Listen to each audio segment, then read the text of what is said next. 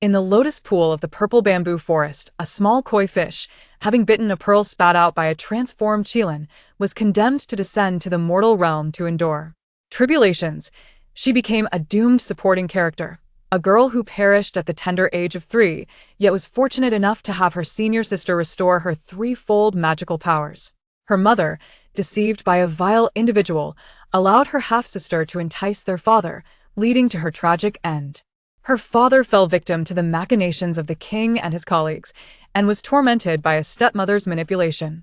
All 5 brothers met untimely fates as well. The family father, mother, and 5 brothers could no longer endure the injustice and resolved to take action. In time, even the antagonists became her loyal followers. It was then that she realized the lotus seed spirit she had once bitten had safeguarded her across 3 lifetimes. Chapter 1. My scales caused my mother to faint.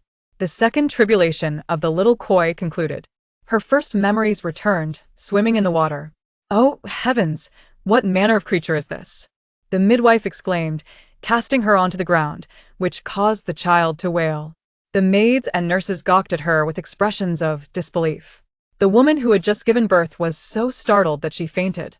The little koi then understood she had once again transformed into a helpless infant, evidently entering her third tribulation. Tilting her head, she glanced at the scales adorning her body and sang a melancholic tune to herself. On the bridge of forgetfulness, he assured me that in my next life, I would be delivered to a place of peace and safety. Indeed, mere fabrications, how could I trust such words? With a sigh, she pondered whether she would be mistaken for a monster and burned alive upon her birth. Before she could contemplate further, the scene froze as a stunning woman clad in blue appeared.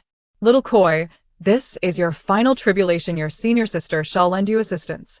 With a graceful sweep of her sleeve, the blue-clad woman infused a beam of azure light into the little koi, rendering her body light and powerful, restoring not only her magical prowess, but also all memories from her past lives. It dawned upon her that this time she had not merely reincarnated, but had traversed into a story. Her family, cast as mere background characters in the protagonist's narrative, would perish within 3 years, and she, poor thing, would not even survive to her 3rd birthday. Her scales faded away, replaced by the smooth skin of a human infant. The restrictions placed upon you by the great sage are formidable. I can only restore you 3-fold, but that should suffice, the woman said, her tone tinged with regret. If you encounter matters beyond your resolution, seek out your senior brother, Shansheng. Thank you, dear sister.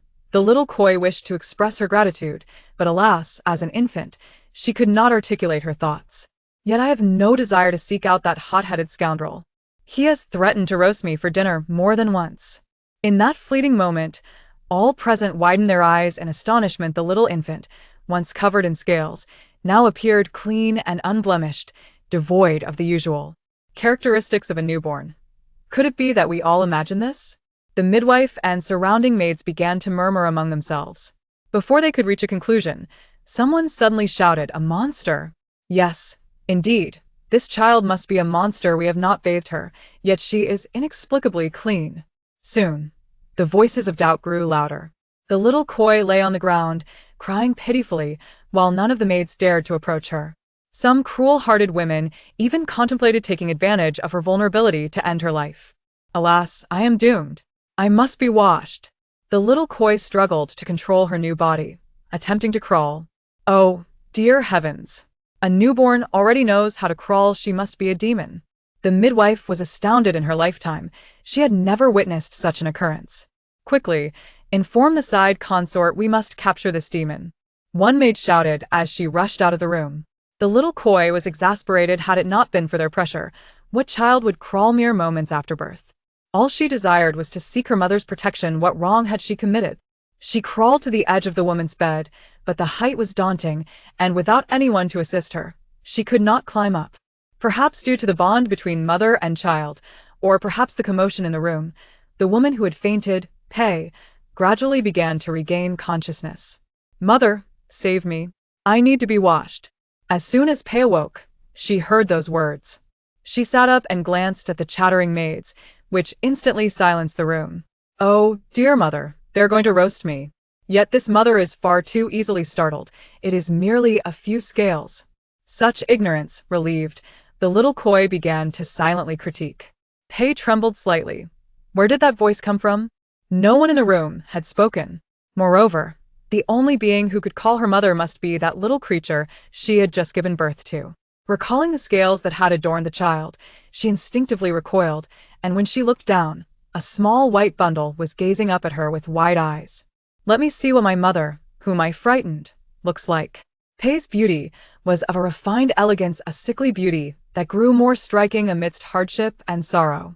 Now, pale from childbirth, she was even more extraordinarily beautiful.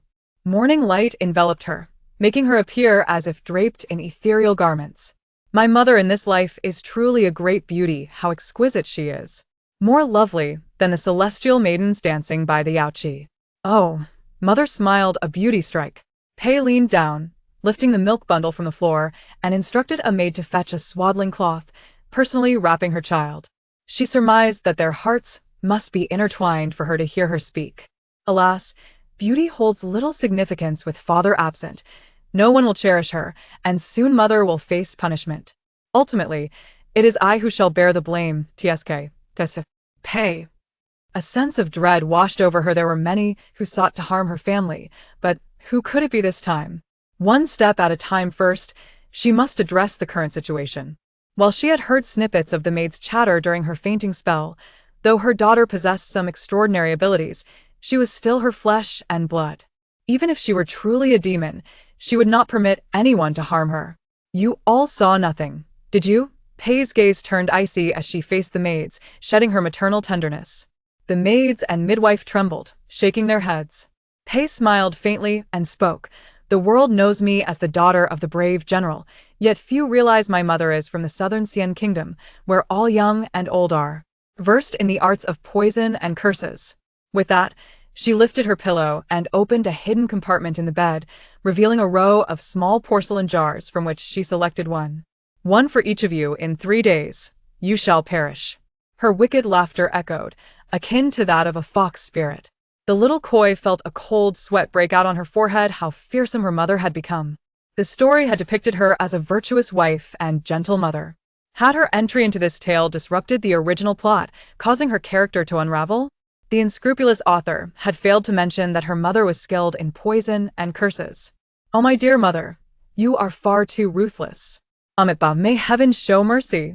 I have just been born. Please do not let my mother commit such heinous acts. The little koi cried out in desperation, wishing to intervene, yet she could not even form words. Chapter 2. If no offerings are made, it would be considered poor hospitality. Upon hearing this, Pei considered the wisdom in her words and exchanged for a different vial. This medicine, once ingested, will render you mute. With that, she dragged her weary body from the bed to distribute the medicine. Oh, my foolish mother, if everyone becomes mute, they will surely suspect something. This medicine is indeed valuable. We should reserve it for greater threats. Leave these maids to me. The little koi was in a state of agitation, tossing and turning in bed. Pei hoped to witness how this newly born infant would navigate the world. Using her magical prowess, the little koi erased the memories of those present. However, Pei was oblivious to this. She could only perceive that, in the blink of an eye, all the maidservants seemed to be in a daze, their memories frozen in time, lingering on the moments before her childbirth. The little koi had intended to erase Pei's memories as well, but she soon realized that her powers were insufficient. After the spell, it appeared she would need until next month to replenish her magic. During this month, should any misfortune befall her, she would be left to her fate. Devoid of magic, hunger soon struck her, and she was taken by the wet nurse to be fed. Pei, somewhat distracted, recalled that during her pregnancy, the holy maiden Nanshin had once told her that this child was extraordinary, perhaps a calamity that could disrupt the world or a blessing that could benefit the common folk. She had even urged her to terminate the pregnancy, warning that a devil would bring trouble. Now, it seemed she was indeed fortunate to have given birth to a little lucky star. After nursing, Pei cradled the little koi, soothing her to sleep. Our Lily is truly adorable. She will surely grow into a beautiful young lady. The little koi paused, pondering, was Lily her name?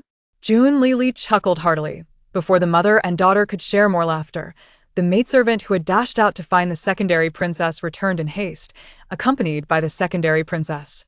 And several others. You say the eldest daughter-in-law has given birth to a monster? With scales? We must go see for ourselves.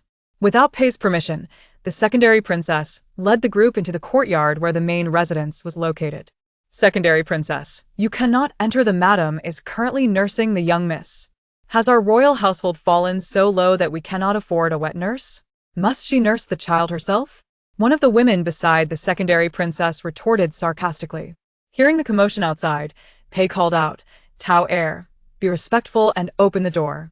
Pei carried Jun Lili to the entrance, bowing slightly. Jun Lili looked closely and saw that at the forefront of the group was a side princess of the royal house, still possessing grace despite being over 50. With widened eyes, the side princess scrutinized Jun Lili, glaring angrily at the maid who had spread the rumors.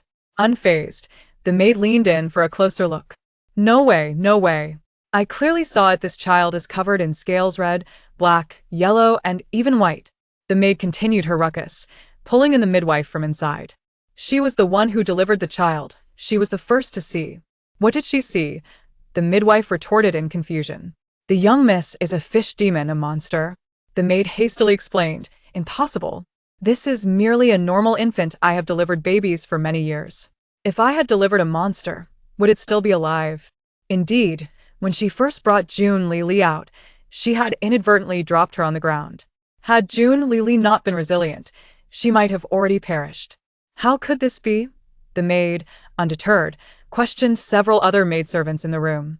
Seeing them all shake their heads, she suddenly realized and pointed at Pei, exclaiming, I understand. It must be her. She has bribed everyone in this house to lie for her. Jun Lili sighed, relieved that she had used her magic to wipe their memories. Otherwise, the situation could have escalated, putting her mother in jeopardy as well. Enough. Have you made enough of a scene? I am embarrassed for you. The side princess jabbed her cane against the ground, silencing the crowd. Pei cast a disdainful glance at the maid. It was clear she was the only one causing chaos. This maid was a rare exception, having escaped the memory erasure. Pei thought that even if others did not believe her, she could not let her spread tales of her daughter being a fish demon, tarnishing Lili's reputation. Moreover, this maid belonged to the matriarch. She could not be allowed to remain. Mother, this maid seems to have lost her mind. Her commotion has frightened Lili. Pei spoke softly. Jun Lili cooperated by bursting into tears at that moment. The side princess pinched the bridge of her nose, casting a glance at the maid, displaying a look of you're on your own. Eldest daughter-in-law, she is a maid from your courtyard. How you deal with her is up to you. Her initial intent was to stir trouble, to have the monster burned along with the mother and daughter. With Pei's demise, the eldest son would be left without support. Once the legitimate heir fell, everything in the royal household would be dictated by her and her own sons. Yet now, her plan had unraveled, leaving her frustrated. The side princess shot another glare at the maid. Truly, a party pooper. Humph, don't come pretending to visit me while seeking my misfortune. Newborns receive red envelopes. Where is mine? Jun Lili pouted, puffing her cheeks like a chubby fish. Pei, upon hearing this, wholeheartedly agreed, fully supporting her daughter's sentiments. She knew that the side princess and her companions harbored ill intentions. It was a rare opportunity for them to visit, and if they did not express something, it would reflect poorly on her hospitality. Mother, dear sisters-in-law, today marks the birth of our Lili. Don't you, as elders, wish to show your affection for her? Lili has just been born. If you do not express anything, it may not bode well if it reaches the king's ears. Pei smiled innocently at them. Having not sent the mother and daughter to the gallows, the sisters-in-law were already displeased, and now Pei was audaciously asking them for gifts. Their expressions darkened further. The side princess was perplexed. The usually demure and sensible eldest daughter-in-law had dared to demand gifts from them. Oh well, they might as well give something after all. These gifts would be repaid doubly by the eldest son in a few days. With this thought, she removed her jade bracelet and handed it to Pei. As Pei reached out to take it, she heard Jun Lili's inner voice. Mother, we cannot be greedy for this bracelet. This jade is from a dead person's mouth. It is inauspicious. Mother, newborns should not wear jade. If it gets bumped or broken, it would be a waste of a fine item. Pei quickly explained. Jun Lili thought, oh, my mother is truly considerate. I want gold. I like that it sparkles beautifully in water. Upon hearing this, Pei's gaze immediately shifted to the gold bracelet on the second sister-in-law's wrist. Second sister-in-law Sue did not wish to part with it and glanced at the side princess, hoping she would speak on her behalf, but the side princess was lost in her own thoughts. Sighing to herself, she had hoped to reap a profit from the eldest son soon, but to her surprise, Pei was confiscating instead. Seeing the side princess ignore her, Sue had no choice but to remove her jade bracelet and hand it to Pei. Have the maid wash it before bringing it to me. This second sister-in-law comes from a humble background, and she must bite the gold to confirm its authenticity. It is too dirty to wear without washing. Sue thought Pei no longer wanted it, and just as she was about to feel happy, she heard Pei instruct the maid nearby. Tower, hold on to it for now, take it down to wash. Chapter 3. The undercover of the villain. Deservedly dead. Sue shot a furtive glare at Pei, her moment of joy dashed. Oh dear. Don't let Tower do this dirty work. Find Xiaohong. She is also the matriarch's undercover. Upon hearing this, Pei swiftly decided, no need for Tower. Xiaohong, you come. Pei immediately switched her choice. Tower glared at Xiaohong. Does the mistress not love me anymore? Am I losing favor? June Lili found this amusing. It seemed her mother was not only beautiful but also clever. Perhaps she had anticipated that Xiaohong was also an undercover agent. As for Sue, having lost the gold bracelet, what the hell, if she thinks it's dirty, then don't take it. Noticing Sue's displeasure, Pei kindly explained, second sister-in-law, don't overthink it. These ornaments, when worn for a long time, recognize their master. Washing them allows them to forget their original owner, thus better protecting their current master. June Lili, my mother is truly skilled at weaving tales. Pei sure. Indeed, I possess a remarkable talent for storytelling. Sue sure. If you find my presence distasteful, you may say so outright. The side princess, how pretentious. Others, we have learned something today. As Xiaohong presented a golden bracelet, June Lili eagerly touched it, recognizing its value. Possessing such a treasure would grant her dominion at any time. After everyone reluctantly offered their gifts, they hastily departed. None dared linger in the main residence, fearing they might leave empty-handed. June Lili shared this sentiment. With a mother so formidable, did she spare the entire royal estate from ruin merely to ensure her father could legitimately inherit the title of heir? Or was it for her 5 brothers, who had suffered greatly?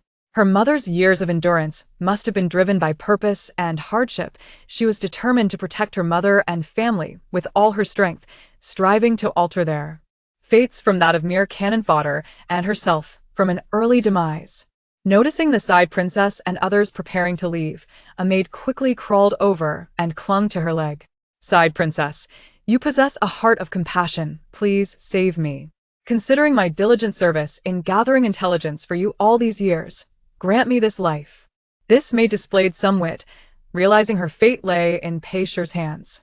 Yet, she lacked wisdom. The side princess was no saint, and to liken her to one would be an affront. Pei Shi had long been aware of the spies sent by the side princess to her courtyard, even within each child's room, though she was uncertain of their identities today. She had discovered one. Impudence. The side princess kicked her against the door. Is my leg something you can embrace? I believe the servant has truly lost her mind. Seize her and execute her with a beating. The side princess, cornered, could not allow her to expose her schemes against the main household, lest the other matriarchs in the city perceive her poorly. Eldest daughter-in-law, this madwoman has been dealt with for you. You have no objections, do you? The side princess, a true victor of domestic strife, struck the perfect balance between concern and menace. Of course not. Thank you, mother. Pei Shi smiled softly, relieved that she herself need not resort to violence, thereby avoiding further bloodshed. Watching the maid being dragged away mercilessly by several servants, June Lili felt no pity for her. If one dares to be a spy, one must be prepared to face death. A villain's accomplice is also a villain. If they perish, they deserve it. With this throng of raucous individuals finally gone, peace returned. Just as June Lili intended to rest, a heavy gold necklace was placed around her neck. Lily, this is a gift from your mother, wishing you a life of peace and happiness. Pei Shi felt a swell of pride. Despite having limited funds at the time, she had crafted this from gold. To her surprise, her daughter adored gold so much it was a serendipitous discovery. Fortunately, June Lili was oblivious to Pei Shi's inner thoughts and remained touched. Oh, This necklace is so weighty, my mother truly loves me. Not only beautiful and intelligent, but also generous mother. I love you too, moi. Pêcheur. What is moi? A chick? No, I believe chicks say cluck. Ah. But what good is it regardless? In 3 years, I shall perish. Once a woman is ensnared by romantic notions, her demise approaches swiftly.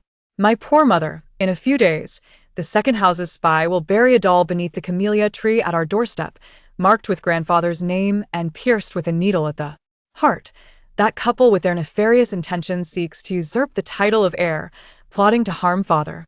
And you, my love-stricken mother, dragged your postnatal body to bear 30 lashes for father. While you recuperated, that scoundrel father cavorted with other women. But this is merely the first step toward your demise, your half-sister, and that aunt who favors you over her own flesh and blood. How difficult it is. Her mother's fate is truly lamentable, such is the curse of beauty. With the memories of her previous lives, she understood this truth all too well.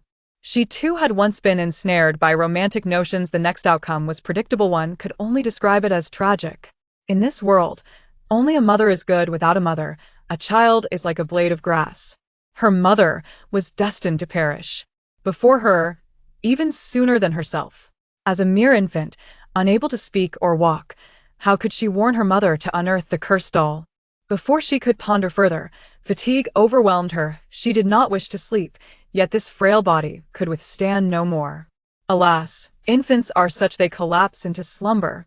Pêcheur listened attentively to her daughter's thoughts, feeling a sense of relief upon uncovering the reasons behind her punishment. Being the daughter of a first-class general, she regained her composure and began to devise a strategy. Pêcheur gazed at her peacefully sleeping June Lily, gently caressing her chubby cheeks, lamenting, "Why must this child fall asleep at such a critical moment? I wish she could reveal how many spies are among us and who they are." Narrowing her eyes, though uncertain of the spies' identities or when the doll would be buried, she resolved to take the initiative, returning the favor in kind. She must show her daughter that she was not merely infatuated, but rather unwilling to witness her husband being wronged. Pêcheur dared not dwell on the matter further. After entrusting June Lily to her maid, Tower, she left the residence. She had brought 3 maids from her family, Tower, Mijian, and Emily, but she only trusted the first 2. She did not disclose her intentions to anyone. The following morning, King Jing erupted in fury, overturning the dining table and summoning all who could attend to gather in the main hall. As the rightful wife of the primary household, Pêcheur was obliged to present herself. King Jing and the side princess sat prominently at the front, followed by their sons and daughters-in-law. June Lily, cradled in Pêcheur's arms, peeked around curiously. Her grandfather appeared to be over 60 according to the original text. He and the side princess were a full zodiac cycle apart. When they married, her parents were already discussing their union. June Lily wasn't keen on the combination of an older man with a younger woman. She preferred the pairing of an aunt with a young man. She must accumulate wealth while young, so she could indulge in youthful beauty when older. Lost in thought, she suddenly burst into laughter. The atmosphere in the council hall, once heavy, became even more so, as all eyes turned sharply toward her. "Is this the recently born Lily?" King Jing stroked his distinguished beard, inquiring. Pêcheur nodded slightly. King Jing? Such a melodious title, reminiscent of a romantic hero. Yet, how it seems misplaced on this elderly gentleman. June Lily mused inwardly. King Jing was momentarily taken aback in the hushed council hall. The girl's voice was particularly striking. "Who dares to speak? Questioning the name of this king. Is my grandfather perhaps restless, looking around so?" Chapter 4. After 60 years of cultivation, I finally became an immortal. As King Jing glanced around in confusion, June Lily made a scathing remark. "Fortunately, only I can hear you," said Pêcheur. "Dare you imply that this king has ADHD? This little girl must be seeking death. Wait, what does ADHD even mean?" While scanning the surroundings, he caught sight of June Lily nestled in Pêcheur's arms. "Eldest daughter-in-law, hand the child to me," commanded King Jing. Pêcheur complied, passing June Lily over. "Humph, old man, what do you want me for?" June Lily truly disliked this grandfather. He was unkind to her family, particularly her father. Ever since the arrival of the step-grandmother, he was on the verge of becoming a step-grandfather himself. King Jing, upon hearing her thoughts, became increasingly convinced that the little girl was indeed speaking. Observing the impassive expressions of those around him, he was certain that only he could hear her innermost sentiments. Rather than feeling frightened, he was elated. After 60 years of cultivation, he had finally attained immortality. Indeed, King Jing was affectionately dubbed the carefree immortal. And unlike other princes who were dispatched to their fiefs, he remained in Long City, absorbed solely in his quest for transcendence. Both emperors of Dongji Kingdom deemed him no threat to the throne, allowing him to stay. Time proved their judgment correct. For 60 years, King Jing had diligently pursued the path of immortality. Splendid, simply splendid. Overjoyed, King Jing presented June Lily back to Pei, revealing his cherished elixir of immortality. Eldest daughter-in-law. This elixir has accompanied me for over 60 years, bestowed by the late emperor, my royal brother, and now I gift it to Lily. Upon hearing this, everyone present, including the side princess, was left dumbfounded, particularly Pei's sisters-in-law, who nearly wrung their handkerchiefs in disbelief. It was well known that King Jing had been engrossed in his cultivation for 60 years, neglecting all matters, and had never once held any of the children born to them. Now, not only had he held June Lily, but he was bestowing upon her a treasured elixir he had safeguarded for 6 decades. Regardless of whether they were present or not, jealousy surged within them. "Thank you, father." Pei responded joyfully, for this was proof that her father-in-law cherished Lily. Gaining the affection of the family patriarch brought them closer to a reversal of fortune. "I refuse to take it. After 60 years, it must be expired. Consuming it would surely result in dire consequences. If it were a turtle, after 60 years, it would have surely transformed. This grandfather of mine is truly a cunning old man, isn't he?" Pei stood perplexed with the elixir in hand. King Jing chuckled heartily, convinced that this granddaughter possessed extraordinary talents, and if she were to cultivate alongside him, she would surely achieve remarkable success. She even knew that during his time as a prince, he ranked 6th among his siblings, a fact he had never shared with his sons. "Enough, old man. Cease your merriment. What is it that you summoned us for today?" June Lily grumbled impatiently within her mind. Were it not for her reminder, King Jing might have forgotten his purpose in his exuberance. The atmosphere shifted back to tension as he produced a delicate white cloth doll and threw it to the ground, causing everyone to gather around in confusion. Pei merely feigned interest, saying little. "Your Highness, what has you so agitated this morning?" The side princess inquired submissively. "You've birthed a fine son and married a commendable daughter-in-law," King Jing bellowed, pointing at the side princess with an expression akin to that of an enraged leopard. The side princess was left stunned, picking up the cloth doll, her heart sinking. The doll itself was inconsequential, merely bearing King Jing's name. But the crucial detail was that a silver needle had been embedded in its heart. This was a blatant curse against the king. "Second daughter-in-law, you better provide me with an explanation." King Jing glared furiously at the second daughter-in-law, Su Shi. The inexplicably accused Su Shi was bewildered. Why was she being singled out? Had she wished for the king's demise to see her husband ascend to the title of heir? King Jing berated her without hesitation. The white cloth doll was exquisitely stitched. One could only assume it was crafted by a master seamstress.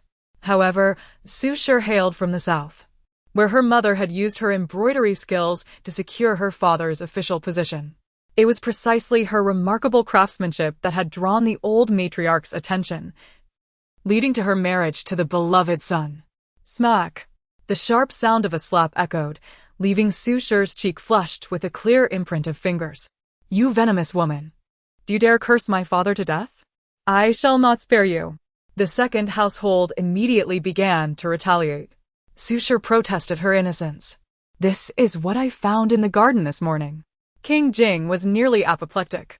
Did they wish for him to live an even longer life? He resolved to cultivate diligently, consuming more elixirs to achieve immortality and witness their antics. "Father, we are entirely innocent in this matter. It was all Su Shi's doing." The second household quickly distanced themselves from the situation. Su Shi shot them a glare, noting the warning from the matriarch, and gritted her teeth, asserting, It was solely my doing and has nothing to do with the second master. Bring Sushar forth at once and let the family law be executed. The side princess, fearing punishment for her son, hastily urged Sushar to take the blame. This second uncle is utterly despicable, forcing his wife to take the fall. He is no man at all. Yet it seems the second aunt lacks the passion of love. Her sacrifice is not made willingly. June Lily continued to rant about trivial matters, but King Jing was uninterested, storming off in frustration. The side princess was too preoccupied to manage King Jing, let alone pay Shur. My dear wife, you have suffered greatly. Before my elder brother is expelled from the royal residence, I must not err. Otherwise, my father will not pass the throne to me. Sushar remained silent. Her family depended on the royal power for survival. For the sake of her clan, she would endure this beating. Moreover, if her husband were to inherit King Jing's position, she would become the future princess, and all suffering would yield to prosperity. Husband, do you not think something is amiss? Sushar pondered who could be orchestrating their downfall. Indeed, were we not to have Langley bury a doll in the eldest household's courtyard in 3 days? How did it end up in Father's courtyard? The second household was not foolish and quickly grasped the situation. Could it be that Langley had betrayed them? Sushar immediately voiced her suspicion. The second master nodded in agreement. Chapter 5. A pair of impressive parents early the next morning.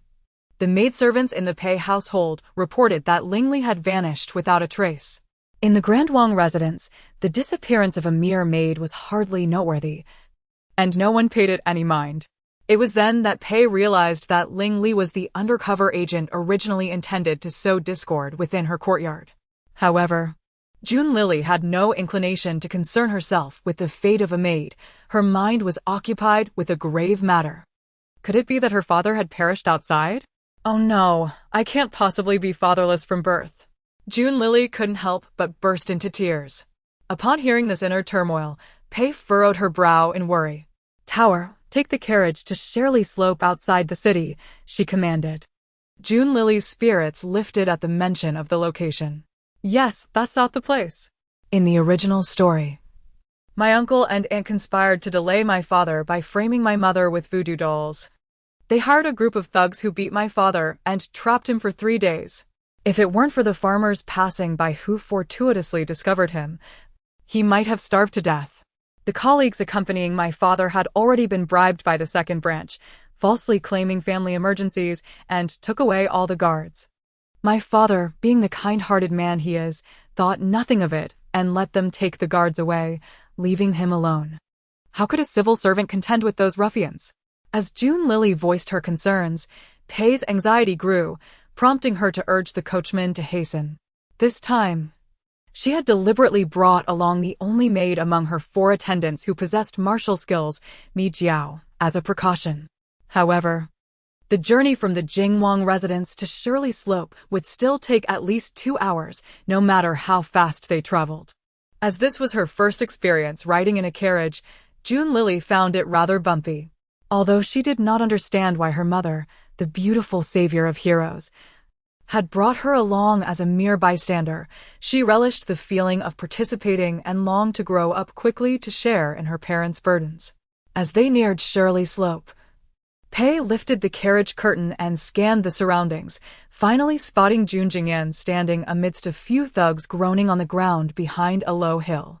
Alarmed, she initially feared that the groans belonged to her husband and quickly leapt from the carriage, clutching June Lily, and rushed over. There stood her husband in a striking red official robe, tall and imposing, amidst the thugs, like a crane among chickens, which reassured Pei. Yan go, she called out to June Jingyan. Hearing his wife's familiar voice, he initially thought he was imagining things due to exhaustion from the journey. Mother, speak louder. Unleash that fiery spirit of yours. Don't pretend to be weak. June Lily unmercifully undermined her mother-esque composure. Pei, this daughter really knows how to pull the rug out from under me. June Jingyan? How could he call his wife mother? And why was it a youthful voice? Pei, heeding her daughter's advice, raised her voice, which inadvertently drew the attention of the thugs. Sister Shuang, what brings you here? June Jingyan asked incredulously. Is this our child? he added, reaching out to touch June Lily's cherubic face. June Lily smiled back at him. Wow, my father is so handsome. No wonder so many women want to share his bed. And truly, despite my poor eyesight, this face is simply extraordinary. June Jingyan? Are there martial arts experts here? Are they using ventriloquism? Yet, the only females present were his wife and her maidservants. Could it be that the child had spoken? As a fourth-grade official, accustomed to great trials, he considered a talking infant to be of little surprise, though his expression remained composed.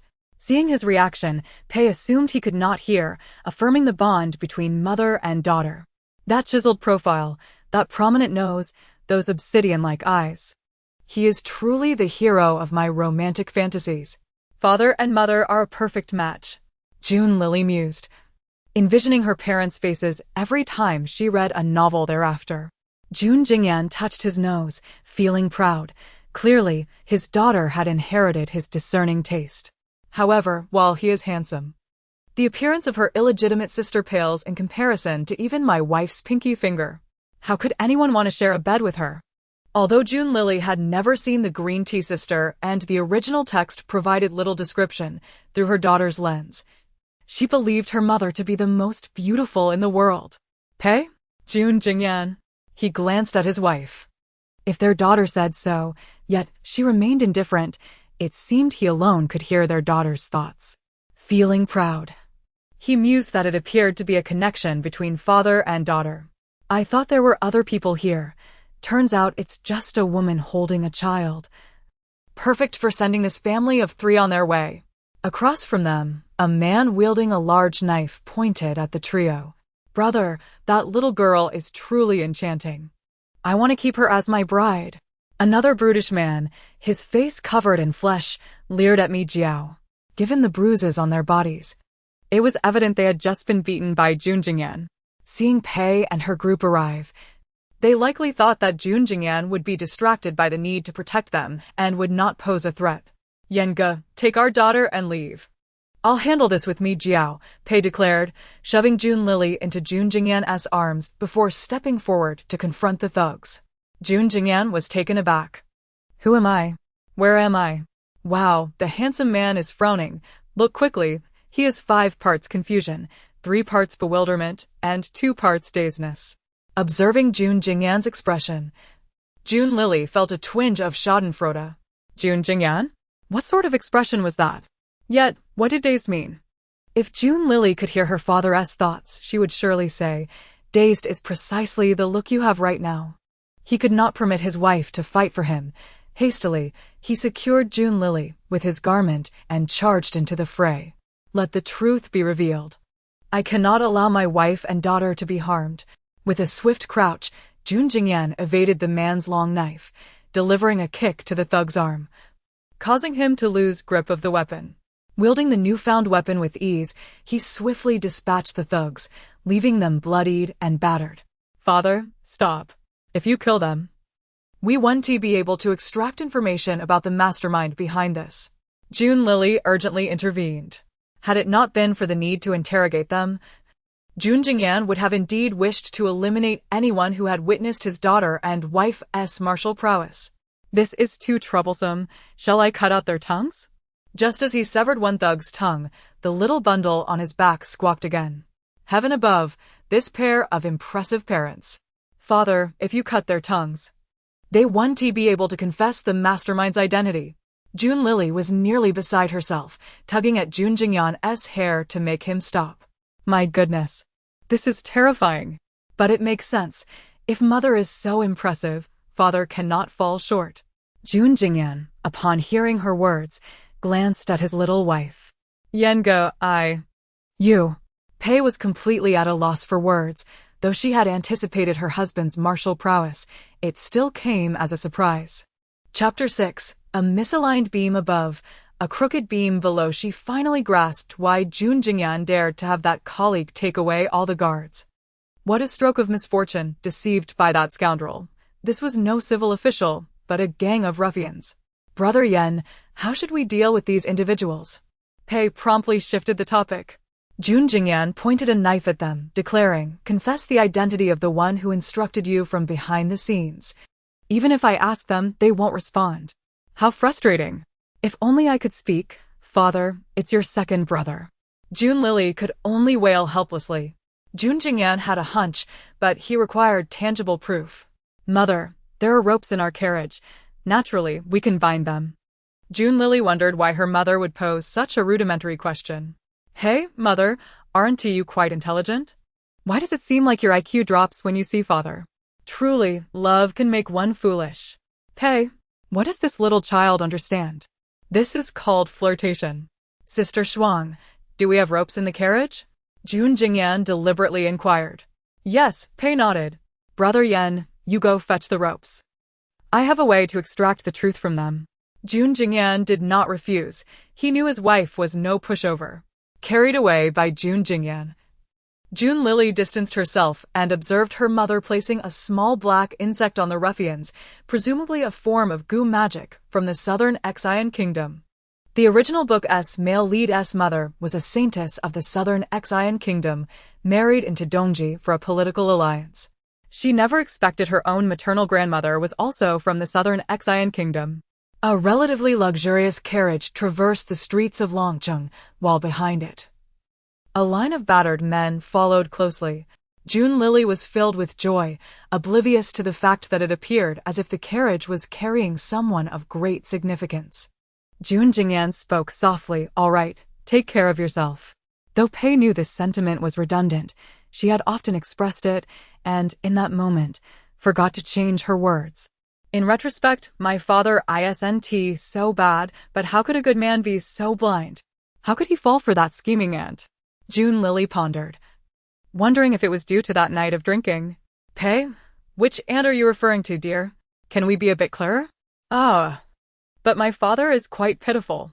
After my mother and I passed away, within a year, he too met his demise. Yet his death was unjust. He was devoted to the nation and its people, but was used as a pawn by the king, schemed against by treacherous colleagues, and manipulated by his younger brothers. In the end, he was cast out by his stepmother and biological father. How tragic! Jun Jingyan, suddenly contemplating rebellion. Dear child, continue. What was his fate? And who were those treacherous colleagues? However, the most tragic were my 5 older brothers. After my mother and I died, they too followed suit. Wow, my father turned out to be the one who lived the longest in our family. Jun Lily seemed to uncover a significant truth. Her gaze towards Jun Jingyan, now imbued with seriousness, as if she wished to use a magnifying glass on her revelations. With my father's demeanor, it's evident he lacks intelligence. It's no wonder he met such an end. Sighing, the little infant lamented, why must she reincarnate as a baby?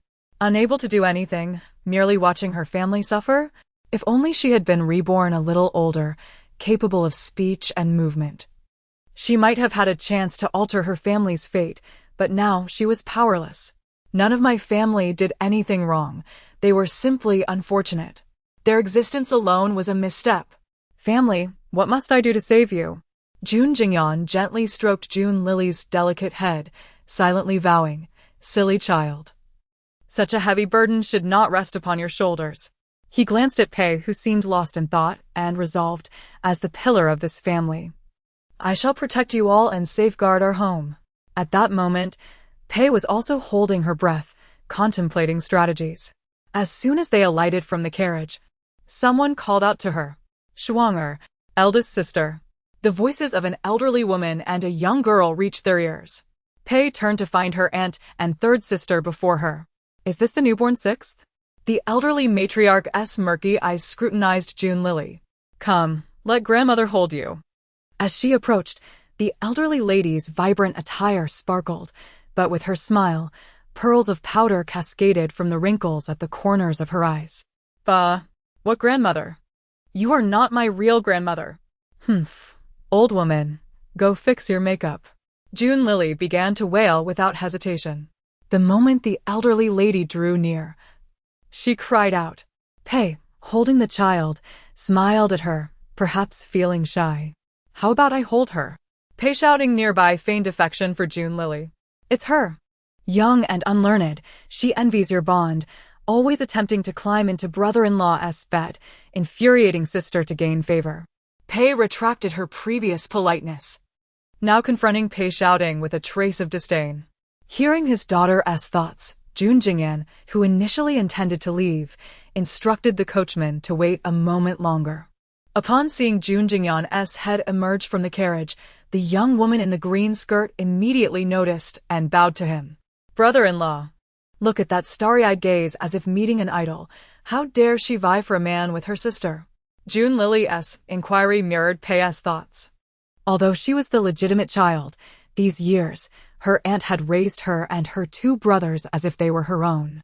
She had also shown much affection for her aunt's two younger sisters, but it was her own fault for not discerning true intentions. Amidst her busy life with children and the subtle rivalries with the wives in the royal residence, she had forgotten that there were unscrupulous individuals in her own family. Noticing Pei's slightly weakened demeanor, Jun Lily consoled her internally. Mother, do not be disheartened. This aunt is not your true sister, and that grandmother is a vile woman. This is a case of a misaligned beam above, causing the beam below to be crooked. After my real grandmother passed, she moved into the general's residence under the pretense of caring for my sister's child, but my grandfather kept his distance from her. In time, unable to endure the solitude, she consorted with the family's horse groom, giving birth to two daughters. To provide her daughters with a better life, she took advantage of my grandfather's drunken stupor, secretly climbing into his bed and falsely claiming to have had relations with him. My grandfather, with no other choice, had to take her as a concubine. Upon hearing Jun Lily's thoughts, Pei was equally astounded. Her second and third sisters were indeed not her father's flesh and blood. No wonder her father had been away at war for so many years. It was impossible for him to have fathered so many children. If that were the case, she must find a way to clear her father's name. Chapter 7. Is the gate of the Wang residence too low, or is the gate of the general's residence too small? As the legitimate daughter of the general's household, even after her marriage, she retains that right. This shameless aunt has climbed into her brother-in-law's bed herself, and now she incites her daughter to do the same. This is infuriating for Yu. How can she make her parents vigilant? Jun Lily kicked her legs wildly in Pei's embrace, so anxious that she wished she could leap onto Pei shouting and the old matriarch to bite them. Pei suppressed her fury and cast a sidelong glance at the two women. This aunt is truly adept at acting, all these years. Her kindness towards their siblings was merely a fade. TSK, how hard it must have been for her. At this moment, Jun Jingyan also descended from the carriage.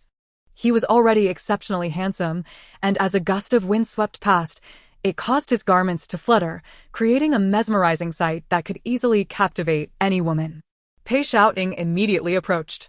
Brother-in-law, you are truly a paragon of elegance and refinement. Surely, Lily will grow up to be a delicate beauty, possessing both grace and intellect. To flatter Jun Jingyan, she felt compelled to include Jun Lily in her praise. Jun Lily was somewhat displeased. You are the one who is trivial. Your entire family will never taste 4 dishes in their lifetime. I am the granddaughter of King Jing, the granddaughter of the General of Cavalry. Are you implying that I am unworthy? If it weren't for Jun Lily's limited speech abilities, she would have certainly retorted fiercely enough to leave Pei shouting speechless. Pei, having heard her daughter's sentiments, found them entirely justified. Her daughter belonged to a prestigious lineage. How could she be described as a delicate beauty? Sister, that description is rather inappropriate, don't you think? Delicate beauty refers to women of humble origins. Are you suggesting that the Wang residence is lowly, or that the general's residence is small? Pei shouting, having not read extensively, had merely borrowed those 4 descriptors from storytellers without truly grasping their meaning. At this moment, her face flushed crimson. Elder sister, I truly did not mean it that way. Brother-in-law, you must believe me. Saying this, she cast an innocent glance at Jun Jingyan and squeezed out a couple of tears. She is simply like Lin Yu from the Eastern Extreme Kingdom. Jun Lily scoffed. Old Lady Pei joined in to defend her daughter, Shuanger. Your sister has not had much formal education. She did not mean any harm. Mother, you are wonderful. You can make this bothersome mother-daughter pair leave. Mother, you are my goddess. I shall crash into a wall for you. Pei, oh dear, there is no need for that. Old Lady Pei was left speechless. Pei shouting, however, brightened up, eagerly looking at Jun Jingyan. Brother-in-law, as a fourth-rank scholar, you must be well educated. Why don't you teach me? Old Lady Pei's eyes sparkled. This daughter of hers was indeed clever. Pei glared at them angrily, but she could not sway Jun Jingyan. Her husband had always been incapable of saying no. No matter the request, he would strive to accommodate, renowned for his amiability. This time, she wished to see how Jun Jingyan would handle the situation and to discern whether his feelings for her remained as they once were. Hearing his daughter's thoughts, Jun Jingyan quickly distanced himself from Pei, shouting, I fear I may disappoint you, third sister. My official duties are quite demanding, and I have a family to care for. As he spoke, he took Pei's shoulder and embraced her gently. Shuangha has just given birth and should not be overworked. If I do not assist her, no one else will. Each word from Jun Jingyan was heartfelt. Ah, father is so indulgent and sweet. I'm in love. From now on, I shall be the head of my parents' fan club. Please keep the dog food coming. I can do without a boyfriend, but my beloved couples must not end up unhappy. Though Pei and Jun Jingyan did not comprehend Jun Lily's words, they could infer the general sentiment. Pei smiled bashfully, pinching her daughter's cheek. Observing the couple's affectionate demeanor, Pei shouting clenched her fists in frustration. Why must Pei Nianshuang have such a fortunate life? Born well, married well, and excelling in every aspect. Could it be due to her parents' lineage? Pei shouting recalled unfinished matters and decided to take her leave, promising to visit her sister and brother-in-law another day. Being young, with a thin skin and little experience, she could not withstand the humiliation today, especially after witnessing their display of affection. She pulled old Lady Pei away in haste. Ah, you girl, why are we leaving just after arriving? We should stay at the Wang residence for a few days as usual.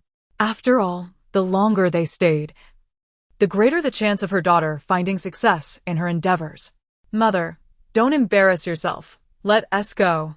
Watching the retreating figures of the mother and daughter, Jun Lily felt a sense of relief. Father scored major points today. As long as they do not stay overnight at the Wang residence, there will be no chance for them to encroach upon the bed. However, this is only a temporary measure. I must devise a more permanent solution for them. Jun Lily lamented her burdens, feeling her fate was rather unfortunate. Pei caressed her daughter's face, agreeing that her daughter was right. It was essential to make her husband see the true colors of that mother-daughter duo. It seemed she must also prepare and gather evidence. On her daughter's full moon day, that aunt and her two illegitimate sisters, oh no, cousins, would be cast out. Brother Yen, you have never been one to refuse others. Why today? Before Pei could finish her question, Jun Jingyan raised a finger to silence her. Shuangho, I will not engage in anything that displeases you. The past is the past. Henceforth, for your sake, for Lily, for our family, I must change and no longer acquiesce. Jun Jingyan spoke with unwavering resolve, gazing into Pei's eyes. The Book of Thick-Faced Black says, when you feel embarrassed to refuse someone, think about why they feel no shame in troubling you. Jun Lily recalled this saying, which fit her father perfectly. Her words resonated deeply with Jun Jingyan. Yes, as a family, no matter how challenging the times may be, there will always come a day when we endure. Pei's eyes brimmed with hope. As long as her husband could stand firm, like a true man, and without hesitation, combined with her own efforts, they could surely alter their destiny. However, she sighed at the thought of her 5 unfortunate sons. Her eldest son was lame, her second son foolish, her third son a wastrel, her fourth son weak, and the youngest was a hefty lad weighing 200 pounds at just 6 years old. Each had their own misfortunes, one worse than the other. Mentioning these 5, Jun Lily, Jun Jingyan, and Pei collectively sighed. Accompanying them was a maid who had gone to the second courtyard. The maid immediately reported what she had seen and heard. While sipping tea, Jun Woo-yen from the second courtyard threw his teacup down in frustration upon hearing this. The maid continued, "It's over for us. Those are greedy and self-preserving individuals. As long as the first family makes a slight move, they will surely expose me." Chapter 8. The young master has attempted suicide yet again. Meanwhile, Sue was as composed as ever. Why panic? The individual accompanying my elder brother on the diplomatic mission possesses incriminating evidence against us. We can easily make him the scapegoat, claiming those ruffians were in his employ. Sue casually blew on his teacup, savoring the beverage with patience. However, this pawn was soon rendered useless. Jun Woo-yen pondered anxiously. The number of effective pieces at his disposal was limited, all bestowed by his mother and uncle. Yet, at this juncture, he had no choice but to proceed accordingly. Sue also had no better alternatives. Indeed, as they conversed, Jun Woo-yen received a summons from the Ministry of Justice. Within the ministry, Jun Jingyan coldly regarded the scapegoat Jun Woo-yen had procured, astonished to discover it was a colleague who had accompanied him. In this ruthless dragon city, where ambition flourishes, some must inevitably serve as stepping stones. Although he harbored resentment towards the second house, he understood that he could not entirely dismantle it in one fell swoop. This instance could serve as a warning to the second house and his stepmother. Jun Jingyan, ever astute, complied with Jun Woo-yen's wishes, allowing the scapegoat to bear the blame while uttering a few kind words to cultivate an image of brotherly camaraderie. At the entrance of the royal residence, the Empress Dowager initially believed her eldest son to be ineffectual. Even if a few thugs could not take his life, they would at least make him suffer. Unexpectedly, he had managed to capture them instead. She had anticipated that her obstinate eldest would force the second son to confess upon seeing the scapegoat. Yet he had even defended the second son instead. What exactly was this eldest son aiming to achieve? The previously dismissive concubine began to waver in her opinions. Such unpredictable events must harbor hidden motives. Observing the power struggles among the masters, the servants could only lament that tranquility in the royal residence would be fleeting. The palace was vast, with a multitude of inhabitants, each household dining separately. As June Lily gazed upon the sumptuous feast laid before her, she was filled with excitement, saliva pooling at the corner of her mouth. Alas, with no teeth to chew, she could only savor the aroma. At Jun Jingyan's table, however, only Pei and the infant Jun Lily were present, while all 5 of their sons were conspicuously absent. "Brother, let us eat," Pei remarked, seemingly accustomed to the solitude as she served Jun Jingyan, attempting to ease the tense atmosphere. "I have been away for over half a month," the children. As a father, Jun Jingyan missed his sons dearly, yet they had never visited, not even on the day of his wife's delivery. Pei spoke candidly and, upon reaching this point, discreetly wiped away her tears.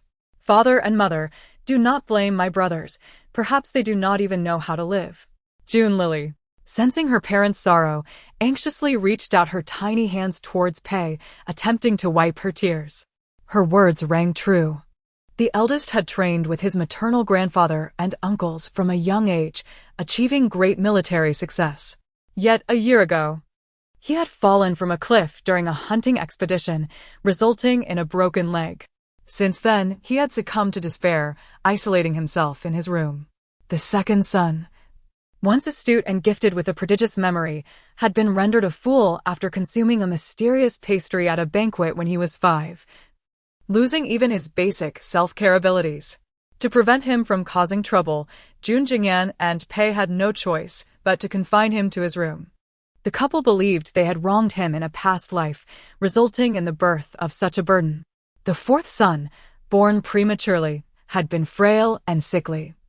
And the concubine, citing a dislike for the taste of medicinal concoctions, had sent him to a remote villa behind the palace, leaving him to solitude.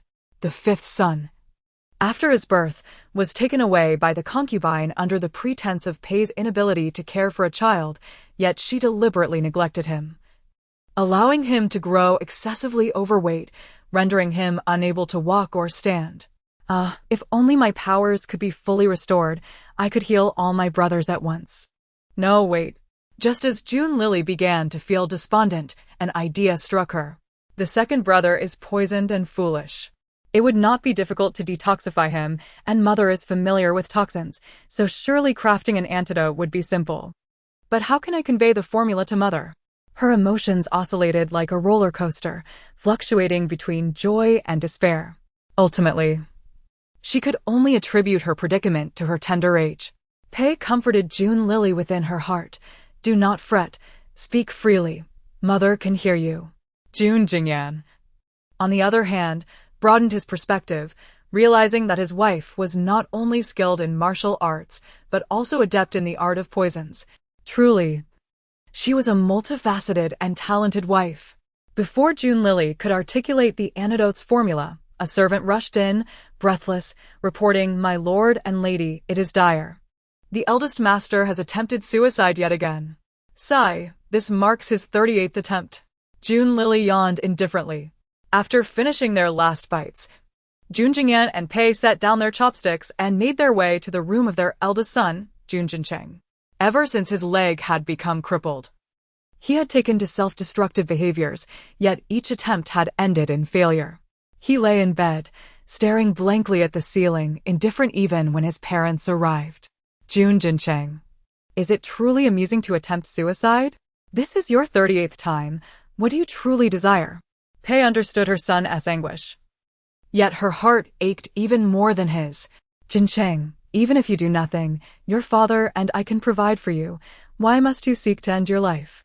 Jun Jingyan, not one for eloquence, tried to offer consolation, but his words struck Jun Jincheng directly in his heart.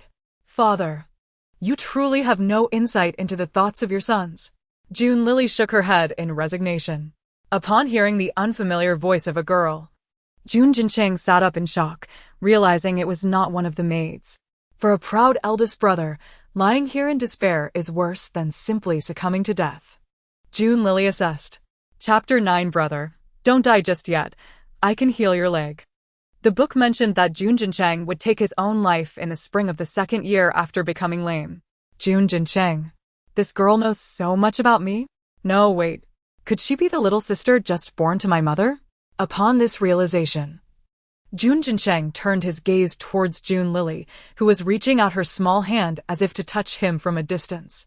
My heavens, is this really my brother? This little handsome lad is simply too charming. The beauty-loving June Lily could not help but swallow hard. Author, I adore you for depicting Jun Jincheng, this mere supporting character, in such an attractive light. At the age of 16, Jun Jincheng was in the prime of youth, full of vigor and ambition. If it weren't for his disability, he would surely be the beloved of countless young maidens. What a pity, after his 98th attempt at ending his life, his brief yet arduous existence came to a close. Calculating the time, that would be next spring. Jun Jincheng? How could a little sister just born know about his death? He glanced at his parents. Their expressions remained unchanged. Could it be that only he could hear his sister's thoughts? Was he truly the chosen one? It seemed he ought not to seek death, as fate had bestowed upon him a significant destiny, unlocking a divine power. Mother, may I hold my sister? Jun Jincheng spoke for the first time in ages. Ever since his leg had become lame, he had grown increasingly taciturn. Of course, Pei Shi replied with a smile as she handed June Lily to him. As soon as June Lily nestled against Jun Jincheng's chest, she let out a squeal. Ah, brother, your muscles are so impressive. With her chubby little hands, June Lily began to explore Jun Jincheng's body. The expressions on the faces of Jun Jincheng, Jun Jingyan, and Pei Shi became increasingly dark. Brother, please stay alive. Give me a month, and once my powers are restored, I can heal your leg. June Lily continued to smile at Jun Jincheng, hoping her adorable antics would persuade him to refrain from seeking death, at least for the time being. Upon hearing this, Jun Jincheng was momentarily taken aback. It appeared his little sister was indeed extraordinary. She must be a celestial being sent to assist him. He must cherish her and ensure she comes to no harm. Suddenly, Jun Jincheng felt a warm current surge into his crippled leg, followed by a sharp pain. Chinner, what is wrong? Pei Shi asked, taking Jun Lili from Jun Jincheng. Mother. Father, my leg hurts, Jun Jincheng said, his handsome features contorting in pain. How could this be? Wasn't his leg severed and devoid of feeling? Pei Shi found it perplexing. Quick, fetch a doctor. No, summon the imperial physician. Jun Jingyan commanded the servants in the room. Their royal household had easy access to imperial physicians and chefs.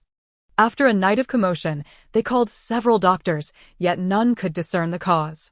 However, the sudden return of sensation to a leg that had been numb for a year was undoubtedly a positive sign for Jun Jincheng. Perhaps his leg might truly heal. The people of the royal household only knew that the young master, who had sequestered himself in his room for days, had finally emerged. Ever since hearing about the antidote for the second brother's poison from Jun Lili, Pei Shi had been busy concocting medicine in her chamber. While Pei Shi was engaged in her alchemical endeavors, she also sought evidence that the two younger sisters were not fathered by her husband. She shared this matter with her eldest son. Jun Jincheng, a young prodigy with a keen mind, had been trained in martial arts by his grandfather from a young age, forming a deep bond with him. Knowing that his grandfather had devoted 20 years to raising the family's horses, Jun Jincheng was the first to take action. Pei Shi sent her eldest son to the general's residence to gather intelligence, repeatedly instructing him to take Jun Lili along. A lame brother and an infant sister would not attract suspicion, making it a clever tactic. Reluctantly, the siblings gathered their belongings to stay briefly at the general's residence. If anyone inquired, they would say they had been expelled by their parents. The Jing Wangfu was not far from the general's residence, just across a river. This river, seemingly inconspicuous, played a significant role throughout the narrative. The female protagonist had traversed through it, and it was also where she encountered the male lead and the current crown prince. As the carriage from the Jing Wangfu passed by the riverside, Jun Lili noticed a crowd gathered, with bubbles surfacing on the water, indicating someone was in the depths. Could there be someone else besides the heroine who has jumped into the river? It was only when she heard someone calling for Miss He that she confirmed it was indeed the heroine. The book states that brother fell in love at first sight after merely glancing at the heroine in the water while crossing the bridge. Realizing his disability rendered him unworthy of her, subsequently leading to his melancholic state and eventual suicide the following year. But the timing did not align. As their carriage drew closer to the river, Jun Lili fidgeted restlessly in Jun Jincheng's arms, as if plagued by an itch. I must not let brother see the heroine. Jun Jincheng? What sort of woman could so thoroughly captivate him? Intrigued, Jun Jincheng instructed the driver to pause the carriage on the bridge. Oh heavens, brother. Please do not court death. Even Yama would not want you. Jun Lili wailed in protest, hoping to divert her brother's attention entirely to herself, urging him not to gaze at the heroine. Yet, Jun Jincheng, seeking a broader view, disembarked the carriage, ignoring Jun Lili's cries. In this scene, Miss He confesses her feelings to the crown prince, but is rejected. Heartbroken, she contemplates jumping into the river, only to be rescued by the male lead, awakening as the time-traveling heroine and falling deeply in love with him. Jun Lili widened her eyes, observing the heads bobbing in the water. Relieved that none belonged to the male lead, she scrutinized the scene, hoping to catch a glimpse of his figure. Jun Jincheng, equally focused on the river's surface, was curious about the heroine Jun Lili had mentioned, though his interest lay not in her appearance, but in her identity. After all, there were many with the surname he in Longcheng. Suddenly, a warm, resonant male voice called out Jun Jincheng's name from behind. It was the youngest prince of the Eastern Extreme Kingdom, aged 18, who had once been Jun Jincheng's closest friend. By familial ties, the emperor would address Jing Wang as uncle, and this ninth prince would also refer to Jun Jingyan as uncle. Thus, he was of the same generation as Jun Lili and Jun Jincheng, their cousin. Your Highness, Jun Jincheng acknowledged, holding Jun Lili, unable to bow deeply, merely nodding slightly. The male lead, Junyu. Chapter 10, Salvation Through Milk. Jun Lili was equally astonished. Instead of the female protagonist encountering the male lead first, it was she who made contact. Xiao Chen. There is no need for such formality. We are of similar age, In private, we may refer to each other as brothers. However, Jun Jincheng's exceptional talents surpassed those of the Ninth Prince in every aspect. Although the Ninth Prince feigned indifference, pretending not to care, he was acutely aware of his jealousy, something Jun Jincheng understood all too well. Last autumn's hunting expedition, the reason for his fall from the cliff. Xiaochen had hardly left the royal residence this past year, yet he had already taken the lead by marrying and fathering a child. The Ninth Prince chuckled as he observed the siblings. June Lily found herself at a loss for words. Did the male lead truly regard her as his elder brother's child? Your Highness is mistaken. This is my sixth sister, who was just born recently. We intended to inform everyone upon her full moon celebration. Hearing this, Jun Yu felt somewhat awkward. He leaned forward, cradling June Lily in his arms. Jun Jincheng did not refuse. Jun Yu, mindful of his own dignity, would never throw June Lily into the river in public. As June Lily nestled close to Jun Yu, she noticed the wolf-tooth pendant hanging around his neck and could not resist reaching out to touch it. The book had mentioned that when Jun Jincheng fell from the cliff, the person who had pushed him wore a similar wolf-tooth pendant. Could it be that this male lead, Jun Yu, was? Though the assailant wore a mask and deliberately donned oversized clothing to obscure his physique, and the night was dark, the wolf-tooth pendant around his neck was particularly memorable. Jun Jincheng had inquired about it over the past year. This pendant was a symbol of the Southern Xian warriors, and Jun Yu's birth mother was a Southern Xian saintess. While reading, I thought the male lead was a true hero. It turns out he is just a petty person, driven by jealousy of his elder brother to push him off the cliff. June Lily could not help but scoff. He is a jealous man. Just because the antagonist called the female lead beautiful sister when they were young, Jun Yu exterminated his entire family. Such a male lead, with a heart narrower than a needle. June Lily continued her tirade. Upon hearing his sister's words, Jun Jincheng clenched his fists tightly, suppressing his fury, striving not to reveal any suspicion to Jun Yu. If my elder brother knew that his closest friend had crippled him and stolen the woman he desired, how heartbroken he would be. June Lily felt immense sympathy for Jun Jincheng's plight. Truly, he was misguided in his judgments. Wicked man, you've harmed my elder brother. June Lily's small hands incessantly measured Jun Yu's neck, yet she lacked the strength to strangle him. Suddenly, the citizens at the riverside began to shout. June Lily turned to look. The female lead had been found.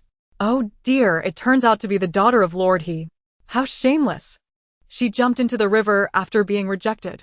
The onlookers lamented. If she doesn't die, how could the female lead traverse to this world? Jun Jincheng was curious about what traverse meant. Did it imply that she, like his sister, descended from the heavens? Lord He? Could it be that the person his sister had fallen for was He Fengxue? Recalling He Fengxue's haggard face, which looked as though it were on the brink of death, he could not help but feel nauseated. Even if he were blind, he would not be enamored with her. Why was his sister so worried? Xiaochen, your legs are not well. I shall go check on the young lady from the He family, Jun Yu said, intending to hand June Lily over to Jun Jincheng. No, I must prevent the male lead from meeting the female lead. As long as they are separated and do not conspire together, the time for her entire family to meet their demise will be delayed. June Lily silently shouted within. Jun Jincheng coughed twice. Your Highness, I am feeling a bit unwell. Xiaochen. Jun Yu feigned concern. Quickly, take him to the physician. He instructed his subordinates, and then attempted to pass June Lily to a nearby maid. What to do? I'm so anxious. How can I prevent the male lead from seeking the female lead? Today, she would cling to the male lead. Xiaochen, why does Lily keep crying? Jun Yu, unfamiliar with handling children, was at a loss. Jun Jincheng sat in his wheelchair, drooping his head as if in a stupor, indifferent to the turmoil. In a moment of inspiration, June Lily began to prod her throat with her tiny fingers. The author mentioned that the male lead is a germaphobe. Never mind, for her elder brother, for herself. For the family, she would go all out. With a sudden heave, Jun Yu caught a whiff of fermented milk, followed by his sleeves and collar becoming completely soaked. A wave of sour odor assaulted his nostrils, almost making him gag. Had it not been for Jun Jincheng's agile reflexes, Jun Lili would have truly been thrown into the river by Jun Yu. Jun Lili thought, "Oh dear, I can see my great-grandmother." No exaggeration. My soul is almost flying away. If Jun Jincheng had delayed even a moment longer, she would have plummeted into the river alongside the female lead. What a sin. Forgive my shamelessness. My powers are sealed, and I am truly being driven to desperation. Jun Lili continually apologized to Guanyin, never expecting that as a noble koi of the Lotus Pond, she would find herself resorting to spitting milk for survival. Even Jun Jincheng did not anticipate that his sister would be so daring. Your Highness, my sister did not act out of malice. She has just been born and is not yet a month old. She cannot control these things. Jun Jincheng promptly rolled off his wheelchair, half kneeling to apologize to Jun Yu. In an instant, they became the focal point upon the bridge, competing for the audience's attention against the female lead below. Under the scrutinizing gaze of the crowd, all of Jun Yu's fury had to be suppressed. Your Highness, if you wish to impose punishment, I, Jun Jincheng, am willing to take my sister's place. Jun Jincheng deliberately altered his address, raising his voice so that those nearby would recognize their status. A flash of murderous intent flickered in Jun Yu's eyes, vanishing as quickly as it appeared, replaced by a gentle demeanor. Xiao Chen, rise quickly. It is merely a trivial matter. There's no need to take it to heart. Thank you for your magnanimity, Your Highness. Then, may I? Jun Jincheng cast a meaningful glance at Jun Yu's soaked collar. With that, he fled as if escaping a disaster. Observing his retreating figure, Jun Jincheng pounded his injured leg. What of being a prince? Sooner or later, he would take his revenge. Meanwhile, Jun Lili, having her mouth cleaned by the maid, felt a surge of joy. Not only did I prevent the male and female leads from meeting, but I also helped my elder brother vent his frustrations. Just look at the 9th prince's face, darker than a pot bottom. This koi is quite pleased. Jun Jincheng gently cradled Jun Lili in his arms. He mused, silly sister, you must never engage in such perilous acts again. Had I not caught you, the consequences would have been unimaginable. Reflecting on this, he glanced down at his legs in frustration. If only he could stand, he could better protect his sister. What was wrong with his legs? A few days ago, they had ached with excruciating pain, and now they felt as if they were being gnawed at by insects. The sun is setting. We must hasten to the general's residence. Jun Jincheng commanded, and once Xiaoxi had helped him and Jun Lili into the carriage, they finally departed. Haha, today was truly a double victory. Neither my brother nor the male lead met the female lead. Jun Lili laughed joyfully. Jun Jincheng, however, wore a look of exasperation. With He Fengshua's appearance, she was not even worthy of being a maid. Love at first sight? Unable to extricate himself? To take his own life for her? He was disabled, not brainless. He was not foolish like his second brother, Jun Jinhua. Through this incident, Jun Lili gained a new understanding of the character of Jun Jincheng as depicted in the book. Capable of self-destruction and blind to the truth, whether concerning women or brothers. He was indeed unable to discern people clearly. Chapter 11. A bite on his vitality. Upon entering the general's residence, a shadow flitted past, vanishing around the street corner. Jun Lili, nestled in Jun Jincheng's embrace, cast her gaze backward with an instinctual unease, sensing they were being followed. Naturally, the highly skilled Jun Jincheng noticed it too. However, he paid it no mind, for he understood without needing to look that the shadow was likely sent by his step-grandmother or a few uncles to trail them. Both aunts and cousins welcomed them warmly, yet the general's estate was still under the management of the elderly Madame Pei, who had arranged for the siblings to stay in a courtyard closest to the servants' quarters. This proximity proved advantageous for the siblings, as it afforded them the opportunity to gather more information. They learned that although the coachman resided in the estate, he also had a small tile house on the outskirts of the city, where he was said to have an elderly mother living. What a mother indeed! That little house was specifically purchased by my good aunt for their clandestine rendezvous. Jun Lili could not help but scoff in her mind. At this juncture, a maid, curious, inquired, "May I ask, Why does the young master wish to know this? It's nothing of great importance, Jun Jincheng replied with a light chuckle. My sister and I will likely be residing here for an extended period, and we may require a few items from the Wang residence, which I shall request from the coachman. Should you require anything, please inform the maid at once. She will make the necessary arrangements. The maid expressed her concern, particularly for Jun Jincheng, whose disability had rendered him less desirable to the daughters of affluent families, inadvertently allowing the servants of respectable lineage to entertain fanciful notions. After all, with Jun Jincheng's background and appearance, he was indeed a figure worthy of admiration. Not at present. I shall seek you out when the need arises. Jun Jincheng's voice was warm, imbued with the unique magnetism of youth. Not only did it enchant ordinary maidens, but even June Lily found her heart fluttering. She was eager to meet her 4 elder brothers, curious about their appearances. The siblings had resided in the general's estate for 3 days. During this time, they had encountered the coachman Liu on several occasions. However, upon seeing him again today, June Lily noticed he was limping. The late summer evening breeze was quite pleasant, and in comparison to the bustling Wang residence, she found the general's estate to be much quieter. That night, Aunt Gong arranged a cradle for June Lily, placing it beside her own bed to care for her. With 2 uncles constantly away at war with their grandfather, the aunts had grown accustomed to solitude. Now that Jun Jincheng had brought June Lily, both aunts took turns attending to her, eager to outdo one another in their kindness. Yet, June Lily discerned that only Aunt Gong was genuinely sincere. In a half-dream state, June Lily heard faint sounds from the corner. Shortly thereafter, 2 plump rats emerged from behind a nearby cabinet. Squeak, squeak. How dare those humans bury a corpse at our doorstep? What a disgrace. But thankfully, the corpse is fresh enough.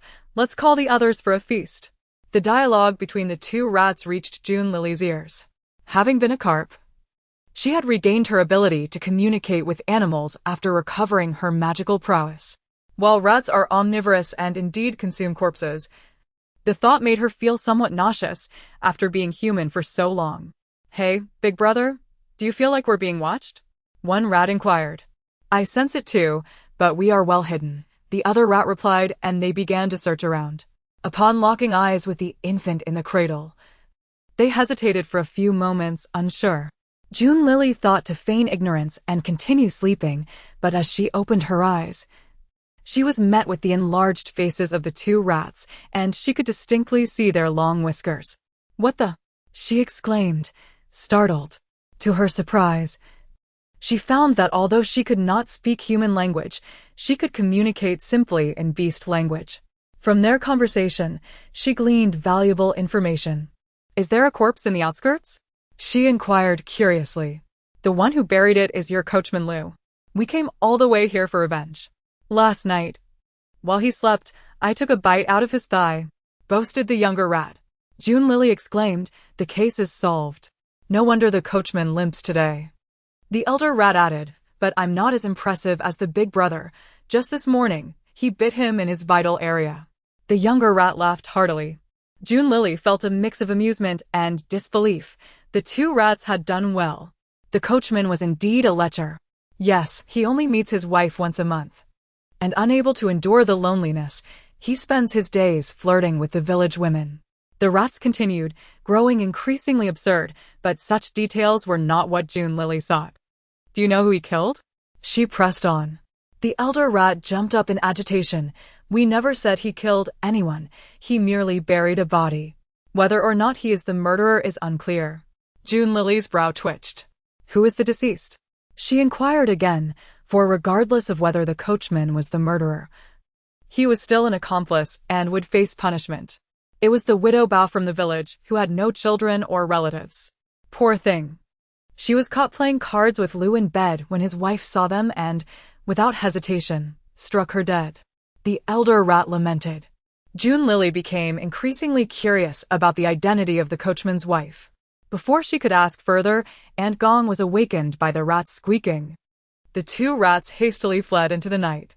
June Lily, left with a plethora of questions, continued to feign sleep.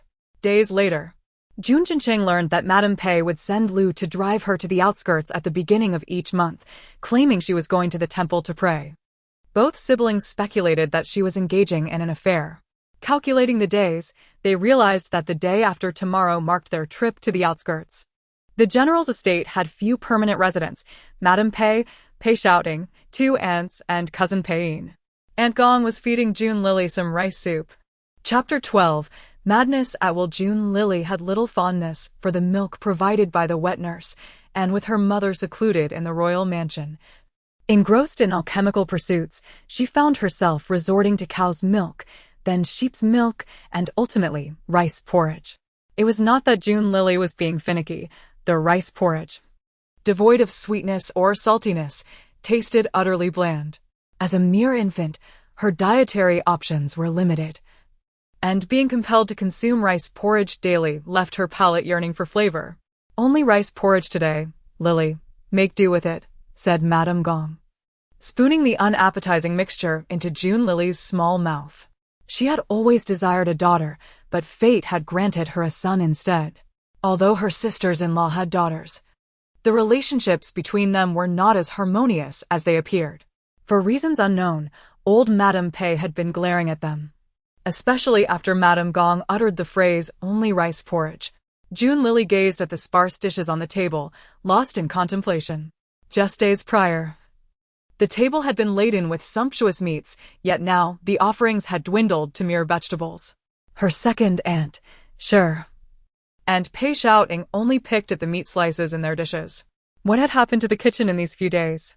"Eat, eat, you gluttonous girl," old Madame Pei admonished, casting a sharp glare at Pei Shouting. Unlike other families, the wealth in this mansion has been earned by the men on the battlefield. We women cannot afford to be idle, merely indulging in food and drink. Even Jun Jincheng, overhearing this, discreetly averted his gaze from the meat, opting instead for vegetables. "Humph. I see she clearly resents my brother and me for staying too long in their general's mansion, consuming her family's rice." June Lily fumed, becoming increasingly restless in Madame Gong's embrace, her small fists flailing in the air. Hearing his younger sister's sentiments, Jun Jincheng put down his chopsticks, feigning irritation. "Is grandmother perhaps displeased with us for residing here for too long?" Old Madame Pei retorted, "You young man have indeed spoken the truth." Observing the deepening frown on old Madame Pei's face, Madame Gong furrowed her brow in concern. Jun Jincheng was not typically lacking in emotional intelligence, but since his leg injury, his temperament had become peculiar. Was he having another episode? "Chung'er, what kind of talk is that? We are family. Let us speak kindly to one another." Madame Gong scolded promptly. Jun Jincheng, undeterred, continued, "Just now, grandmother mentioned we cannot be idle at home. Coincidentally, the Wanhua Pavilion on Yanlu Lane is recruiting musicians. Isn't and quite skilled in this regard. She could consider applying." He fixed his innocent, wide-eyed gaze upon old Madame Pei, filled with eager expectation. Even if they had never set foot in Yanlu Lane or Wanhua Pavilion, everyone was aware of its notorious reputation. Sure, who is busy peeling an egg? Couldn't he help but chuckle? Pei Nianshuang truly has a good son, daring to speak such words.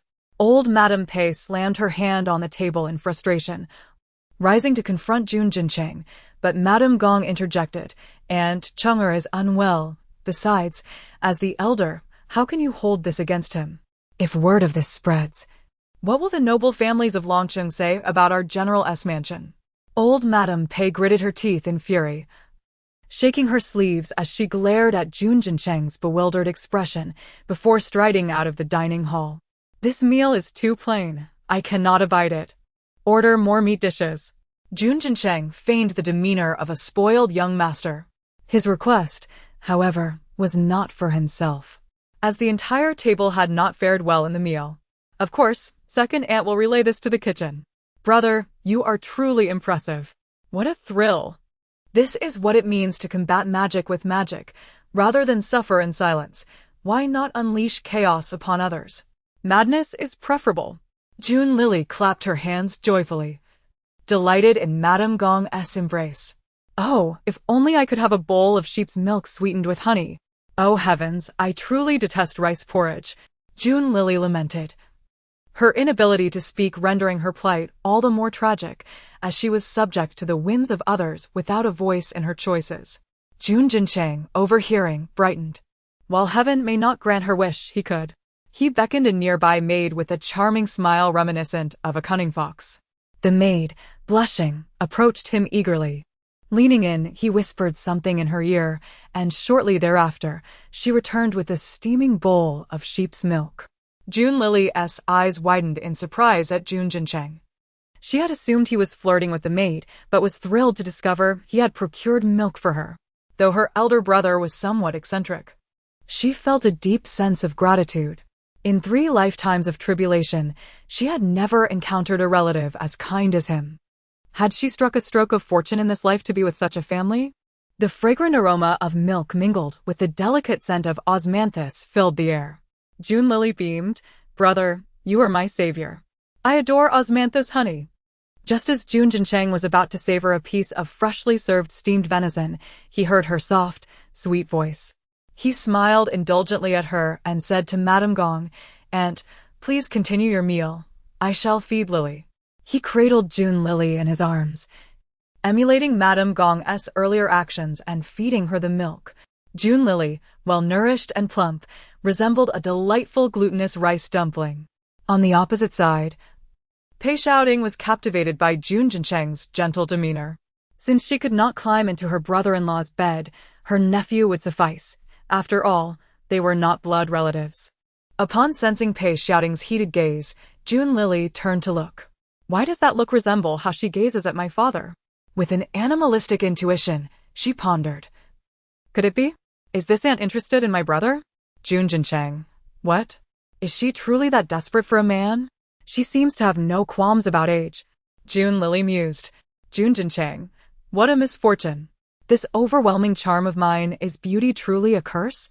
No, no, wicked woman. Do not gaze upon my brother.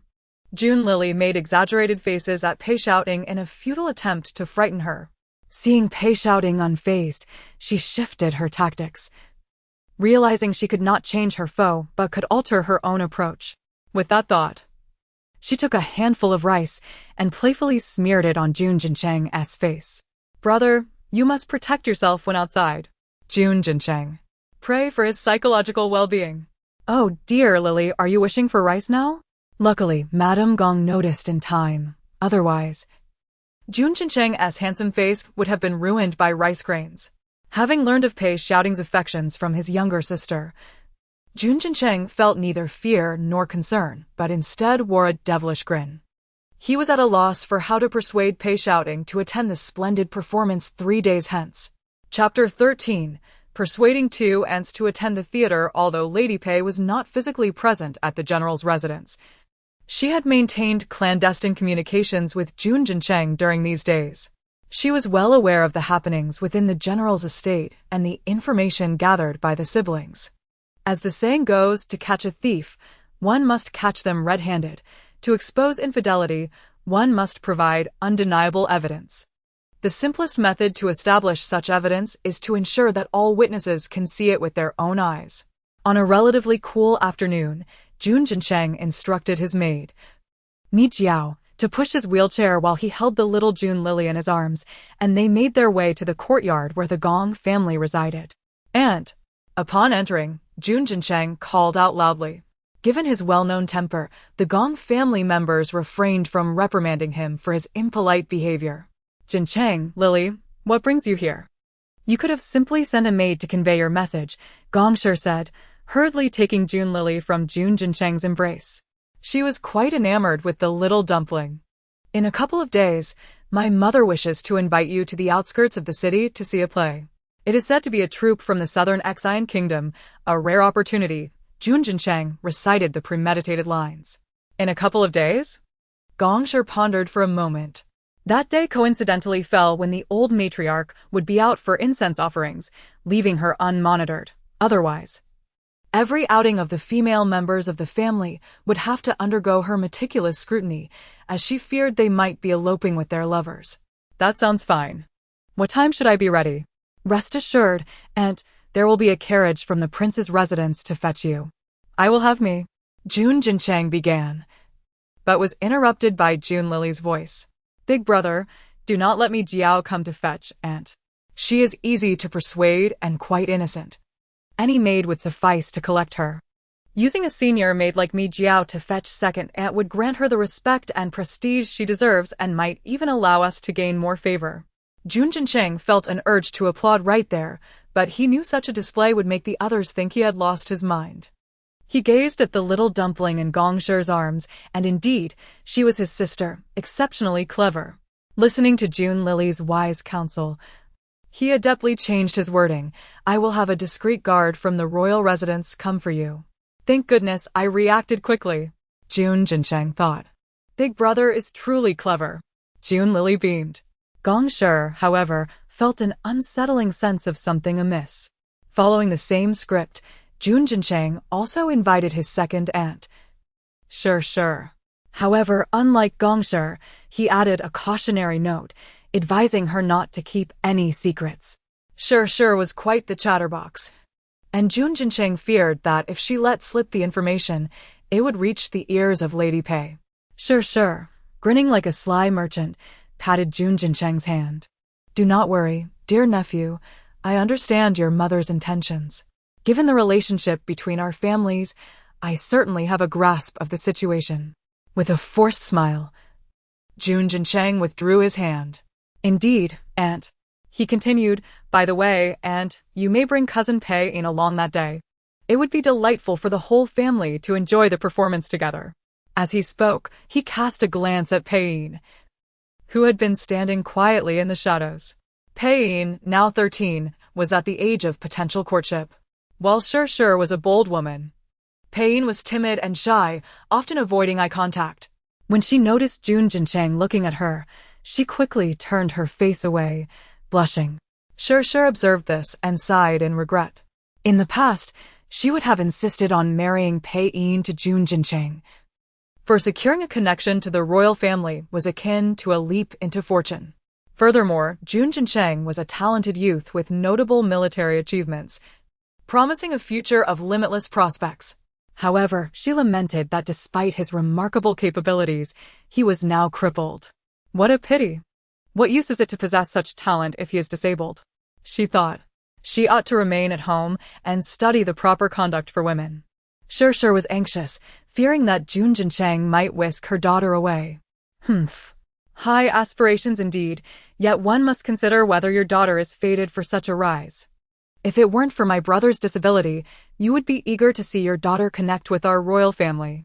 Jun Lily defended Jun Jincheng. However, Jun Jincheng harbored no grievances. Since his injury, the noble ladies who once flocked to him had gradually dispersed. But perhaps it is for the best. Marrying cousins would only yield offspring that are either deformed or feeble-minded. Step back. Let not my brother's quest for true love be hindered, Jun Jincheng exclaimed, bewildered. Though he did not fully grasp the meanings of deformed and feeble-minded, he had an inkling. He recalled that his third uncle's wife was the direct niece of his step-grandmother, and they had 4 children, 2 of whom had perished shortly after birth. One was stillborn, and the other 2 were conjoined twins, a sight so shocking that it reportedly frightened the midwife to death. He wondered if these were the kinds of aberrations his sister referred to as deformed. Mother, I wish to go. Pei, aware of her mother's intentions, yearned to see a play, especially since the troupe hailed from the southern Xian kingdom. You and Aunt will be there. Nothing will happen, she persisted. Seeing the hope in Pei Yin's eyes, Jun Lily believed she must truly love the theater. Though this performance differed from the ordinary, it would undoubtedly not disappoint them. That day, I need to visit the Ministry of Justice to see Father. I may arrive a bit late, which will afford my cousin the opportunity to converse with Mother. Jun Jincheng genuinely intended to visit Jun Jingyan. Having heard from his sister that the body of a widow was buried in the backyard of Lu's stable. As the Deputy Minister of Justice, if a homicide were involved, his presence could swiftly suppress any rumors, preserving the dignity of the general's residence. Very well, if that is the case, let this girl accompany you, Sure relented. Observing Pei Yin's beaming smile, Jun Lily understood her excitement. It was no wonder. Within these high walls, these women were confined to a mere sliver of the sky. Though their lives were free from material worries, their souls and spirits remained shackled, much like caged golden finches, devoid of freedom. When I grow up, will I also be confined at home like my cousin, unable to step beyond the threshold?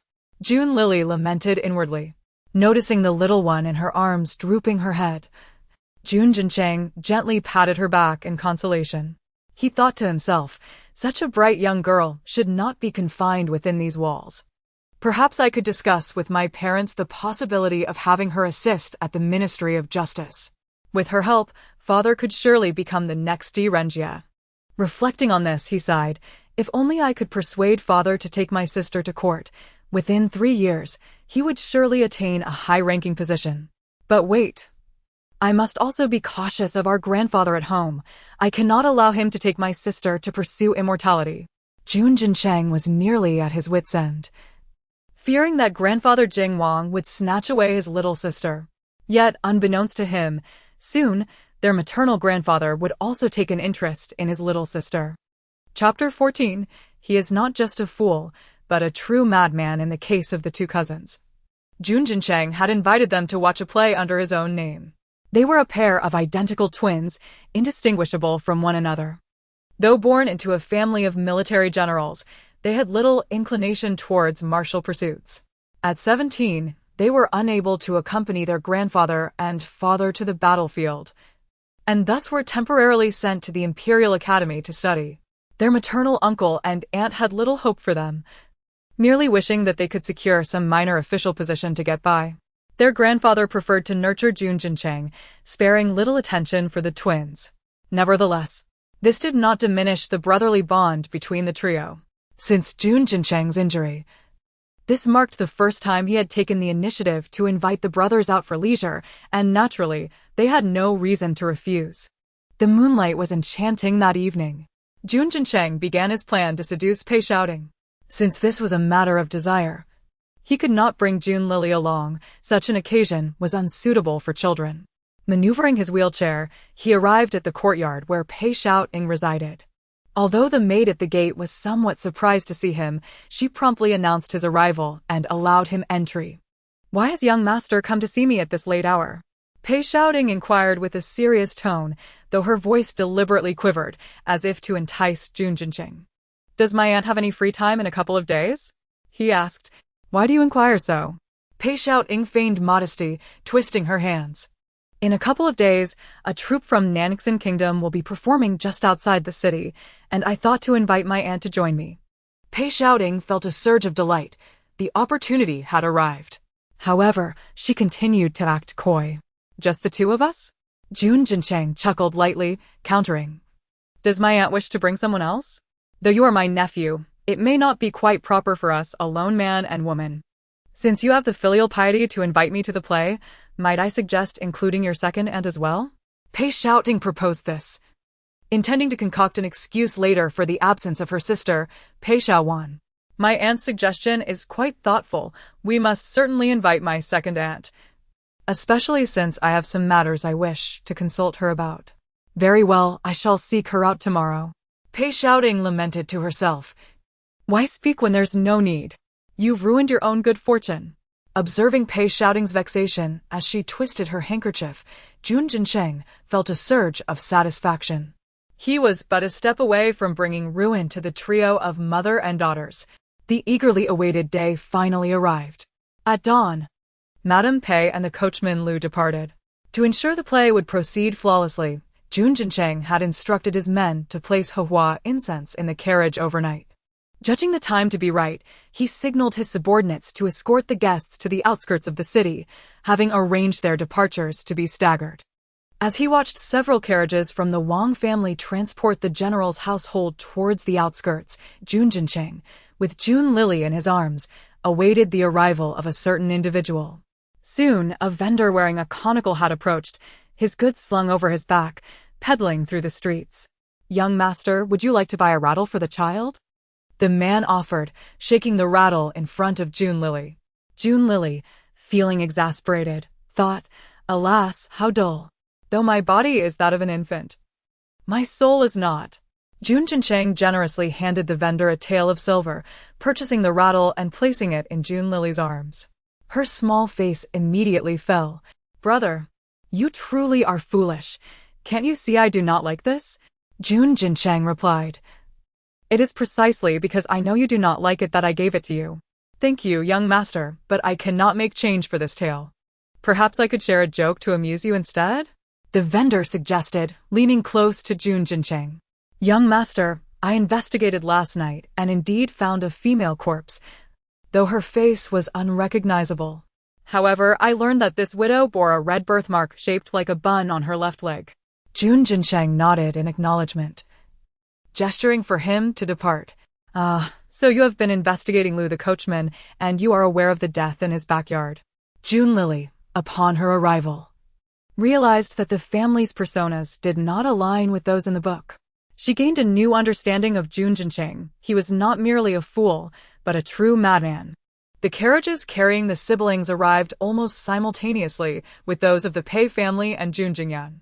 Once disembarked, Jun Lily spotted Peisher, who had just stepped down from her carriage.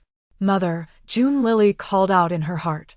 Although she was not a true infant and did not cry upon separation, she had not seen Peisher in nearly 10 days and longed for her presence. Hearing her daughter's call, Peisher rushed over to embrace her. Dearest, I have missed you so. Though my sister-in-law has been kind to me, I still yearn for you, mother. Jun Lily exclaimed, tears welling in her eyes. Peisher tenderly kissed Jun Lily's cheeks, feeling a pang of sorrow for her beloved child, who must have endured much suffering in her absence.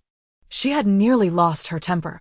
Had the antidote not yet been prepared, she would have stormed into the general's residence alone. Beside them, Jun Jingyan remarked, Why does my precious daughter long for her mother and not her father? Has my precious one been mistreated? Are you hungry? Indeed, Auntie has not fed us. Jun Lily replied, baffled. Surely, her brother had exaggerated the tale of Madame Pei's harshness to their parents. Father, mother, do not worry. I am not hungry, merely missing you. Jun Lily understood Jun Jincheng's intention to cast blame on Madame Pei, but claiming she did not feed her only served to heighten their concerns. Before the family could catch up, shouts erupted from Lu the coachman's courtyard, prompting them to rush over. By then, the general's household had already gathered, circling around Lu's home. Lu and Madame Pei, stripped bare, could only hide beneath the covers, enduring the verbal onslaught. Meanwhile, the Gong and Shi families showed no regard for their status as they unleashed their tirades, especially Shi, who seemed eager to stir chaos. Pei Shaoan and Pei Xiaoting stood at the periphery, caught in a dilemma as they were unable to assist their parents or their two sisters. Naturally, this drew the attention of many onlookers, and the courtyard became a veritable sea of spectators. Make way! Lord Jun has arrived, a servant shouted, his voice booming like a lion's roar. Lord Jun, the eldest son of the Jing prince, the grandson of the late emperor. Chapter 15. Enjoying the sun while eating melons. The surname Jun is synonymous with the royal lineage, reserved exclusively for those with ties to the imperial family. Prince Jing is the only royal residing in Longcheng, and he has but one son of note in the court, his legitimate eldest son, Jun Jingyan. Jun Jingyan skillfully dispersed the crowd. Family scandals must not be aired publicly, although this action could lead to the disgrace of the 3 women from the Pei family. It would simultaneously affirm the rumor of the esteemed general being cuckolded. Peisher sighed, fearing that her father would inevitably become a target for slander in the court. As the family approached, Shi promptly inquired, Sister, did you already know about the affair between Aunt and Lu the coachman? Indeed. Today's gathering under the pretense of watching a play was a ruse to catch them in the act. Peisher, maintaining her composure, faced the mortified gazes of the old matriarch and Lu the coachman, lifting her chin with pride. Behind her, Pei Xiaoting suddenly realized that the play Jun Jincheng had invited her to see was this very drama. Unlike the Navi Pei Xiaoting, who was still preoccupied with thoughts of men, Pei Xiaoan was already plotting in her mind. With their parents' affair exposed, she pondered how to preserve her status in her marital family without being implicated by her mother.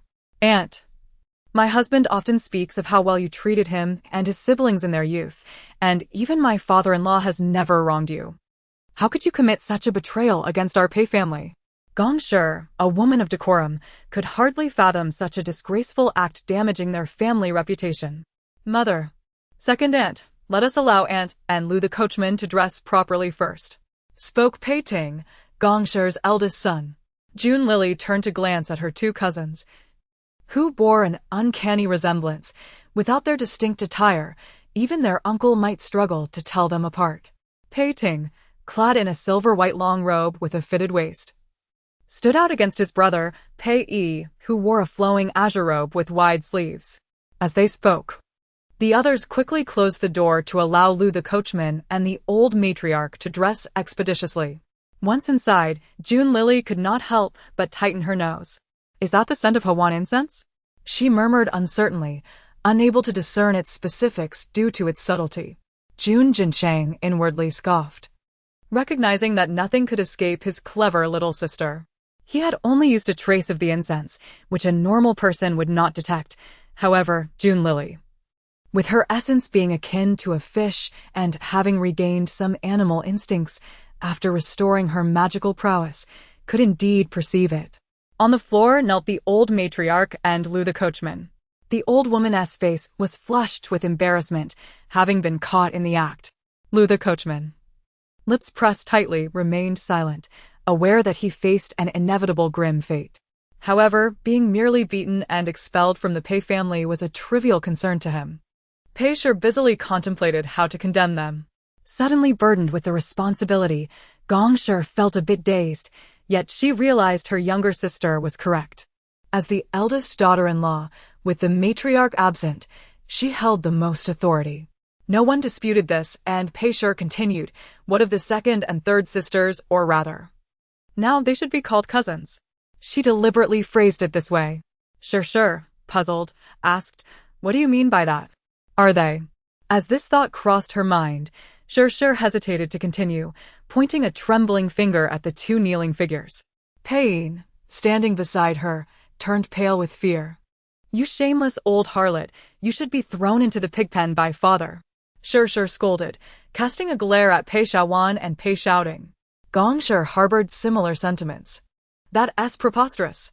Shawan and Shouting are the general's own daughters. The old matriarch fiercely pointed at Pei Shi, vehemently insisting that her claims were false. I admit my wrongdoings against the general. After years of solitude, I succumbed to the temptations of this Lu the coachman. However, both daughters are indeed the general's flesh and blood. The old matriarch was distraught, weeping profusely. She could be cast out, but her daughters must not endure hardship alongside her. Especially Shouting, who had not yet married. What? You accuse me of seducing you? Lu the coachman retorted, incensed. It was you wretched woman, who seduced me. Oh dear. The villains have begun to tear each other apart. June Lily clapped her hands in delight. If only I had some melon seeds to snack on. Although she was too young to indulge, her brother Jun Jinchang, having relinquished her to his care, agreed with her sentiment, as he could partake in the treat. The two siblings settled by a window, basking in the sun while munching on their snacks. Enough of the noise. Sure bellowed like a shrew. Nian Shuang has her reasons for stating that the two younger sisters are not blood relatives. Gong Shi supported Pei Shi, suggesting, why not conduct a blood test for verification? Upon hearing her aunt's proposal, June Lily could not help but scoff. What a foolish superstition. Blood tests for kinship are sheer nonsense. Pei Shi's eyes brightened. My daughter speaks wisely, she affirmed. With her newfound confidence, Pei Shawan could hardly contain herself. I am already married. A daughter married is like water spilled. You have no right to concern yourselves with me. The old matriarch's face was flush, yet her heart raced not with fear. For she believed that even if they were not her biological children, the bond forged over 2 decades of nurturing would compel the general to keep them. Just as Pei Shawan was about to respond, Pei Shi interjected, Aunt, your words unjustly accuse Shawan. Since she has declared her marriage, let her sever ties with our general's residence. You too are a married daughter. What right do you have to speak of my Shawan? The old matriarch yelled in indignation. Gong Shi, gritting her teeth as if summoning great resolve, positioned herself protectively in front of Pei Shi. Surely, I have some authority here? Both I and Sister Shi are rightful wives of the Pei family. With our fathers and husbands gone, as the eldest daughter-in-law, I hold sway in this household. Shi echoed. Indeed, it is not up to a treacherous harlot like you to speak. Chapter 16. Returning to the general's residence under strict surveillance, the two aunts exuded an undeniable aura of authority. However, only the elder aunt genuinely cared for the family, while the younger aunt seemed driven solely by a desire for momentary satisfaction. Alas, the unfortunate second uncle remained oblivious to the fact that his wife was far from innocent. Today, they had dealt with the old matriarch of the Pei family, but the younger aunt was still a ticking time bomb. Although June Lili felt troubled, the thought that the younger aunt's explosion was still years away soothed her worries. After all, there was little she could do to resolve the issue. The Pei family, though not numerous, was burdened with such toxic individuals. Jun Jingyan noticed that the women of the Pei family had ceased their verbal assaults and seized the opportunity to discuss his official duties. If he could capture a few more criminals this month, his salary would see an increase. He had to seize this opportunity for advancement. Upon hearing this, the coachman Lu trembled in fear. Meanwhile, the old matriarch of the Pei family maintained her composure and lamented, "This is truly unjust, son-in-law. We have been wronged." Jun Lili glared at the old matriarch, whose talent for theatrics was worthy of an Oscar, and wondered how she had managed to deceive her grandfather for over 20 years. Why not dig in the backyard, if there is truly nothing there? What are you afraid of? Jun Jinshin spoke nonchalantly, just as the sun shifted slightly, casting half his figure in light and the other half in shadow, mirroring his duality in speech. Upon hearing his words, Lu sank to the ground in despair. Following orders, the servants of the general's residence and the Wang family hurried to the backyard. Strength in numbers led to the discovery of a corpse in no time at all. With boldness, Shi approached to take a closer look. The other women recoiled in fear and disgust at the sight of the mutilated face. Ugh. Shi couldn't help but retch at the sight. How could this person be so disfigured? Even the servants who had unearthed the body were taken aback by its horrendous state. Jun Jingyan, as the Deputy Minister of Justice, suppressed his nausea and pointed an accusatory finger at Lu and the old matriarch, declaring, "Now that the corpse has been unearthed, what further excuses can you offer? And what of the corpse? Who can prove that we are the murderers?" The old matriarch, having managed the general's residence for over 20 years, maintained her composure, refusing to yield. She believed that if she stood her ground, Jun Jingyan would find himself at a loss. If my guess is correct, this corpse belongs to a widow from the village. She was clandestinely meeting with Lu and was accidentally discovered by you, dear aunt, leading to her untimely death and burial in the yard. Jun Jinshin spoke at a crucial moment, delivering his words with a measured confidence that solidified the accusation, even without witnesses or evidence. You intentionally disfigured her face, and even if we find the body, it would be impossible to identify the deceased. However, you are unaware that this widow has been indiscreet in her affairs. She has more than one lover. I have heard tell of a distinctive birthmark resembling a bun on her left leg. If anyone doubts this, they need only take a look.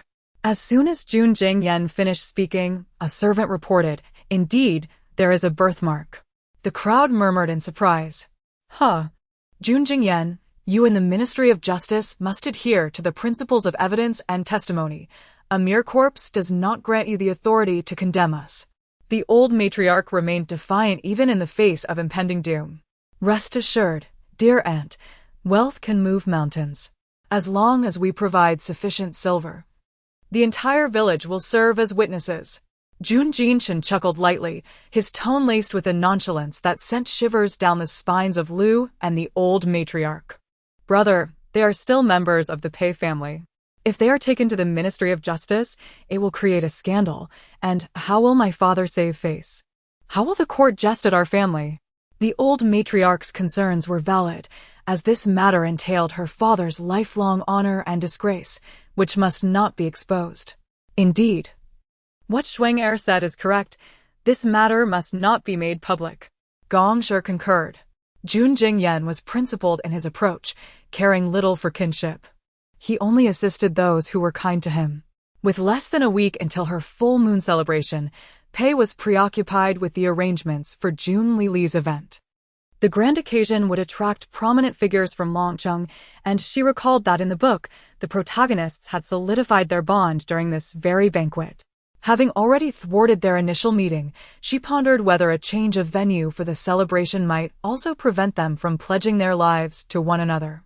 As Pei contemplated her concerns, she caught wind of her daughter's thoughts. Return to the general's residence for the event? What a splendid idea! But will the Wang family agree? After much deliberation, she resolved to discuss it with her husband and eldest son during dinner that evening. He seemed to have found a new direction, spending his days engrossed in military strategy. In his own words, even if he could not battle on the front lines, he could still contribute to the defense of the nation through strategy. Remarkably, his leg was also undergoing a miraculous recovery. What was once devoid of sensation now allowed him to use a crutch and, with assistance, walk slowly. As dusk fell, the family gathered around the table, enjoying a warm meal together, though for Jun Lili, it felt more like torment, as she could only savor the aroma without partaking in the feast. Will father and grandmother consent to this? Jun Jingyan expressed his concerns, mirroring the anxieties of others. Fear not. As long as we can persuade someone of higher status than grandfather to attend the banquet, it doesn't matter where it is held. Grandfather's words will hold no weight. Jun Jin-chen's strategic mind shone through, earning him Jun Lili's admiration. Only one person possesses a status greater than father. Jun Jingyan mused, a twinge of trepidation creeping in as he thought of that individual. The King Jing was the son of the late emperor, a full-blooded brother to the current sovereign. Who would even show deference to him? In the Eastern Extreme Kingdom, only the emperor himself could pose a challenge to him. Inviting such a figure to attend Lili's full moon celebration would be an unparalleled honor. No one in the Eastern Extreme had ever received such treatment. Pei deemed her son's proposal overly ambitious, almost akin to reaching for the stars. My dear, it is not impossible to invite him, Jun Jin-chun continued to strategize. With grandfather and my two uncles returning in triumph, and grandfather being a first-rank official, the Pei family is not lacking in wealth. When the emperor bestows rewards, let grandfather use this as an opportunity to invite the emperor to attend my sister's full moon banquet. Upon hearing Jun Jin-chen's suggestion, Pei, Jun Jingyan, and Jun Lili all stared in astonishment. Chapter 17. Nurturing over a dozen tricksters of the Jianghu, Pei and Jun Jingyan find themselves confounded. When did their martial-enthused eldest son become so astute? Even Jun Lili could not refrain from praising, if my elder brother could live a bit longer. Such a well-rounded talent would indeed be a rare pillar.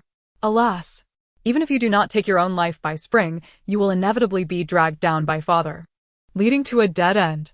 Jun Jincheng? Is father truly this detrimental to his son? Pei? It seems that to safeguard the family, they must first protect Yango. Jun Jingyan. He wished for silence. His mother tongue was speechlessness. The following day, Pei took Jun Lili to seek out the side princess.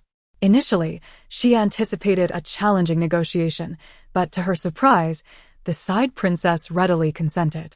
Not hosting the full moon banquet at the royal residence would spare her from the hassle of organizing it, thus her agreement was natural.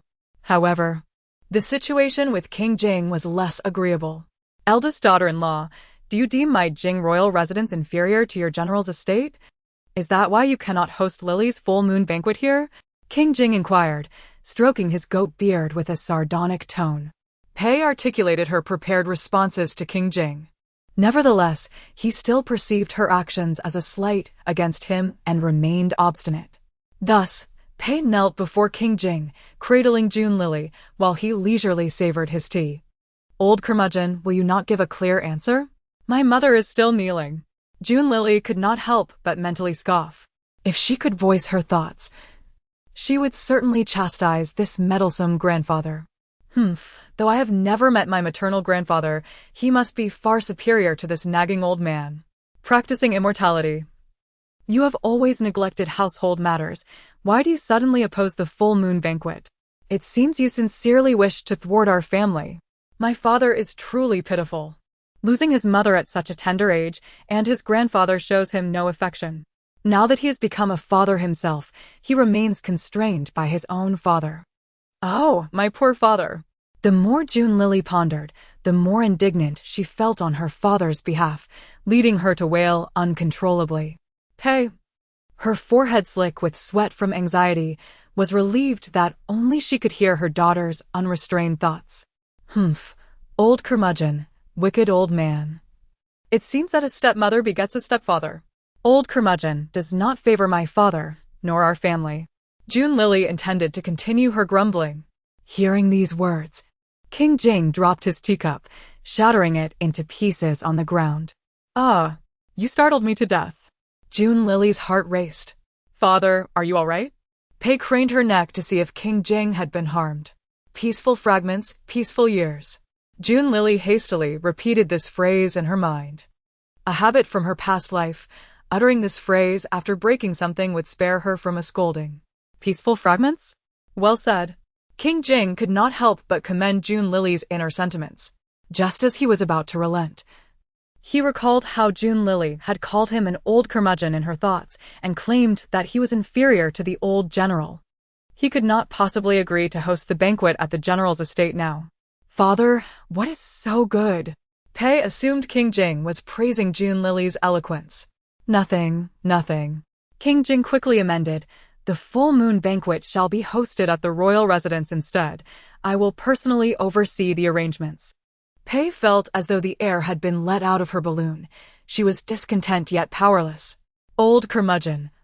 It is no wonder you have allowed those several illegitimate sons to ruin the grand royal residence. You deserve it. In the 5th year since you cast my father out, your entire royal residence has been squandered by your favored side consort and her offspring. Originally, you were supposed to be in seclusion on the mountain. Yet you were imprisoned under the guise of treason, while your esteemed consort and her sons thrived on your wealth in the kingdom of Chile. June Lily, now exasperated, recounted King Jing's dismal fate. What she intended merely as a moment of venting was unbeknownst to her. Pei and King Jing had absorbed every word. Pei, oh ha! Truly deserving. This fate is even more tragic than Yan Ji's. King Jing? Who knew my granddaughter possessed prophetic abilities? Truly a child prodigy. No. She must be a celestial being sent by the Jade Emperor. June Lily struggled out of Pei's embrace and attempted to sit up. Pei aided her, steadying her against herself. June Lily endeavored to cross her little legs. Old curmudgeon, look at me quickly. If you agree to let me host the banquet at the general's estate, I will teach you how to meditate. June Lily tried several times, but due to her tender age, she was unable to cross her legs successfully.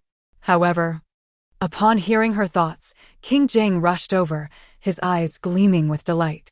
His eldest granddaughter could meditate. How remarkable! It mattered not that he could not teach her now. They could wait until she was older. It was not impossible to host the banquet at the general's estate, but he needed her to agree to one condition. Pei, I knew this old man could not hold back. Father, please speak. Qingguang Temple is King Jing's private Taoist temple, filled with over a dozen deceitful tricksters from the Jianghu. Grandfather, if you were to discover that within your temple, only one Taoist is genuine while the rest are charlatans, and some are spies from enemy nations, would you still believe in the Jade Emperor, King Jing? No wonder, after 60 years of cultivation, he could not even meditate. Pei, enemy spies? Pei thought, I recall some recent matters. Perhaps I am too busy to oversee Lily's full moon banquet. You might as well host it at the general's estate. King Jing, it is time to reorganize Qingguang Temple. Pei was overjoyed. Although she did not understand why King Jing suddenly relented, she had achieved her goal and felt elated. Thank you, father. Finally able to rise. Her knees ached after kneeling for over 10 minutes. With the assistance of her 2 sisters-in-law, June Lily's full moon banquet was splendidly arranged in just a few days. Given the embarrassing incident involving the old matriarch, Pei naturally sent a letter to her father. Chapter 18. the first scapegoat of the eastern extremes upon entering the general's mansion. The guests soon realized the preparations underway for the full moon banquet of his granddaughter. However, General Pei was far from pleased. He made his way directly to the main hall. "You, summon everyone to me, including that pair of illicit lovers. Bring them forth," he commanded angrily to the young attendant at his side. "Yes, sir." The attendant, sensing the general's fury, hastily went to carry out the order. One by one, the guests arrived, including Pei Shi, who was holding the little girl Junlili. They had been residing in the general's mansion for days, preparing for the banquet. "Father, you've lost weight again," Pei Shi remarked, her heart aching at the sight of her father's weary visage. He was already in his 60s. She felt the urgency to persuade him to retire and enjoy his remaining years. Unfortunately, her eldest son was incapacitated and could not take up arms to alleviate his grandfather's burdens. "This is Li Li?" "Indeed, father," Pei Shi replied, pulling him closer. She explained that they hoped to use the rewards from his upcoming expedition to invite the emperor to the banquet. "Do not worry. I have instructed your two brothers to address this matter," General Pei reassured her, patting her arm gently. "Is this truly my grandfather? What a distinguished old gentleman. No wonder he is a great general. He remains formidable even in age." Junlili seized the opportunity to blink her large eyes, her gaze flitting over General Pei. Despite his age, he still retained an undeniable charm, far superior to that fake Taoist grandpa. General Pei raised an eyebrow, perplexed. Who was audacious enough to refer to him as grandfather? Could it be the newborn granddaughter of his daughter? He released Pei Shi's arm and scrutinized the little rice dumpling in her arms. Yet, he heard no further sound from Junlili. At that moment, Madame Pei and Liu, the coachman, were brought in. General Pei turned his attention to this pressing matter. They had been confined in the woodshed for nearly a week, and Madame Pei appeared disheveled and deranged. The sight of her husband, furious and fuming, nearly frightened her to death. "Everyone witnessed it, correct?" the attendant Shuang Er inquired. "Indeed. The entire family caught them in the act," replied Shi. "The scene was dreadful. Fortunately, we arrived late, or it would have been too shocking." The others nodded in agreement. A heavy silence enveloping the room, with no one daring to speak. "Zhu Lu, do you have any excuses left?" General Pei's voice cut through the tension. "General, all the blame lies with me, but Xiaowan and Xiaoting are truly your flesh and blood." Madame Pei pleaded desperately to protect her daughters. General Pei's stern gaze swept over Pei Xiaowan and Pei Xiaoting. Although Pei Xiaowan trembled in fear, she summoned all her acting prowess to appear pitiful and wronged, while Pei Xiaoting seemed noticeably anxious. Seeing that General Pei was indecisive, Pei Ting, standing behind Gong, suggested, "Grandfather, we discovered a female corpse in Lu's backyard. Cousin Chen and uncle have confirmed that it was killed by our aunt. The matters concerning my two aunts can be settled easily, but murder is a grave offense not to be taken lightly. Zhu, you have greatly disappointed me."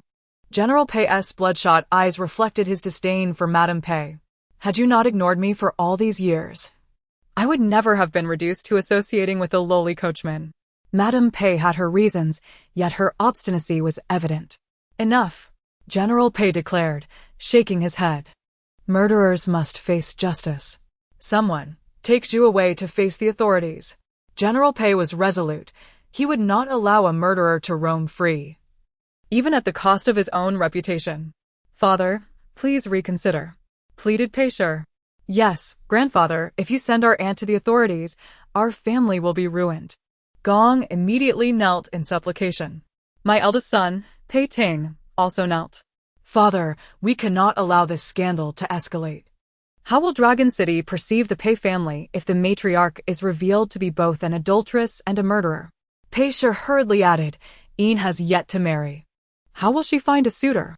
Shi, thinking of her daughter, also rushed to intervene. General Pei's discontent deepened as he observed the selfishness of his family. How could they be so self-serving? If the true culprit was not brought to justice, how could he honor the memory of the innocent widow? "General, I assure you, it was not I who committed the murder. It was he, Liu, the coachman." Madame Pei attempted to deflect blame onto Liu.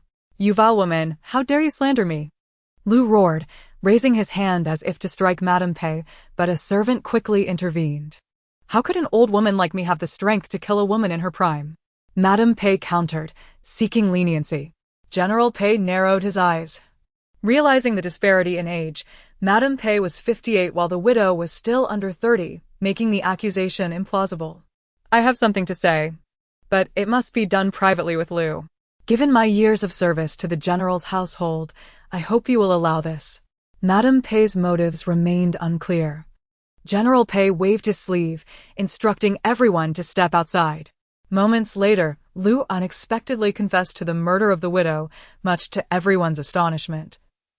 Though Junlili found it rather mundane. "It seems my dear aunt has threatened Lu," she mused. Truly, the first scapegoat of the eastern extremes. Peisher could not suppress a laugh, but alas, only she could hear Junlili's thoughts. Otherwise, laughter would have disrupted the tense atmosphere. Lu, merely a servant in the Grand General's household, faced a vastly different fate than that of the general's wife. Although the specifics of Zhu's manipulation remained a mystery, the family urged General Pei to accept Lu's confession, believing it best to let the matter rest. As Lu was led away, he cast lingering glances at Pei Xiaowan and Pei Xiaoting, and General Pei, as a father himself, could not help but understand the meaning behind those looks. Chapter 19. Preparations 1, 2, 3 commence. Even without the need for blood tests to confirm kinship, he was already well aware.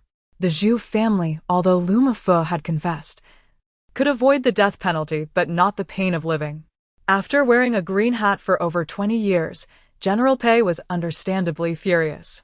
"Father, are you all right?" Peisher inquired with concern, drawing the attention of those around them.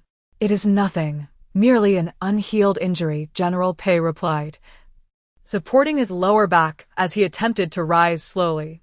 Observing this, Peisher hurriedly handed Junlili to Gong Shi and went to assist her elderly father. Zhu was to be taken to the ancestral hall, given 50 lashes, and if she survived the punishment, she would be confined to the northern courtyard for life, barred from stepping outside or receiving any visitors.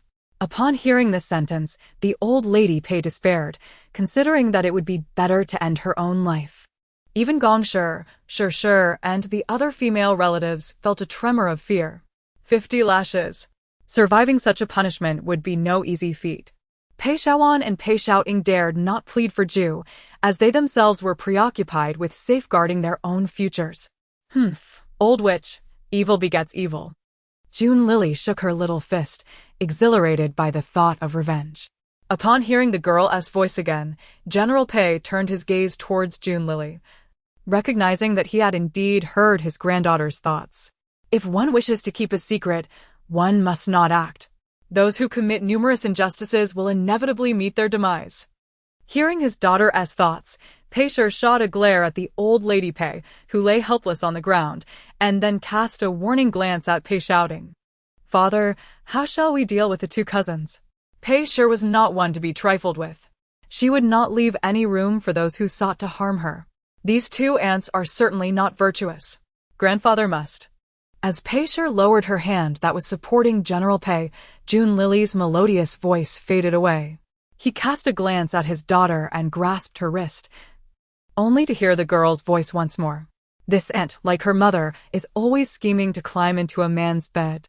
General Pei released Peisher's wrist again, realizing that he could only hear Lily's thoughts when he was close to his daughter.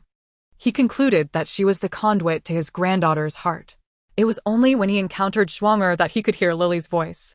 "That second aunt, deeply versed in deceit, is about to put on a show," Junlili remarked, noticing Pei Xiaowan brewing her emotions. "Prepare, 1, 2, 3, commence." As Junlili's thoughts concluded, Pei Xiaowan pulled Pei Xiaoting to kneel before General Pei. "Father, I implore you, do not cast me and my sister out of the residence," Pei Xiaowan began to wail. "Peisher, in such a serious situation, how could one find humor? When mother was consorting with Lu Mefo, my sister and I were still young and knew nothing." "Indeed, father. Mother has said we are your own flesh and blood." The sisters harmonized in their plea, with Pei Xiaowan, her eyelashes fluttering and tears brimming, gazing at General Pei as if she had suffered a great injustice. Nonsense. If this koi is not miscalculated. What Annie just discussed with Lumifu was to have him take the blame to protect her two daughters. TSK, such acting. If only she had been reborn in the 21st century, it would not have been wasted. Pei Shi, who could also hear thoughts, could not suppress a chuckle. Yet, General Pei felt a pang of heartache. He had not intended to expose their identities, but they had deceived him for the sake of wealth and status. He would certainly not acknowledge this daughter again, but the honor of the general's residence could not be tarnished. You two shall change your maternal surname to Zhu from this day forth. Externally, you shall claim that the Zhu family has fallen gravely ill, and this is for auspicious reasons. The sisters pressed their lips together, discontented, yet had no choice but to comply. You will retain your identities as young ladies of the general's residence, but without my permission, you shall never step foot in the Pei family home again. Upon hearing this, Pei Shaoan felt a weight lift from her heart. However, Pei Shouting was troubled. Father, my elder sister is already married, but having left the general's residence. Where shall I go? General Pei sighed and turned to Gong and Shi. Eldest branch, second branch, you have 3 days to arrange her marriage. Having given these orders, General Pei departed, leaving a room full of people staring at one another, especially Gong and Shi, who were somewhat bewildered by their father's command. Eldest sister, second sister. Now that the old lady is no longer with us, the responsibility of the household will likely fall upon you too. Let us begin by selecting a suitable husband for our second cousin. Pei Shi complimented them. Pei Shouting glared at Pei Shi, fully aware that her shift in status was due to this very woman before her. Pei Nianshuang, you have brought this upon us. I will strangle you. Pei Shouting shouted, lunging towards Pei Nianshuang like a zombie. Mother, be careful. June Lily, ever vigilant of the sisters' antics, quickly warned. Upon hearing her thoughts, Pei Shi merely sidestepped as Pei Shouting charged, causing her to collide with a nearby pillar. TSK, that looks painful. Those who harm others will ultimately harm themselves. June Lily sighed in reflection.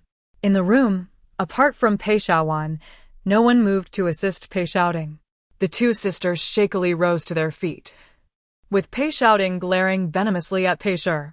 Shouting, endure for now. Pei Shaoan gently advised. Pei Shouting gritted her teeth and bowed to Gong and Shi, saying, I leave my marriage matters in your capable hands. Gong and Shi did not respond, and Pei Shaoan thoughtfully led Pei Shouting away. As the sisters departed the Pei residence, each was consumed by her own thoughts. If she lost her status as the second young lady of the general's residence, she would surely be cast out by the duke's household. Yet Pei Shouting determined that one day, she would trample all the Pei family underfoot. She understood that Gong and Shi would not secure a worthy match for her. Relying on others would not suffice. She resolved to escape her marriage and take refuge at Pei Shaoan's home, planning to leverage her brother-in-law's connections to enter the palace. To elevate herself, she would need to become the emperor's woman. This night would be an insomniac one for the general's residence, though the reason for the sleeplessness of others, apart from General Pei, was the impending full moon banquet for June Lily. Hang the lanterns a little higher. Place the carp in the center. Uncle and aunts were busy with the preparations. Even the socially anxious Pei Yin helped serve dishes in the kitchen. Chapter 20. So many handsome brothers at the break of dawn, guests began to arrive in droves at the general's residence. Upon learning of the emperor's visit, the princes, eager to showcase their presence before His Majesty and the prominent figures of Longcheng, made their way to the general's estate early. Among them were, of course, the 9th Prince Junyu and the Crown Prince Junheng. The royal family of King Jing, along with the maternal family of the side princess, the Gu family, were also in attendance. Madame Pei had risen early to meticulously adorn her daughter, June Lily. The little one lay in her cradle, her eyes bright and round, reminiscent of the full moon on the 15th day of the lunar month. Her fine hair was styled into 2 delightful little tufts, adding to her playful charm. Dressed in a splendid golden-red outfit and intricately embroidered tiger shoes, she embodied both innocence and nobility, resembling a celestial maiden by Guanin's side. In the front courtyard, General Pei and Jun Jingyan, accompanied by Pei Laoda and Pei Lar, were tirelessly welcoming guests, their efforts leaving them quite fatigued in the early autumn heat. Observing their plight, the side princess, he sure, couldn't help but express her relief that the event wasn't being held at the royal residence. Otherwise, her beloved sons would have been the ones to toil. Today, only King Jing and the side princess were present from the Jing royal family. Jun Jingyan's half-brothers had all concocted various excuses to be absent, and while he sure was reluctant to attend, as the side princess and Jun Lily's maternal grandmother, she felt compelled to make an appearance. In contrast, Jun Jingyan remarked that their absence might bring a semblance of peace and save the general's household a banquet's worth of food. Upon hearing his little sister express a desire to meet all her brothers, Jun Jincheng arranged for this to happen today, seizing the opportunity of her full moon celebration. Regardless of their intentions or ability to attend, all brothers were required to show up. Due to his own mobility issues, Jun Jincheng sought assistance from his 2 cousins from the Pei family to help manage his 4 brothers. Just as Madame Pei finished grooming herself and Jun Lily and prepared to head to the front hall, she opened the door to find 5 sons and 2 nephews standing at the entrance. Although each faced their own challenges, they were all suitably dressed for the occasion. "You all look quite splendid," Madame Pei remarked with forced praise. "Mother, since our little sister's birth, the other 4 brothers have yet to meet her. Today, Chinner enlisted our cousin's help to bring them here," Jun Jincheng explained, stepping back slightly with the Pei brothers to highlight the other 4. Jun Lily's curious eyes widened as she surveyed them from right to left. The second brother Jun Jinbai, the third brother Jun Jini, the fourth brother Jun Jinling, and the 5th brother Jun Jinjia. "Oh my, so many handsome brothers are looking at me. I'm so shy." Jun Lily's smile seemed to stretch from ear to ear. Madame Pei teased, "You won't be shy. Even if I brought you another batch, you'd still be unperturbed." Jun Jincheng quipped, "You know what shyness is?" The others were left bewildered by the sudden outburst. "Oh heavens, you are truly too kind to me. So many handsome brothers." Indeed, within mere moments, Jun Lily's true nature was revealed. Glancing over, she noted that her 2nd and 4th brothers had inherited their parents' striking good looks, despite being merely in their early teens. 2nd brother, the scholarly and gentle type. 4th brother, a beautiful boy straight from a comic book. Wow. 5th brother certainly weighs 200 pounds. But with a good bone structure, if he were to slim down, he'd surely be a handsome prospect. The 2nd, 4th, and 5th brothers exchanged confused glances. What was this? A girl's voice? Referring to them as 2nd, 4th, and 5th brothers, could it be that the little one in their mother's arms was their sister? Upon seeing the indifferent expressions of the others, they suddenly realized they must be of one heart and mind. Surely, they were chosen by destiny. In response to Jun Lily's enthusiastic thoughts, both Jun Jincheng and Madame Pei had grown accustomed to such musings. What good looks are worth. Our entire family is cursed with short lives. The 2nd brother, foolish and unable to care for himself, will starve to death after our mother's demise. Found as nothing but a skeleton. The 4th brother, frail and reliant on medicinal herbs, will perish in agony when the old lady cuts off his supplies, with no one to aid him. The 5th brother, weighing in at 200 pounds, is already ill. If he doesn't lose weight, he may become so immobile that he could find himself trapped in a crevice, suffocating to death. The 2nd, 4th, and 5th brothers were left speechless. Jun Jincheng couldn't help but chuckle at the peculiar fates of his 3 brothers. Madame Pei sighed softly, thanks to Jun Lily's proposed remedy.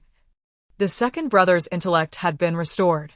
However, many still wished ill upon their family, and she cautioned the 2nd brother to continue feigning foolishness in public. "Hey, why does the 3rd brother look slightly different from us?" Jun Lily expressed a desire to get closer to the 3rd brother for a better look. With her little hands reaching out, it seemed she wished for him to hold her.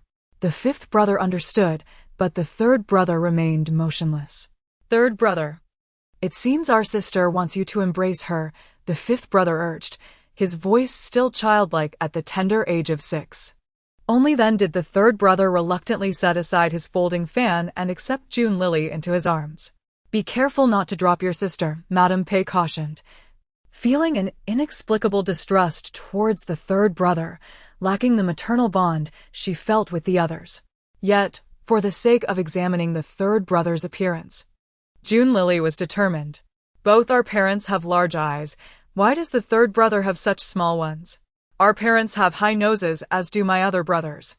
Yet why does he have a flat nose? The books mention that a boy from the Jing royal family was swapped by a servant. Could our third brother be the one?" The June family members exchanged puzzled glances. That malicious servant was a woman named Shan, who must be working in our main courtyard. Who could it be? How should I inform our parents and brothers? June Lily fretted, her tiny head nearly bald from worry. Madame Pei realized why she always felt distant from the third brother. It seemed he was not her biological child. "Isn't the woman you mentioned? Who has cared for the third brother since childhood? Precisely Granny Shan?" June Jincheng inquired. The others were taken aback. Perhaps June Lily was too heavy, as June Genie struggled to hold her, nearly dropping her while adjusting his arms. Fortunately, the fourth brother was there to support him just in time. "Third brother, you refuse to practice martial arts with our grandfather and uncles, yet you can't even hold a child who has just turned 1 month old?"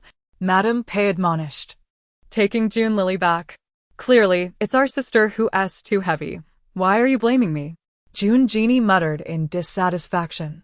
The fifth brother, already irked by the remarks about his weight, lost his temper. "Indeed, not related by blood, and you're already complaining? You phony."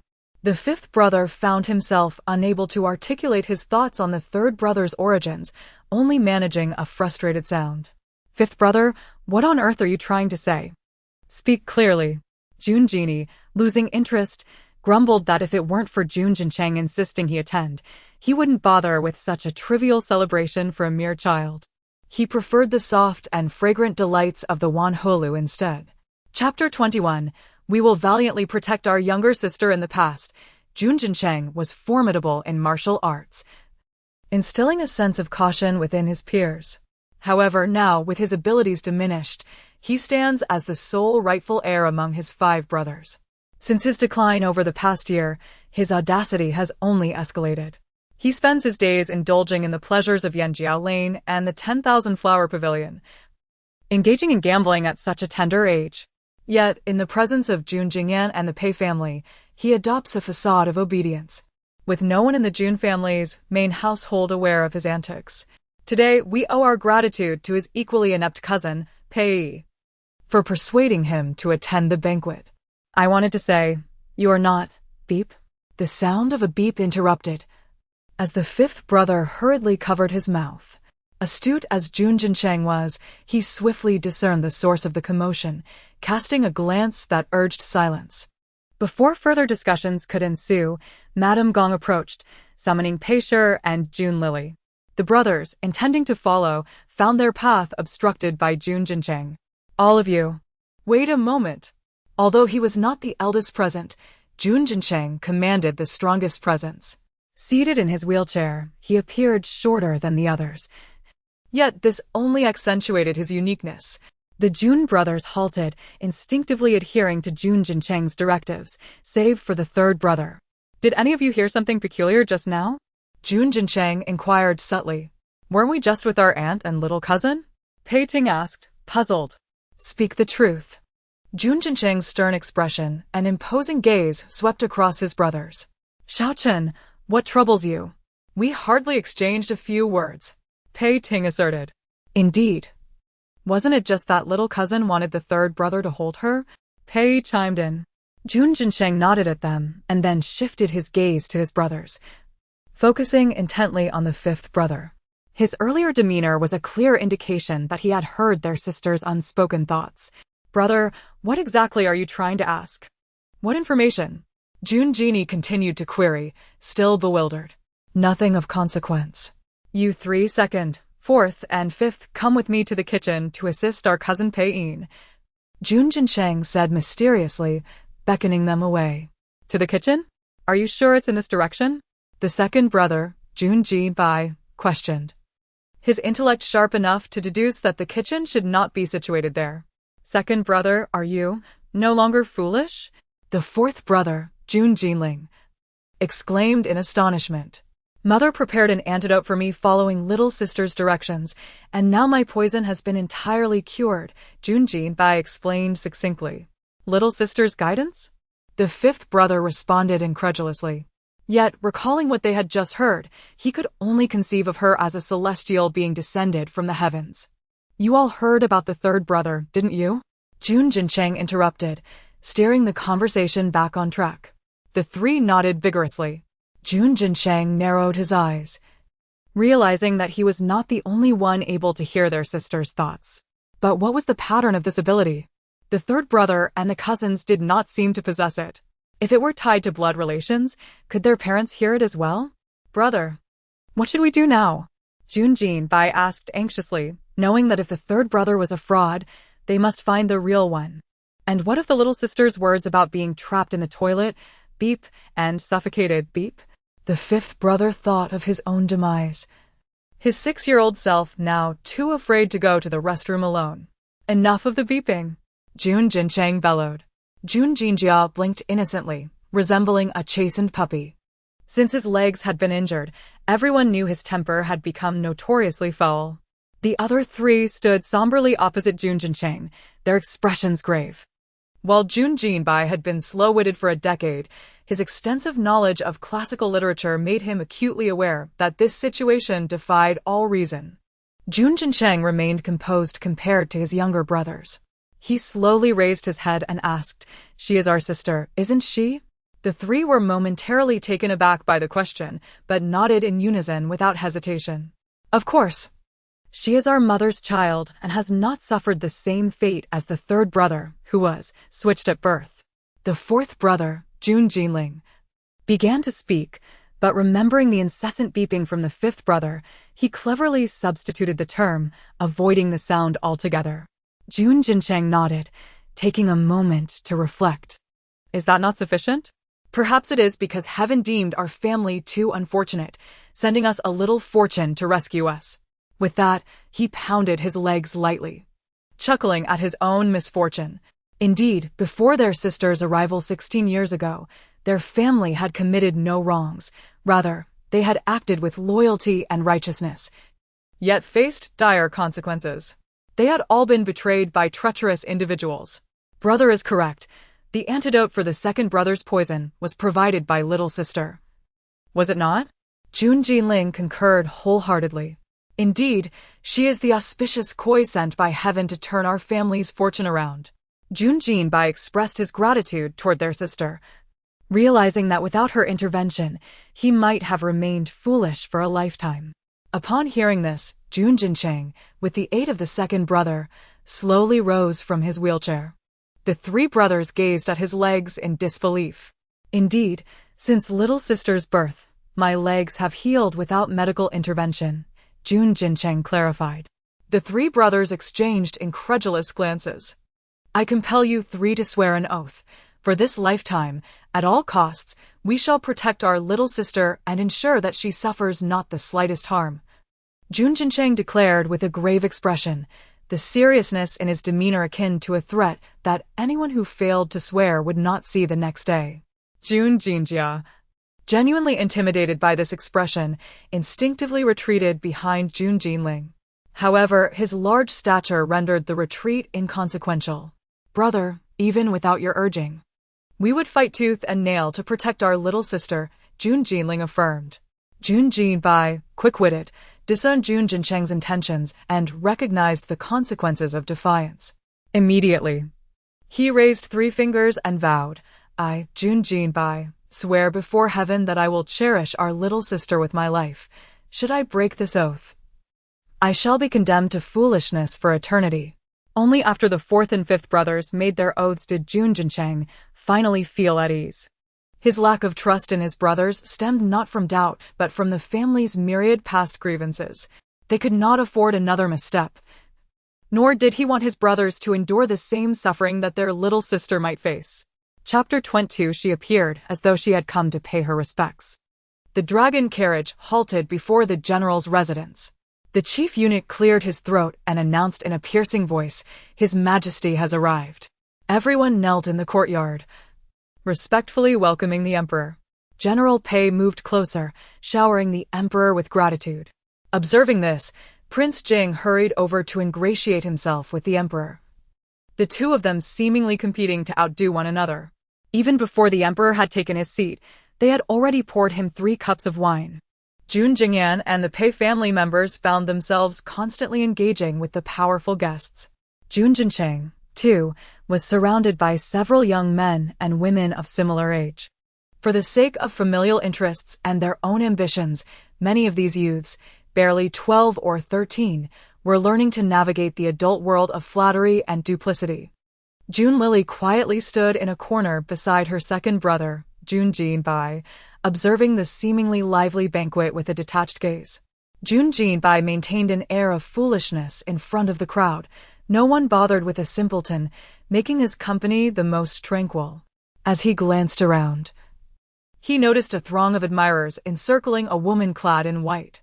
The woman possessed an exquisite figure, yet her attire was exceedingly modest, a pale moon-white gown adorned with just a few white pearl flowers in her hair. At first glance, she seemed less like a guest at a banquet celebrating a full moon and more like someone attending a funeral. Isn't that the heroine, He Jinyu? Alas, dressed like that.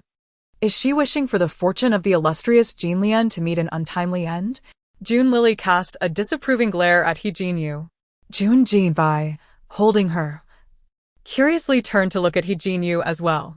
Though he did not understand the term heroine, he recognized that He Jinyu was the daughter of his great-aunt's nephew, making her his cousin in terms of lineage. Despite being foolish for many years, Jun Jinbai still retained memories from his clearer days. He knew that He Jinyu was a spoiled and headstrong young lady, notorious for her arrogance.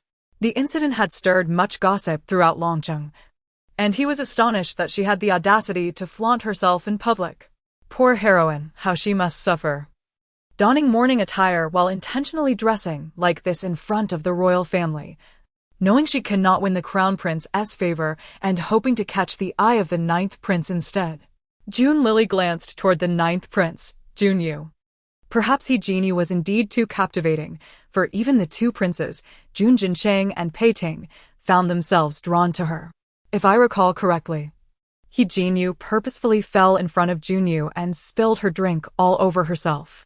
As the male lead of this tale, Junyu could not bear to see the heroine in such a predicament and lent her his outer robe. The two thus became entangled, leading to further mischief as they conspired against their grandfathers, resulting in the general's family being exiled and their father being dismissed from his official post. After his dismissal, he endured humiliation at the hands of his great-aunt and several illegitimate uncles, and within half a year, he was cast out of the royal residence, wandering the streets, ultimately meeting his end at the hands of ruffians over a leftover meal. Oh, what a tragic fate! His body was devoured by wild dogs. As Jun Jinbai listened to his sister's words, his arms trembled uncontrollably. Had it not been for their earlier discussion regarding their ability to hear her thoughts, combined with his own exceptional intellect, he would surely have been overwhelmed with cold sweat. Just as Jun Jinbai raised his head, he caught a gaze fixed upon him. Jun Jincheng, not far away, had evidently heard Jun Lily's earlier thoughts. He nodded at Jun Jincheng in confirmation. Jun Jingyan and the Pei family were entertaining the emperor and esteemed guests in the main hall. Jun Jinling, in poor health, had retreated to the courtyard to rest, and Jun Jinjia was likely snacking in a side chamber, while Jun Jini and Pei Yi had already fled the residence to roam outside. In this room, only he and Jun Jincheng had heard Jun Lily's remarks. This is bad. The heroine is about to seduce the male lead. What should I do? What should I do? I changed the venue for the full moon banquet. Why can I not prevent this from happening?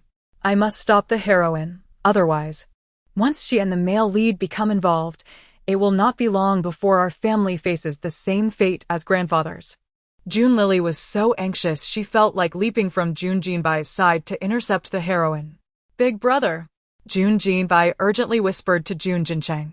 At this moment, He Jinyu had already set her plan in motion, allowing someone to deliberately trip her. Just as she was about to splash the drink on herself, Jun Jincheng flicked a chicken bone towards her wrist, causing her to douse a flamboyantly dressed woman beside her instead. Ah! He Jinyu's shrill cry echoed as she fell to the ground with a resounding thud. The commotion drew the attention of everyone in the room. My lady, are you unhurt? Jun Jinbai stepped forward, extending a hand to assist He Jinyu. He bent slightly, his elegant moon-gray long robe giving him an ethereal appearance, as if he were a celestial being descending to earth, untainted and humble. At that moment, as he reached out to help He Jinyu rise, he resembled a heavenly deity gracing the mortal realm. He Jinyu looked up, her cheeks flushed, whether from embarrassment or the sight of the handsome young man before her. She could not tell. Could my second brother be attracted to the heroine? That cannot be. Even a fool knows about love. June Lily found herself perplexed by the unfolding situation. Yet, He Jinyu's face was undeniably as red as sorghum in autumn. June Jinbai. Who among my family understands this? Pretending to be foolish is harder than being genuinely foolish. Thank you, cousin, He Jinyu said, as June Jinbai helped her to her feet. Given the decorum and the relationship between their families, she expressed her gratitude. In the blink of an eye, she had been captivated by June Jinbai's handsome visage. The next moment, when he revealed a dazzling smile, showing off his perfectly aligned teeth, his eyes crinkling with joy, he looked like a child of 5 or 6. He Jinyu. Is there something amiss with this person? Isn't that the simpleton from the main branch of the Jin Kingdom? A fool trying to emulate a hero saving a damsel in distress? Soon, the surrounding crowd erupted into a cacophony of mockery, deriding Jun Jinbai while brazenly taunting Jun Jincheng. Previously, they had all feared Jun Jincheng. But ever since his leg was injured, he had become the subject of derision, a target for ridicule. And even the most insignificant of individuals could bully him and his brothers. June Lily observed the ugly faces of those around her. She clenched her small fists tightly. Go ahead, laugh as much as you wish. Half of those present are aligned with the Crown Prince and half with the male lead. The Crown Prince's supporters will eventually be eliminated by the male lead, and even if you align yourselves with him, given his ruthless nature and pettiness, you won't remain by his side for long. In 3 years, though my family may meet a tragic end, your fates shall be no better than ours. Chapter 23. The greedy and licentious. Before June Lily could unleash her wrath, her cousin Pei Ting began calling out the names of those who had spoken ill of June Jinbai. Although the crowd was large, only my 2 cousins and Miss He could be considered related. Xiao Chen, who had difficulty walking, could only rely on Xiao Bai to assist Miss He. Were anyone else to help her, it would tarnish her reputation, turning a good deed into a misstep. Observing this, Jun Jinchen moved his wheelchair closer. When Mimi had inadvertently fallen, my second brother's intentions were purely to assist and not to exhibit any frivolity towards her. Though Jinru seemed to converse with Jun Jinchen and Pei Ting, her gaze was consistently directed at the expressionless Junyu. The young lady understood and was grateful for the kindness of the 2 brothers. Their appearances were indeed astonishing. Alas, one was crippled and the other dull-witted. Had they been otherwise, she might have forsaken wealth and status to indulge in a sweet romance with them. Noticing Jinru's cheeks flush again, June Lily began her playful teasing. This female lead is quite the flirt, enamored with every handsome face she encounters. Thankfully, my other brothers are absent. Otherwise, you'd surely be smitten. Such a fixation on appearances is truly alarming. Upon hearing his sister's comment, Jun Jinchen sighed, realizing he might need to don a mask when venturing out in the future. Before they could exchange further pleasantries, the noblewoman who had been doused in wine by Jinru approached, clearly seeking confrontation. Miss He, while your fall is one matter, how shall we address the wine spilled upon me? Who could remain unperturbed in such a circumstance? Her fierce demeanor suggested that she was not to be trifled with. A forceful presence reminiscent of Jinru's original form. June Lily raised her eyes and smiled. Ah, the female antagonist has arrived. This daughter of Duke Chui is indeed a formidable character, the male lead's greatest adversary. An archetypal villainess. While June Lily was but a supporting character, this woman was undeniably the true antagonist. It is well known that such villainesses wield wealth and power, often resorting to cruelty to make the protagonist suffer. June Lily secretly delighted in the situation. With Chueya restraining He Jinru, her attempts to lure Junyu would surely be thwarted.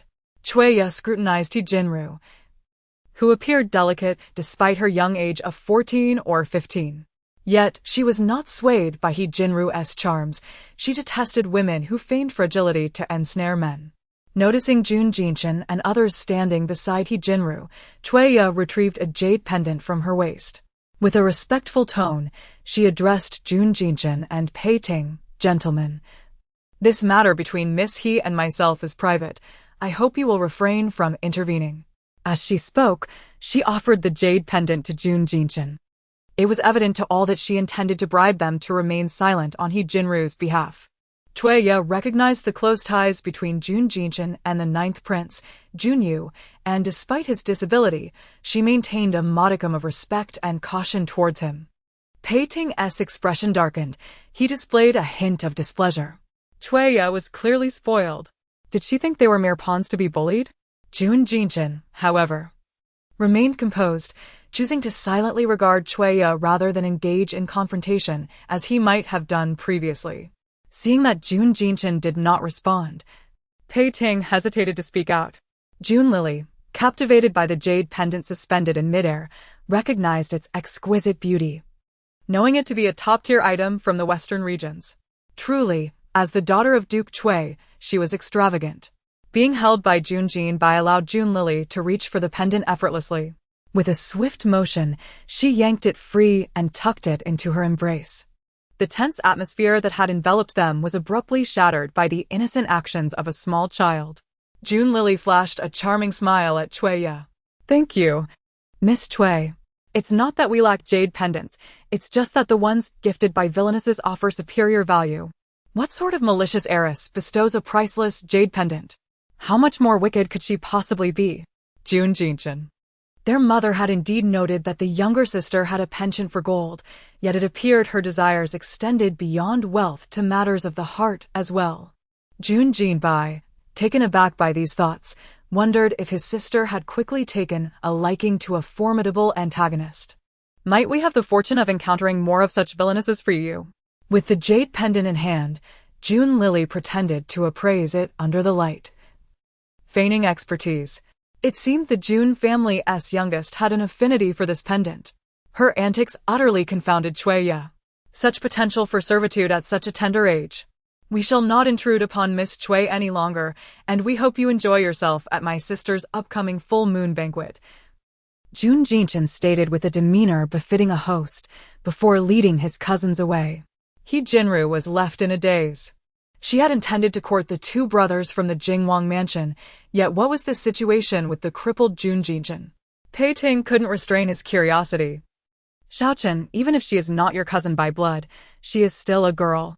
Should we not assist her?" Jun Jinshin shot him a cold glance, remaining silent. "Ah, this foolish cousin, such kindness may lead to your downfall. Truly a living saint." In the month that had passed, June Lily had gradually discerned the survival principles of this world. One must suppress unnecessary compassion.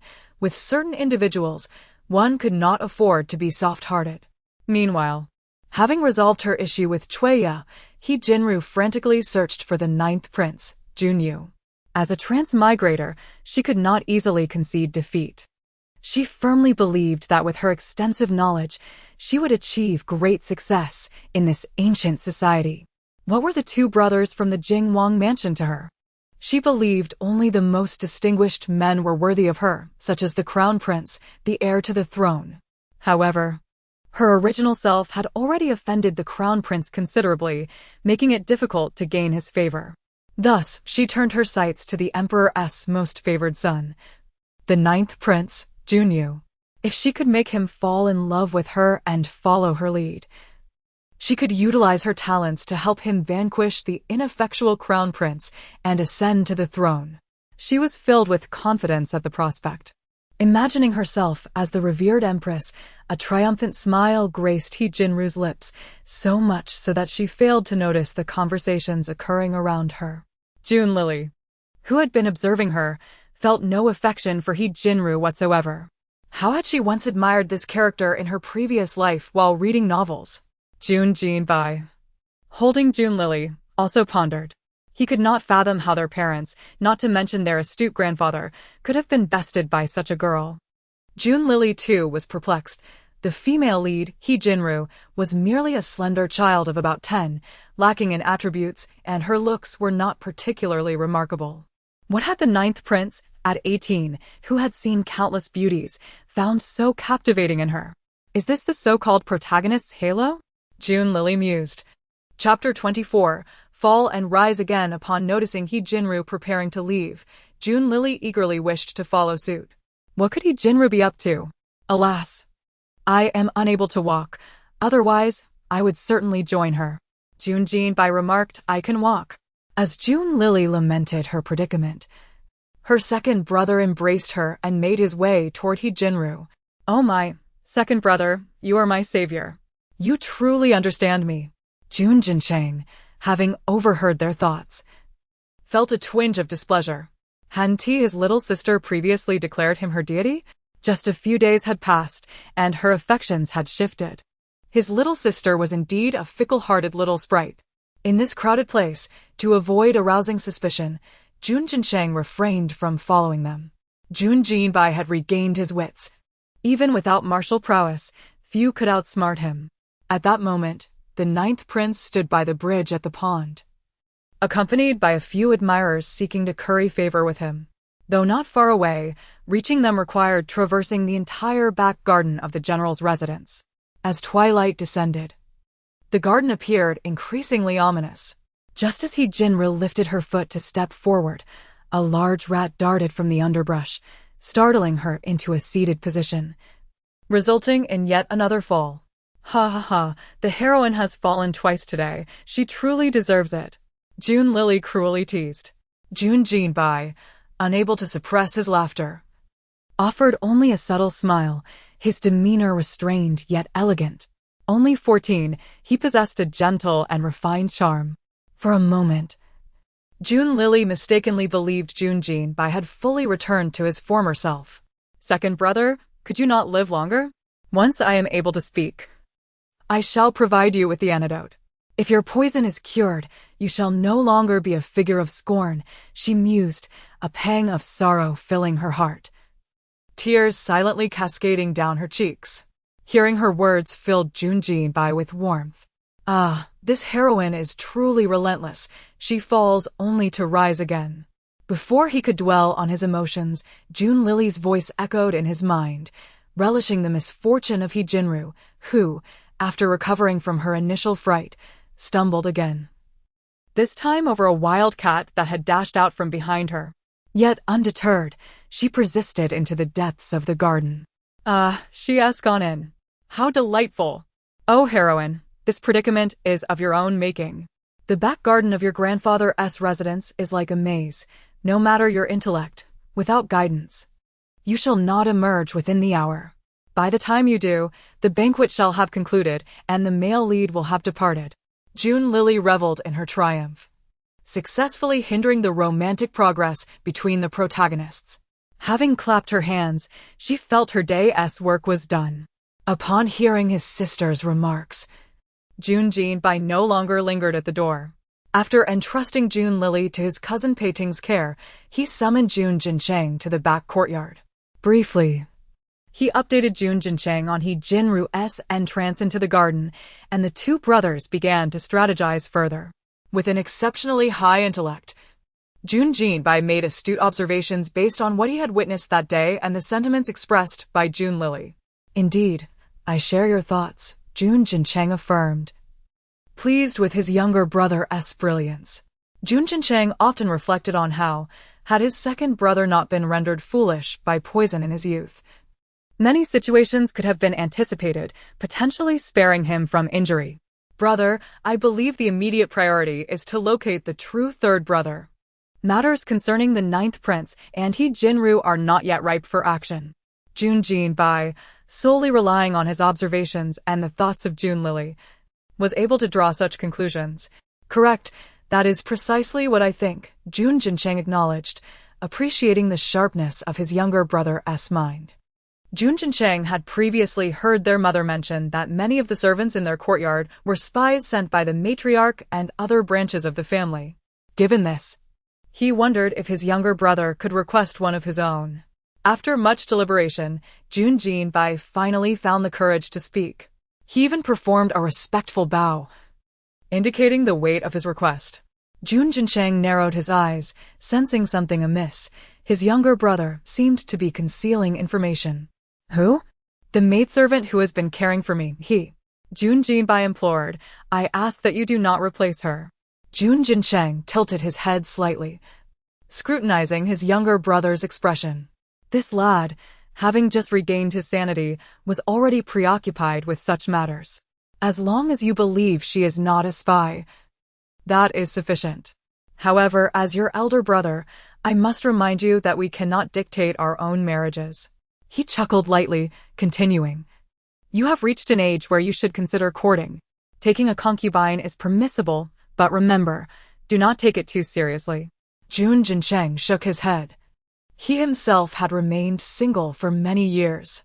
You, having been foolish for a decade, have only just regained your intellect and already have eyes for someone.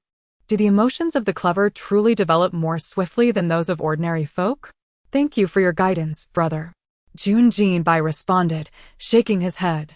Is it that you have been single for too long, leading you to misconstrue matters? It appeared that a discussion with their mother regarding a potential match for Jun Jincheng was warranted. By the way, younger brother, now that you have returned to normalcy, what are your future aspirations? Jun Jincheng inquired seriously. I wish to study and strive for a degree, so I may assist father and grandfather in the court. Jun Jinbai stated earnestly, feeling that his intellect should not go to waste on ignorance. Very well, Jun Jincheng responded with approval. Jun Jinbai nodded, aware that he must continue to feign ignorance and refrain from meddling in third brother's affairs. Night fell, yet the general's residence remained ablaze with light. The once bustling main hall gradually quieted as numerous guests departed.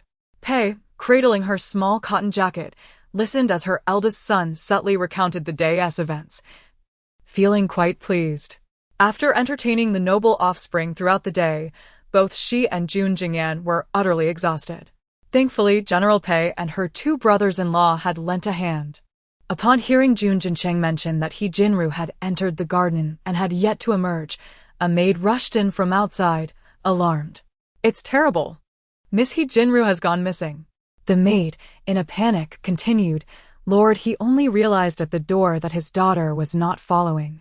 He has been inquiring about her whereabouts, saying she has not come out since entering the garden, and it has been nearly an hour.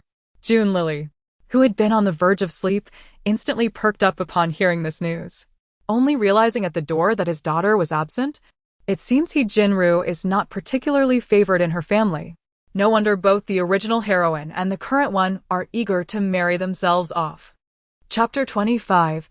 There is no need for formalities with father. Upon hearing this, Madame Pei's expression remained calm. Although she was not well versed in the affairs of the He family, she could glean some insights from the actions of the consort. Send a few people to search casually? Madame Pei uttered lazily. Search casually? Why does it seem that mother is rather indifferent about this? What if He Jinru encounters some misfortune at the general's residence? How would the He family hold grandfather and uncle accountable? Madame Pei's lips curled into a slight smile as she summoned a maid to her side, whispering a few words. Understood, my lady. I shall attend to it right away. The maid thought to herself. Miss S' strategy is as lethal as a dagger to the heart. Since the He family's daughter was so restless, let her bear the shameful reputation entirely.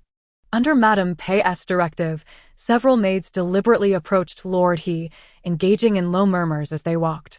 The 9th prince reciting poetry on the bridge was simply dashing. I noticed so many young ladies at the entrance looking that way. What s that compared to Miss He, who was publicly rejected by the crown prince just days ago?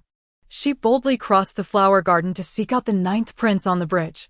Oh dear, it's no wonder she leaped into the river for the crown prince.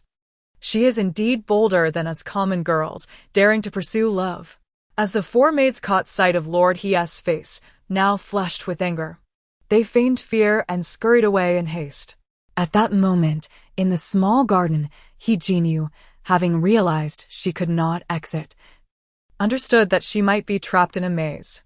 She decided to sit cross-legged and recite incantations, having watched too many films before her time. She planned to endure the night, believing she would find her way out by morning.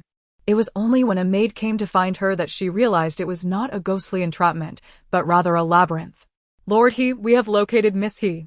As Lord He awaited at the entrance, seeing Jinyu's disheveled appearance, he was tempted to strike her, but remembering they were in someone else's home, he suppressed his anger. The first words out of Jinyu's mouth were, "Father, have the ninth prince and his entourage departed?" Not an apology, nor any concern for Lord Hye's weight. Lord Hye's temper flared, his hair nearly smoking with rage. Mortified, he grasped Jinyu and left the general's residence. Following this debacle, Jinyu was confined at home for several months, missing even the grand banquet hosted by the eldest princess. Yet, she remained undeterred, knowing many more gatherings awaited her. Once the guests had departed, General Pei drew Madame Pei into his chamber, retrieving a wooden chest nearly a meter long from beneath the bed. Frost, Lily is no ordinary child. Even though she is merely a girl, if nurtured well, her future achievements will surpass ours. General Pei expressed high regard for June Lily. Father, I do not wish for Lily to endure the hardships we faced. I only desire her to be a joyful girl, free from illness and worry. Though tinged with maternal affection, if Lily could indeed lead a simple and peaceful life, it would be a commendable outcome. Frost, take this for Lily. Should she grow up to find a beloved suitor, this will be her dowry. If she chooses not to marry and live a common life, then this will serve as her capital for new ventures. As he spoke, General Pei handed the box to Madame Pei. She accepted it, her arms trembling slightly. Had she not possessed martial prowess, she might have struggled to lift it without it dropping on her foot. What on earth is inside? It feels so heavy, Madame Pei muttered, opening the box. Upon seeing the contents, she gasped. The box was filled to the brim with gold and jewels, a plethora of ornaments, gold, silver, jade, emeralds, agate, pearls. Is this a treasure chest? How on earth did he acquire such wealth? Father, this is far too precious. I cannot accept such gifts. General Pei replied earnestly. Rest assured, these treasures are not obtained through theft or force. They were left by your mother. Understanding his daughter's thoughts without needing to read her mind, General Pei surmised what was on her mind. These treasures were not even shared with your two brothers. They were initially intended as your dowry. But since I am utterly opposed to your union with that Jun Jingyan, I did not bestow this box upon you. I had planned to give it to you before I reunite with your mother after many years. However, I have decided to pass it on to my granddaughter instead. Madame Pei was taken aback, realizing that her mother, who had passed away during childbirth, had left behind such a legacy. Tears welled in her eyes, her heart aching with a bittersweet pang. Setting the treasure chest aside, she recalled how Lily had previously mentioned that the general's residence would face ruin due to her second sister-in-law. A chill ran down her spine. Now that the matters involving her aunt and two cousins were resolved, the next step was to deal with her second sister-in-law. Sure. Father, there is something I must discuss with you. Seeing his daughter's solemn expression, General Pei furrowed his brows. What is it? Has Jun Jingyan upset you? Or has the third son caused trouble again? The third son. Madame Pei had nearly forgotten about him. Since father brought him up, she felt compelled to address his issues first. Father, the third son is not my biological brother. Madame Pei wished to elaborate further, but feared that her words might inadvertently reveal too much. She realized they could not speak directly about Lily's revelations, but had to express them in a veiled manner. What? General Pei's brows knitted tighter. Is there any evidence for this? Not yet, but I have sent Yen Ge and the eldest to investigate. General Pei nodded, offering reassurance. If you can ascertain the whereabouts of the true third son, I will immediately send your brothers to find him. Having caused them to be separated for over a decade, leading her third son to live in wretched conditions, uncertain of his fate. Madame Dan, is it? Your good days are over. If you require assistance, do not hesitate to ask. There is no need for formalities with your father. General Pei's words touched Madame Pei deeply. Regardless of age, as long as parents are present, there will always be a safe haven. Father, I can manage my affairs here. Allow me to advise you to be wary of my second sister-in-law. Sure? General Pei raised an eyebrow in confusion, pondering that his all-knowing granddaughter likely prompted his daughter to voice such concerns. All right, father understands. You need not worry excessively about this matter. General Pei appreciated his perceptive and sweet-natured daughter-in-law, but felt a twinge of discomfort upon hearing his daughter's words. Observing the shift in her father's demeanor, Madame Pei felt a pang of guilt. However, one must always prepare for the unexpected. One should harbor no ill intentions, yet remain vigilant against potential threats. Regardless of whether her second sister-in-law would indeed act against the Pei family, it was prudent to make preparations in advance. Chapter 26. This home is not to be dispersed half a month following the conclusion of the full moon banquet. The inhabitants of the Jing Wangfu were utterly engrossed in their own pursuits, busily attending to their various affairs. The Jing Wang was preoccupied with his private Taoist temple, the nature of his activities shrouded in mystery, though it was evident that the temple underwent extensive renovations, with several Taoist priests even apprehended by officials of the Dali Temple. Meanwhile, the concubine he was absorbed in matters concerning her family, while her fine sons were likewise preoccupied with their own endeavors. Most notably, it was the main household, the Jun family, that found themselves in a flurry of activity. Sister Shuang, have we uncovered the whereabouts of our third brother? Where could that vile servant have cast him aside? Jun Jingyan inquired anxiously upon seeing Pei emerge from a secret chamber. To the north? Jun Jingyan's heart sank further at the thought. There were countless villages and towns to the north, and with 13 years having elapsed, how could they possibly locate him? Pei sighed, acknowledging the difficulty of their search. He is already 13. He can go wherever he pleases. The world is vast, and our aimless search is akin to trying to find a needle in a haystack. Perhaps we should consult Lily, Jun Jingyan suddenly proposed, considering that their young daughter might possess some insight. Pei nodded in agreement. Jun Lily declared, "This home cannot be scattered in my absence." The couple promptly instructed a maid to bring Jun Lily to them, deliberately reiterating their prior conversation in her presence. Father and mother need not worry, third brother as well, residing in the town at the foot of Suawa Mountain. Though third brother is indeed unfortunate, with no parents and no home, he is resourceful. Regardless of his circumstances, he is bound to thrive. Upon hearing Jun Lily's words, the couple's hearts ached even more for their wandering third son. Previously, their eldest had mentioned that they could hear Lily's thoughts, and it was likely that their biological third son possessed a similar ability. Having reached this conclusion, the couple exchanged glances. I shall send word to my father, requesting that he and my 2 elder brothers commence the search, Pei proposed. Very well. Let Chun'er take Lily along as well, Jun Jingyan instructed. Are father and mother truly going to seek third brother? Why take along a helpless infant and a brother who cannot even walk? Jun Lily questioned, perplexed by her parents' arrangements. The couple merely smiled at her complaints. Whether the eldest brother would prove useful remained uncertain, but their little daughter was undoubtedly invaluable. Sister Shuang, you take everyone to search for third brother. I shall present the evidence of Grandma Dan's misdeeds to the Ministry of Justice. She must be punished severely. What about Ear? After all, we have raised him for 13 years. While Pei was not particularly attached, she feared that Jun Jingyan might be. He has no skills and has fallen into gambling. We shall assist him in settling his debts and provide him with 50 taels of silver to leave Longcheng, Jun Jingyan stated resolutely. He showed no mercy. Offering him 50 taels was the last vestige of paternal affection he could afford. That is quite sufficient, though 50 taels is not a large sum. If he uses it wisely, it could sustain him for a year, Pei concurred. Soon, Jun Jinchang took Jun Lily and boarded a carriage, arriving at the town at the foot of Suowa Mountain.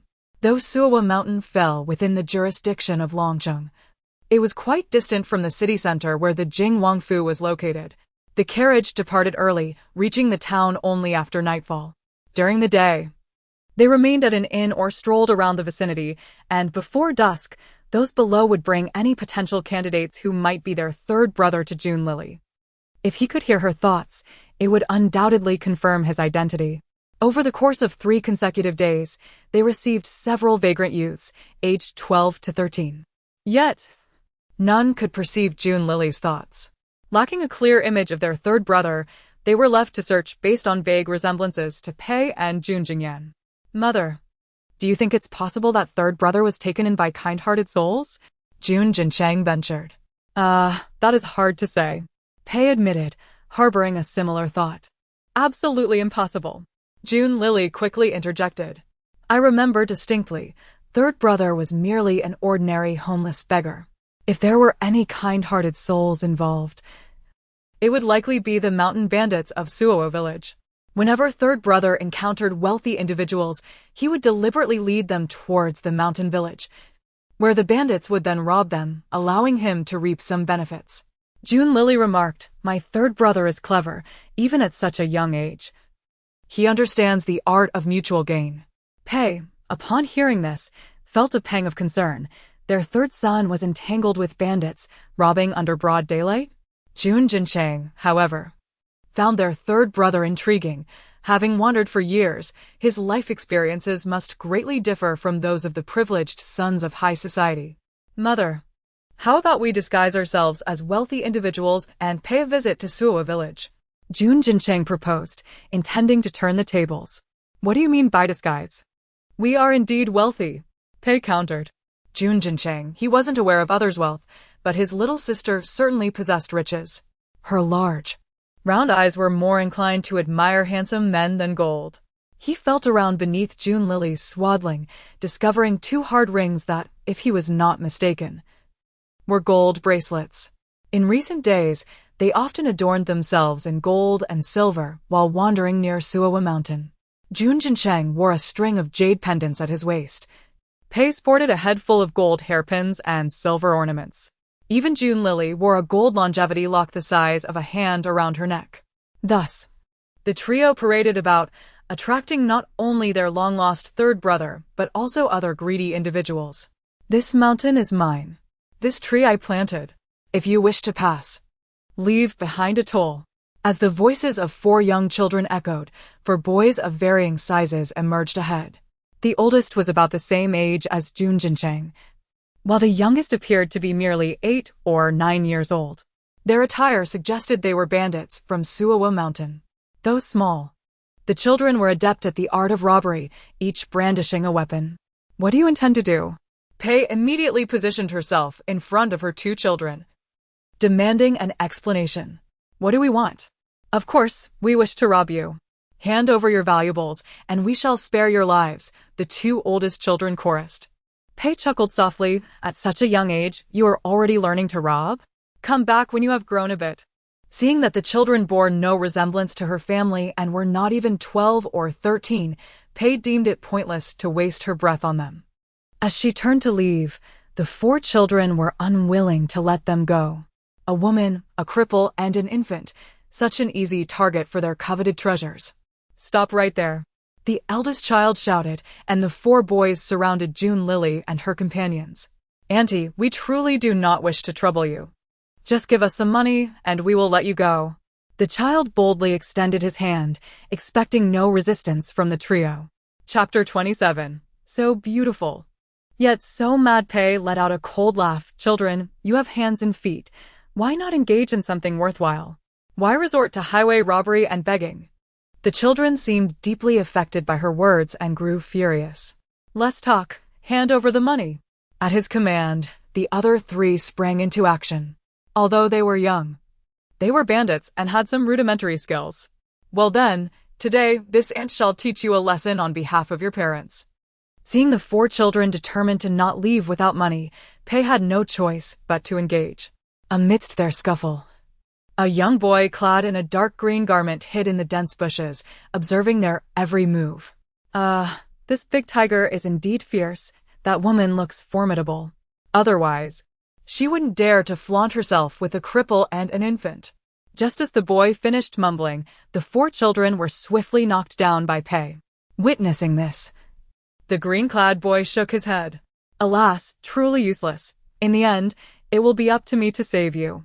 He sighed, scooped up some dirt from the ground, smeared it on his face, and tossed some leaves into his hair, deliberately making himself look disheveled. Help! Help! A big bug is chasing me, he cried out, rolling out from the bushes and landing beside Pei. Trembling, he pointed towards the thicket. In that moment, Pei paused for a second, despite his dirty appearance. The boy's facial structure bore a striking resemblance to her eldest and second sons. Even June Lily was momentarily taken aback.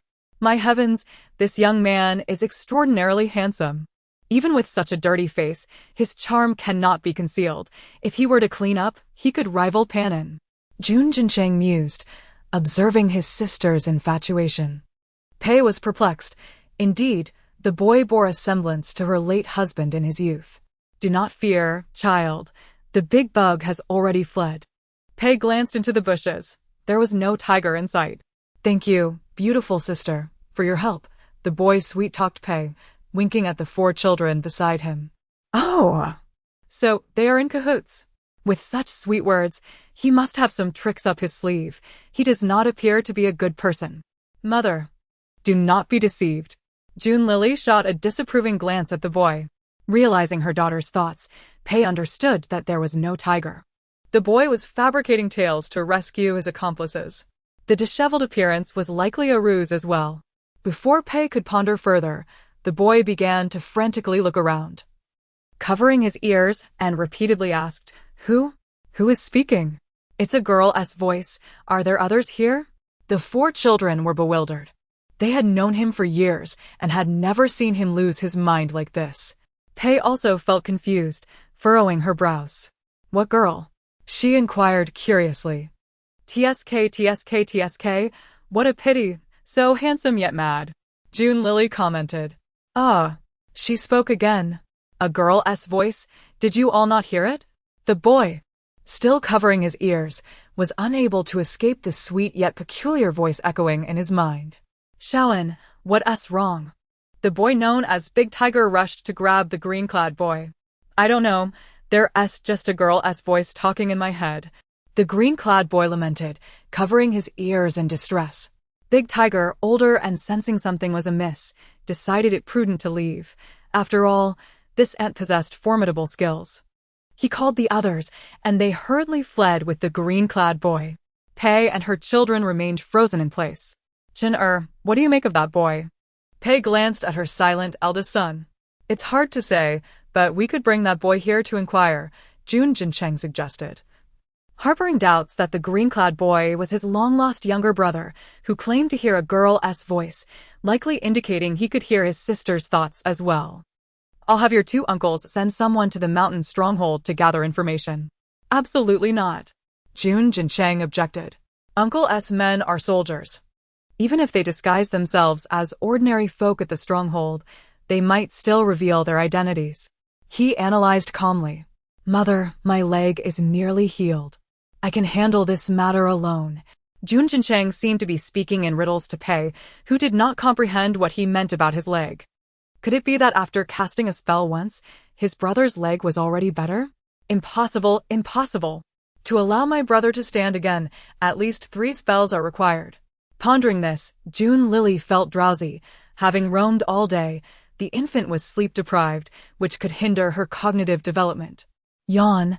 Yu is sleepy. I'll take a nap. No sooner had she spoken than she fell asleep. Watching his little sister, Jun Jincheng kissed her cheek. Indeed, the little one was quick to tire and quick to fall asleep.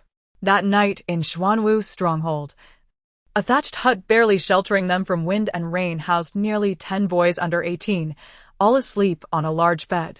Shaoan sat on the threshold, quietly gazing at the stars above. The ant they encountered in the morning, though unfamiliar, felt oddly reminiscent.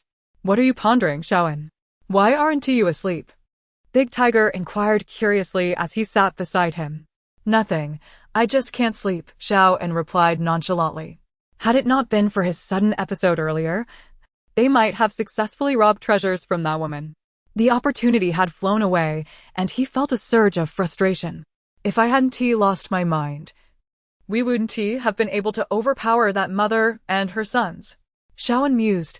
"That lady, though seemingly gentle, possesses formidable martial arts.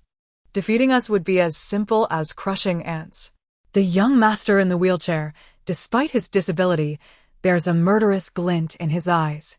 Just because he cannot stand doesn't mean he cannot wield hidden weapons or poison. We are simply no match for them. His tone remained calm and collected. These thoughts had long been considered. To deal with such individuals, if one were to feign helplessness at the outset, perhaps they might offer a few coins. Having only seen the trio once, Shaoan had already grasped their characters perfectly. His insights earned him Big Tiger's admiration.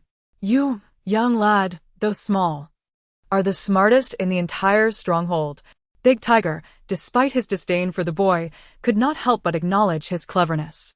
Too kind," Shaoan grinned. "I know our chief is gravely ill. Continuing to rely on the aged ginseng will certainly not suffice for our needs." "What should we do?"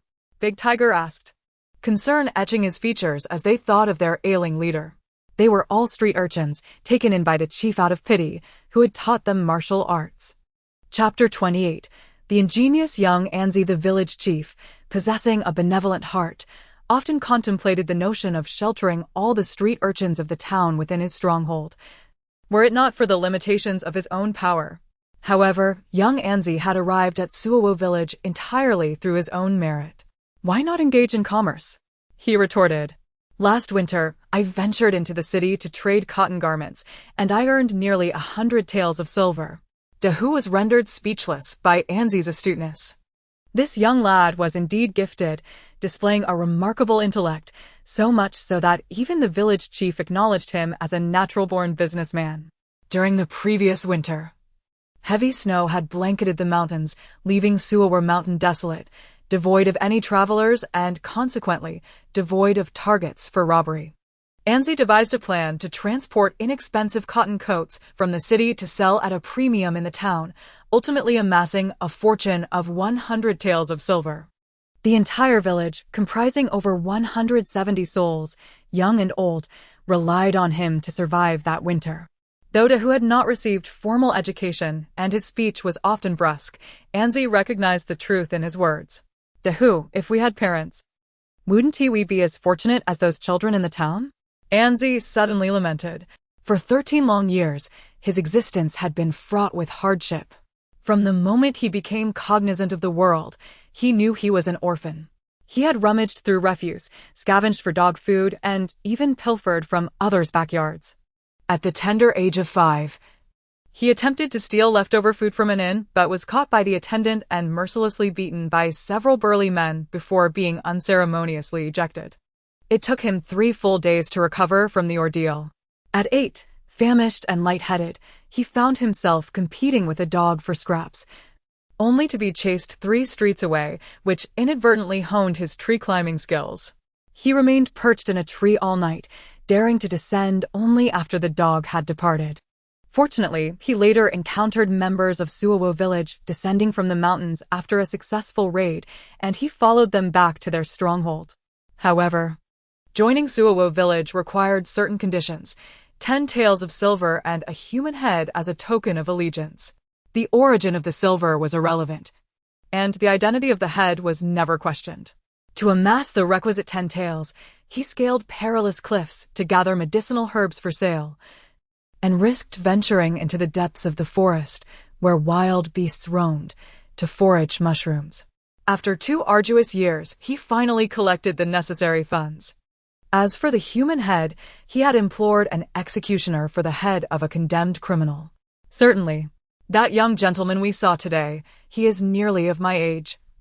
Fair and handsome, truly delightful."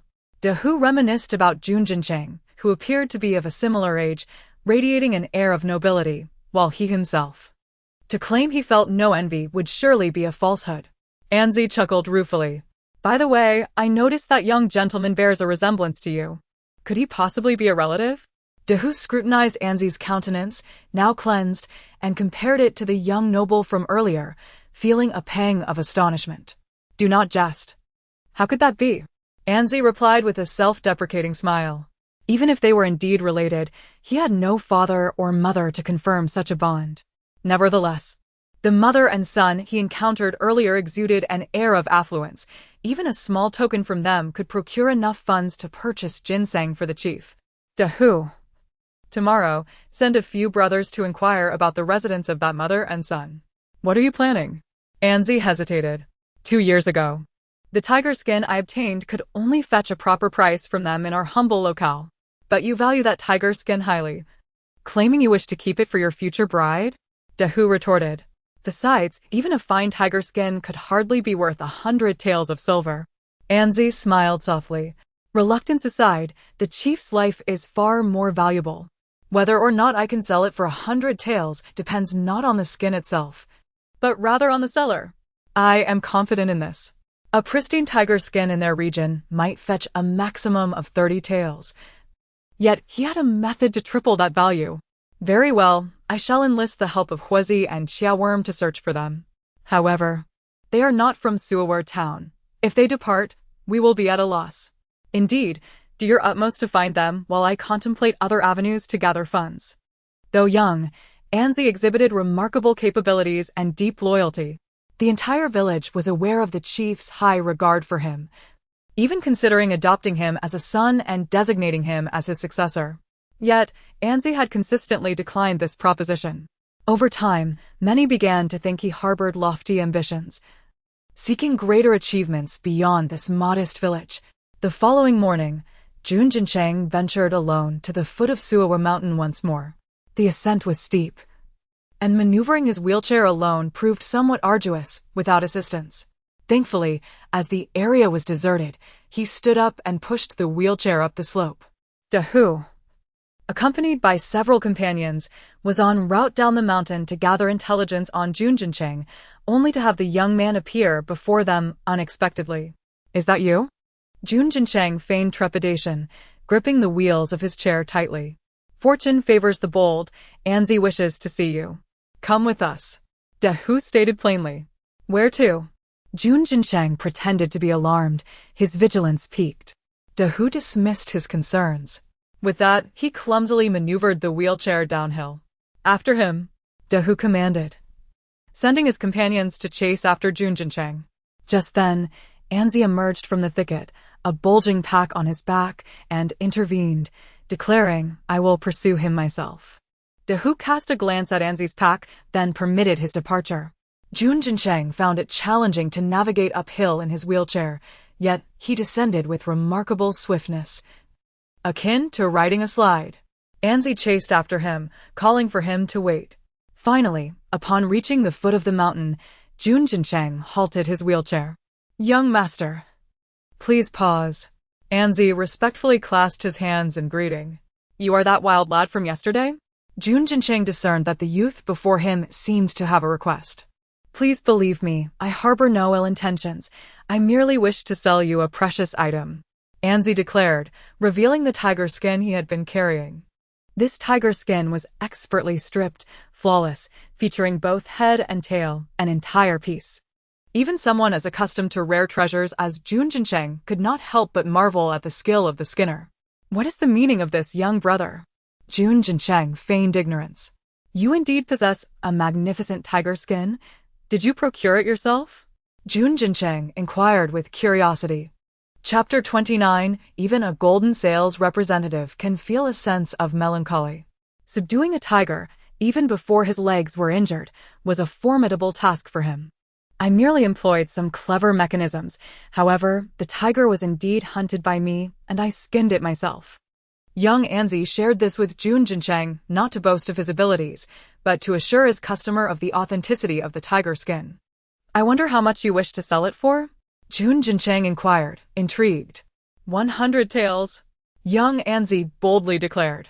Jun Jincheng found this rather amusing and was about to engage him in discussion when young Anzi preemptively explained, "You may not be aware, but this tiger was no ordinary beast. He intentionally built suspense.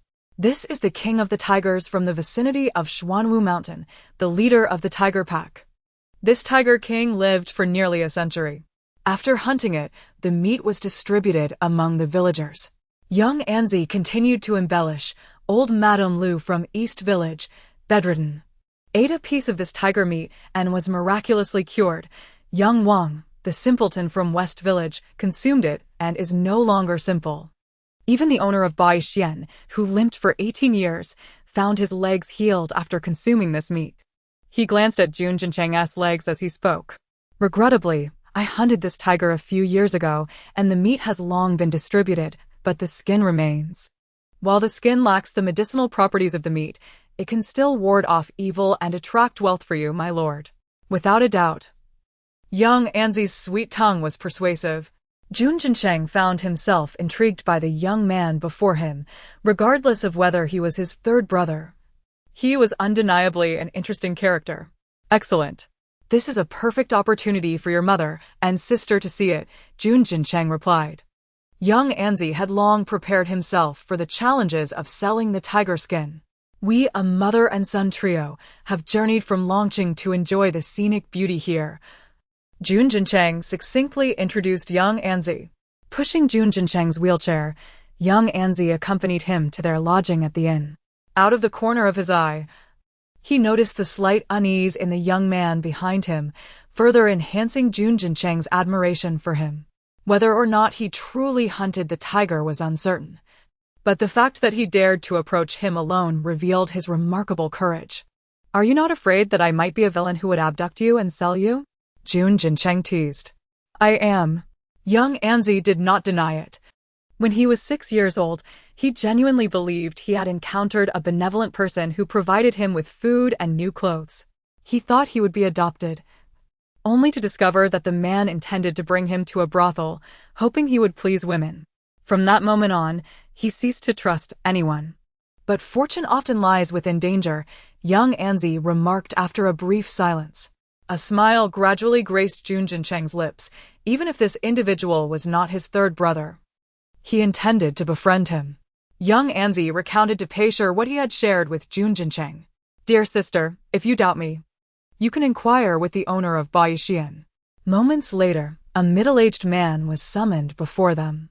"Owner of Bai Xian, this young brother claims you purchased divine tiger meat from him, and after consuming it, your leg, which had been lame for 18 years, was healed. Is this true?"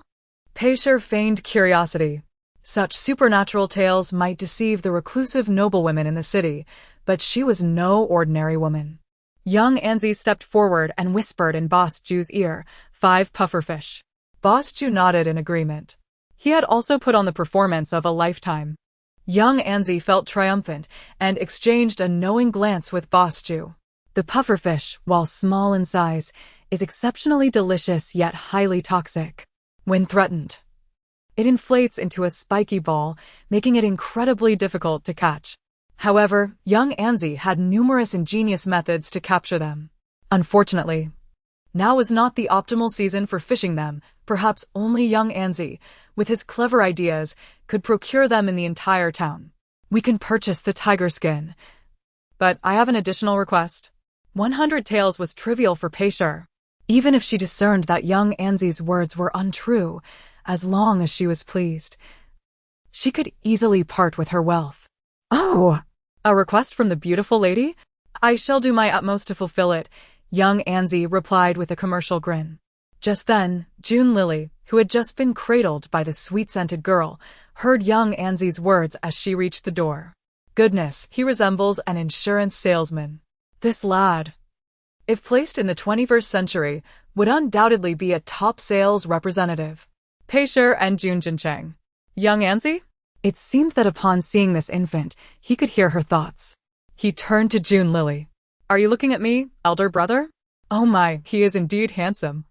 His features are etched upon my heart." "Peisher, my daughter is quite spirited." Jun Jincheng, what wild words are these?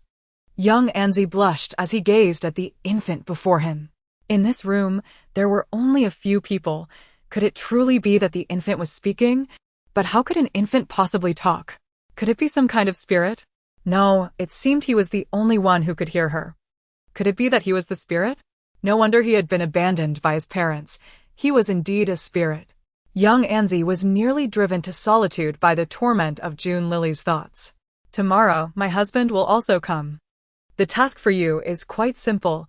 Dine with our family, Pei-Shi said kindly, her demeanor resembling that of a loving mother. Young Anzi stroked his smooth chin, pondering, just a meal? It seemed unlikely to be that simple. However, if he did not agree, she would not purchase the tiger skin. Without her purchase, where could he find 100 taels to aid the head of the household? The head had treated him decently. Very well, it is settled. After much contemplation, young Anzi resolved to take the risk for the sake of 100 taels. Not only is the elder brother handsome, but he is also remarkably courageous. June Lily couldn't help but offer another compliment. Young Anzi began to sense something amiss. If he were indeed a spirit, why could he not hear the thoughts of others? Only those of this infant? Chapter 30. Those who harm us shall repay tenfold. Could it be that they are both monsters? No, they are of the same kind. But that doesn't make sense. This infant has both a mother and father. How could they be monsters? Little Anzi was perplexed, scratching his head in utter frustration. What is the matter? It's just a meal. Why is the young master feeling so emo? Does he not wish to go? June Lily, noticing little Anzi's distress, was filled with curiosity. To reassure him, Pei-Shi presented a banknote of 100 taels. Consider this your deposit. If you behave well after dinner tomorrow, I shall give you an additional 20 taels. Upon hearing this, little Anzi's phoenix eyes sparkled with excitement. 20 more taels. Even if tomorrow's gathering were a banquet of treachery, he would undoubtedly attend. In the afternoon, June Jingyan arrived. While the three of them waited for June Lily to fall asleep, they began their discussion. That little bandit must be the third brother, judging by his expression. He could likely hear Lily's voice. June Jinchang deliberately avoided the term heart voice. I've only just arrived, and you've already found him, June Jingyan remarked, marveling at the speed with which his wife and son sought him out. If you hadn't found him, I wouldn't have urged you to come. Pei-Shi spoke candidly. June Jingyan choked on his words, quickly shifting the topic. He was now beginning to worry about little Anzi. Who could our son possibly offend? Pei-Shi retorted coldly. Even if he did offend someone, it would be because they provoked him first. If that were the case, he could simply kill them. Why complicate matters? Hearing this, June Jingyan couldn't help but chuckle darkly. Sister Shuang's words ring true. Those who wish to harm our family are merely inviting their own demise. In a moment, June Jingyan's demeanor shifted dramatically. One moment he appeared anxious and timid. The next he was enveloped in a dark aura, his gaze laden with menace. Father, whatever became of the old maid who swapped out the third brother? Naturally, she was sent to the Ministry of Justice. This villain harbored malicious thoughts and was cruel. Perhaps she came to her senses, for she took her own life in prison the very next day, June Jingyan recounted succinctly. Pei-Shi and June Jinchang exchanged concerned glances. Only June Jingyan knew the truth behind the old maid's fate. Father, you are wise. Anyone who harms our family shall pay tenfold. June Jinchang proclaimed, bowing to June Jingyan, his eyes narrowing as he tapped his leg. Pei-Shi and June Jingyan shared a knowing look. Tenfold repayment. June Jingyan nodded in agreement. Pei-Shi retrieved a small booklet she always carried, flipping to the middle page where she found the old maid's name and marked it with a check. June Jingyan glanced over the densely written names, realizing that others, such as Old Lady Pei and Pei Shouting, were similarly marked. He instantly understood the purpose of this little booklet. Meanwhile, little Anzi had used the 100 taels given by Pei-Shi to purchase a century-old ginseng. Returning to the stronghold, he hurriedly administered it to the chief. You rascal, you truly managed to sell it for 100 taels. You take care of the chief. I'll go have them brew the medicine, little Anzi informed before departing. Once he left, the frail man lying on the bed slowly propped himself up. Though he appeared to be in his 30s, he looked remarkably worn. Dahu, not daring to conceal anything, recounted how little Anzi had sold the tiger skin. The chief was immensely grateful. Dahu, have your men prepare. Tomorrow I shall adopt little Anzi as my godson. Regardless of whether he wishes to inherit the stronghold in the future, he shall be my Ba Tian Hua's son. He was torn, wanting to seek out his biological parents, but fearing rejection, pondering why they had abandoned him for 13 years. Early the next morning, little Anzi walked the path to meet Pei and the others, his heart a tumult of emotions. At merely 13, he bore burdens far beyond his years. By noon, the 4 members of the Jun family arrived at the largest inn in Xuanwu town, Bawei Xian. Yet they merely ordered a few dishes, leaving much of the table empty. Upon little Anzi's arrival, Pei joyfully welcomed him. Truly, he is my own son, so bold and clever. This is my husband, the legitimate eldest son of King Jing, currently serving as the Deputy Minister of Justice. Pei succinctly introduced Jun Jingyan. Little Anzi felt a profound respect. The highest official he had encountered was the town mayor. Lord Jun, he awkwardly bowed, echoing the reverence he had observed when greeting the town's teacher. Please, have a seat, Jun Jingyan replied gently. Look over the menu and feel free to order whatever you like. Jun Jincheng lowered the menu towards him. Knowing the prices at Bawei Xian, little Anzi hesitated to order freely and opted for the cheapest dish, a cold tossed cabbage. Observing his hesitance, Pei encouraged him again, but little Anzi politely insisted that a single cabbage was sufficient, claiming he ate little. Alas, this young master is truly pitiable. He must often go hungry, looking so thin. Sitting beside little Anzi was Jun Lily, cradled by Jun Jincheng. She could clearly see that little Anzi's 13-year-old wrist was thinner than that of an 8-year-old flower girl on the street. She couldn't fathom how he had survived all these years.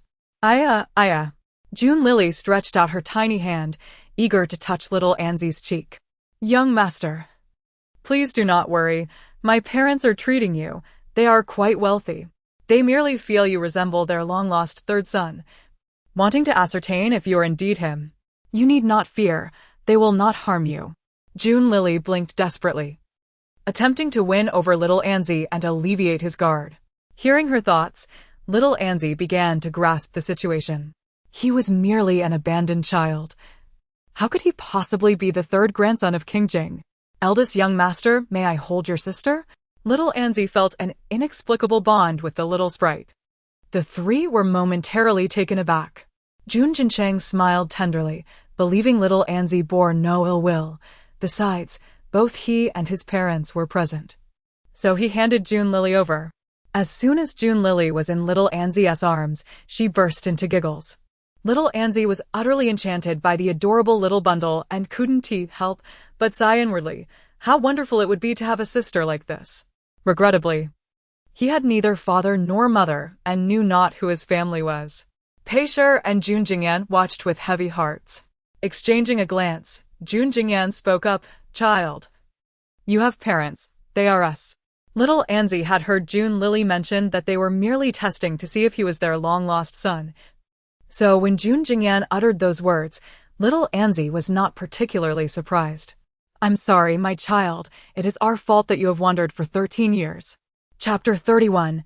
A game of charades just one day after meeting upon recalling the painful separation and the fact that she had raised her enemy's son for 13 years. Pei's nails dug deeply into the wooden table, nearly leaving marks on its surface. Jun Jingyan briefly recounted to Xiao Anzi the crimes of Granny Dan. Allowing her to die so easily was truly a disservice. Unable to contain her fury, Pei struck the table in anger. Xiao Anzi listened with half comprehension. Yet he was puzzled. Despite resembling this official couple, how could they recognize him? How could they prove he was their long-lost son? He remained vigilant, like a wary leopard ready to pounce.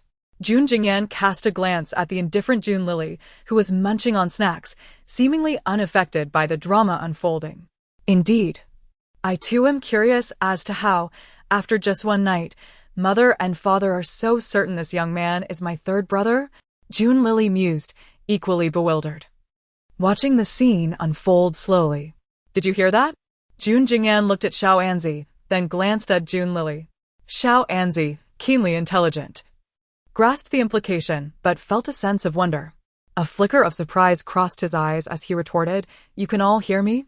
Jun Jingyan and Pei exchanged knowing glances and nodded slightly, while Jun Jincheng also affirmed with a nod. The four were engaged in a silent game, with only Jun Lily left in the dark. "What did you hear? It's driving me mad. Why doesn't he, the young man, speak more clearly? Really? You four have only just met and already you're playing charades? You're just picking on me for being young and not understanding." "Woe is me," Xiao Anzi asked. "What do you mean by woe?" Pei found it strange. She and Jingyan, along with their sons, were quite clever, yet this little girl seemed somewhat dim-witted.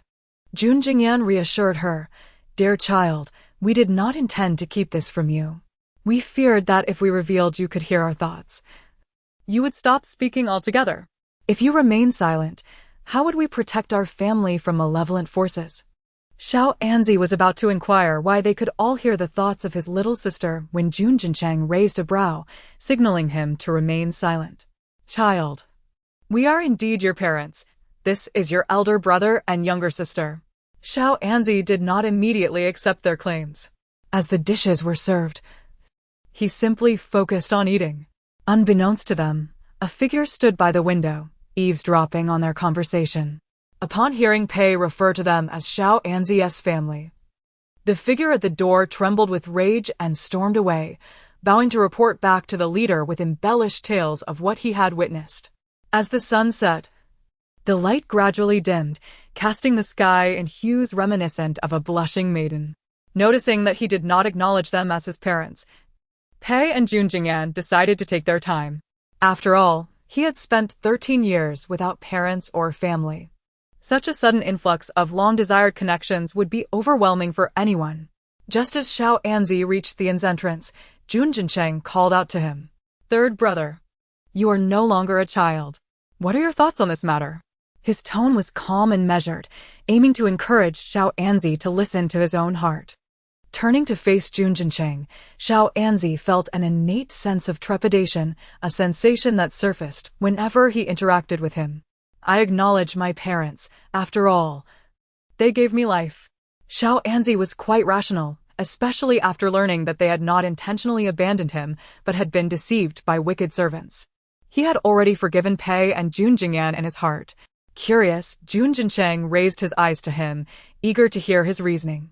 "The village leader treats me well, and he is currently ill. Give me some time. Once he recovers, I will bid farewell and seek you out in Longcheng." Xiao Anzi felt a sense of duty and responsibility. Jun Jincheng chuckled softly, thinking how admirable his younger brother was, unfazed by the allure of wealth and refusing to abandon his former companions. "Very well, I believe you. Thank you, elder brother." Xiao Anzi bowed respectfully. Jun Jincheng shook his head, realizing that since Xiao Anzi had called him elder brother, he could no longer ignore him. When bowing, the left hand is placed above. In our country, the left is esteemed. Before Xiao Anzi could respond, Jun Jincheng had already maneuvered his wheelchair away. Upon returning to the village, Xiao Anzi was met with the fury of the village leader. "No wonder you did not wish to be my adopted son. You have secretly found your biological parents. Had it not been for Big Tiger, how long did you plan to keep this from us?" Xiao Anzi turned to the guilty-looking Big Tiger. Having only met his family 3 times and not even knowing his own origins until today, how could Big Tiger have known? With narrowed eyes, he sensed a hint of danger. "Big Tiger, were you following me? Here I was, considering you a brother." Seeing Big Tiger's look of grievance, the village leader interjected, "Do not blame Big Tiger. I sent him. Otherwise, how would we know you were colluding with the government to betray the village?" Xiao Anzi was bewildered. "I merely went out to eat. I have not even acknowledged my parents yet. How could I be colluding with the government?" He realized the leader did not want him to leave the village. Finding your biological parents and achieving success is indeed a joyous occasion, but your happiness cannot be built upon the suffering of our village brothers. The leader continued, "The brothers have seen many soldiers hovering near Xuanwu town recently. The court intends to dispatch troops to besiege us. Xiao Anzi was confused. He had heard Jun Jincheng speak of his family's situation, noting that his grandfather was a general and both uncles held military ranks. Surely these troops were sent by them. Village leader, you worry unnecessarily. Those soldiers were sent by my grandfather and uncles to find me, not to harm our village. Xiao Anzi earnestly explained. The leader's eyes darted as he considered this information. Before he could fully comprehend, Big Tiger suggested, Village leader, why not confine Xiao Anzi for now? If the army truly attacks the village, we can use him as a hostage. The leader was taken aback by Big Tiger's insight. He had never realized Big Tiger possessed such intellect. What do you suggest? He inquired. Xiao Anzi's biological parents are significant figures in Longcheng.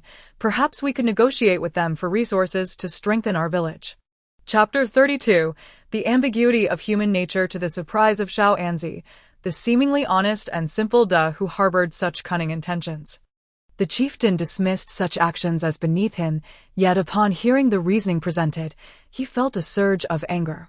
Nevertheless, he pondered. Even if they chose not to attack today, war would inevitably loom in the future. Thus, to ensure the safety of my Xuanwu village, Xiao Anzi, you shall remain here forever. Upon hearing this, Xiao Anzi felt as though he had plunged into an icy abyss.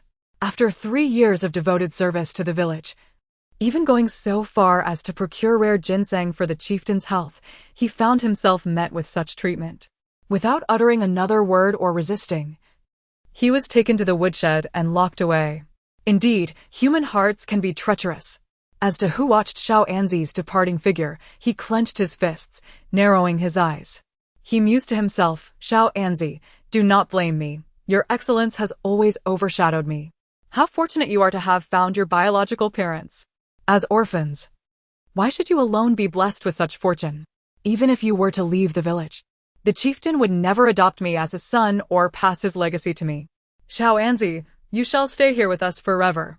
For 3 consecutive days, the Jun family awaited the return of Xiao Anzi in vain. Jun Jingyan paced anxiously in his room, consumed by worry. Could it be that he has left us because he cannot forgive our past transgressions? Speculated Peisher with concern. Jun Jincheng immediately opposed this notion, asserting that is impossible. He told me he acknowledges his parents, but there are still matters to resolve in the village. Then let us wait a few more days, suggested Jun Jingyan. After hearing their parents' worries, Jun Lily was filled with confusion. The Jun father and son were perplexed, and if only Jun Lily could speak to convey her thoughts to her father and elder brother. With a distressed pout, her sparse eyebrows furrowed, resembling a character from a comic strip. Upon hearing Jun Lily's deductions, the father and son began to grasp the situation. After having Mi Jian carry Jun Lily away, they commenced their discussion. Is it possible that someone from the village has taken the 3rd child captive? Jun Jincheng concluded. Perhaps there are others involved who have kidnapped him. Jun Jingyan contemplated with foresight. Regardless, we should establish a methodical approach, starting from the village and working our way outward. Jun Jincheng organized their plans efficiently. Since the villagers have already seen our faces, it falls upon you, father, to take action. Jun Jingyan did not refuse. Rescuing his son was an obligation he would not shy away from. The next day, disguised as an ordinary farmer, he arrived at the gates of Xuanwu village with 10 taels of silver and the head of a death row convict. With such credentials, the villagers treated him with courtesy. The chieftain stated that while they could accept him, they did not employ idlers. What skills did he possess? Are there any light tasks, such as cleaning the rooms? Jun Jingyan discreetly slipped a small amount of money to a bandit, hoping to establish rapport. Cleaning the rooms could provide an opportunity to discover Xiao Anzi's whereabouts.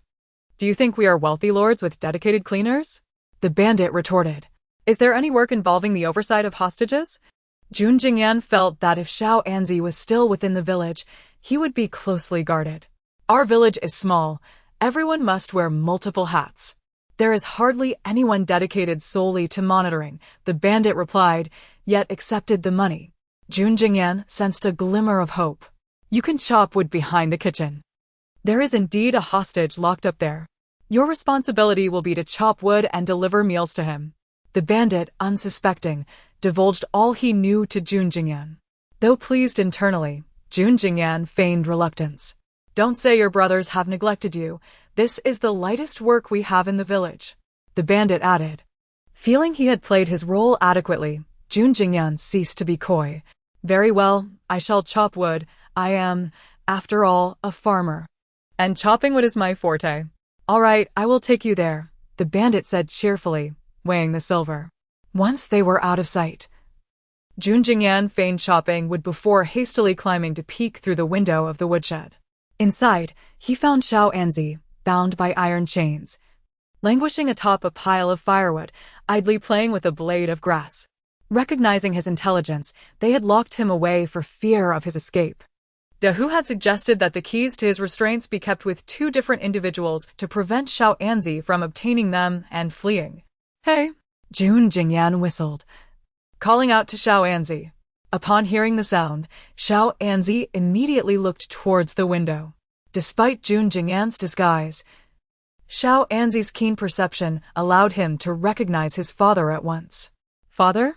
He exclaimed, a mix of surprise and joy illuminating his face. The surprise that once graced Xiao Anzi's features now transformed into astonishment for Jun Jingyan. You finally acknowledge me? Jun Jingyan felt an overwhelming urge to embrace Xiao Anzi. At that moment, Xiao Anzi, filled with rage, struck his fist against the window frame. Jun Jingyan sighed, realizing that the ambiguity of human nature was not to be blamed on Xiao Anzi, it was simply in his character. The entire Jun family, including himself, his beloved wife Pei-Shi, and his eldest son Jun Jincheng, shared this trait. Father, you must leave. I am already content to have you as my father and a mother like her. Xiao Anzi understood that Jun Jingyan had braved danger to rescue him, and this alone sufficed for him. He would not allow his father to take risks for his sake. They plan to use me as a hostage. Should the court send troops to besiege them, I will be their leverage. We have no means of escape. With many hands in Xuanwu village, it would be perilous to rely solely on a few people without military support. Jun Jingyan rubbed his hands together, acknowledging the challenge ahead. Before they could exchange further words, Jun Jingyan's trained ears detected someone approaching. He gestured for Xiao Anzi to remain silent and resumed chopping wood by the fire. Chapter 33. To the battlefield as a meat shield in the blink of an eye, De Hu approached. Jun Jingyan cast a fleeting glance at the youth who was nearly the same age as his eldest son, only to perceive a lingering sorrow in the boy's eyes.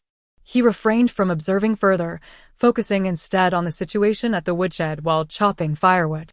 De Hu reached the window, gazing at the seemingly indifferent Xiao Anzi within. He felt a sense of futility, akin to striking a fist against cotton. It seemed to him that Xiao Anzi ought to harbor resentment toward him. Why did he maintain such an apathetic demeanor? Xiao Anzi, just stay put in the woodshed. In about 10 years, once the storm has passed or the leader has changed, I will naturally let you out, De Hu offered, his tone dripping with irony and pity. Never mind. Just don't forget to send someone with my meals daily. As long as I have food and drink here for a lifetime, I'm content. Xiao Anzi feigned a fa of enjoyment in his confinement. Previously, he had considered De Hu a comrade, but since the day he proposed to become a hostage to the leader, he recognized that De Hu's sentiments had all been a charade. Brotherhood, companionship, all mere deception. If you can think that way, I can save some effort too. Stay honest inside. After uttering this, De Hu turned and departed. He was well aware of Xiao Anzi's capabilities, knowing that even without a key, he could pick a lock. So he thoroughly searched him, leaving behind nothing but his clothes. Once De Hu left, Jun Jingyan leaned closer to the window. That person's jealousy is excessive. Keeping him will only bring disaster. What if we use him as a hostage to exchange for you? Jun Jingyan, unfamiliar with their stronghold, sought Xiao Anzi's opinion. It's futile. Xiao Anzi candidly replied. The leader is cold-hearted. Emotional appeals are useless. He will only retain those who are of greater benefit to him. De Hu's fate is of no concern to him. Jun Jingyan understood. After pondering for a moment, he inquired again, Where do the mountain bandits source their water? There is a well beside the kitchen. We obtain our drinking water from there, he explained.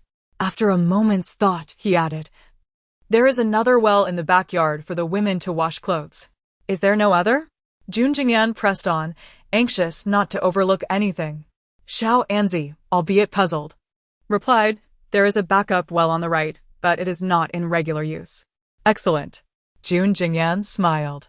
In Xiao Anzi's eyes, he saw a chilling aura of ruthlessness. His gaze darkened further. He did not question Jun Jingyan's intentions, for he already understood. Naturally, he had no intention of obstructing Jun Jingyan's actions, as it was indeed the people of Suowo village who had wronged him first. Jun Jingyan imparted a few inconsequential words to Xiao Anzi before excusing himself to descend the mountain. Upon returning to the inn, he shared Xiao Anzi's plight and his own thoughts with Pei and Jun Jincheng. At this juncture, there seemed to be no other recourse. Pei expressed her agreement, and Jun Jincheng voiced no objections. However, upon hearing this, Jun Lily was left utterly astounded. Father, I know you are ruthless. But must we truly claim the lives of over 100 people in the entire stronghold? On a mid-autumn night, cold sweat trickled down Jun Lily's back. Even if they are unjust and have wronged third brother, surely we could merely teach them a lesson without resorting to such cruelty? Amitabha, this is truly a sin. Jun Lily was not overly sentimental after spending hundreds of years in the Zizhu forest listening to the teachings of Guanyin. She understood the importance of doing good deeds and accumulating merit, otherwise one would descend into hell. Naturally, she wished to spare her loving family from such a fate. Let us replace poison with laxatives. Just torment them for a few days. And, if we fear retaliation, let the two uncles lead troops to escort them to the border battlefield as soldiers. Thus, they would serve the nation and resolve our troubles. Daring to take my third brother as a hostage, sending them to the battlefield as human shields. The Jun family, upon hearing this, could not help but admire Jun Lily's remarkable intelligence. She truly had a plan. Let us proceed with this. Days and nights later, Suowo village appeared eerily silent. The leader's paranoia had intensified. The number of guards at night was more than double that of the day. Fortunately, Jun Jingyan was nimble, seizing the cover of the dark moonlit night to swiftly poison all 3 wells with laxatives. Meanwhile, Jun Jincheng had been waiting near Suowo village since dawn. The Pei family's army had yet to arrive. With such a large population, there were still a few who had evaded the laxative. Jun Jingyan did not act recklessly, but pretended to care for those who had not consumed the laxatives. This must be due to something they ate. Yet we all had different meals. Xiao Lu got up late and missed breakfast, only drinking some water, and he is also affected. Water? Could someone have poisoned our well? Listening to the bandits' discussions, Jun Jingyan felt inclined to give them a thumbs up. Are the mountain bandits this clever nowadays? You lot. Stop chatting and hurry to see how the leader is faring. Dehu busily directed everyone, urging them not to panic. Having snuck food, he had not partaken in the stronghold's breakfast, and thus he was fortunate to remain unpoisoned. The newcomer. Go check if that boy in the woodshed has been rescued amid the chaos. Dehu then instructed Jun Jingyan. Rescuing someone amid the turmoil was indeed a fine idea, but regrettably, he had yet to find the key. Following Dehu's command, Jun Jingyan made his way toward the woodshed. Although Xiao Anzi was confined there, the commotion outside had already led him to suspect that his father had succeeded. Upon seeing Jun Jingyan approach, Xiao Anzi anxiously asked, "Father, when can we leave this place? It's damp and there are mice." Having slept on the streets after rain, Xiao Anzi was hardly afraid of dampness and rodents. He merely wished to indulge in a moment of affection with his newfound father. Upon hearing this, Jun Jingyan felt a pang of sympathy. His poor third son had truly been suffering. "Fear not, Anzi, your mother has gone to seek your uncles. Soon, the Pei army will arrive to flatten the stronghold. Your elder brother is also nearby. I will find the key to release you and reunite you with him. There are 2 keys, held by Dehu and the leader." Xiao Anzi reminded, fearing Jun Jingyan might not find them. Before Jun Jingyan could depart, The sound of the Pei army assaulting the stronghold echoed in all directions. Dahu also arrived at the woodshed, intending to take Xiao Anzi out as a hostage. Jun Jingyan did not rush to rescue him. He could not yet reveal himself. His wife and 2 brothers were with the army, and in the shadows, his eldest son Jun Jincheng was watching every move of the stronghold while holding Jun Lily. If Xiao Anzi were truly in danger, each of them would act. After much contemplation, Jun Jingyan resolved to search for the keys in the leader's chamber first. Chapter 34. Rooting out the weeds naturally, he only departed after witnessing the arrival of his eldest son. Dahu, accompanied by several individuals, approached to apprehend Xiao Anzi. Noticing the absence of Jun Jingyan's presence, he muttered discontentedly about the laziness of newcomers, vowing to punish him once this matter was resolved. Xiao Anzi found Dahu's ignorance of the impending calamity somewhat amusing, causing a slight smile to unconsciously grace his lips. "What are you laughing at?" Dahu, realizing he was the subject of Xiao Anzi's amusement, retorted angrily. When Xiao Anzi shook his head in denial, Dahu continued, "Congratulations, your family is right outside. They have come to fetch you." The tone of his voice revealed his malicious intent, akin to a weasel wishing a chicken good fortune. After uttering these words, he leaned closer to Xiao Anzi, a sinister grin spreading across his face. His murderous intent had long been ignited. This scene did not escape the notice of Jun Jincheng, who quickly maneuvered his wheelchair to follow Xiao Anzi and Dahu.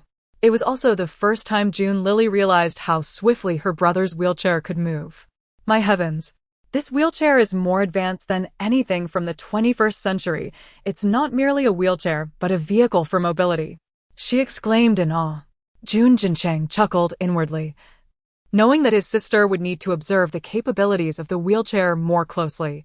At the entrance of the makeshift camp, both Pei Shi and her 2 uncles from the Pei family were present. The Pei army they had brought along was minimal, merely intended for locating individuals. Fortunately, Jun Jingyan had preemptively administered a laxative, otherwise, a fierce battle would have ensued at their encampment. Upon seeing Xiao Anzi's disheveled appearance after days of confinement, Pei Shi felt a pang of sorrow.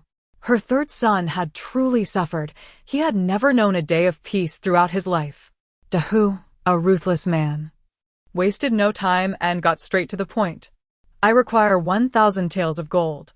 His demand was exorbitant, a sum that was already a fortune in his eyes. Originally, he had considered enlisting their aid to eliminate the chief, but with the chief now afflicted by the laxative and still recovering from previous ailments, even his rudimentary skills would suffice to achieve that aim. With a fierce determination, Dahu placed a knife against Xiao Anzi's throat. Observing this, Jun Lily felt great concern. This villain truly does not intend to spare him. That is 1,000 taels of gold, she thought anxiously. But if I do not pay him, he will surely kill my 3rd brother. She had just utilized her magical abilities to heal Jun Jincheng's legs and would not regain her powers until the following month. Feeling despondent over her inability to save her brother, she was filled with sorrow. Noticing the girl's distress, Jun Jincheng pinched her cheek gently. "Brace yourself." Jun Lily did not comprehend his meaning, and in the next moment he suddenly lifted her into the air, soaring away from the wheelchair toward Dahu. In that instant, he swung his wide sleeves, unleashing a flurry of darts that struck the hearts of several bandits nearby, killing them instantly. As he descended, he unfastened his belt and tossed it toward the wheelchair, using it to draw the wheelchair closer. The wheelchair landed successfully, and he settled back into it with Jun Lily safely in his arms.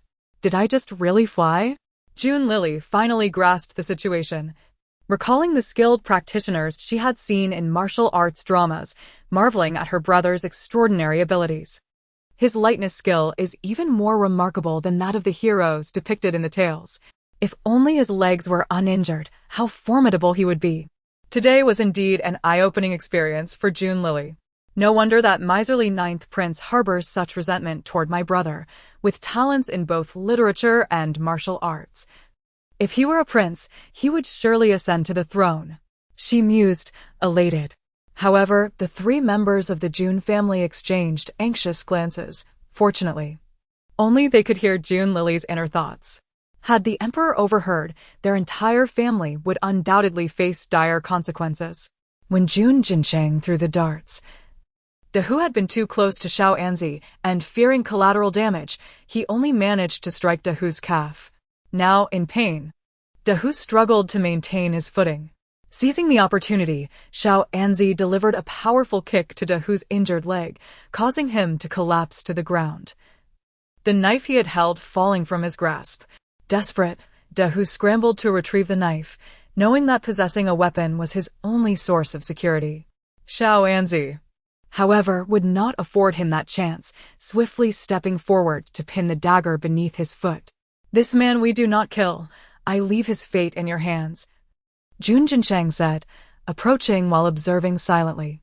"Please, I beg you, for the sake of our past, spare my life," Hu pleaded. Watching as Xiao Anzi picked up the dagger, he could only endure the pain in his leg, bowing profusely in desperation. "Third brother, do not show mercy. Eradicate the threat completely," June Lily prayed silently. This man was of ill intent, and having now fostered enmity with their family, allowing him to live would surely invite future troubles. Xiao Anzi was swayed by her counsel.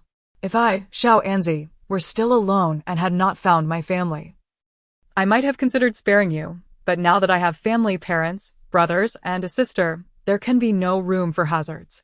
As he spoke, Xiao Anzi's demeanor shifted, his eyes hardening with resolve. He turned to June Jincheng and June Lily, instructing, "Eldest brother, cover my sister's eyes." June Jincheng nodded in affirmation. Just as June Lily was about to inquire about the reason, the sound of a knife plunging into flesh filled the air. "Is third brother trying to shield me from witnessing his act of killing?" June Lily finally understood Xiao Anzi's intent. Third brother's courage and composure in the face of danger reveal him to be someone of great fortitude. Her impression of her newly acquainted brother soared. Even the two uncles watching nearby were left speechless by Xiao Anzi's actions. They saw in him a glimmer of hope, akin to a second June Jincheng, a candidate worthy of cultivation. Yet they were mistaken. Xiao Anzi was not June Jincheng, and their paths would ultimately diverge. After discovering the key to the shackles from Hu's body, June Jingyan successfully retrieved the key to the foot restraints for Xiao Anzi. "Brother-in-law, congratulations on gaining such a promising son," Pei Laodao remarked, increasingly fond of Xiao Anzi. "You should have seen it. Chun'er is formidable. And now this lad possesses both bravery and cunning." Pei Lao chimed in with praise. Chapter 35. Grateful to my little sister for saving his nails. The sons born to the Pei family, particularly the two brothers, grew more endearing with each passing moment, lamenting only their own lack of fortune in being unable to sire such delightful offspring. "Indeed, we ought to bestow a name upon the little Anzi," Pei suggested eagerly. "Let us call him June Jinan, akin to Chun'er's generation," remarked June Jingyan casually. "I propose we add a radical for Woodtuan, transforming it into an," he added. A name inspired by Pei's recent contemplation while watching little Anzi slay a formidable tiger. Much like the eucalyptus tree, it embodies solitude and resilience, a symbol of enduring vitality and hope. After a brief moment of reflection, June Jingyan nodded. "Little Anzi, from this moment forth, you shall be known as June Jinan," he declared, affectionately patting the boy's shoulder with a warm smile. Little Anzi was overwhelmed with emotion, his eyes glistening with unshed tears. After 13 long years, a dream he had scarcely dared to envision had finally materialized. "Son June Jinan, I pay my respects to my parents, my two uncles, and my elder brother," he proclaimed, kneeling and bowing deeply. Apart from his parents, uncles, and elder brother, he owed his recognition of heritage entirely to his little sister. During their brief sojourn in the thatched cottage of Xuanwu village, June Jingyan had subtly conveyed the truth of his identity being swapped and various other revelations. Without June Lily, they would have remained oblivious to these truths for a lifetime. Thus, the greatest credit belonged to June Lily. In his heart, June Jinan silently vowed that he would protect his little sister at all costs, even if it meant sacrificing his own life to ensure her safety. After a thorough grooming, Jun Jinin's appearance soared to new heights of beauty. Clad in a resplendent garment of green and white, adorned with bamboo motifs at the shoulders, he exuded freshness and elegance. Upon returning to Longcheng, Pei stated, "Anzi, this is the King Jing's residence, your new home." She deliberately instructed the carriage to traverse slowly, allowing Jun Jinin to take in the city's splendor. Truly majestic, this royal residence. It dwarfs even the combined estates of our town's gentry and landlords, Jun Jinin marveled. As the four of them entered the royal estate, Su from the second branch and Xiaohe from the third branch approached. The scandal surrounding the swapped third son had become widely known, even reaching the palace. Surely, they were here to assess the new third son's character. "Dear sister-in-law, this is the new third son. He is remarkably handsome," Xiaohe exclaimed upon seeing Jun Jinin, her eyes sparkling with admiration. Noting that he was vastly more attractive than the previous Jun Jinin gazed at Su and Xiaohe, somewhat bewildered. "Anzi, this is your second aunt and third aunt," Pei introduced succinctly. Hearing this, Jun Jinin smiled and promptly performed a respectful bow. Who would have imagined that after years of wandering, the third son would exhibit such impeccable manners, Su remarked, unable to suppress her admiration. At this moment, the thoughts instilled in him by those around him would take root deeply within. Thus, the old side princess had dispatched Su and he to probe the situation. "Thank you, second aunt, for your praise. These are merely the lessons imparted to me by my elder brother on the carriage," Jun Jinin replied. Although he was not well acquainted with the affairs of the royal residence, he could discern through Jun Jincheng's gaze that he harbored a strong aversion towards Su and he. His elder brother was not one to mask his disdain unless it served his interests. Otherwise, he was forthright in expressing his discontent. "Such is our royal household. We must adhere to these formalities to uphold our dignity before the imperial family," Jun Jinin continued, a thought of his own creation, unschooled by anyone. "Ha. A child so discerning, surely the matriarch will hold him in great esteem," Su responded, nodding in satisfaction at Jun Jinin's demeanor. Pei understood that the side princess wished to scrutinize her new grandson. "Humph." Jun Jincheng scoffed, attempting to move his wheelchair away. After his leg injury, his changes had become a common sight. No one cared to engage with his rudeness. "Jincheng, go see if your third brother's Shihui courtyard has been arranged properly," Pei instructed. The name Shihui was inspired by a line of poetry. "The blue eucalyptus has encountered the Shihui bird." It was hoped that Jun Jinin would eventually let go of past grievances. Jun Jincheng complied and departed alone. Meanwhile, Su and he led Pei and Jun Jinin to meet the side princess. Jun Lily initially hesitated to follow, but Pei continuously held her, making her feel like a mere accessory. How long would it be before she could walk on her own? The royal residence was indeed vast. Even Jun Jinin felt disoriented, let alone Jun Lily. After what felt like half an hour, they finally arrived at the quarters of the side princess. At that moment, the side princess sat silently in a Wangwali Luhan chair, observing the assembly. Pei and Jun Jinin approached to pay their respects. "Good child, you have suffered. Come here and let your grandmother have a look at you," the side princess said, wishing to leave a favorable impression on Jun Jinin with hopes of influencing him to serve her in the future. Due to her corpulence, her speech came with a hint of breathlessness. "Oh dear, my dear grandson, how I pity you. I must come and see you." Jun Lily, witnessing her demeanor, felt as if she was gasping for breath before the grave. Though the side princess harbored a dislike for the first branch, she still needed to maintain appearances. As Jun Jinin approached, the side princess feigned an invitation for him to take her hand. However, Jun Lily noticed the side princess's nails were short and rough, surrounded by dead skin, with the nails themselves appearing to be layered. Could it be that the side princess suffers from onychomycosis? Jun Lily pondered, intrigued, yet sensed something amiss, realizing that the condition would likely be far worse. Jun Jinin, unaware of what onychomycosis entailed, remained cautious, refraining from touching the side princess's hand and maintaining a respectful distance. Instantly, the side princess's fondness for her new grandson waned. How ungrateful. The side princess shot Jin an irritated glance, but chose not to pursue her discontent further. What a calamity. One heir afflicted with onychomycosis and now another. What a close call. Thank heavens I didn't shake her hand. Jinan thought to himself, grateful to his little sister for saving his nails.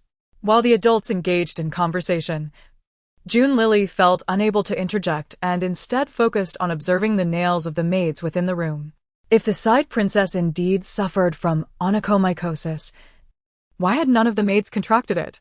Turning her head, she chanced upon her third aunt, Xiaohe, deep in thought while nibbling on her thumbnail. Chapter 36. On involution, it must be June Laos, and in an instant, she experienced a moment of enlightenment. TSK. A person in their 50s or 60s still gnawing on their nails like a child. Who would have thought that the dignified side princess is, in private, merely a nail-biting child at heart? It's a miracle she hasn't contracted hand, foot, and mouth disease. Her health must be remarkably robust. Pei Jinan. For a fleeting moment, Pei contemplated discarding all the gifts bestowed by the side princess. The thought that these items had passed through the hands of the side princess, tainted by her saliva, rendered Pei utterly disinclined to dine this evening. Sanlang, what are your thoughts on this matter? The side princess had whispered something to Jinan, who was wholly absorbed in listening to June Lily's innermost thoughts, paying no heed to the side princess's words. I sincerely apologize. I am a bit famished and my focus has waned. What did grandmother just say? Jinan feigned innocence, directly inquiring. The side princess shot him an annoyed glare. It was clear he had heard, but he simply did not wish to comply. Compromising, the side princess ceased to trouble Jinan. He truly had no idea what the side princess had said, so he turned to Pei, who bore an expression of guilt. As if to say, don't look at me, I am equally in the dark. As she spoke, the side princess withdrew a jade pendant from her waist and presented it to Jinan. Having learned from the previous incident when Pei had requested gifts upon June Lily's birth, the side princess dared not arrive empty-handed before the first branch's newcomer. Jinan glanced at it, recalling the saliva it bore, and refrained from accepting it. The side princess, observing his timid demeanor, felt a surge of satisfaction. He was nothing more than an inexperienced little beggar, lacking the cleverness of June, though she harbored no affection for the first branch. June was charming and adept at winning favor. Even a few uncles and aunts held him in some regard. At that moment, the side princess pondered how it was that a poor bamboo could yield such excellent shoots. Now, the mystery was unraveled. They were not of the same bloodline. So how could they be alike? Sanlang, this jade pendant is not only a gift from grandmother, but also from your several aunts. Even if you dislike it, you must accept it. Xiaohe deliberately stated this. First, it meant that she and Su would not need to prepare additional gifts. Second, it was an indirect criticism of Jinan's lack of decorum. Jinan's gaze shifted to the corner where a young girl silently observed them. This girl, near his age, was identified as the daughter of the second branch according to Jun Jinsheng's prior introduction of the household. The second branch, Jun Wulian. And Su had a son and a daughter. The daughter was 11 and likely this girl. It's not that Ajin refuses to accept it, but I sense that our dear cousin over there seems to covet this jade pendant more. I dare to borrow flowers to present to Buddha and offer it to my cousin. With that, Jinan bowed respectfully towards the side princess, wearing a sincere expression. Upon hearing this, June Lily nearly applauded. Indeed, Sango is clever. What a masterstroke of borrowing flowers to present to Buddha. This cousin, relying on the side princess's favor, frequently bullies fifth brother. June Lily recalled that prior to fifth brother's demise, she had deliberately summoned all his attendants away, leaving him trapped between the floorboards, where he suffocated over time without rescue. Jinan's eyes glinted with a hint of danger at this revelation. The side princess cast a cold glance at the innocent Junping, who was caught in the crossfire. You want it? The look in her eyes suggested she might drag Junping away for a beating. No, granddaughter does not desire it. Junping quickly denied. for she had never wished for it in the first place. Cousin, do not be modest. Consider this a meeting gift from Sango, Jun Jinan added, throwing a flirtatious glance at Junping. Goodness, does Sango have some sort of vision problem? With Junping's appearance, how could he possibly be smitten? Junlili could not help but scoff. Jun Jinan's actions led the side princess and the aunts to view him as a dissipated rake. Yet, rather than becoming enraged, the side princess felt a swell of joy. How could the first branch contend with the second? Earlier Sailing mentioned he was hungry, did he not? I have brought fruits from the western regions, which I specifically saved for mother. San-Eng, you should take advantage of your grandmother's generosity and have a taste. Xiao He, possibly to alleviate the awkwardness, presented her treasured grapes. Junlili gazed at the lustrous, plump grapes with a sigh, reflecting on the difficulties of obtaining sustenance in this era of limited transportation. The side princess, being of advanced age, had little inclination for fruits, and with the royal household's abundance of delicacies, she held little interest. Come, San Lang, you have suffered outside. Eat to your heart's content. The side princess pushed the plate toward Jun Jinan, her performance eliciting praise from anyone who witnessed it. Truly the best grandmother. Jun Jinan. He would have preferred she leave it untouched. After all, how could anyone eat after her nail-bitten hands had touched it?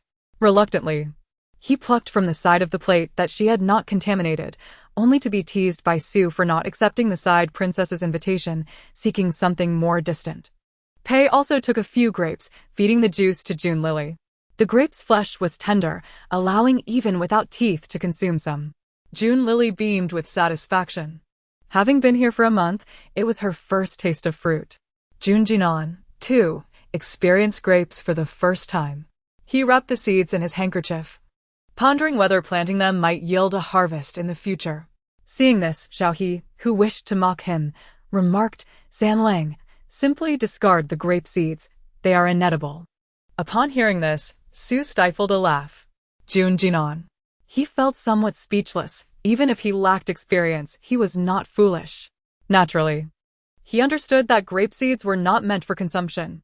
Come, San Lang, are you still hungry? Have some more. With that, Xiao He generously grabbed a handful of grapes and stuffed them into Jun Jinan's hands.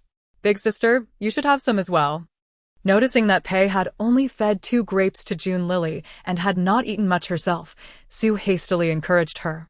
Having seen Xiao He biting her nails earlier, Jun Jinan dared not consume anything she had touched, promptly declining. Third aunt, I shall pass. There aren't many fruits in total. The more we eat, the less there is for grandmother. Ajin will leave my share for grandmother. With that simple statement, the entire room fell silent. Oh, my dear brother. When it comes to involution, it must be you, Jun Lao Sen. Junlili mused, contemplating crafting a plaque for Jun Jinan, inscribed with the title Master of Involution for posterity to admire. The side princess clasped her hands over her heart, closing her eyes, her heart swelling with sweetness akin to honey. This newcomer, the third son, was truly a gift from heaven. San Lang is right. We mother and son should eat less to leave more for mother. Pei chimed in to echo the sentiment. The side princess nodded in satisfaction, deeming the eldest branch to possess a conscience. Xiao He shot them both a glare and stuffed the grapes into the self-absorbed Junping's hands. Chapter 37. The foolish father used as a tool by the dog Emperor Junping was quite delighted, still feeling that it wasn't enough to eat. After all, these were generously offered by her third aunt. This cousin truly lacks sense. She eats whatever is given to her. Junlili shook her head, thinking that with Junping's intelligence, there was no hope for her. My third brother just threw her a flirtatious glance. With such intellect, how could he possibly be attracted to her? When it comes to intelligence, my elder brother is unparalleled. Even eating grapes has turned into a high-stakes affair. If she were to consume a leek, wouldn't it transform the house into a battlefield without smoke? Junlili marveled at Jun Jinan's cleverness. His intelligence was distinct from that of the eldest brother. Having wandered far and wide, his social skills were much more refined, blending seamlessly like scallions with various dishes. Jun Jinan, So, the flirtation cannot be overlooked, can it? He had no desire to engage in such antics. He merely sought an excuse to dispose of the jade pendant that the side princess insisted on gifting him. Moreover, adopting the guise of a reckless playboy would benefit him in future dealings, allowing him to feign ignorance while outsmarting others. Jinan wished to speak privately with his cousin, uncertain if it was convenient. Upon hearing this, everyone turned their attention to Jinan, puzzled by his intentions. Junping innocently found herself in the line of fire again. Well, that's acceptable, she thought. Though reluctant to go, Junjin's striking handsomeness was hard to resist. While her other cousins were also quite attractive, each possessed a unique charm. Mother, your arms must be weary from holding Lili. Let me take her, Junjin suggested, wishing to bring Jun Lili along so she could listen. The others felt reassured seeing Junjin and escorting Jun Lili, believing he would refrain from any inappropriate behavior in her presence. Although Junping was not particularly fond of this new, roguish cousin, the world often judged by appearances. What do you wish to say? Junping asked, adopting a haughty demeanor, lacking in courtesy. Junjin merely smiled, his grin radiating warmth like the midday sun. I noticed your third aunt biting her nails without washing her hands before grabbing a handful of grapes for you. I mean, no offense. I simply wish to inquire if you find her saliva delectable. Junjin's laughter was captivating, akin to a mesmerizing enchantment. While everyone is aware of the midday sun's brilliance and warmth, few recognize its potential for harshness. By the way, I possess some knowledge in medicine. It seems our grandmother frequently engages in this habit of nail-biting, so dear cousin, do take care. Jun Lili, when it comes to psychological warfare, you truly excel. Jun-san. It appears my third brother does not harbor feelings for her but merely seeks to tease her. How clever of you, third brother. Jun Lili nearly burst into laughter, struggling to contain herself, fearing that others might think she had lost her sanity. Upon returning indoors, Junping scrutinized the side princess's fingers closely.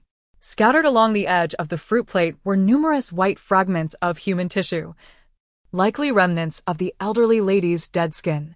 Suddenly, Junping shuddered, her stomach churning violently, and she hurriedly dashed outside to expel the grapes she had just consumed. What is the matter with her? The side princess inquired with concern. Mother, my stomach hurts. Junping longed to escape the side princess's room. Sushir exchanged pleasantries with the others and escorted Junping away. As they departed, Peishur also took her leave. Peishur was quite pleased with Junjin's performance today and said nothing, allowing him to continue his charade before the side princess and the other branches of the family. During dinner, in anticipation of meeting his new brother, Junjin also arrived. Although lacking the presence of the fourth and fifth brothers, the atmosphere was far livelier than if it were just Peishur, Jun Jingyan, and Jun Lili sharing a meal. I cannot attend the chrysanthemum banquet hosted by the princess tomorrow. I am utterly preoccupied, Jun Jingyan said, setting down his chopsticks halfway through the meal, his expression one of regret directed at Peishur. You are quite the busy person, Peishur replied, also putting down her utensils, suddenly losing her appetite. Sister Shuang, you may not be aware, but the northern frontier is suffering from severe drought. And Inspector Hong has embezzled disaster relief funds.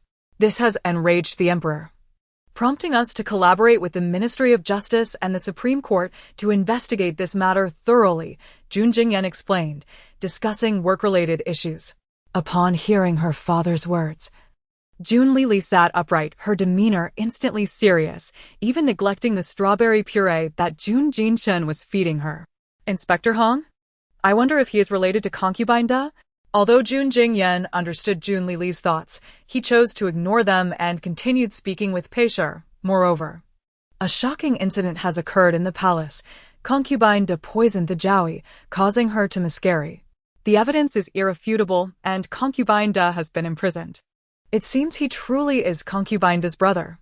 The Dog Emperor, seeing the Hong family's growing power, intends to send them to the guillotine. Whether Inspector Hong lives or dies is of little consequence. What matters is that the evidence against him was uncovered by my father. And it is he who has passed judgment upon him. However, Inspector Hong is also favored by the ninth prince. This means my father has offended the ninth prince. Realizing this, Jun Lili couldn't help but curse aloud. How shameless! The dog emperor, too cowardly to confront the ninth prince directly, uses my father as a pawn to create enmity with him. The members of the Jun family were taken aback, exchanging bewildered looks. Jun Jingyan felt a bead of cold sweat trickle down his temple. As they continued listening to Jun Lili's premonitions, she clenched her tiny fists, exuding an air of someone ready to battle.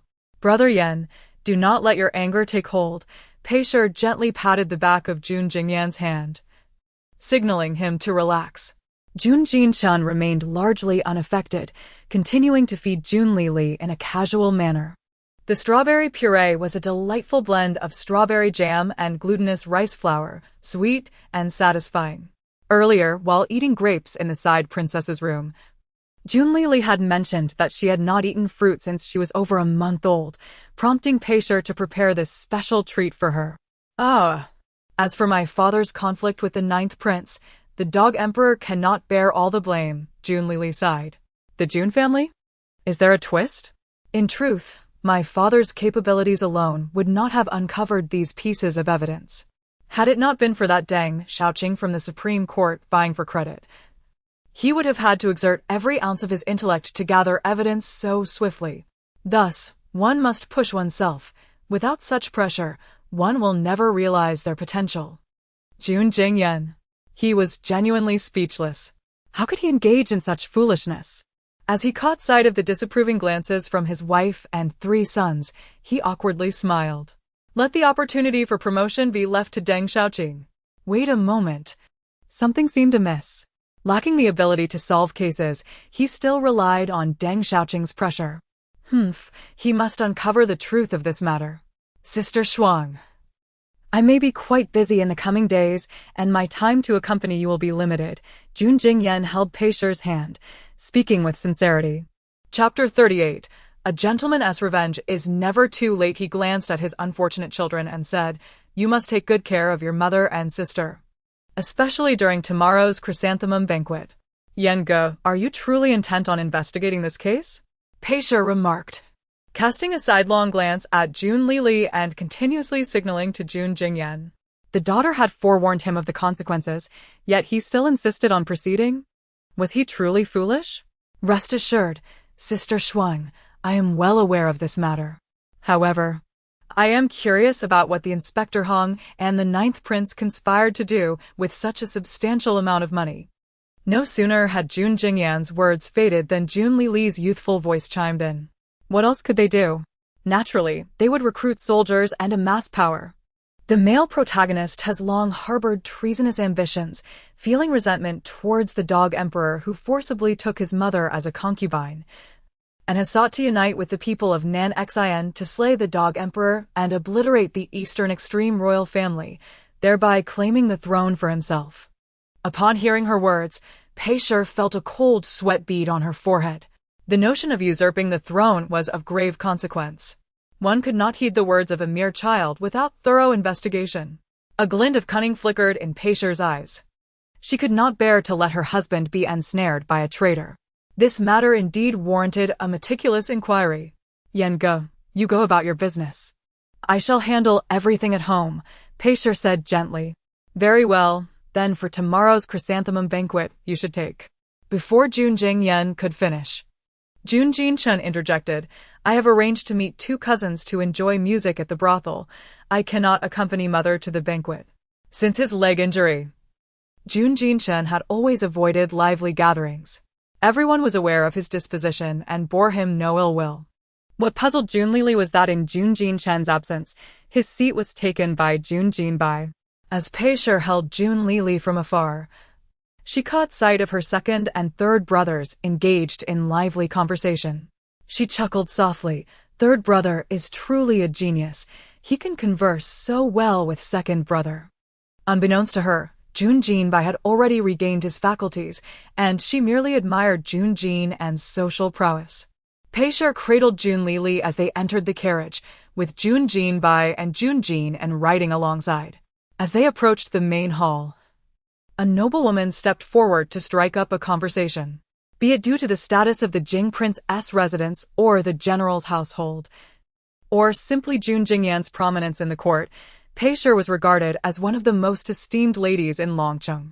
Amidst the crowd, a lady's voice suddenly rang out, capturing everyone's attention as they turned to look at Jun Jinan. This child is truly pitiable. He has wandered for 13 years. It is said he was once a bandit from Xianwu Mountain. The crowd hurled caustic remarks, attacking Jun Jinan's character. Peisher grew somewhat impatient. She raised her voice, and heir indeed lived in Xianwu village, but he was not a bandit. He was kidnapped by bandits. Furthermore, he has suffered for 13 years. He is unfamiliar with the customs in Longcheng, and we must teach him gradually. It cannot be rushed. Jun Jinan stepped forward, bowing to the crowd. Today, we are all here to attend the princess's chrysanthemum banquet. Let us not focus solely on a junior like me. Upon hearing his words, the crowd fell silent for a moment before returning to their own conversations. However, the tranquility was short-lived. Once the crown princess arrived, the Jun family found themselves thrust back into the limelight of discussion. "Aunt, today is the princess's chrysanthemum banquet. Why have you brought your foolish son?" Upon entering, the crown princess immediately criticized upon seeing Jun Jinbai beside Peisher.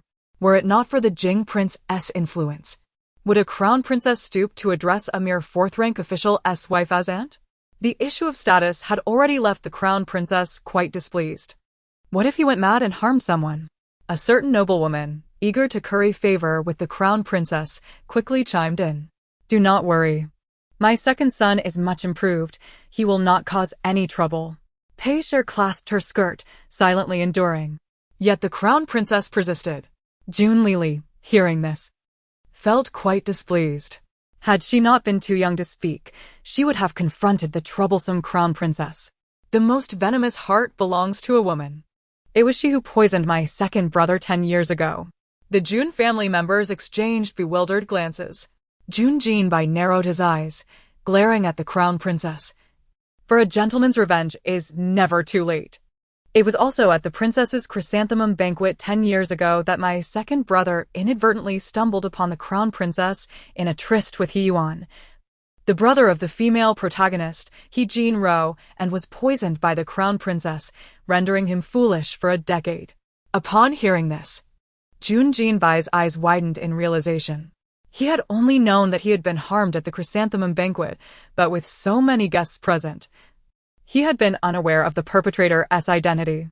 Today, his little sister had unraveled a mystery that had haunted him for a decade. As he cast another glance at the crown princess, Peisher felt a seething rage within her. She picked up a teacup from the table and deliberately approached the crown princess. After taking a small sip, she feigned a headache and collapsed directly into the crown princess's arms.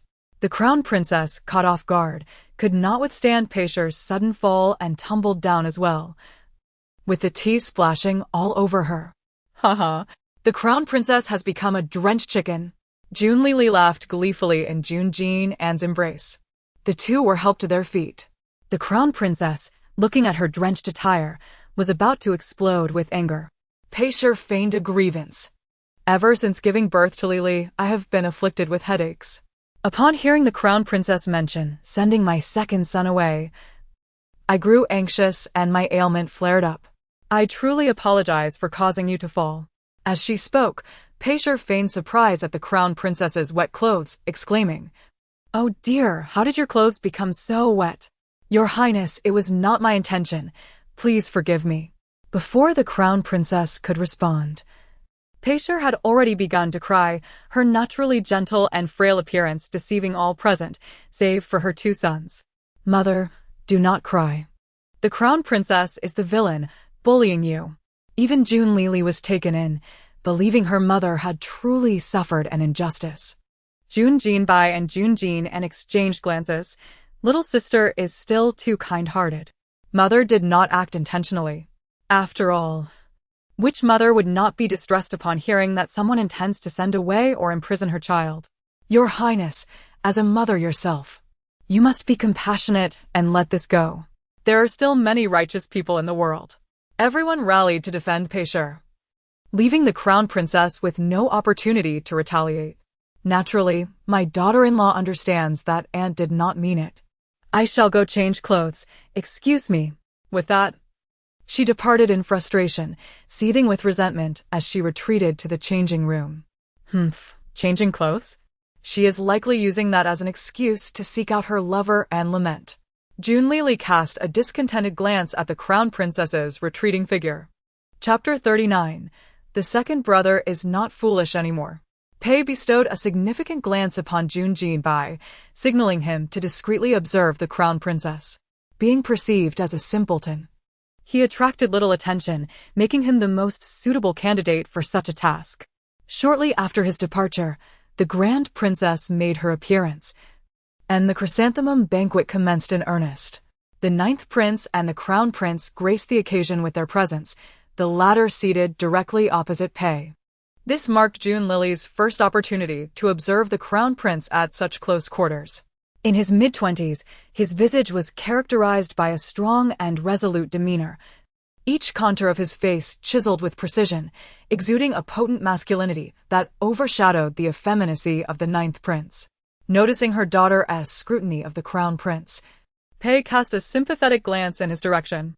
The crown prince, akin to her father, General Pei, had unwittingly worn the cuckold's crown for a decade, raising another's child for nearly the same duration. If grandfather is the foremost cuckold of the eastern extremes, then this crown prince surely ranks second.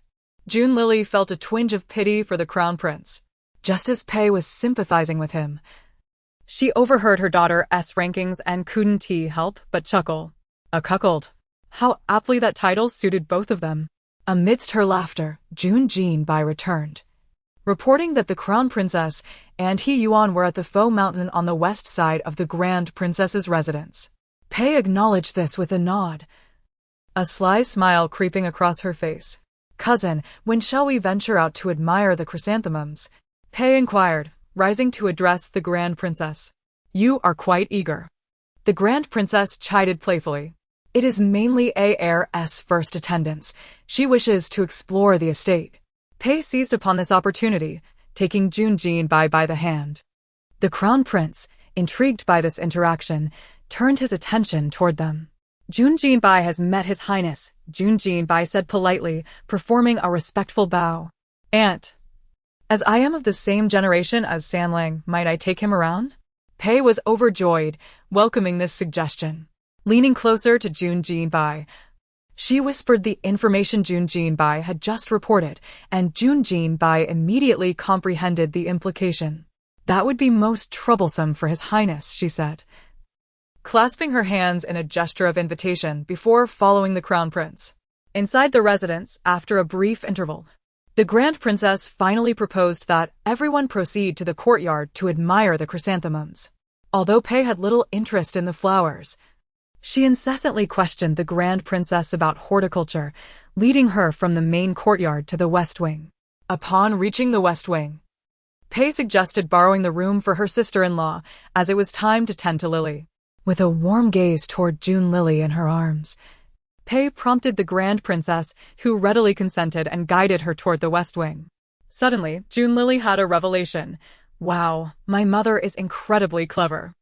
By leading the grand princess to the west wing, she will inevitably witness the crown princess and He Yuan in a compromising situation. As they approached the west wing, Junjinbai intentionally ran about near the Fo Mountain. Oh, cousin, look. There seems to be two people over there. Pei pointed to where Junjinbai had dashed. The grand princess's expression shifted with realization, her gaze darkening as she prepared to investigate. Meanwhile, behind the Fo Mountain, the crown prince and Junjinbai were also advancing with ire. Mother, we should hurry over, Junlili urged, her anticipation mounting as this marked her second opportunity to catch someone in the act. Sister of the Pei family, let us go and see. The grand princess's curiosity was piqued, silently hoping it was not as she feared. As they approached, scandalous sounds echoed from behind the Fo Mountain. Pei nearly bypassed the crown prince and the grand princess to ascertain whether it was indeed the crown princess and Hiyuan. If it were true, today would serve as sweet revenge for the second brother who had endured a decade of betrayal without recourse. Seeing the grand princess and Pei approaching, the crown prince felt his dignity tarnished by the crown princess. "Get out here," he bellowed, his voice a potent mix of authority and fury. The two individuals within hurriedly composed themselves and emerged. The once haughty crown princess, now visibly shaken, collapsed to her knees upon seeing the crown prince and the grand princess. "Crown prince, save me. It was Hiyuan. He forced himself upon me while intoxicated," she cried, instinctively pushing Hiyuan away, desperately seeking refuge in the crown prince's embrace, attempting to shift all blame onto Hiyuan. Perceiving the crown prince's seemingly receptive attitude toward the crown princess's deception, Pei exchanged a knowing glance with Jun Jinbai. Jun Jinbai promptly regained composure, kneeling with both hands. "Your Highness, Grand Princess, I have been wronged." The sudden clarity of a man who had been foolish for a decade left everyone present, except Pei and Jun Jinbai, in stunned silence. What? Why is the second brother no longer foolish? Jun Lily's eyes widened in disbelief. Simultaneously, the crown princess and Hiyuan recognized the impending doom that loomed over them. "Second brother," the crown prince was at a loss for words, astonished into silence. "A decade ago, at the Grand Princess's chrysanthemum banquet, I inadvertently stumbled upon their indiscretions and fell victim to the crown princess's poison, losing my senses. Fortunately, my mother sought the South Sea Divine Nun a month ago to cure me, enabling my return to normalcy," Jun Jinbai stated with unwavering composure. Upon hearing this, the crown prince forcefully pushed the crown princess away, using such force that she collapsed to the ground in a pitiful heap, with no intention of offering her assistance. "Your Highness, you cannot disregard our decade-long bond based solely on the slander of a petty individual," the crown princess implored, attempting to salvage her position. Having been wed since their early teens, they had indeed shared a marital bond for 10 years. Observing this, Pei hurled a vial of poison at the crown princess. "This was the very poison you administered to my son. I wonder if the crown princess recalls?" Seeing the label on the vial, the crown princess collapsed on the ground, utterly defeated. From the moment she embarked on her affair with Hiyuan, she had foreseen this day's arrival. However, her mind had been clouded, believing that silencing the sole witness would suffice. Despite her meticulous planning, she had never anticipated encountering someone of such prowess. Recalling Jun Jinbai's mention of the South Sea Divine Nun, the crown princess surmised that this individual must be a master from the kingdom of Nanshin, the only one capable of breaking her poison. "Seize this pair of adulterers and cast them into the dungeons," the crown prince commanded, his fists clenched in rage. No sane man could remain calm upon discovering he had been cuckolded. It was an entirely natural reaction. "Your Highness, my life is of little consequence, but please ensure our son is well cared for and raised to adulthood." Chapter 40. The Crown Prince and the Crown Princess were assassinated, leaving the matter of the child unaddressed. It was only upon reflection that the Crown Prince realized his son bore an uncanny resemblance to Hiyuan, as if he were chiseled from the same mold. "Speak the truth to me. Is this child yours with that wild man?" The Crown Prince clenched his eyes shut, a surge of blood rising in his chest, nearly choking him. "What are you saying, Your Highness? That is our child." Although the Crown Princess fervently defended herself, her involuntary grip on her dress betrayed her unease. If her conscience were clear, why would she feel such guilt? She was indeed lying. "No need for denial," Pei said, bowing slightly. "The Nanhai Divine Nun has taught me some methods of sorcery. It is said that there exists a certain insect that, once injected into a person, compels them to speak the truth. Should they utter falsehoods, their skin will rot away and they shall perish. I implore Your Highness to issue an edict, and I shall administer this poison to the Crown Princess." I confess, the child is from the He family." The words pierced the Crown Prince's heart like salt on a wound.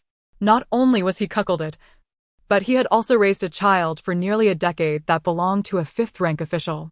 As the heir to the throne, He feared he would never be able to show his face again. Guards, take them away. The Crown Prince commanded once more. Jun Jinbai and Jun Jinan quickly intervened. Your Highness, you must not imprison them. This matter would surely stir up a storm throughout the city. Jun Jinbai analyzed carefully. You are the Crown Prince of Dongji, the foundation of the nation, and your position must remain unshaken. Jun Lily nodded in agreement. Look at my second brother. His words are eloquent and certainly reflect the demeanor of a future minister. Alas, what a grand performance, yet I have no seats to enjoy. The Jun family members exchanged glances, realizing they must keep sunflower seeds on hand for the next unforeseen event, for with Jun Lily around, they could enjoy the drama anytime. What do you all suggest we do? The Crown Prince sought the opinions of those present. The Jun brothers dared not speak, and even Pei, being a woman, found it difficult to voice her thoughts. The Grand Princess, however, discreetly produced a small dagger from her sleeve and offered it to the Crown Prince. Even a fool would comprehend her intent. Gritting his teeth, he closed his eyes, and with swift strokes, sent the Crown Princess and He Yuan to their demise. The Crown Princess had been betrothed to him by the Emperor. Their union had been devoid of any prior intimacy, and they had led nearly separate lives. The Crown Princess frequently returned to her maternal home, and it was only today that he realized she was clandestinely meeting with He Yuan. Moreover, unlike other women who forbade their husbands from taking concubines, she supported the Crown Prince in taking additional wives and had even raised the son of a concubine well, such as the Crown Prince's other son. As for the day's events, before the Crown Prince could speak, Jun Jinbai interjected. What transpired today? My family was unaware. The Crown Prince scoffed. Jun Jinbai was truly a prodigy renowned for his wisdom. I must trouble my aunt to assist me in dealing with the bodies. The Crown Prince bowed to the Grand Princess, who nodded and called out to a nearby maid, come forth. The Crown Princess and He Yuan have been slain by assassins. With the emergence of assassins in the residence, the chrysanthemum banquet could no longer continue. In the following days, news arrived at night of the Crown Prince's eldest son suddenly falling ill and passing away. Only Pei and a few siblings knew the nature of his ailment. The Crown Princess and He Yuan had been engaged in an affair.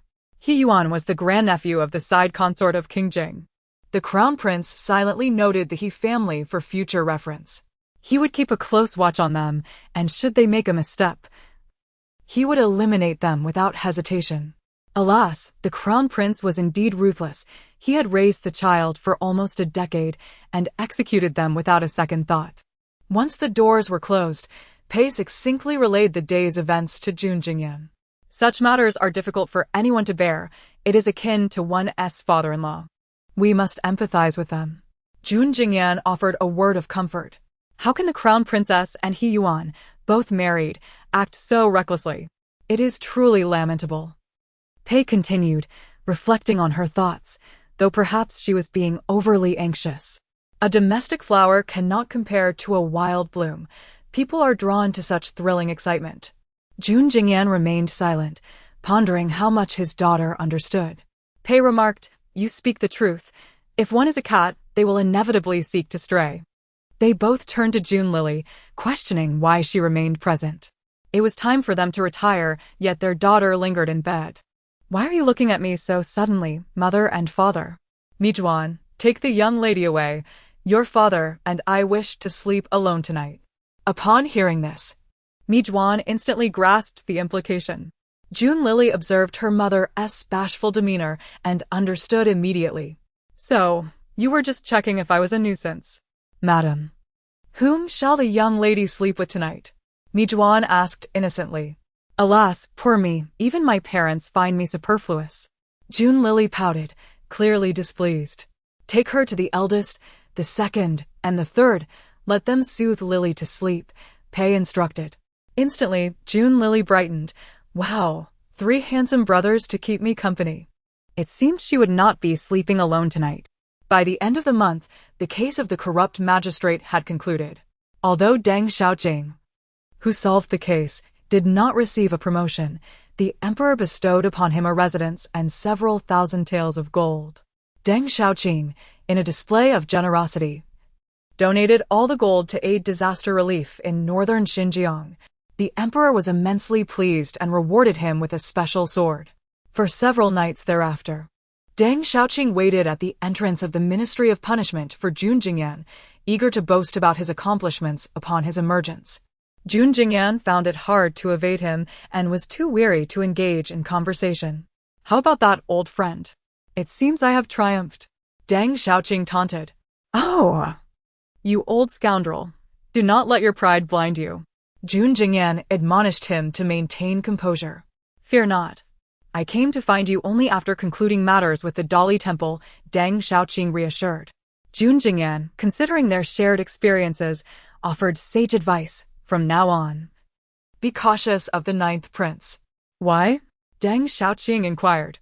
Jun Jingyan leaned closer and whispered, "The corrupt magistrate had deep ties with the ninth prince. Now that you have imprisoned him, I fear the ninth prince may seek revenge and trouble you."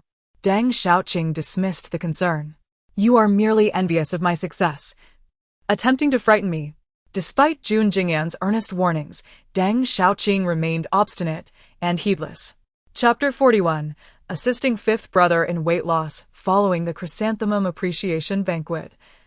The news of heir Lang from the Jun family regaining his intelligence has become widely known. To mislead the side consort and other households, Jun Jinbai pretends to be a mere bookworm within the estate.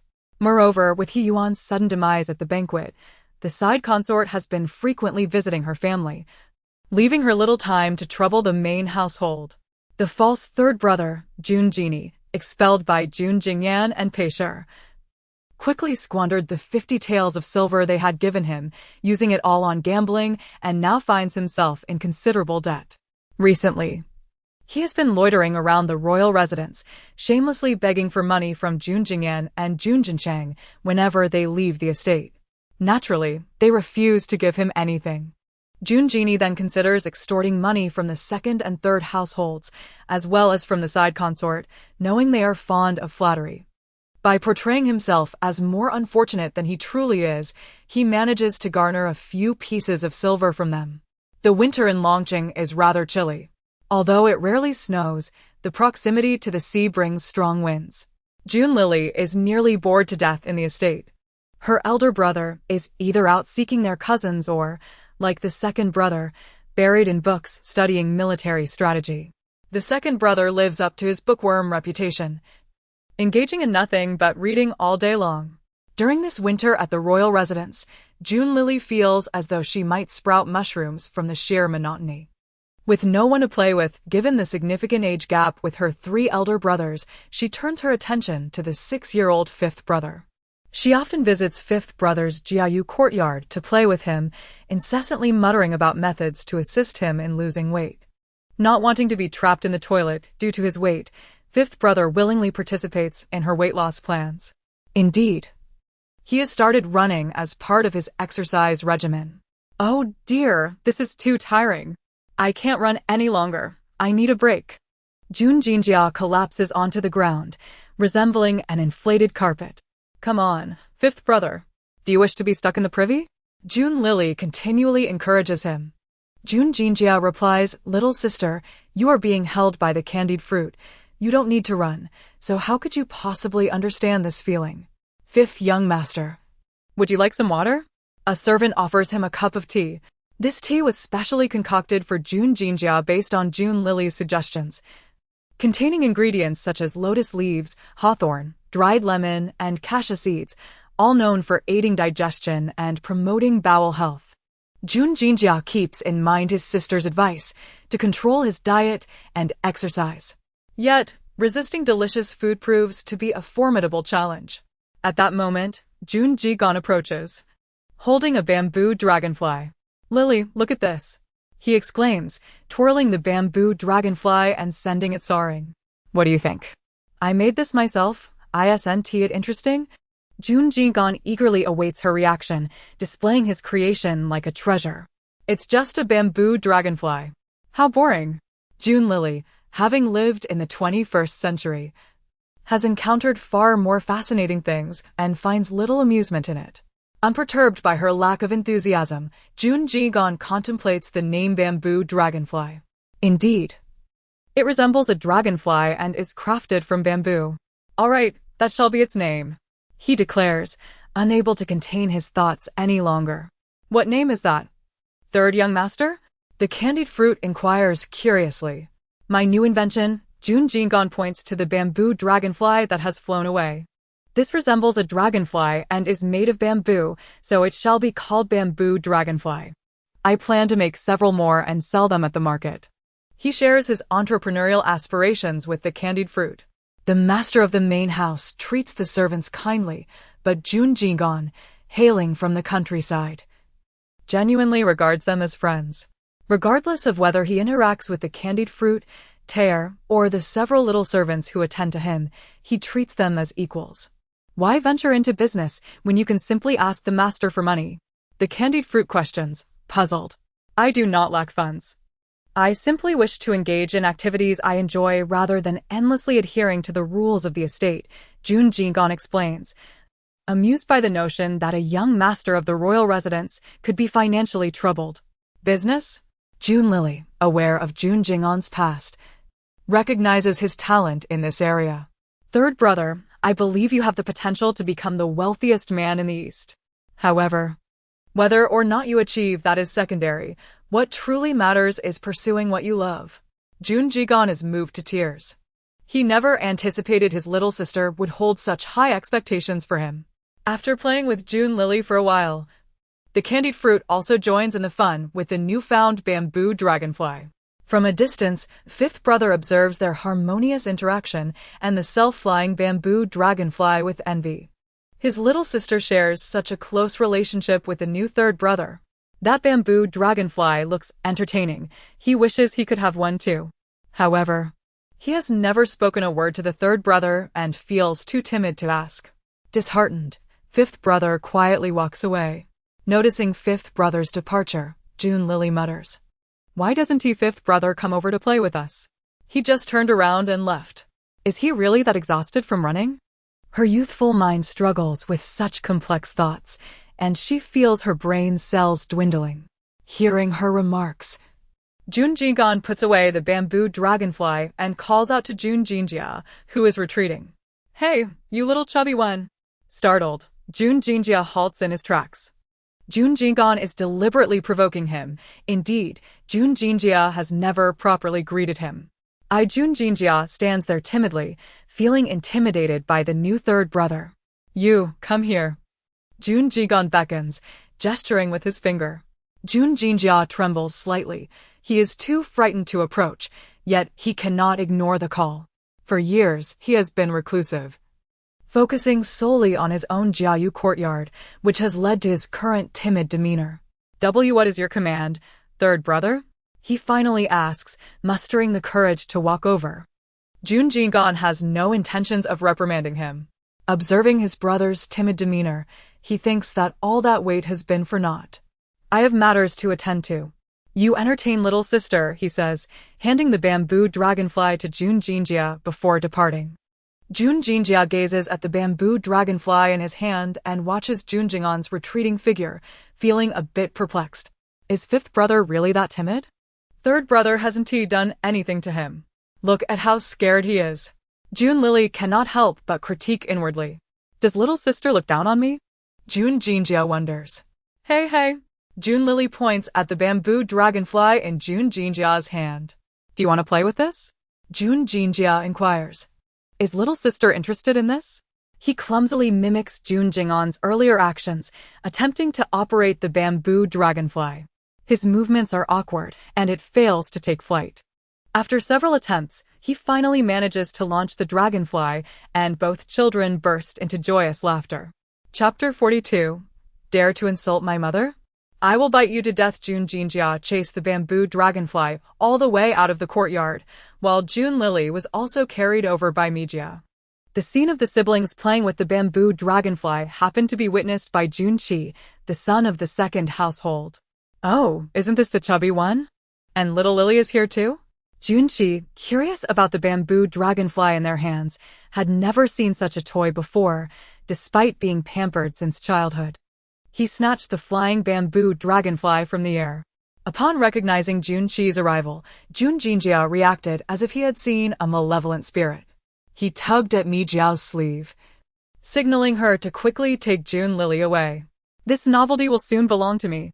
Jun Qi examined the finely crafted bamboo dragonfly in his hand, which had been meticulously polished by Jun Jinjia for Jun Lily without a single splinter and coated with almond oil for added shine. Jun Lily, indignant, thought, "Is this person out of his mind? Snatching toys in broad daylight?" Unable to tolerate it any longer, she shouted at Jun Qi, baring her teeth in a fierce expression. Jun Qi, now aware of the presence of his younger siblings, became even more audacious. "Chubby, just look at you. You're fatter than a pig destined for slaughter.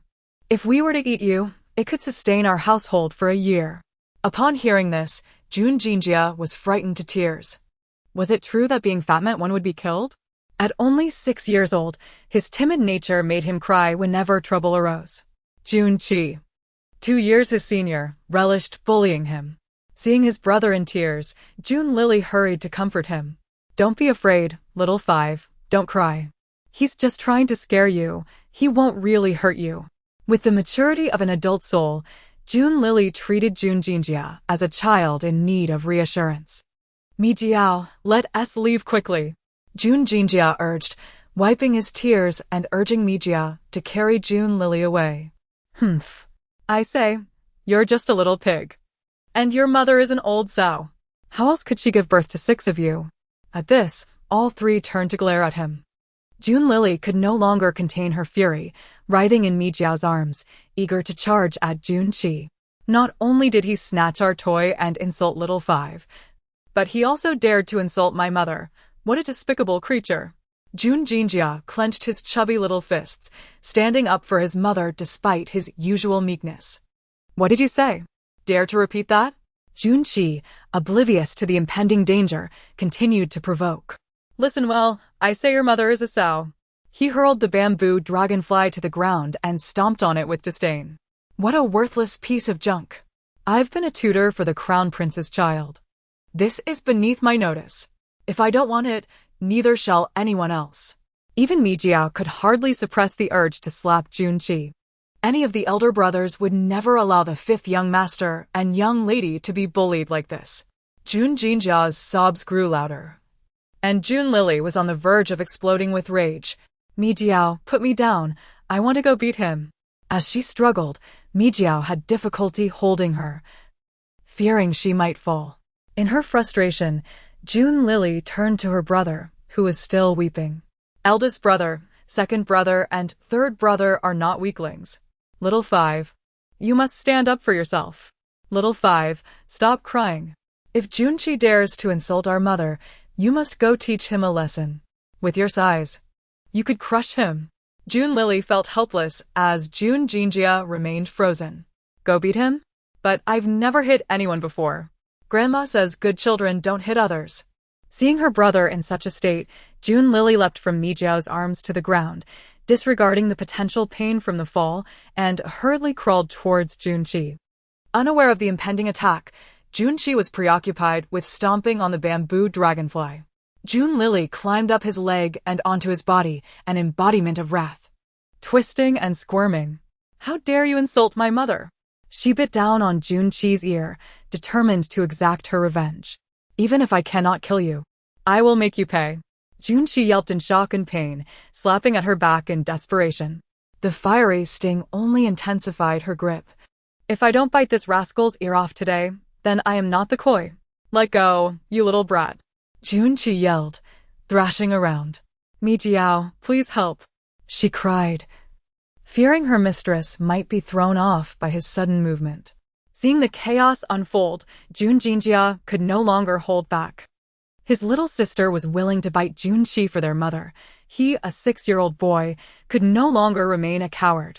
With all the elder brothers absent, it was up to him to rescue his sister. He charged at Jun Qi, knocking him to the ground, his own weight pressing down upon him. As Jun Qi fell, Jun Lily quickly crawled to his face, using him as a cushion. "Young master! Young master!" Jun Qi's servants and Mi Jiao rushed to assist, but Jun Jinjia's hefty form needed to be lifted first.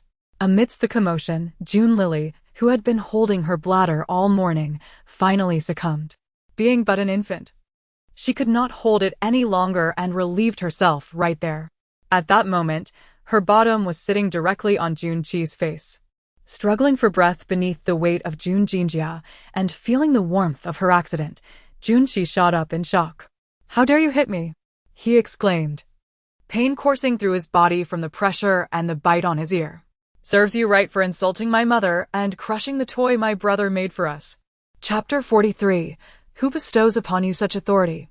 Jun Jinjia gazed longingly at the bamboo dragonfly, now shattered into 4 pieces beside her. "Well, Fatty 5. You certainly have some guts." Jun Chi remained in a daze. The normally submissive 5th brother, who had always been bullied, actually dared to resist. "Young master, do not play the victim. I shall faithfully report today's events to the lord and madam." Mi Jiao was equally incensed. Jun Chi gritted his teeth, pointed at the 3 of them, and without uttering another word, covered his ears and fled. Mi Jiao understood that neither the 2nd house nor the side princess would spare the young lady and 5th young master for this incident. However, Pei was not worried. Rather, she found amusement in the situation. Her little cotton-padded jacket had truly lived up to its name, showing such loyalty at such a tender age, and her combativeness was impressive. It was truly a pity that Lily hadn't bitten off that brat-ass ear. Pei lamented. The 2nd house and the side princess were currently at a loss on how to deal with us. They would not let such a fine opportunity slip away. "I am deeply concerned," Jun Jinjia remarked. Jun Jinsheng and Jun Jinan were unconcerned. "Let them come. We will meet force with force. What we fear is their absence." Just as the words left their lips, a report came from outside. The visitors were from the 2nd house, bearing the side princess's decree that Pei must accompany 5th brother and Jun Lily to the front hall. "Mother."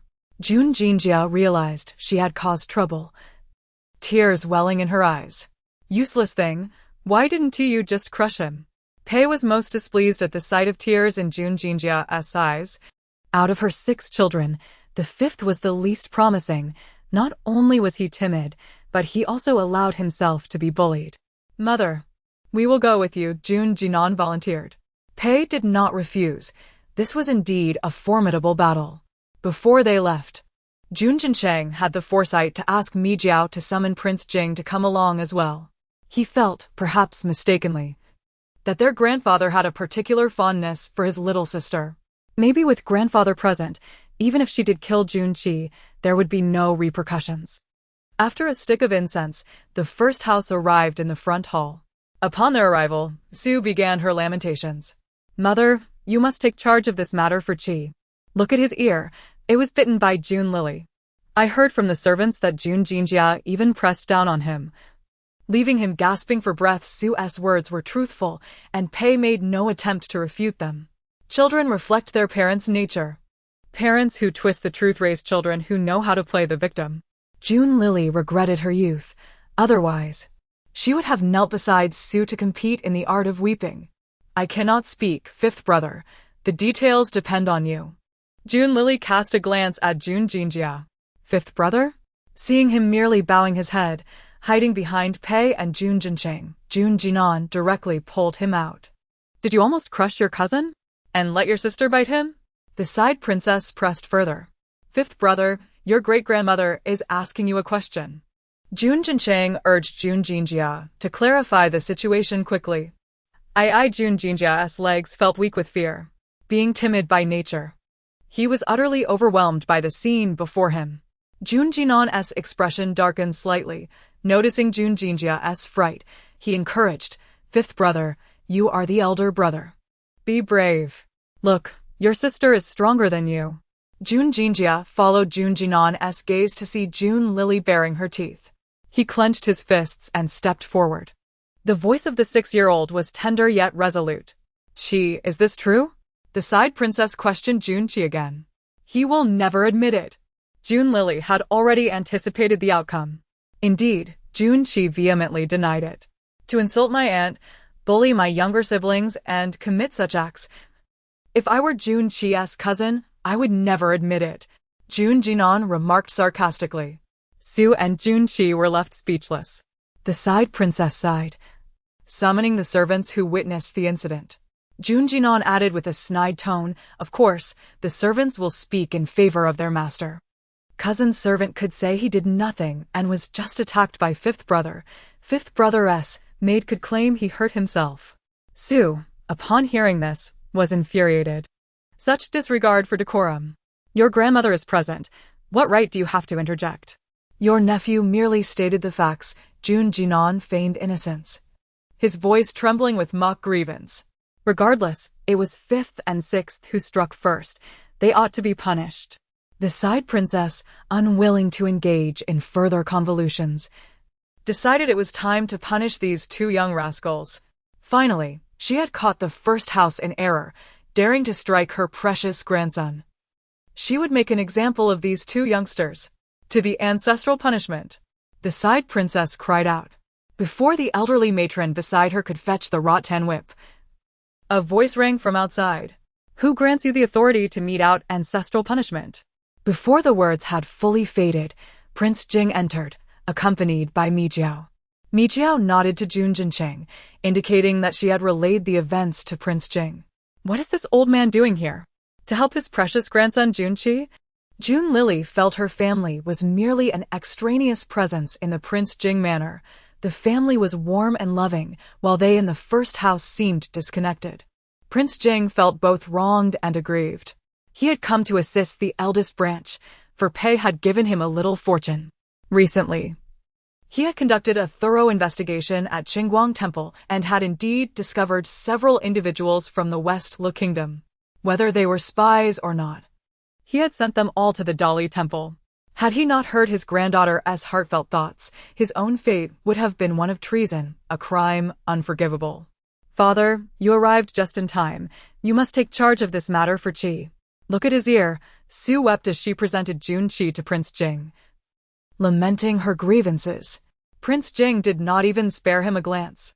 He walked directly to the side princess's side and took a seat. Seeing Su's lamentations, Pei began her performance as well.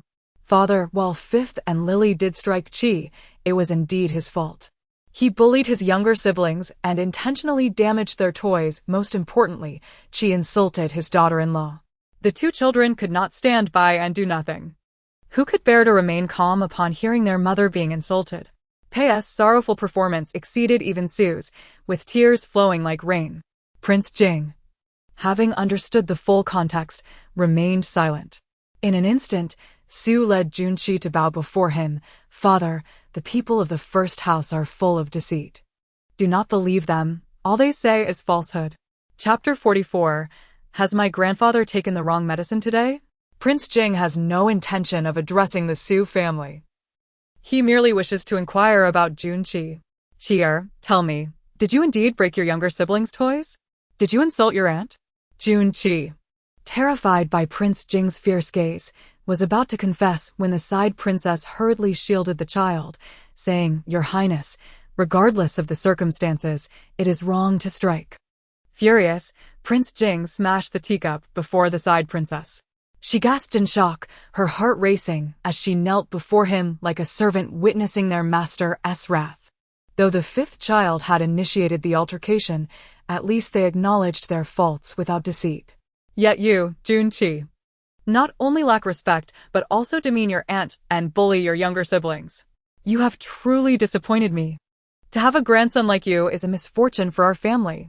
Prince Jing, who typically remained aloof from the household affairs, was now acutely aware of the prevailing corruption within the royal residence. Upon hearing his words, both Su and the side princess felt a chill run through their hearts, realizing that their hopes of using Junqi to curry favor with Prince Jing were dashed. The side princess directed her resentment towards Su, casting a venomous glance in her direction. In that moment, Su understood that her son had become a discarded piece in the side princess's eyes. Jun Li, holding a mouthful of saliva, spat in Junqi's direction. You wretched thing. Dare to strike me? Oh, that actually hurt a bit, she thought. Let me tell you. If I were older and not too small to fight, I would have taught you a lesson. All these years, you have bullied our fifth brother. And today you broke the bamboo dragonfly that third brother gave me, and you even dared to insult my mother as a sow? Junqi, if you do not perish. When I grow up, I shall settle the scores, old and new. Junli's mind was racing with thoughts of revenge. Today, a grudge has been forged that shall never be resolved. The bystanders were taken aback. Did he dare to strike Li? Prince Jing swiftly approached Pei, scooping up Junli and lifting her shirt to reveal a large red patch on her back. Pei and Jun Jinshin, along with his brothers, clearly saw the mark. Jun Jinjia rushed forward, his voice unmistakably angry. Grandfather, I witnessed it with my own eyes. It was our cousin who struck Li. Jun Li glanced at her mother and brothers, feeling her nose tingle with emotion. The pain, which she could have endured, suddenly felt magnified 100-fold. In 3 lifetimes, no one had ever shown her such concern. She pouted and burst into tears, whether out of gratitude, sentiment, or genuine pain, it was hard to tell. Her sobbing tugged at the hearts of Pei and the Jun brothers. Grandfather, do you know? It is your beloved sons and grandsons, along with your cherished princess, who conspired to imprison you. Your second son and his wife Su appear obedient, yet they have been plotting against your royal estate all along. If you do not believe me, investigate the accounts of the second house. They are as silent as the grave. There is even a hidden chamber in their residence containing chests of gold and jewels, kept for the day they betray you and flee to the west after casting you into prison. The crowd gasped in shock. Were it not for his robust health, Prince Jing would have been driven to the brink of apoplexy. Pei was equally astonished. Her daughter had mentioned that the side princess had betrayed the country, revealing that plans had already begun. Jun Jinshan and the others sensed that something was amiss lately. Prince Jing, however, was resolute. There is no need for further discussion. It is his fault regardless. For years, I have been engrossed in my cultivation, entrusting this grand estate to a treacherous concubine, and thus have unwittingly orchestrated this tragedy. Prince Jing decided he could no longer evade responsibility. Junqi, you are already 8 years old. Your elder cousin was already on the battlefield at your age. He pointed out, using Jun Jinshin as an example. The unexpectedly named Jun Jinshin thought, a true hero does not dwell on past glories. Should I discover you misbehaving again, I shall cast you out of the estate. You will cease to be my grandson. Junqi, merely 8 years old, found this punishment excessively harsh. Prince Jing was venting his ire over the negligence of Junqi's parents and unable to find fault with them. He decided to chastise the boy instead. Junli sighed. Perhaps Junqi would learn to behave better in the future. Upon hearing this, Su collapsed to the ground. Father, how can you be so heartless? Chia is your own grandson. Prince Jing shot her a glare. The fifth and Li are also my grandsons. Hearing this, Junli looked at Prince Jing with wide, astonished eyes. Has my grandfather truly taken the wrong medicine today? Why does he suddenly care so much for us? The first house? Prince Jing, is it forbidden for him to have a moment of clarity? Regardless, since grandfather is favoring us today, he is now one of us. Grandfather, please cease your reckless cultivation. Once my powers are restored, I shall take you soaring through the skies, side by side with the sun. The crowd was left speechless. Prince Jing chuckled. My dear grandson, I know you possess great abilities. Let us take it easy. My old bones might just take flight. I will visit the second house. Prince Jing declared to Su, having been compelled by Jun Li's words to investigate the accounts of the second house and search for their hidden chamber. Su, bewildered by Prince Jing's intentions, could only acquiesce. The farce came to an end. Junqi was taken to the ancestral hall for punishment, while Su was obliged to escort Prince Jing to the second house, leaving her unable to accompany Junqi. After receiving 30 lashes, Junqi harbored deep resentment towards Jun Li, convinced that had his grandfather not seen the mark on her back, he would never have been punished. He had bullied the fifth child before. Why was this time different? And his grandmother, too, had not intervened nor pleaded on his behalf. It was indeed their fault. Meanwhile, within the first house, the satisfaction of Prince Jing's punishment of Junqi was palpable. They resolved to let him off this time, considering it an act of virtue for Li. This experience also catalyzed a transformation in Jun Jinjia. He vowed to become stronger. No longer would he be weak and bullied. He would learn martial arts from his elder brother, study from his second brother, and explore unique curiosities with his third brother to bring joy to his sister. Mother, brothers, I will lose weight and transform myself. I want to be capable of protecting my sister. The small figure, barely reaching the table's height, held back tears, yet his voice was resolute. First, focus on protecting yourself. Pei retorted, dousing him with cold water. Why did you never tell us when you were bullied by Junqi? Jun Jinchun demanded, confronting him. Because my fifth brother is the laziest. If he does not endure some hardship, I fear his words will merely be empty promises. When it comes to dismantling pretenses, none could rival Jun Lili. Chapter 45, seeking eldest brother to save the tiger. The members of the Jun family, who could hear her thoughts, were in conversation. Jun Jinjia exclaimed, Sister, why must you be so ungracious? I have finally mustered some ambition. Jun Jincheng's voice was deep, carrying a tone of admonition. Fifth brother. If you continue to lack ambition, none of us can assist you. Jun Lili silently encouraged him in her heart. With less than 2 months until the new year, strive to lose 20 pounds. Jun Jinan cheered him on. After shedding his thick cotton clothing and sipping the hot tea offered by Pei, he finally felt somewhat revived. The evening air was indeed frigid. The group shared a brief account of the day's events with Jun Jingyan, who laughed heartily. You see, this is what they mean by a tiger father begetting no dog daughter. Little Lily is still so young, yet she possesses such remarkable talent. He embraced Jun Lily, showering her cherubic face with kisses. My daughter feels like a little heater, warm and delightful. How about a kiss for your father? Tomorrow I shall buy you candied hawthorns. Upon hearing this, Jun Lily's eyes sparkled with excitement, and she planted a kiss on her father's cheek. Though her motivation wasn't solely the candied hawthorns, she simply wished to connect with her father. Suddenly, Jun Jingyan, feeling invigorated, halted in his tracks, as if the fatigue of the day had vanished in an instant. Fifth brother was also present. A warm family life with wife and children is the ultimate pursuit in life. If fourth brother were here, he would be the happiest man in the world. Jun Jingyan recounted his recent discoveries. The king of Jing had found a small compartment in the bedroom of the second branch, filled with large boxes of gold, silver, and jewels. He had whimsically examined the second branch's expense accounts, revealing a significant discrepancy between their living expenses and the monthly funds allocated from the treasury.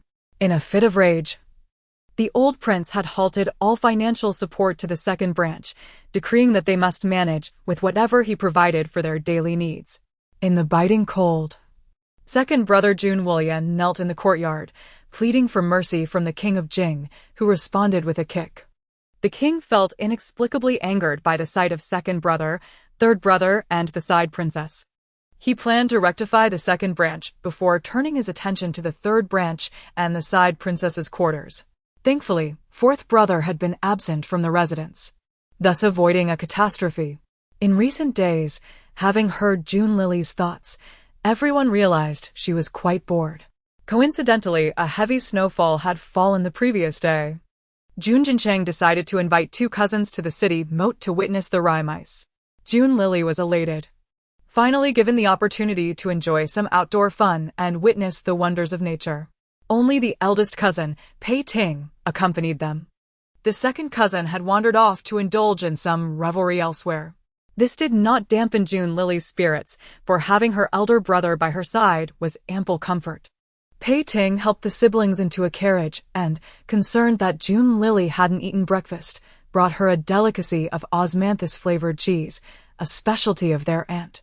Isn't it enough to simply enjoy the sights within the city? Why venture so far? Pei Ting complained about Jun Jincheng's choice of destination. The city was crowded and full of distractions. They might encounter anyone. However, Jun Jincheng desired a tranquil outing with Jun Lily. As the carriage swayed toward the outskirts, Jun Jincheng lifted the curtain to behold the expanse of white, his satisfaction evident. Here will do, driver. As they disembarked, June Lily was awestruck by the breathtaking scene before her. Even Pei Ting understood why the eldest young master had sought such a remote location. This place was secluded, untouched by human interference, with no footprints marring the pristine snow. "Wow, this is simply magnificent," she exclaimed. "It resembles a fairyland from a winter wonderland."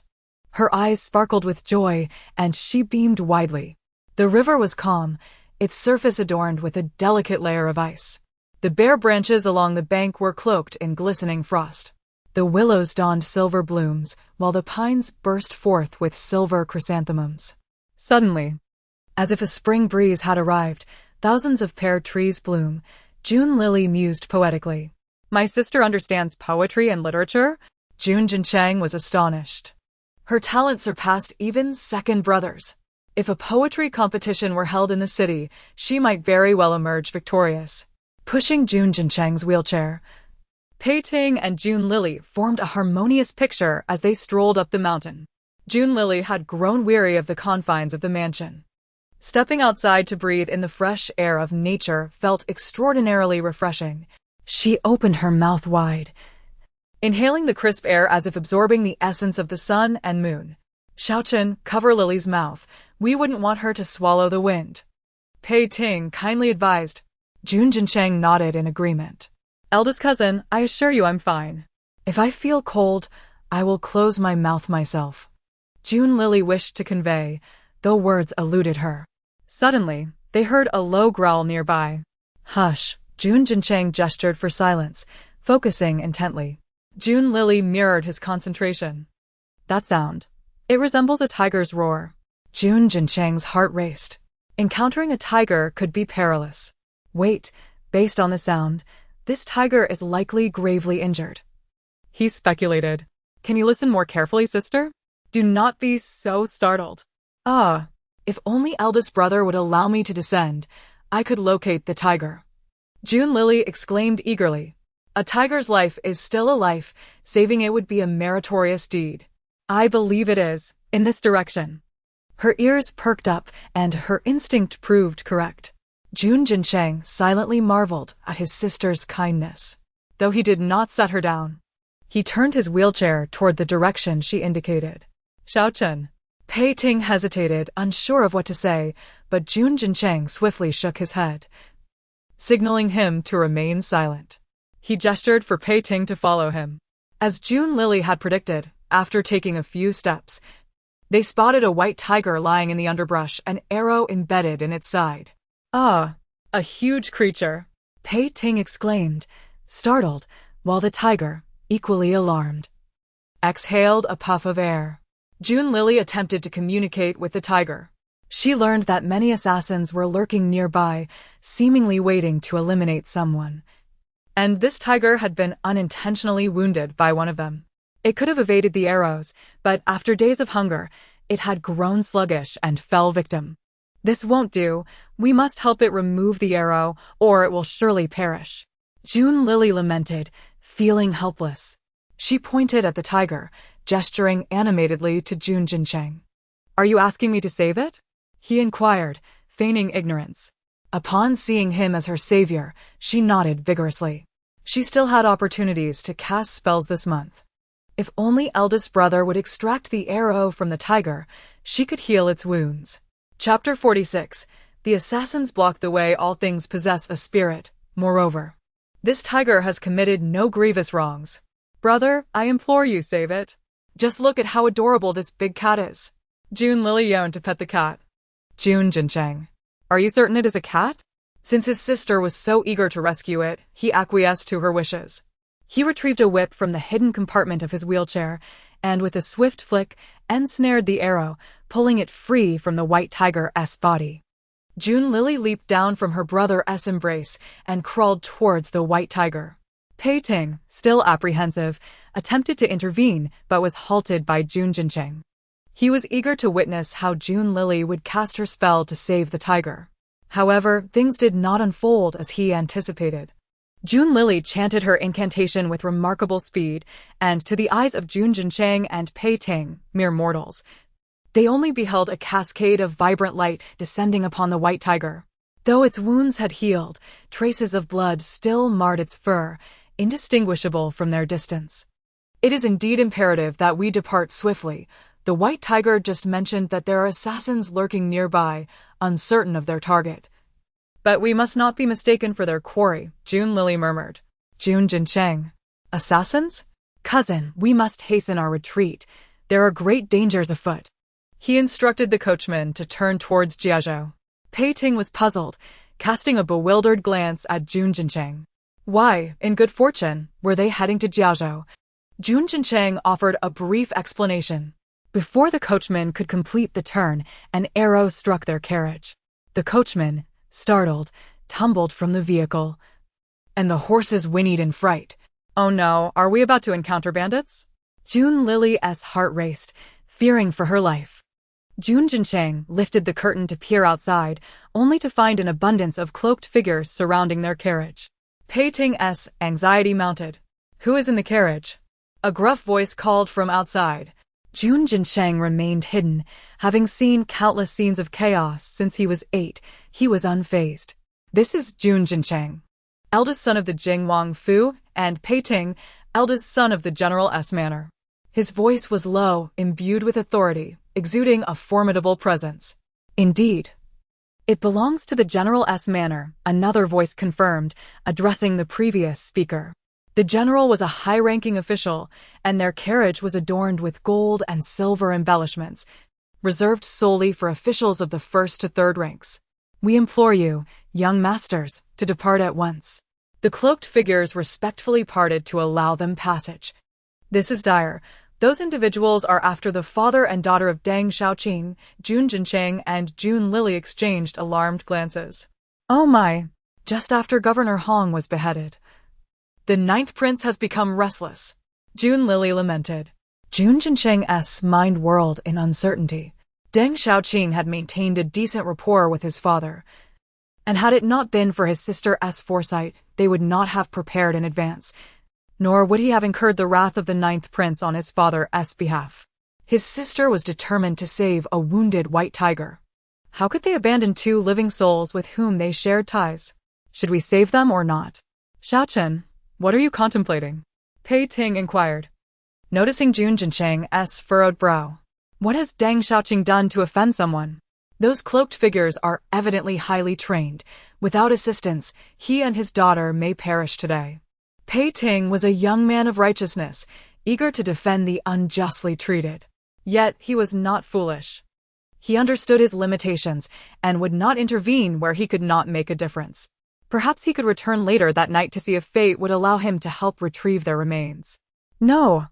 Jun Jincheng's innate sense of compassion and justice compelled him to act. Deng Xiaoqing was a devoted official who had served the nation and its people for over a decade, solving countless cases and delivering justice to many commoners. He was unafraid of power, even daring to sentence officials and royal relatives.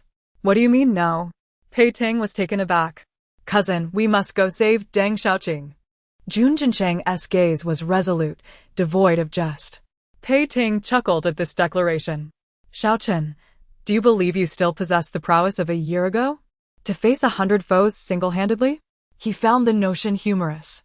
I wish to save him as well, but tell me, you, a cripple, and I, a mere scholar, how can we possibly effectuate a rescue? Aware of Jun Jincheng's sensitivity regarding his leg, Pei Ting refrained from using terms like cripple or disabled. Are you not aware of your own strength, cousin? Jun Jincheng retorted, glancing at Pei Ting's waist. Seizing the moment when Pei Ting was distracted, he stealthily retrieved a soft sword from his side. Xiaochen, you. Pei Ting was left speechless. Wow, cousin, you even concealed a sword. Jun Lily's eyes widened in astonishment. Though his martial skills did not match those of his father or uncle, nor did they rival those of his cousin, Jun Jincheng, who had been groomed as the successor of the General S. Manor since childhood, he was far from the fragile scholar he claimed to be. There were no less than 50 adversaries. They clearly had a deadly mission. Miss Deng lacks martial prowess, and the combined strength of Deng Xiaoqing and myself is insufficient. Pei Ting analyzed calmly. What about me? Jun Jincheng was not jesting. With that, he instructed the coachman to halt the carriage and, without assistance, leaped out. Pei Ting and Jun Lily were left in shock. When had Jun Jincheng's leg healed?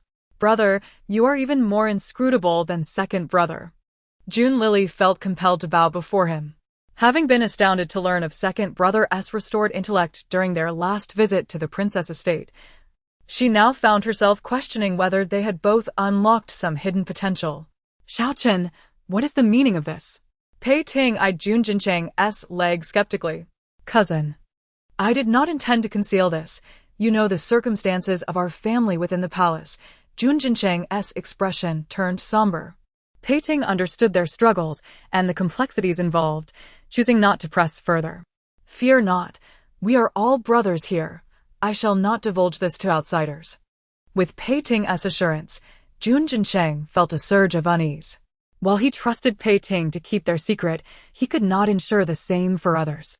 In all likelihood, word would spread throughout the general's manor within 3 days. Jun Jincheng sighed. The life of Deng Xiaoqing and his daughter was at stake, while his own concerns seemed trivial. What shall I do when you engage in battle? Having me along will surely hinder your efforts.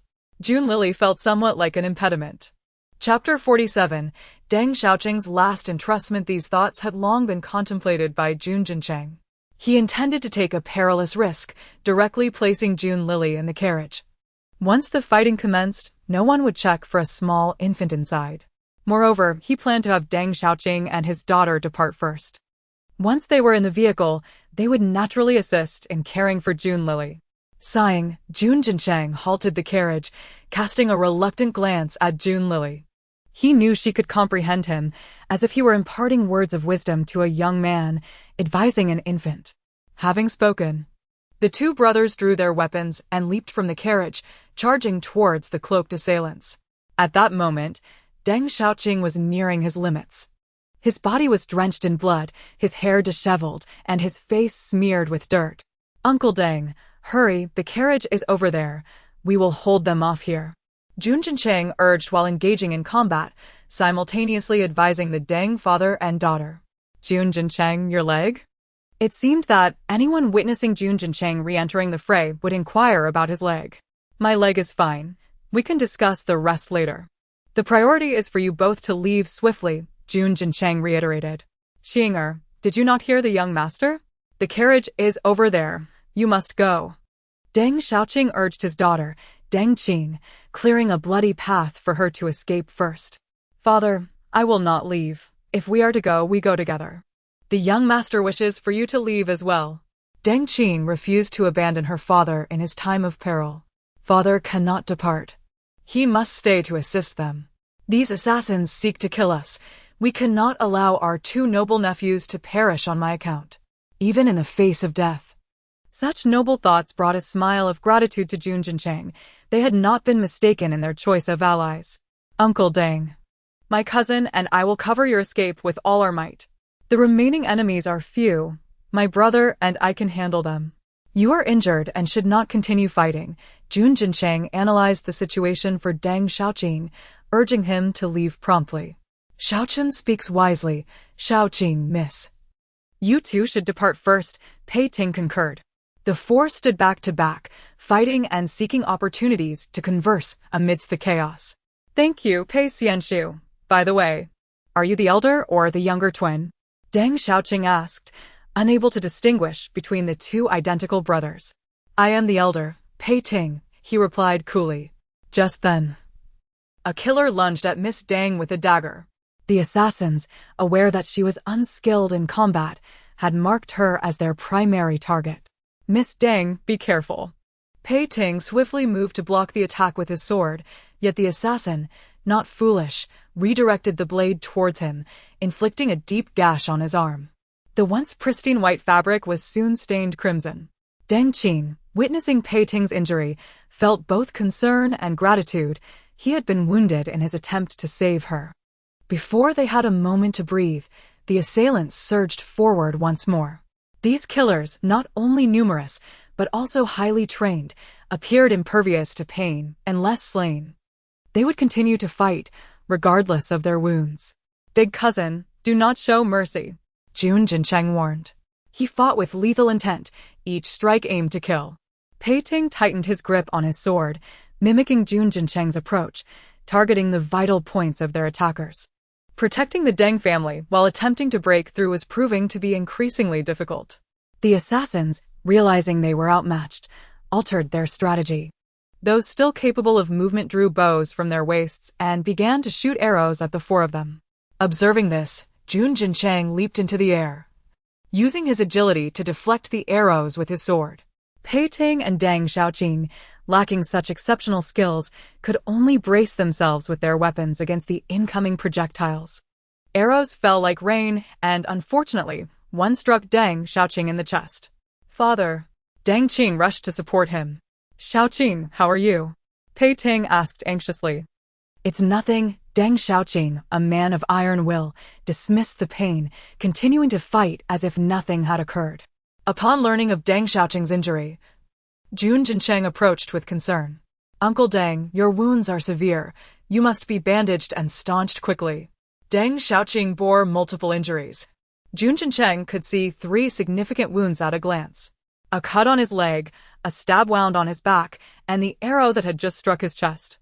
"Big cousin, we cannot delay any longer. We must conclude this swiftly," Jun Jincheng urged. Agreed, Pei Ting nodded, renewing his efforts in battle. Jun Jincheng followed suit, sword in hand, ready to fight again. At that moment, a cacophony of tiger roars echoed through the air, startling the surrounding wildlife into a frenzy. A familiar white tiger, Mouth Agape, glared at the assassins not far off, while ordinary orange tigers had unknowingly surrounded the killers. "Big brother? So many of them?" The sight sent the assassins scattering in fear. However, the tigers would not grant them the luxury of escape. Having just faced a snowstorm, they were likely famished.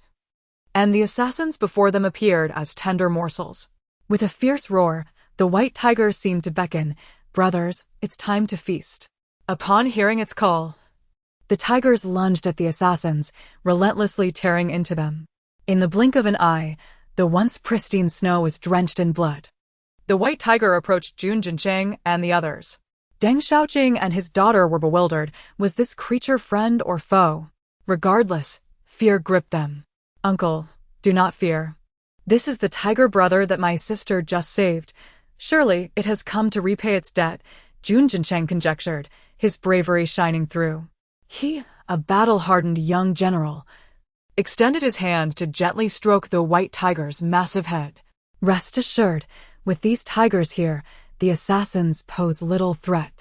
While the number of assassins was great, they were emaciated and insufficient to satiate the hunger of so many tigers. "Leave this to Tiger Brother. We must take our leave," Jun Jincheng urged. Just as he prompted everyone to depart, Deng Xiaoqing suddenly coughed up blood. "Father." "Xiaoqing?" Deng Qing and Pei Ting hurriedly supported him as he sank to the ground. Jun Jincheng furrowed his brow and checked Deng Xiaoqing's pulse. "Uncle Deng, what ails you?" "Hold on just a little longer. The arrow, it's poisoned." Deng Xiaoqing gasped, pointing to the arrow lodged in his chest. Jun Jincheng hastily replied, "Uncle Deng, we must hurry. It is a 2-hour journey to the Wangfu." "Qing-er." Deng Xiaoqing called weakly. "I'm here, father." Deng Qing sobbed uncontrollably. "My 2 noble nephews, she is my only concern in this world. After I depart, please look after her," Deng Xiaoqing spoke, his last words of entrustment. "Father, do not speak such nonsense. You must be well. You promised to see me married." Deng Qing was now a weeping mess. "Do not cry. Father is merely going to find your mother." Before he could finish, Deng Xiaoqing coughed up another mouthful of blood, his eyes widening in a final gasp as life slipped away. "Uncle Deng." "Deng Xiaoqing." Both Jun Jincheng and Pei Ting cried out, but he had already departed this world. Chapter 48. Carefree and pairing. CP Deng Qing's mother passed away when she was very young, leaving her to rely solely on Deng Xiaoqing. Now that Deng Xiaoqing has also departed from this world, Deng Qing finds herself utterly alone and desolate. Inside the carriage, Jun Lily, though unaware of the events unfolding outside, felt assured that the white tiger she had saved earlier had come to assist. With such a formidable ally, it was likely that her elder brother and his companions had triumphed. Growing anxious, Junlili climbed onto the carriage roof and called for the white tiger using the language of beasts. The white tiger pressed its body against the carriage, allowing Junlili to leap onto its back. "In Jiancheng, will you take me to my brother?" Junlili conversed with the white tiger. "In Jiancheng?" The white tiger appeared perplexed by the name. "I named you," she replied, "but it's not fierce or majestic at all." The white tiger shook its head, visibly displeased. A horse pulling the carriage glanced at them, scraping its hoof against the ground. The white tiger brought Junlili to where Jun Jincheng and the others were. "Brother, I'm here." Junlili smiled from atop the white tiger.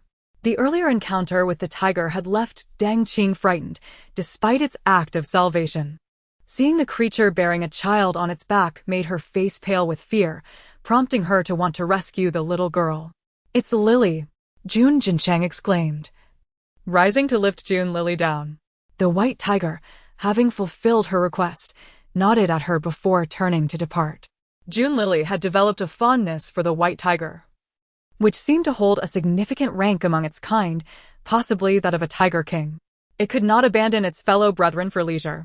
The white tiger let out a roar, bidding farewell to Junlili as it led its pack up the mountain. Pei Ting suggested something, and only then did Junlili notice someone lying on the ground. Deng Xiaoqing indeed sacrificed himself for my father," she lamented. Her words struck a disconcerting chord within Jun Jincheng. The group transported Deng Xiaoqing's body onto the carriage, having retrieved the driver who had hidden moments earlier, and set off toward Longgang. Deng Qing used a handkerchief to tend to Pei Ting's arm wound. This beautiful lady is Deng Xiaoqing's daughter and shares the same surname. I recall my cousin's official wife is also of the Deng family, she mused. They seem to get along quite well. Could she possibly be my cousin-in-law? Junlili, seemingly oblivious to the grim reality of Deng Xiaoqing's corpse within the carriage, began to innocently ship CP. Jun Jincheng, upon hearing her words, was taken aback. No wonder his cousin never attended the matchmaking banquets arranged by his maternal uncle. It turned out there was a fated connection here. Noticing her elder brother's injury, Junlili began to check if he was hurt. "Brother, don't move. Let me see if you're injured," she urged, tugging at his clothing and sleeves. Hearing the concern in her voice touched Jun Jincheng, and he reassured her, "Do not worry, I am fine." He affectionately rubbed Junlili's fluffy little head. She was indeed an adorable child.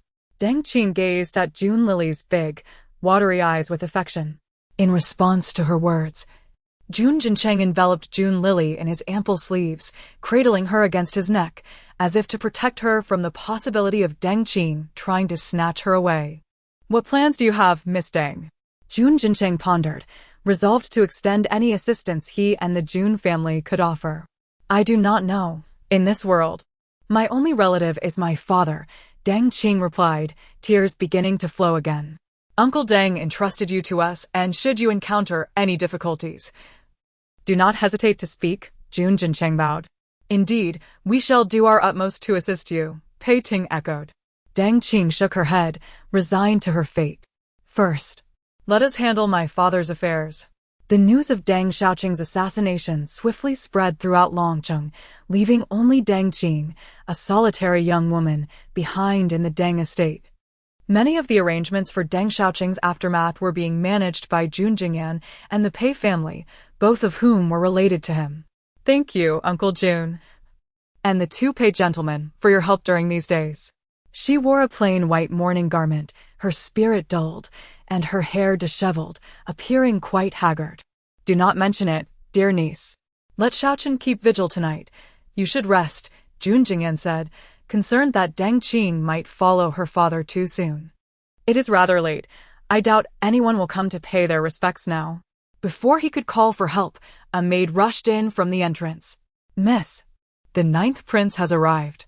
Upon hearing that name, the hearts of the Jun family tightened, fearing the 9th prince might act unfavorably toward Deng Qing. Uncle and the two generals are also here," Jun Yu greeted Jun Jingyan and the Pei brothers. He approached, took 3 incense sticks, offered a prayer, and place them in the incense burner. Deng Xiaoqing was indeed our East Extremes detective, had it not been for him. The recent case of Inspector Hong's corruption would not have been resolved so swiftly. The ninth prince deliberately mentioned this matter. The hearts of the Jun family raced with apprehension. The Pei family and Deng Qing, unaware of the underlying implications, remained silent. Miss Deng, your father was murdered. And this prince is concerned that those rogues may also pose a threat to you. The ninth prince's tone was gentle, his gaze laced with worry. However, to the ears of the Jun family, it sounded like, you shall soon be reunited with your father. Thank you for your concern, your highness. Deng Qing found herself at a loss for words. At that moment, Pei Ting stepped protectively in front of Deng Qing. He clasped his hands toward the ninth prince, stating, Your highness need not worry. Deng Xiaoqing entrusted Miss Deng to my cousin and me. We shall take good care of her. Upon hearing this, Deng Qing looked at Pei Ting with tear-filled eyes, her heart swelling with gratitude for his tall, handsome figure. The ninth prince, hearing this, felt a wave of irritation. If they intervened, it would indeed be difficult for him to eliminate Deng Qing. Jun Jinsheng, overhearing the exchange, was almost brought to tears by Pei Ting's foolishness. Wasn't this an open declaration of defiance against the ninth prince? Pei Ting was nearly telling Jun Yu outright, I'll take care of her, understand? Then it seems this prince is indeed worrying over trivial matters, the ninth prince replied with a forced smile. A gust of cold wind swept through, mingled with falling snow. Night had fully descended, devoid of moon or stars. After the ninth prince departed, Jun Jingyan deliberated over Deng Qing's future. Deng girl, it is unsafe for you to remain alone in the Xiaoqing residence. After the mourning period for your father, you might as well relocate to our royal residence, he suggested. The implication of the ninth prince's intentions was clear. He was waiting to eliminate Deng Qing. Why go to the royal residence? Let him come to our general's manor. Pei Lauda interjected, eager to shield her. Indeed, my father is truly something. A mere gesture is sufficient, but we cannot let my cousin-in-law come to our home. Jun Lily chimed in. The Jun family, excluding Jun Jinsheng? Cousin-in-law? Pei Ting's wife? Chapter 49. The rules of the Jing Wang mansion. Monogamy in an instant. The room fell silent. The members of the Jun family quieted down, attentively listening to Jun Lily's innermost thoughts. If this Deng Qing is truly my cousin's wife, Deng Shi, it is indeed significant. Deng Shi is an exceptionally devoted woman. Upon receiving the news that the general's residence would soon be sealed and exiled, my cousin bestowed upon her a letter of divorce, wishing to spare her from suffering. Deng Shi, however, displayed remarkable fortitude, tearing up the divorce letter and declaring her intent to accompany the Pei family into exile. Ultimately, the couple perished in the heavy snow of the northern frontier, a tragic tale indeed. The Jun family members exchanged glances, recognizing only the sorrow, with no trace of beauty to be found. Very well, I shall not argue with you. Let the young lady Deng go to your place. Upon hearing this, they understood that as Pei Ting's wife, she was not to be contended for. Excellent. Miss Deng, you may rest assured in our general's residence. My mother is an exceptional cook. Pei Ting hurriedly offered his assistance. Deng Qing felt her cheeks flush at his words. She too longed to reside in the general's mansion. Yet she was still in mourning, required to observe a 3-year period of filial piety.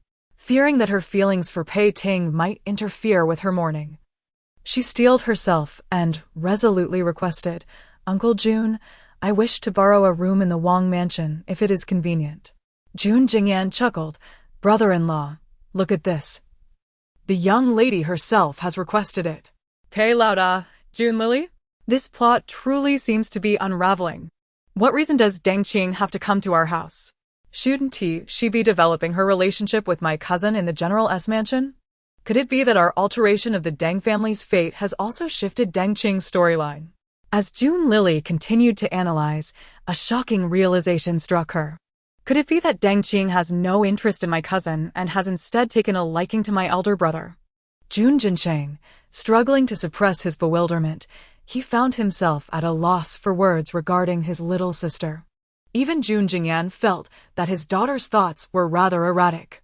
Following the 7th day of mourning for Deng Xiaoqing, Deng Qing dismissed all the household servants and secured her valuables, including the emperor's bestowed sword, in a secret compartment. Fearing theft, she planned to take these items with her upon marrying in the future. Pei Shi prepared a room for Deng Qing in her courtyard. Noticing Deng Qing's somewhat disheveled appearance, she tidied her up. Although vibrant colors were not permitted during the mourning period, understated elegance suited Deng Qing far better. Pei Shi styled her hair into an updo and adorned her with a floral hairpin. With a touch of powder, she appeared strikingly charming, a visage the likes of which no one had witnessed before. Wow, I didn't expect my sister-in-law to look so lovely with just a bit of embellishment. Jun Lily was taken aback by Deng Qing's beauty, never having anticipated it to be so remarkable. She felt that Pei Ting's appearance paled in comparison, and that Deng Qing was far better matched with Jun Jincheng. Come, Miss Deng, Pei Shi guided her to pay her respects to the Jing Wang and the side princess. Since she was to reside in the Wang mansion for an extended period, it was only proper to inform them in advance. Why is third uncle here as well? Upon entering, Jun Lily spotted Jun Wuqi. Father, the birthday of the national uncle is approaching. I truly took the silver to purchase a gift for him. Jun Wuqi knelt by the Jing Wang's feet, weeping profusely. Jun Lily glanced and understood. It appears that the Jing Wang is currently auditing the accounts from each household, and the expenditures of the third household are not aligning. Before the attendant at the door could announce them, the Jing Wang, having sensed their presence through Jun Lily's thoughts, interjected, "We shall discuss your matters later. We have guests. Do not embarrass me." With a swift kick, the Jing Wang sent Jun Wuqi over to the side princess, indicating he was a nuisance nearby. Pei Shi, under the pretense of holding Jun Lily, merely offered a verbal greeting of respect to the Jing Wang and his wife. Miss Deng is also a pitiable soul. Henceforth, she may treat the Wang mansion as her own home. The Jing Wang, understanding their intentions, proclaimed with grand generosity, "Ah, I did not expect the old man to be so magnanimous." Jun Lily praised. Hearing this, the Jing Wang became even more spirited, declaring, "Notify everyone that Miss Deng shall receive the same treatment as the second household's ping girl." Oh my, the hospitality of the Wang mansion is truly warm and welcoming. Due to the side princess's influence, the expenses for Jun Ping, a daughter born out of wedlock, were comparable to those of Jun Jincheng and his siblings. To demonstrate her welcome to Miss Deng, it was the side princess who provided the funds. The Jing Wang continued, "I was just lamenting the absence of a means to reclaim the silver this old woman has pocketed over the years." The side princess? She cast a look at the Jing Wang that seemed to convey her dissent. The Jing Wang, unfazed, added, "The silver shall be delivered monthly directly to Pei Shi." "Daughter-in-law." "As you command," Pei Shi replied, secretly delighted.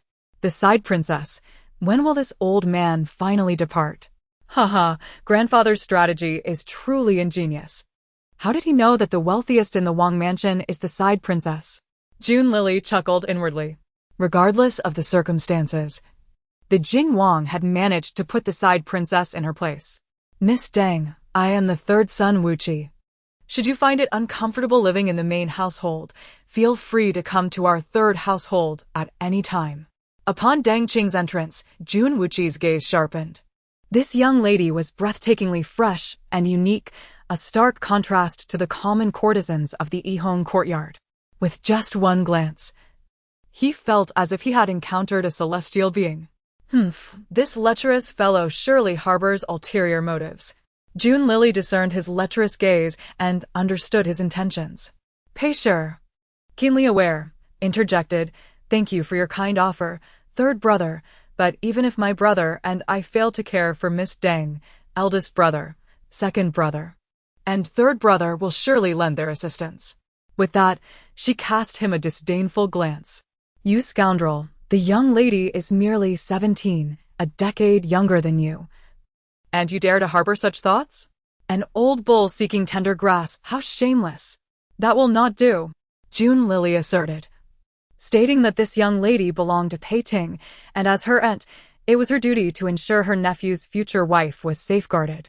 The Jing Wang chimed in, reprimanding Jun Wuqi, mind your own business. By the way, Wang Yi, it has been some years since Jier and his wife married, and yet they have no children.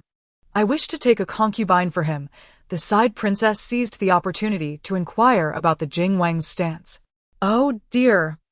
Is she planning to replace Jun Qi's useless role with a new face? The side princess, in her desperation to see her son ascend as the heir to the Wang mansion, is truly relentless.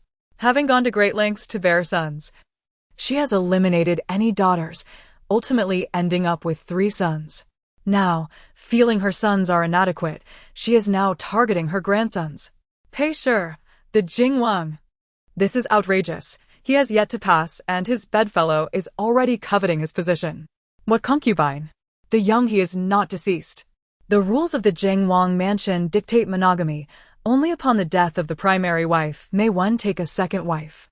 The Jing Wang cursed inwardly. If it were not for my late first wife, I would not have ended up marrying you, a wretched woman.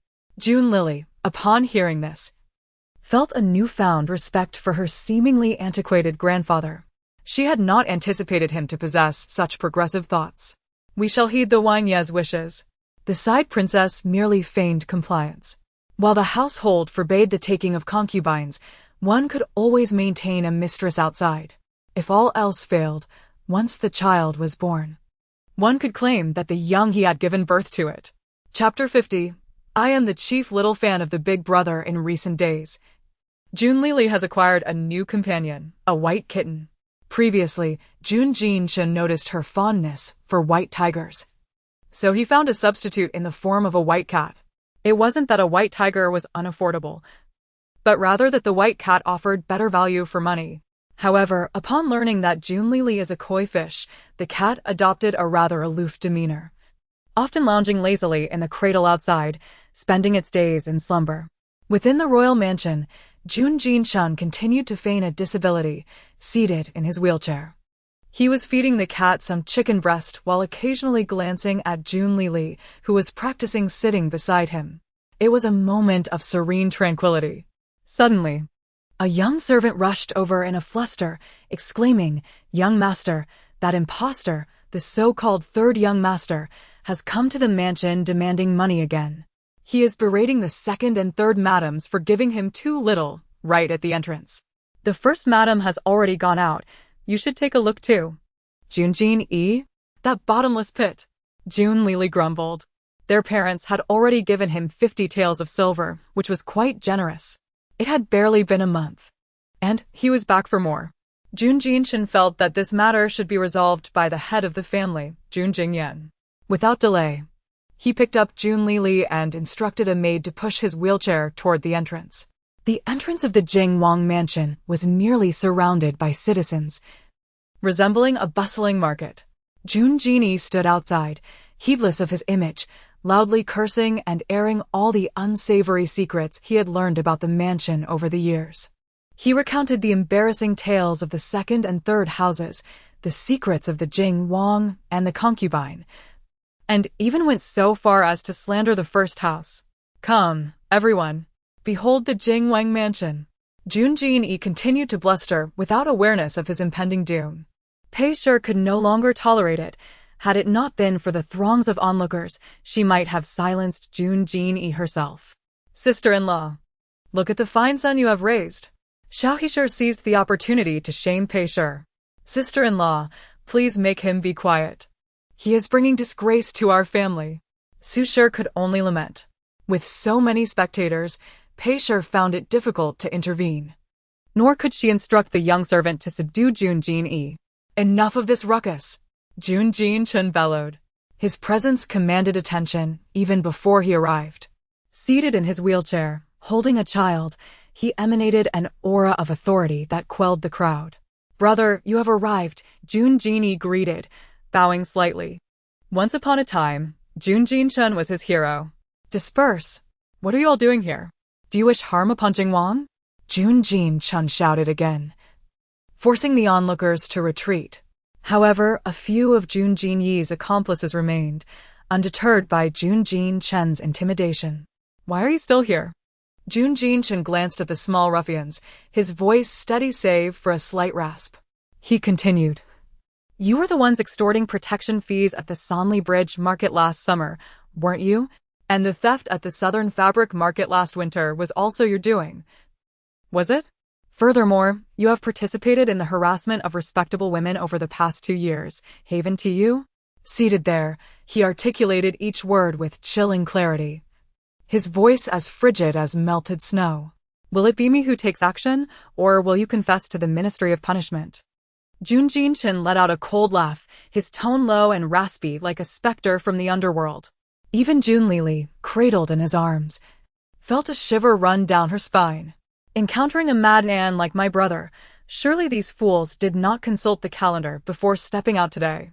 Jun Lili was utterly enamored with Jun Chen's decisive character. As expected, no sooner had he finished speaking than the ruffians fled in terror. "Brother, although I am not your biological little brother, we have shared a bond for over a decade. You cannot let your third brother starve on the streets, can you?" Jun began to play the emotional card. Jun Chen shot him a glare. "Did not our parents and your 2 aunts give you money? You squandered it gambling. You have no one to blame but yourself." Jun immediately began to cry, feigning sorrow. "Forgive me, dear brother. I have yet to recognize my situation, still thinking of myself as the third young master of the mansion. I beg you for another chance. This time I shall invest in a small business and live as an ordinary person, never to trouble the Wang mansion again." His heartfelt plea was so convincing that it was no wonder the second and third houses had fallen for his manipulations. However, Jun Lili saw straight through Jun Yi's deceit. Jun Chen chose to ignore him and offered his apologies to Su Shi and Xiao He. The 2 women were taken aback by his unusual politeness, feeling something was amiss. Seeing that Jun Chen was not engaging with him, Jun pressed on with his lament. "Brother, I have not eaten for 2 days. Look how much thinner I am compared to when I was at home." Jun Chen narrowed his eyes at this. His voice, cold as ice, was now tinged with a hint of exasperation. "First, I am not your brother. You shall refer to me as the eldest son of the Jing Wang mansion. Second, you have severed all ties with our family. Whether you eat or not is of no concern to us. This is no longer your home. Third, I will give you one last chance to leave, and do so quickly. Do not provoke me into action. You know well that since my injury, I have become unpredictable and indifferent to everything, even with a disability." He remained the imperious young master.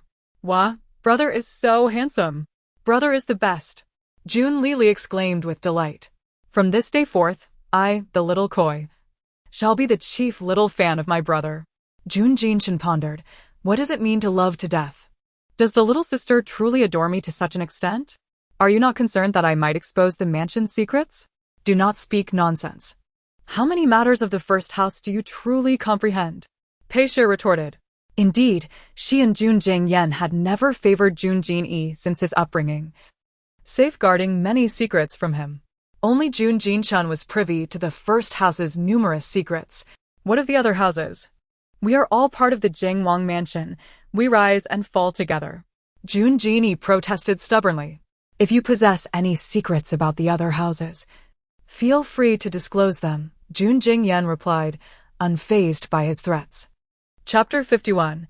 Severing ties with the false third brother. If Jun Yi could assist in denigrating the second and third branches, it would greatly aid in diminishing the king's regard for them.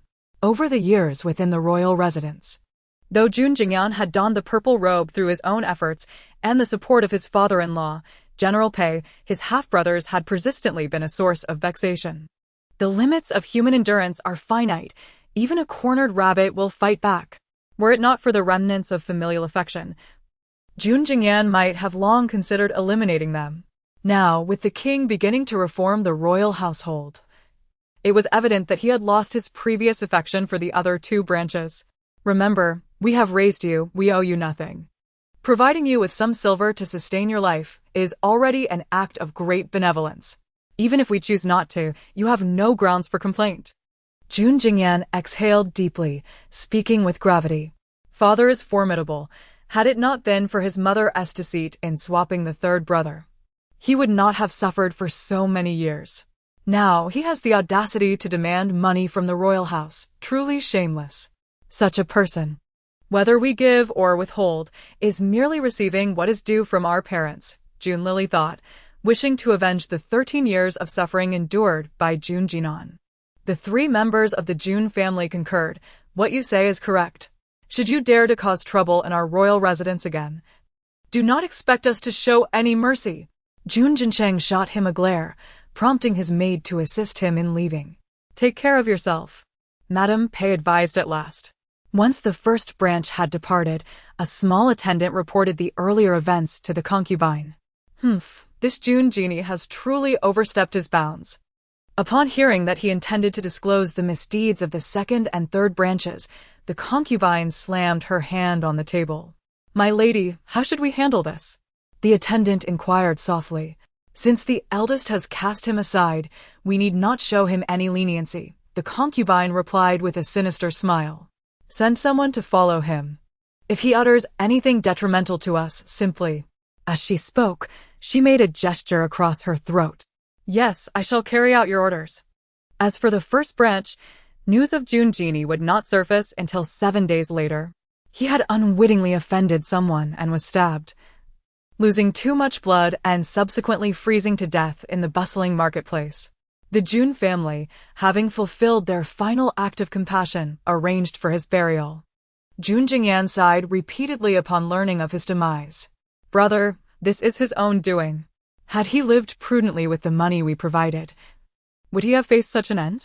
Madame Pei offered a word of consolation. I simply find it perplexing. I wonder who the assailant was? He certainly made many enemies during his reckless escapades. Madame Pei also sent individuals under June Lily's name to distribute porridge outside the city, hoping to accumulate some merit for her. During these days, June Wuqi's affection for Deng Qing was evident. He shamelessly approached June Jingyan, seeking his assistance in introducing him to Deng Qing. June Jingyan, however, offered him no kindness in return, perhaps due to the approach of the year-end. The 9th prince's side had been unusually quiet, with no significant activity. June Jingyan and June Jincheng grappled with whether to reveal the truth to Deng Qing, believing she deserved to know who her father's murderer was. Yet, they feared that such a direct revelation might be too much for her to bear. This matter is simple. Let our cousin overhear it herself. This way, she can grasp our father's good intentions while also learning the truth, June Lily suggested. June Jingyan and June Jincheng's eyes lit up at this notion, and they instructed Mijia to invite Deng Qing over, deliberately leaving the door slightly ajar. Observing the father and son deep in conversation, a sensible Deng Qing naturally refrained from entering immediately, opting to wait outside until they concluded their discussion. What business could they possibly have at this hour? Deng Qing murmured to Mijiao. I am unaware, but you'll know once you go in, Mijiao replied. Indeed. Upon witnessing the June family discussing matters within, Deng Qing chose to wait a moment longer. Father, the 9th prince is truly treacherous. Colluding with Inspector Hong to embezzle disaster relief funds, Jun Jincheng raised his voice purposefully, knowing Deng Qing was present. What? Deng Qing gasped. Inspector Hong is in league with the 9th prince? Furthermore, I learned that because Deng Xiaoqing apprehended Inspector Hong, the 9th prince hired assassins to kill Deng Xiaoqing. Poor brother Deng, passing away in his prime. June Jingyan lamented, tears streaming down his face. June Lily thought, my father is truly a dramatist. Had he been born in the Eastern Extreme Kingdom, he would have surely won an Oscar. Deng Qing's eyes brimmed with tears as she clenched her fists. She felt as though she had been dealt a heavy blow and ran away. Miss Deng, Mijiao called after her. Hearing the commotion, June Jingyan emerged to stop Mijiao, urging her to let Deng Qing be for now. Deng Qing sprinted out of the courtyard belonging to the first branch, crouching by the pond's edge, hugging her knees and weeping. Father, I finally know who my enemy is. Yet he is powerful, a prince, how can I avenge you? The night was particularly cold. After crying for a while, Deng Qing's nose turned red from the chill. Who? Who is there? A wary male voice suddenly called out. She hastily produced a handkerchief to dry her tears, reminding herself to maintain her composure since she was in someone else's home. As the figure approached, illuminated by the lantern he held, she recognized him as Jun Wuqi. Third Master, Deng Qing greeted with a bow, then attempted to turn and leave. "Oh, it's you, little beauty?" Jun Wuqi tossed the lantern aside and lunged toward Deng Qing. "Third Master, what are you doing? Let go of me." Deng Qing struggled fiercely. "Humph, little beauty. At this late hour, you're here, surely not just waiting for me? From the moment I first saw you, I have yearned for you. You are more beautiful than any of the courtesans in the Yihong courtyard." Deng Qing found herself speechless. Was she not allowed to take an evening stroll? Why would she be waiting for him? "Beauty, tell me the truth. Do you also feel a spark for me at first sight?" Before he could finish his sentence, Jun Wuqi pounced on her like a ravenous wolf, pinning her to the ground. "Third Master, let go of me. What do you intend to do?" Deng Qing continued to struggle. "What do you think?" "Naturally, I intend to engage in some pleasurable activities." His words were interrupted by a rustling in the grass. Meow. A plump white figure swiped at Jun Wuqi's face several times. Deng Qing recognized it as Jun Lily's white cat. "Oh no, you wretched creature." Jun Wuqi stood up, preparing to deal with the feline. The white cat, realizing it could not win, nimbly darted away into the darkness. However, it quickly relayed the events to Jun Lily. Startled awake while being coaxed to sleep by Madame Pei, Jun Lily sat up abruptly. "What? That scoundrel Jun Wuqi. I must inform father and brother to rescue cousin." "You mean by the small pond?" "Understood." The girl and the cat communicated effortlessly. Madame Pei and Jun Jingyan exchanged glances. Deng Qing was in danger. "Sister Shuang, go find the eldest. I will check it out first." Jun Jingyan rushed out, not even taking the time to don more clothing, hastily grabbing a long robe before exiting. Madame Pei followed suit, clutching Jun Lily as they hurried toward Jun Jincheng's residence. Chapter 52. The moon does not wish to bear this blame. His reckless third brother had previously harbored inappropriate thoughts towards Deng Qing. Now, in the stillness of the night, shrouded in darkness, he found himself unable to fathom the consequences of his brother's actions. Should anything untoward transpire, he would have no face to confront Deng Xiaoqing after his demise. As he heard footsteps approaching, Jun Wuqi, filled with impatience, rose to his feet. What could be the cause of this unusual commotion at this hour, when the area was typically deserted? He picked up a stone the size of his palm, ready to strike whoever dared approach, but upon lifting the lantern and catching sight of Jun Jingyan's stern expression, he immediately faltered. "Ah, brother, big brother, what brings you here?" Jun Jingyan, visibly enraged, did not hold back and delivered a swift kick to his brother, landing squarely where it would hurt most. Jun Wuqi fell to the ground, clutching his groin, unable to rise. Jun Jingyan glared at him before tending to Deng Qing, who had been left in disarray. Her clothing torn and 5 red handprints glaring on her pale cheeks, evidence of Jun Wuqi's earlier aggression. Thankfully, she had managed to retain her innocence. Upon seeing the marks on Deng Qing's face, Jun Jingyan's anger surged. He yanked Jun Wuqi up from the ground and unleashed a flurry of slaps upon him. After the earlier scratches from the white cat, Jun Wuqi's face was now a sight to behold. Swollen and battered to the point that even the princess consort might fail to recognize him. "Brother, what has happened?" Pei Shi's voice of concern arrived before she even reached the scene. Jun Jincheng, eager to avoid any delay, refrained from feigning disability and carried his wheelchair in hand until he reached the designated spot. "Come quickly and check if Deng Qing has sustained any other injuries." Jun Jingyan urged Pei Shi to examine Deng Qing. "Good girl, you have suffered," Pei Shi consoled her. "Her face is all bruised." Jun Lily expressed her worry, her anger directed at Jun Wuqi, wishing to deliver him a beating herself. "Brother, I merely came to admire the moon. I knew nothing of this." Jun Wuqi protested from the ground, feeling wronged. Who is this pig-headed fellow? My third uncle? Admiring the moon? In this bitter cold? I wouldn't believe a word of it. My third uncle's excuse is as flimsy as they come. The moon has no desire to bear this flame. Peisher found the situation both amusing and infuriating. It was evident that Jun Jingyan had already punished Jun Wuqi, and Jun Lily's anger began to wane. With witnesses and evidence at hand, what do you have left to say? Jun Jingyan pressed further. Even so, what do you dare to do to me, Jun Jingyan? Jun Wuqi retorted, unafraid, wiping the blood from the corner of his mouth and glaring at his brother. You dare to beat me like this? My mother will not let you off lightly. He invoked the name of the princess consort. At this, Jun Jingyan's fury ignited further, his fists clenched tightly. He felt as if he was on the verge of combustion, oblivious to the cold that reddened his ears and nose. He glared at the smug Jun Wuqi on the ground, his expression as fearsome as a vengeful spirit. Humph, what is the princess consort to me? I have ample evidence against her. A mere mention of it could lead to her disgrace. Jun Lily, who loathed being threatened, was not accustomed to being on the receiving end of intimidation. Just as I thought, you're indeed my sister, Jun Jinchang remarked. Truly, you are my daughter. Both Jun Jingyan and Peisher echoed. How remarkable. I propose a straightforward solution. Let us send my third uncle to the Ministry of Justice's prison for the crime of humiliating a loyal subject.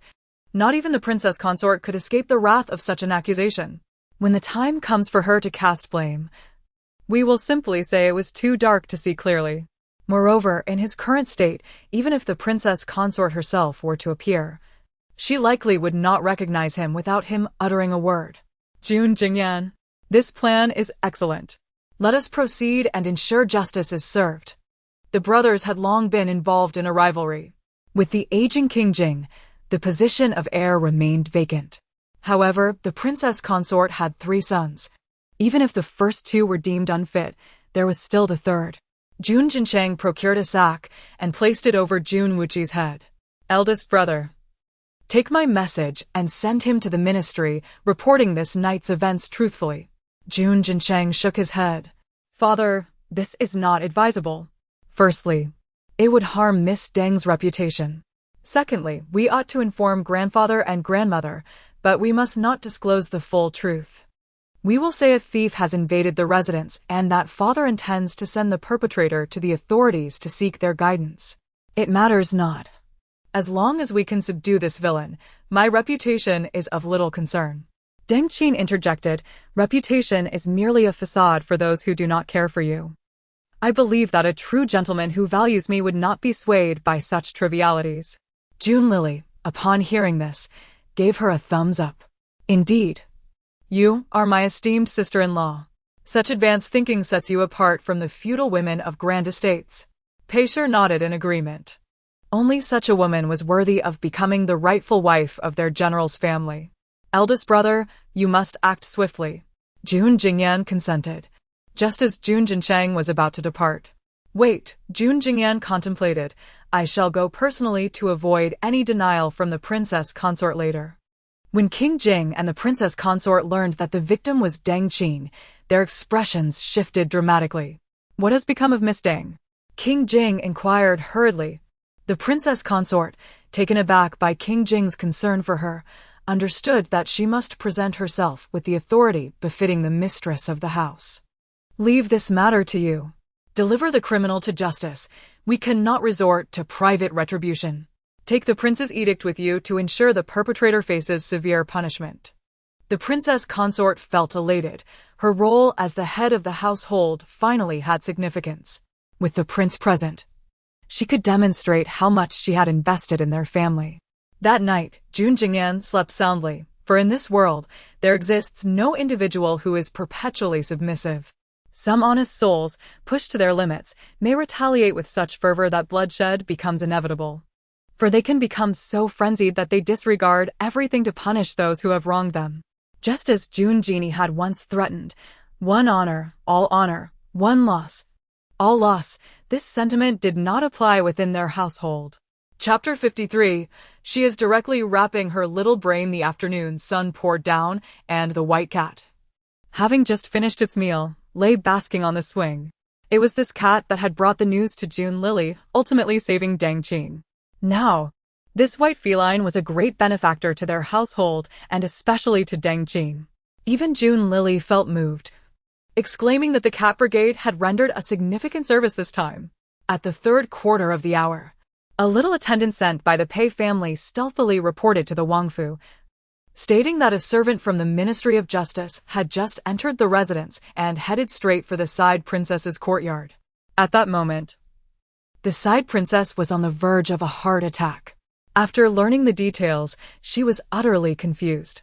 Last night, the eldest had mentioned that a thief had entered their residence, humiliating the daughter of the Deng family, but today this thief inexplicably transformed into the third son? The official from the Ministry of Justice claimed that the person who reported the incident had presented a post from the King Jing and insisted on severe punishment. Now, Jun Wuqi had already been imprisoned. According to the laws of the Eastern Extreme Kingdom, Jun Wuqi's crime warranted a sentence of 3 to 10 years. However, since his victim was Deng Qing, an orphaned official's daughter, his punishment was tripled, resulting in a sentence of 27 years. Considering he was the son of King Jing, they specially sent someone to report the situation to the Wangfu. After dismissing the official, the side princess clutched her heart and hurriedly commanded her maid to summon the members of the main house. As Jun Jingyan, Pei Shi, Jun Jincheng, and Jun Lili entered, they were greeted by the sight of the side princess, nearly incapacitated, and the weeping Xiaohe. Upon seeing them enter, the side princess seized a teacup nearby and hurled it at Jun Jingyan. He deftly turned aside, easily evading the projectile. The sound of the porcelain shattering was sharp and resonant, yet it paled in comparison to the side princess's tirade. "You wicked one! How can you call yourself a brother? You want to rest until you've destroyed your brothers, will you? Last time, you allowed the 5th and 6th to bully Qi, and this time you directly reported Wuqi to the authorities. What exactly are you plotting?" Jun Jingyan had already prepared his retort from the previous night, resolutely asserting his ignorance and insisting he hadn't seen anything, refusing to acknowledge it. "It was your grandmother who instructed me to report to the authorities with Father's post. Moreover, regarding Junqi, he was clearly at fault.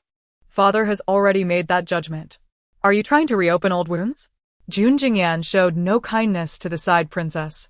He was ready to sever ties with them, contemplating moving his entire family away from the Wangfu. After all, as a dignified assistant minister of the Ministry of Justice, he could easily support a wife and children. For years, he had endured the bitterness brought by the side princess and several half-brothers, and he had finally had enough. Before he could say more, Jun Lili's thoughts echoed in his mind. How dare she accuse my father of wanting to kill her son when she intentionally had a maid collide with my mother, causing her to give birth prematurely with the 4th brother.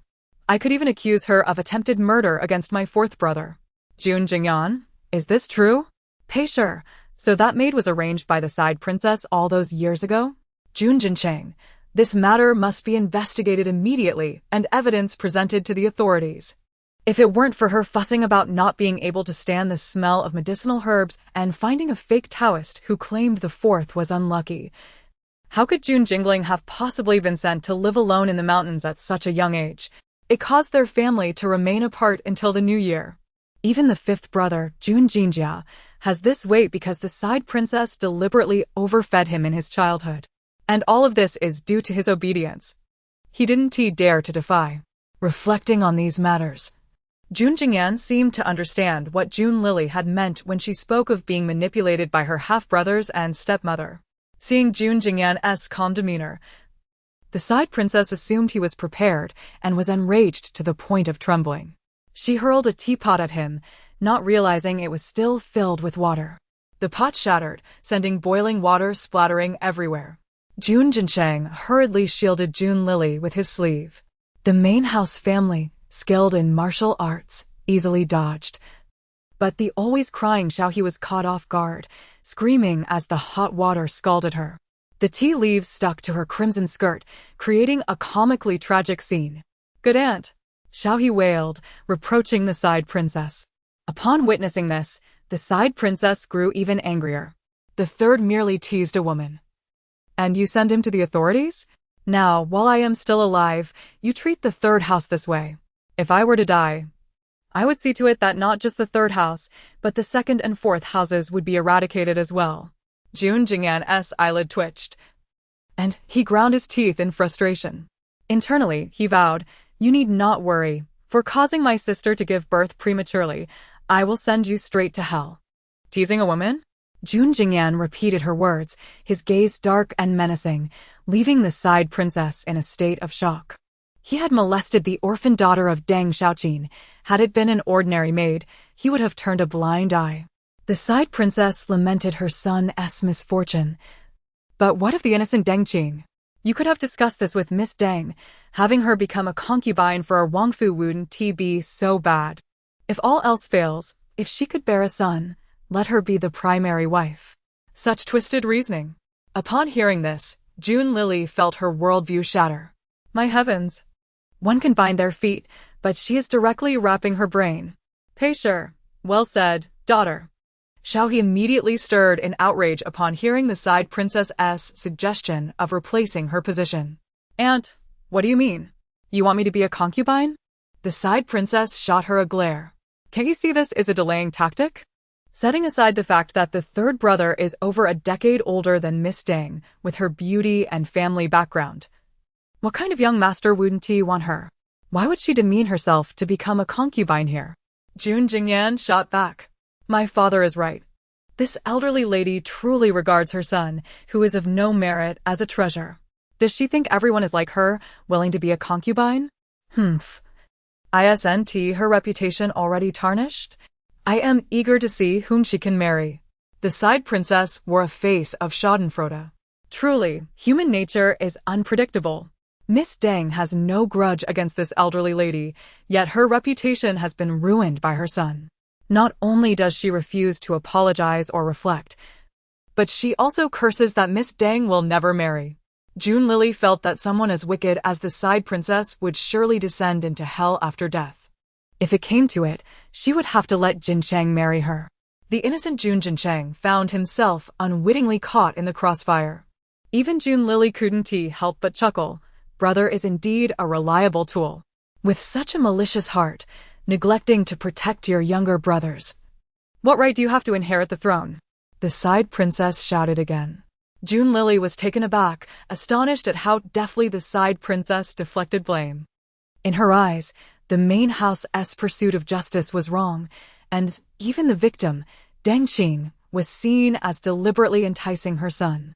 The previously silent Jun Jincheng finally spoke. This side princess cannot be left alive. Disharmony at home stems from the elder's lack of virtue. June Lily lamented. Jun Jingyan, indeed. What my daughter says is absolutely correct. Our Wangfu is indeed embroiled in endless controversies, both great and small. Chapter 54. Close the door, release my father. The consort of the side prince reiterated the news brought by the officials from the Ministry of Justice to Jun Jingyan and his family. Jun Jingyan's family remained resolute and unyielding, with both Pei and Jun Jincheng echoing the same sentiments. Seeing that a hard approach was ineffective, the consort of the side prince resorted to a softer tactic. With tears in her eyes, she lamented, "My dear son, you have always been more intelligent and capable than your brothers. You have even married the daughter of the general of cavalry, gaining the support of your father-in-law. Yet, look at your three brothers, it is only your father and I who remain." Her words were laden with heartfelt emotion, prompting Xiaohe to join in her weeping. Jun Jingyan stood silently to the side, at a loss for how to respond. The consort of the side prince clutched her chest, feigning a near-fainting spell. "My dear son, I implore you. Please go to the Ministry of Justice and tell them they have made a mistake so they can release your third brother." Ignoring the pleas of those around her, she knelt before Jun Jingyan. Jun Jincheng, confined to a wheelchair, narrowly escaped the chaos. Since Jun Jincheng had grown aware of his surroundings, he had never knelt before the consort of the side prince. Realizing her desperation stemmed from a mother's love, he observed as if witnessing a grand performance of maternal devotion. One might think they were attending a wedding ceremony. June Lily's eyes widened in astonishment.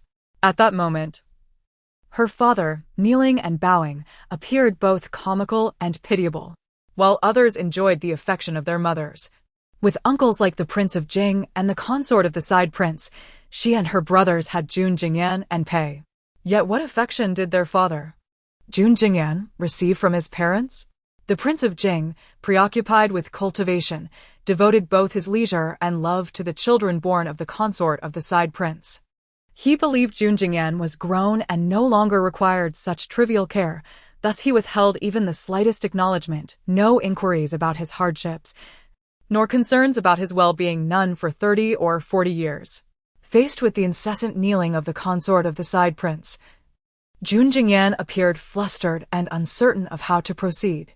He cast a glance toward Pei, who was also kneeling beside Xiaohe. Jun Jincheng, known for his forthrightness, boldly spoke, "Consort, do you not realize that pressuring my father in this manner is akin to a common ruffian displaying their insolence in the streets?" As expected. Upon hearing his words, both the consort and Xiaohe ceased their bowing and helped each other to rise. Jun Jincheng continued relentlessly, "In my opinion, this matter should be entrusted to the emperor and the princes for proper adjudication." The room fell silent in shock. "Truly, my elder brother is unmatched in his audacity. He truly does not shy away from escalating matters to their utmost severity. How dare you, a mere child, act so recklessly before the consort of the side prince?" Xiaohe rebuked sharply.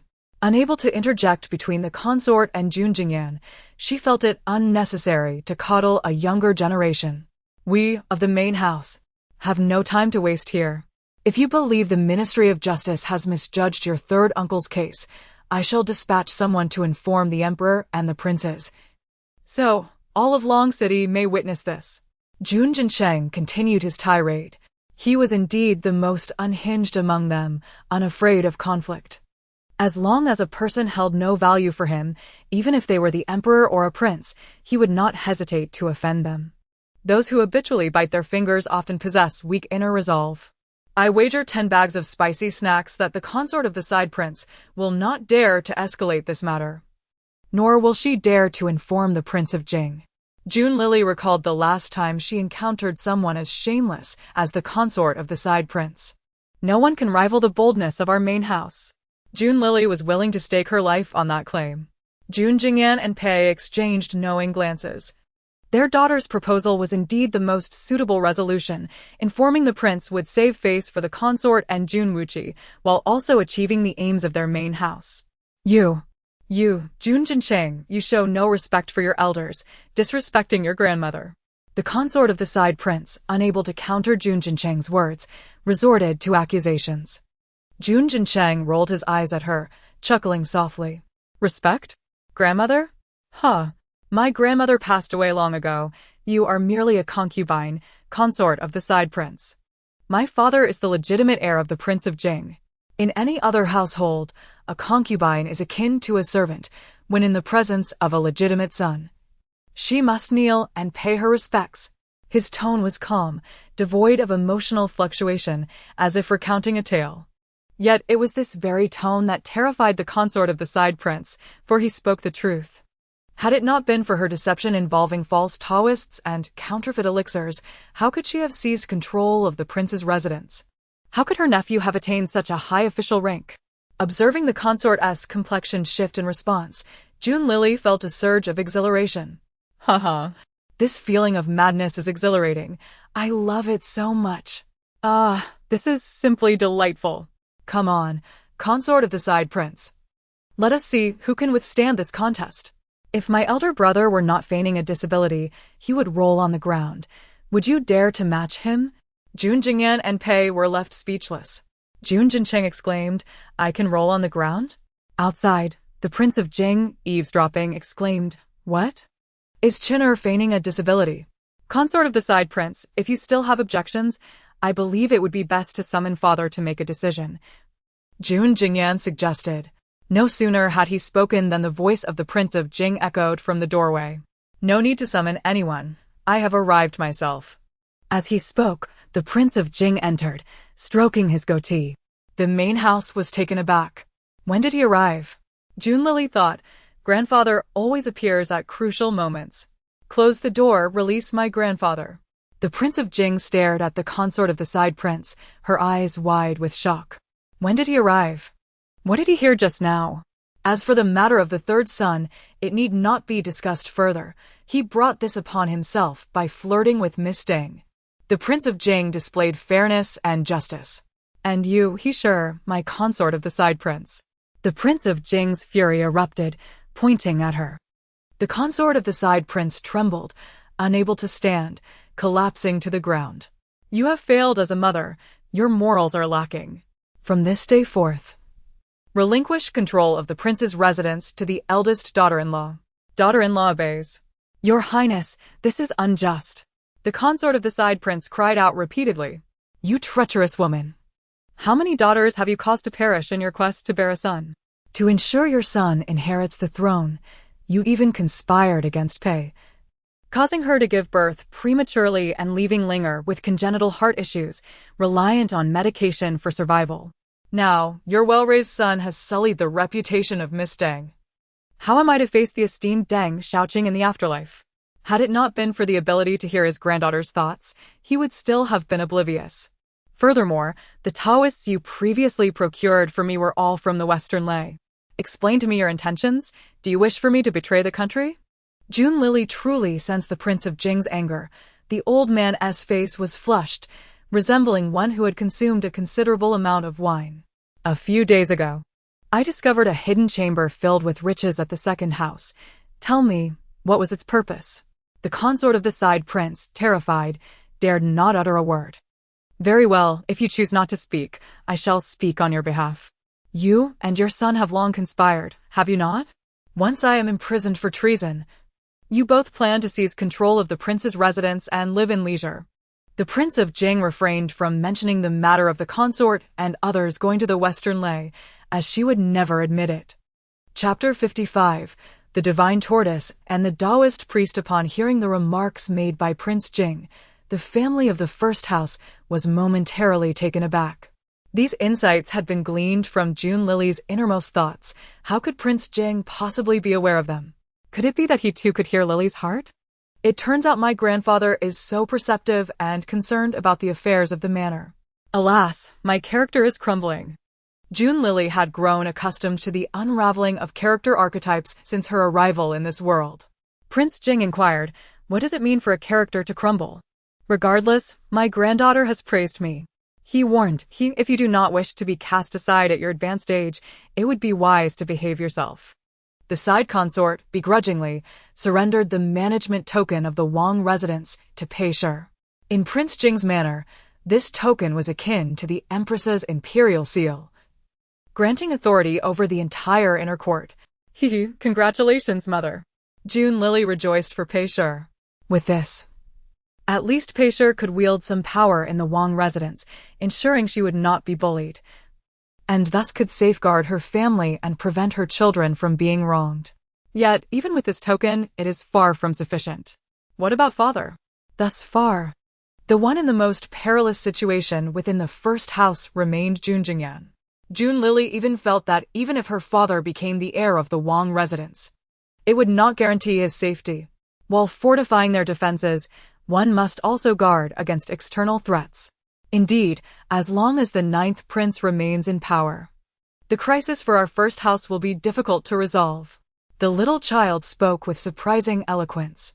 Prince Jing exclaimed, the ninth prince intends to harm my son?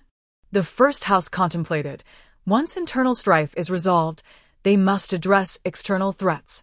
After leaving the side consort's quarters, Prince Jing intended to take June Lily to Jingqing Temple to meet Taoist Wang. Father, I disagree. June Jingyan was the first to object.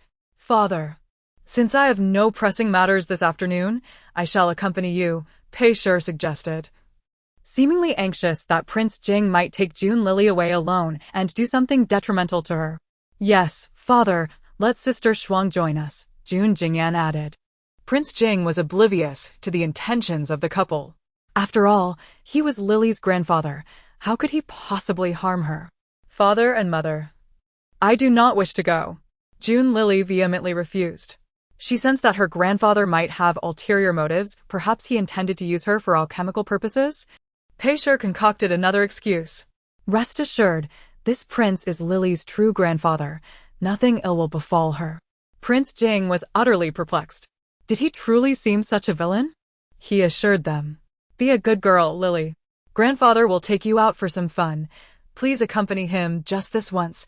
Pei-Shi comforted, reluctantly handing June Lily over to Prince Jing.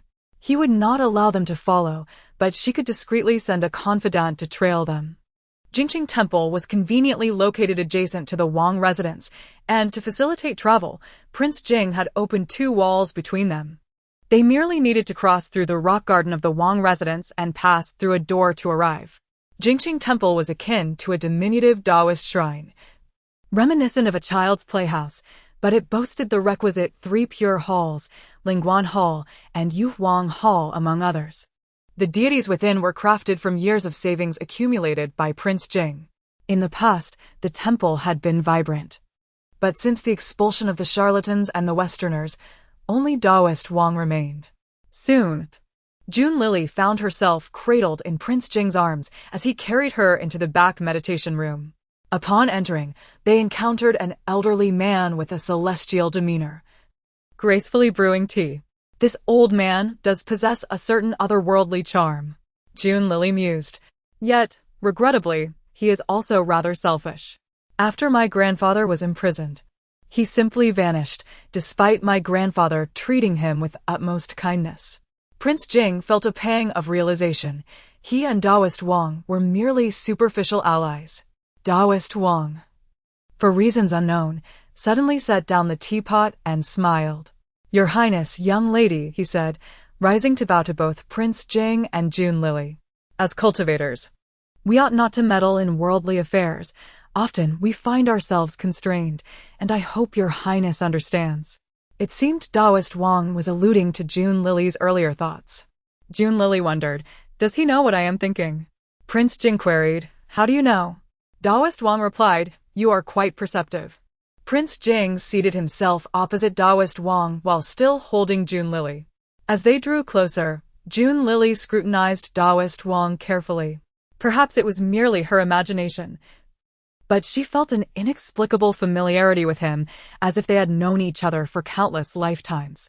Taoist Wang, have we met in a previous life? June Lily murmured. Taoist Wang's eyes brimmed with tears. Little Koi, you have finally remembered me. He then inquired, Your Highness, have you been wearing the spirit talisman I previously bestowed upon you? I have worn it around my neck without fail. Since then, have you sensed anything unusual? Taoist Wang's words carried an implicit meaning, although Prince Jing did not fully comprehend. He pondered whether since wearing the talisman, June Lily had been born and he had begun to hear her thoughts. Could it be related? It appeared that he might be privy to some secrets. Prince Jing cast a sidelong glance at June Lily, feeling somewhat guilty for the old man, who understood the need to keep the ability to read minds a secret yet made an effort to convey the truth. Indeed, it is this ability, Taoist Wang nodded. What are these two playing at? June Lily observed with curiosity. Your Highness, please remove the talisman and place it on the table, Taoist Wang instructed. Prince Jing complied. What talisman? Let me see. No sooner had the talisman left Prince Jing's hand than he could no longer hear June Lily's thoughts. In an instant, Prince Jing comprehended. Upon donning it once more, the melodious voice of the young girl returned to his ears. Who exactly is this Taoist Wang? I must put him to the test. June Lily felt that Taoist Wang bore a striking resemblance to the divine tortoise of the Lotus Pond. Yet many beings in this world share similar appearances.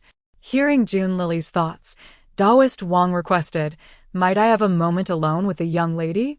Prince Jing recognized that his granddaughter was extraordinary, as was Taoist Wang. What followed would indeed be a royal showdown. Very well, I shall remain outside, Prince Jing stated, handing June Lily over to Taoist Wang before stepping out of the room. Taoist Wang placed June Lily on the table and began to chant incantations with both hands.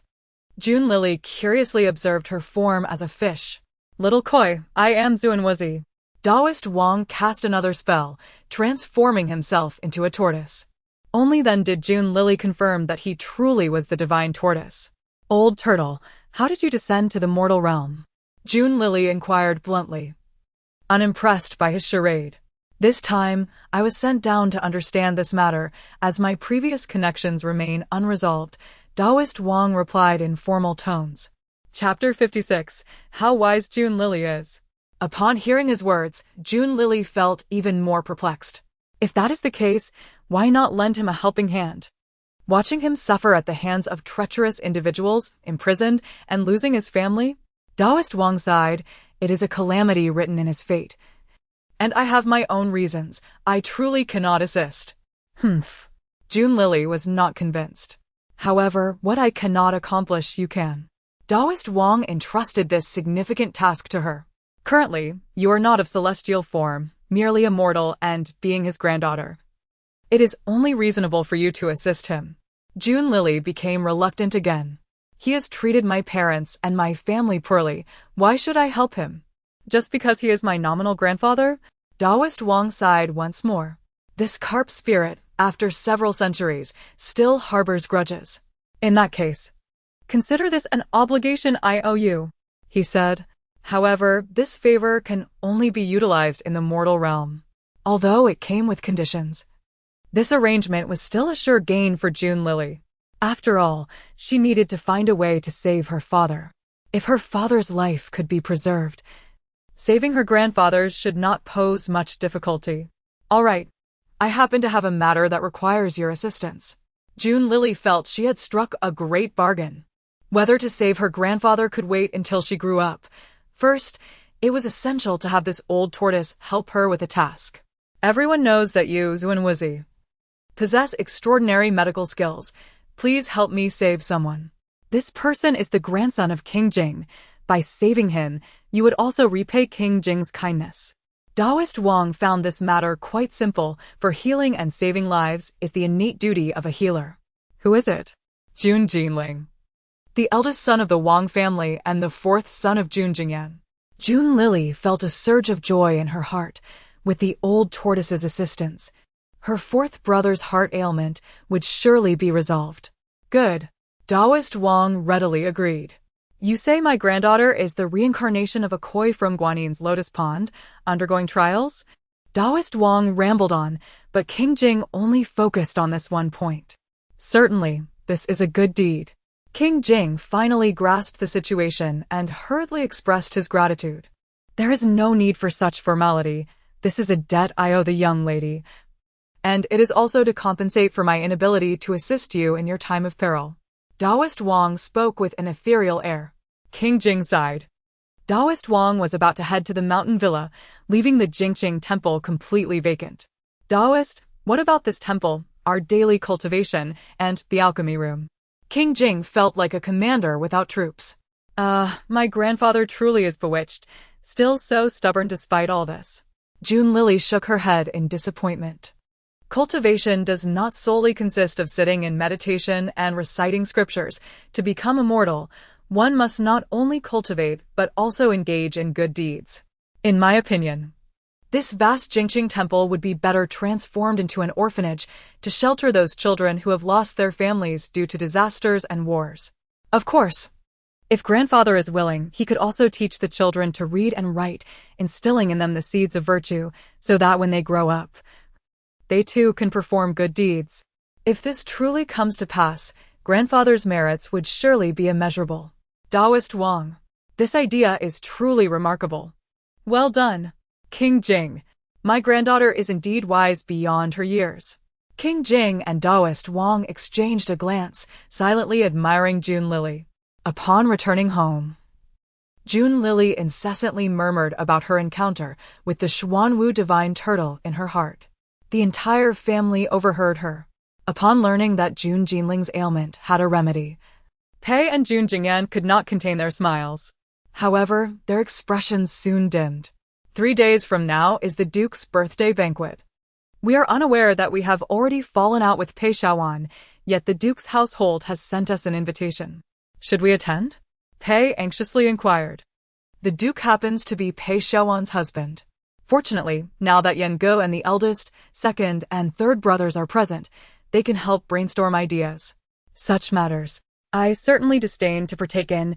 Jun Jinchen arrogantly raised his head, continuing, who in Longcheng does not know that the Duke merely seeks the bloodline of a royal brother. The Empress does not wish to acknowledge this brother at all. Thus, our relationship with the Duke's household will not affect our relationship with the Empress. Jun Jinshin had no intention of clinging to the Empress. He was merely analyzing the situation objectively. Jun Jinbai offered a different perspective. Eldest brother speaks rightly. Yet I believe we must not lose the propriety of the Wang family. This is the first banquet we shall attend since mother took charge. Jun Jinbai was meticulous and cautious, always weighing his words. Surely there will be many delicacies at the banquet? Jun Jinan asked, seemingly oblivious. The last time we attended the chrysanthemum banquet, we only had pastries and tea, lacking large pork knuckles and roasted chicken. Will there be any this time? If so, I wish to go. The Jun family members. Then I want to go too. Whether we attend or not, we must present a gift, attending or not. We will still need to give a gift, and perhaps we can even enjoy some stewed rice. Jun Lily was undoubtedly a savvy negotiator. She would never engage in a losing venture. The Jun family members. Well done, third brother. These two are quite clever. Father, mother. I have never attended a birthday banquet, Jun Jinan said, scratching his head. His eyes sparkled with anticipation for the upcoming banquet, a sight that tugged at the heartstrings. Jun Jinbai could not help but pat his shoulder. Even Jun Jinshin relented, suggesting, why not let mother take the younger sister and third brother along? Third brother possesses some skills and should be able to protect mother and younger sister. Jun Jinshin held high hopes for him. During these days, Jun Jinan had not been much involved in family matters. His bamboo dragonfly was selling remarkably well. Because of this, he had made quite a name for himself in the circle of noblewomen in Longzheng. Anyone with children under the age of 8 recognized the new third young master of the Jing Wangfu. Very well, I shall prepare gifts tomorrow. And it will just be the three of us.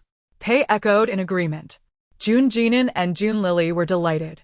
Just as everyone thought this matter had been happily settled, they once again heard Jun Lily's voice. Wait, the Jun family members? I recall that after this banquet, the Duke's household was suddenly raided and exiled for some reason. At that time, grandfather even bribed many connections to protect Pei Shaowan. Upon hearing this, Pei and Jun Jinan's expressions grew solemn. However, regardless of the circumstances, one must go in person to uncover the truth. The new year is approaching, and the weather has been quite pleasant lately. To avoid losing face, Pei even used the finest fabric for Jun Lily's clothing. Mother truly is willing to spend. This dress is almost better than the Emperor's princess. Jun Lily adored the garment, gazing into the mirror repeatedly before heading out. Pei smiled tenderly, thinking, you are indeed your parents' little princess. The plum blossoms in the Duke's residence bloomed splendidly. As the doorkeeper announced, Madame Jun, Pei Shaowan personally came out to greet them. I never expected my sister would come. Pei Shaowan smiled with flattery. Unlike Pei Xiaoding, she was more cunning, adaptable, and skilled at managing relationships. Chapter 57, The Red Umbrella and White Stock. Once you finish, you lie down in an effort to maintain decorum. The Pei family put on a performance of sisterly affection. This charade instantly elevated Pei Xiaowan's popularity, as winning the favor of the Jing Wangfu required first winning her over. Remarkably, although the Empress did not attend, Crown Prince Junheng arrived with his 5 or 6-year-old second son. Upon his arrival, Pei Xiaowan hurriedly approached him. Pei Shi took the opportunity to lead Jun Lily and Jun Jinan to a nearby seat. To their astonishment, the 9th prince, Jun Yu, also made an appearance. Jun Lily was certain that his intentions were far from innocent. Pei Shi and Jun Jinan gradually became vigilant, keeping a close watch on the 9th prince's movements. Many attendees, captivated by the exquisite and charming Jun Lily, engaged her in playful banter. Additionally, several young ladies and gentlemen of similar age to Jun Jinan eagerly sought to impress him. Socializing is indeed a taxing endeavor, far more exhausting than selling goods. Jun Jinan was particularly overwhelmed by the enthusiasm of the young ladies. He felt that unless they were willing to purchase his merchandise, they had no right to expect any charm from him. Unfortunately, he had not brought his bamboo dragonfly today. Otherwise, he would have seized the opportunity to promote it. Jun Lily shared his sentiments. She had come merely to quietly observe her brother dining and savor the aromas. Yet so many sought to curry favor with her. Did they truly believe that a few kind words would secure their positions as allies of the Jing Wangfu and the general's residence? Pei Shi may not have understood social anxiety or introversion, yet she recognized that her daughter was displeased. Fortunately, the banquet soon commenced, and the dishes were quite commendable. Jun Jinan savored the meal with great delight, having arrived at the right place. Jun Lily's mouth watered with envy. She regretted coming, for she could only inhale the delightful aromas without partaking. Was she not inviting her own misery?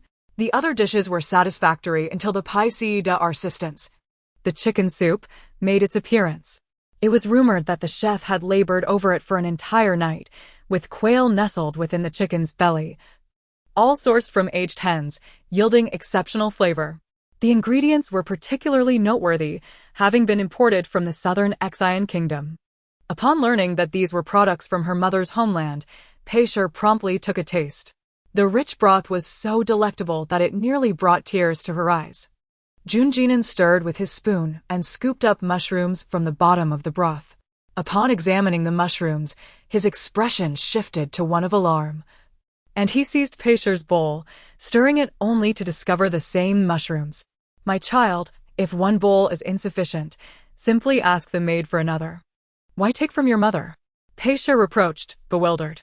Jun Jinan, however, wore a grave expression.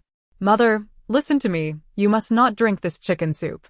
Pei Shi gasped. She had already taken a sip. Jun Lily was equally perplexed. "Why must we avoid it?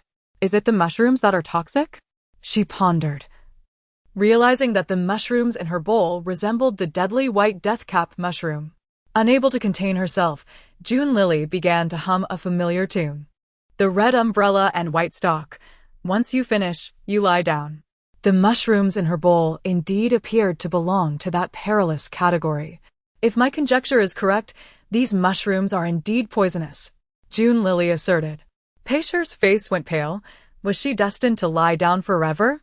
Noticing her fear, Jun Jinan reassured her, "Do not worry, mother. You have merely sipped the broth. As long as you do not consume these mushrooms, you will be fine. Even if someone were to eat them, the worst they would face would be diarrhea and hallucinations." Upon hearing this, Pei Shi quickly inquired how he possessed such knowledge and whether it was reliable. "When I was a beggar, a companion of mine once consumed these mushrooms. The older beggar suffered for several days, while a younger child, merely 3 or 4 years old, tragically perished." Jun Jinan's voice dwindled. Pei Shi recognized that he was recalling painful memories and drew him into a comforting embrace, patting his shoulder to console him.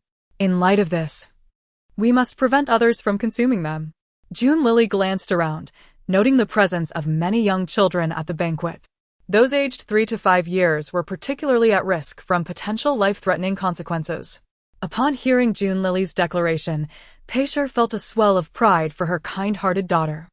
A nearby lady, seeing that their family had not partaken of the chicken soup, enthusiastically recommended, "This chicken soup is truly delightful. Why not give it a try?" "You must not drink it. This is poisoned chicken soup." Jun Lily silently screamed, her heart racing, though the lady could not hear her. Pei Shi kindly warned, "Poisonous mushrooms? How could that be? Would the Duke's residence serve us toxic mushrooms and chicken soup? Such malicious intent." The lady's expression shifted, oscillating between disbelief and fear, ultimately deciding against drinking it. Their exchange was overheard by Pei Shouting, who was mingling within the social circles. "Sister Nian Shuang, even if my mother behaved inappropriately, must you belittle us to tarnish my brother-in-law's Duke's residence?" Pei Shouting assumed Pei Shi had intentionally uttered those words to undermine the Duke's reputation. Witnessing such distasteful behavior, Pei Shi's expression became increasingly strained. The sisters had long severed ties with the Pei family, and it was only a matter of time before they clashed openly. Listening to this, Pei Shi restrained the anger of Jun Jinan. "That Pei Shouting is truly despicable." Jun Lily fumed, making a face at her. Pei Shi let out a cold laugh. Had she merely meddled in affairs that did not concern her? As long as they refrained from consuming the soup, the fates of others were of no consequence to them. I shall not argue with you further. Feel free to decide for yourselves whether to drink this bowl of chicken soup. With that, Pei-Sha resumed her meal, appearing unfazed. Though the mushrooms in the soup were problematic, the other dishes remained edible, if not entirely clean, at least devoid of poison. Pei-Shaoting's attempt to strike back was as futile as punching cotton. She could only force a smile and find an excuse to depart. The lady, having been swayed by Pei-Sha's words, also refrained from consuming the chicken soup. In less than a moment, children under the age of 8 began to experience abdominal pain and headaches, while those under 3 foamed at the mouth. Even some adults started to lose their senses, flailing about in confusion. The Crown Prince's son was not spared either. He began to foam at the mouth and roll his eyes. Chapter 58. The birthday banquet turns into a crime scene. Pei-Sha approached Jun Lili to witness the commotion. Oh, the poor Crown Prince. He couldn't even save his last son. A glance from Jun Lili confirmed her suspicions that the child was beyond saving.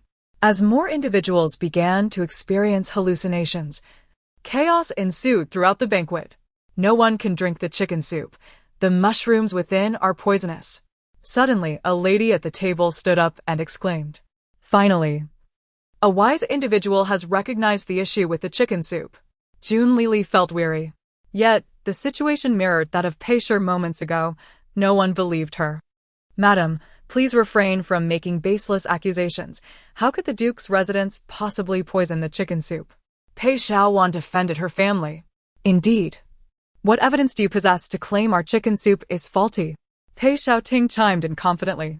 "The soup is fine, but the pristine white mushrooms within are toxic." The lady continued, "My husband is a physician at the Imperial Medical Bureau. I often accompanied him to gather herbs in my youth, so I can assure you of my identification." So she is the physician's wife. No wonder she speaks with such conviction. Jun Lili nodded in agreement towards the lady. "But what shall we do now? We've all consumed it." The Crown Prince inquired anxiously. For his son was on the brink of death. "What can be done? Others may yet be saved, but your child, your highness, is doomed." Jun Lili remarked with a sidelong glance at the lifeless child in the Crown Prince's arms. Surely, the Crown Prince felt the absence of the child's heartbeat. Yet, he was reluctant to accept the grim reality. "I apologize, your highness. I am only familiar with identifying these mushrooms and possess no medical knowledge to treat." The lady expressed with deep remorse. By the time the physician arrived, the child would be cold. "Uncle, does your residence not have a physician?" the Crown Prince demanded angrily. And no, the Duke had never anticipated that a celebratory birthday would devolve into a crime scene. Observing the frenzied crowd, he felt his family's reputation was in jeopardy. "Investigate. Find out who placed the poisonous mushrooms in the soup," the Crown Prince commanded. Does this Crown Prince lack sense? Clearly, it was the cook who added the mushrooms, Jun Lili retorted. "We must uncover who proposed using these mushrooms," she added. Jun Jinan, upon hearing this, resolved to assist the Crown Prince, as this matter involved multiple lives. Scanning the scene, 3 or 4 children had already perished. "Your Highness, it is evident that the individuals with authority over the banquet's provisions are the Duke's wives," Jun Jin stated respectfully. You are intentionally framing my sister, aren't you?" Pei-Shaoting snapped in response, igniting her sister's frustration. "Your actions only draw suspicion towards yourself." Pei-Shaowan lamented internally. "Dear aunt, do not misunderstand. You and second aunt lack the expertise to identify whether these mushrooms are toxic. Thus, I suspect that the individual who instructed the cook to use poisonous mushrooms must possess an Xian lineage or have grown up in the mountains," Jun Jin asserted, delivering a blow that was both painful and insulting. Pei-Shaowan and Pei-Shaoting could only swallow their indignation, realizing that contradicting him would only cast doubt upon themselves. "Bring forth all individuals with Nan-Xian bloodline or those raised in the mountains from the Duke's residence," the Crown Prince ordered. As they spoke, Jun Lili caught a glimpse of a lavishly dressed woman hiding behind a rockery outside the courtyard, gazing intently in their direction. "Oh, that person is dressed so finely. She must be a lady of the residence," Jun Lili mused, curious as to why such a person would stealthily observe them. Upon hearing her words, Junjin and also turned to look. Locking eyes with the woman, she seemed startled and fled immediately. "Who is she?" Junjin and inquired, pointing at the retreating figure. "Oh, that is the second concubine of the residence. She was frightened recently and her mind is somewhat unclear," Peisha remarked. Her curiosity piqued as she regarded the woman, sensing something amiss. "Your Highness, do not be too sorrowful. This matter is of great significance. It is best to report to the Emperor first," Junjin consoled, patting the Crown Prince's shoulder. In less than 3 months, the Crown Prince had lost 2 sons. Such a blow was unbearable for anyone. A man nearing 30, still the heir apparent, wept openly as he cradled his child, invoking pity from all who beheld him. Junjin, observing the Crown Prince's plight, felt a twinge of sympathy. "Unclear of mind? I suspect she is the one who brought in these poisonous mushrooms," he mused. "Indeed, Brother 3 speaks wisely. We should report this to the Emperor and have the 3 departments investigate, for lives are at stake." A young girl's voice suddenly echoed in the Crown Prince's ears. He looked around, bewildered, for no one else was speaking. "What is the Crown Prince gazing at?" Junlili asked, glancing around. "The physician has yet to arrive."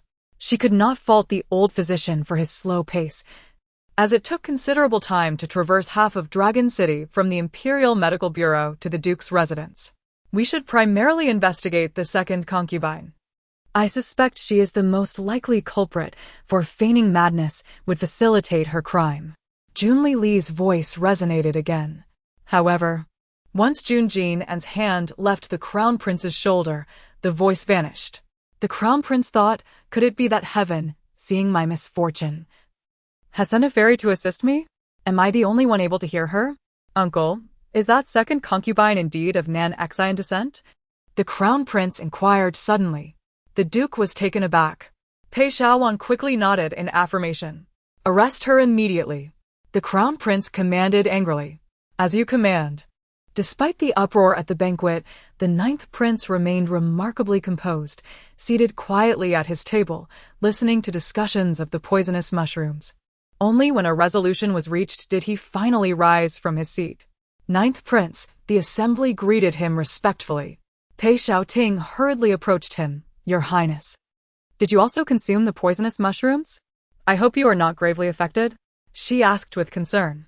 "I have been vegetarian of late. Fortunately, I did not partake." Junyu replied, internally relieved. The others breathed a sigh of relief. "By the way, I recall sending some dishes to the palace for Her Majesty the Queen during the banquet. Do you know if any chicken soup was included?" He posed the question, causing the Duke and Pei Shaowan to forget their earlier turmoil. "Oh no!" The Duke stumbled backward, nearly fainting without support. Although the Queen had yet to arrive, she had sent substantial gifts. "Mother." Upon hearing this, the Crown Prince set the lifeless child down and hastily prepared to head to the palace. "Your Highness need not rush," Junjin called out to him. "The mushrooms, when consumed by adults, typically induce only diarrhea and hallucinations, posing no mortal danger." Only then did the Crown Prince feel reassured. "This 9th Prince has quite the sharp tongue," Junli observed with a sidelong glance. His expression remained stoic, revealing no emotion, yet she sensed that the matter of the poisoned chicken soup was somehow connected to him. However, she could not comprehend why the 9th Prince would target a duke with little power. After all, the Duke and the Queen were akin to Pei Shaowan and Peisha, seemingly united yet fundamentally disconnected, offering little assistance to the Crown Prince. Chapter 59. The imperial couple's hallucinations from poisoning the Duke's residence was in utter chaos, and the palace was not faring any better. When the meal from the Duke's manor arrived, the Emperor was visiting the Empress. Naturally, the Empress had no reason to deny him food, so both partook of the meal, including the poisoned chicken soup. At this moment in the Fenghuan Hall, the satiated couple prepared to indulge in an afternoon nap. As the Emperor turned over, he suddenly felt a tumultuous churn in his stomach. He swiftly made his way to the side chamber and sat upon the chamber pot. After a rather tumultuous session, He was struck by an ominous premonition. Just as he fastened his trousers, dazzling golden stars began to dance before his eyes everywhere he looked. There were these golden stars on the screen, the chamber pot, and the beams above. He even began to hear the large black dog outside speaking human language. A man and a dog engaged in seamless conversation left the palace maids and eunuchs dumbfounded, prompting them to report to the Empress. When she rushed out, she was met with the sight of the Emperor embracing the large black dog in a rather compromising manner, a scene not suitable for young eyes. "Your Majesty, what has happened to you?" The Empress, distraught, hastily summoned the imperial physician. "Empress?" Upon her arrival, the Emperor, akin to a cat caught with its paw in the cream, tossed the dog aside. "Empress, why are there so many golden stars surrounding you?" With that, he lunged toward her, grasping at the air around her. "All of these stars belong to me. So much gold. I am destined for greatness. Ha ha ha." The Emperor laughed heartily, staring at the air in his hands. The onlookers were bewildered. The Empress exchanged a glance with Eunuch Fu, both having served the Emperor for most of their lives, utterly unaware that he suffered from epilepsy. While the Emperor continued his peculiar episode, the Empress suddenly felt a sharp pain in her abdomen. "Oh no, I cannot hold it." "Your Highness, what is wrong?" Eunuch Fu was flustered. "My stomach aches." The Empress could no longer contain herself and dashed to the side chamber. "Do not leave, Empress." "The stars, leave them for me," the Emperor called out as he pursued her. He caught up and blocked her path, but the Empress, unable to restrain herself, let out a loud noise, causing a foul stench to fill the air, leaving both in a state of utter disarray. The Finghuan Hall erupted in chaos, a scene beyond description. Eunuch Fu called upon several eunuchs, and after much effort, they managed to restrain the Emperor, allowing the Empress to change her garments. The farce continued for the duration of a tea time. Finally, after several acupuncture needles from the physician, the imperial couple regained their composure. A nation's sovereign, utterly humiliated. Upon hearing the physician's analysis, they learned that the culprit was the white mushroom in the chicken soup. One emperor, one lifetime of renown. All tarnished by a bowl of soup. In that moment, the Empress knelt before the Emperor, her expression one of guilt and fear. "Your Majesty, I sincerely had no knowledge of this poisonous soup." "Rise, it is not your fault," the Emperor replied, discerning the situation clearly. He had always known that the Empress had no affection for the Duke's residence and had no intention of placing blame upon her. Just as the Empress settled down to rest, a palace maid brought hot tea, but before she could take a sip, a eunuch arrived with urgent news. "Your Majesty." "Your Highness, grave news." The Emperor and Empress exchanged glances, incredulous that anything could be worse than their earlier humiliation. "What is it?" the Emperor pressed, pinching the bridge of his nose to suppress his rising ire. The chicken soup served at the Duke's banquet contained poisonous mushrooms. The majority of those who consumed it have been poisoned, and several children have already died. "What? There have been fatalities?" the Emperor interjected, alarmed. "Furthermore, among the deceased children is the second son of His Royal Highness the Crown Prince." The Emperor and Empress nearly fainted upon hearing this. Fortunately, the physician had not yet departed and quickly revived them. With a furious slam of his fist upon the nearby table, the tea bowls toppled over. "Can we identify the perpetrator?" he demanded. "Not yet. The Crown Prince and the 9th Prince are currently investigating. We only have one suspect, the Duke's second concubine." The Emperor clenched his fist tightly. After issuing a decree, he glanced at the Empress, his expression silently asking if this course of action was acceptable. She nodded. The Duke's residence had caused the deaths of numerous children and poisoned many, including the Emperor and herself. Even if it was an unintentional wrongdoing, they could escape death, but not the consequences of their actions. The Emperor nodded, appearing quite satisfied with the Empress's stance. He waved his hand, instructing the eunuchs to proceed with the orders. The Duke's residence, which had celebrated a joyous birthday banquet that very morning, faced a raid by the afternoon. The stark contrast left Pei Shaowan somewhat bewildered, though she remained determined to protect her sister. After the incident with the poisoned soup erupted, she gathered valuables from the manor and assisted Pei Xiaoding in mingling with the guests to flee the estate. As Pei Xiaoding was not a direct member of the Duke's household, she would not be counted among the list of criminals during the exile. However, Pei Xiaowan, as the Duke's legitimate wife, could not escape this fate.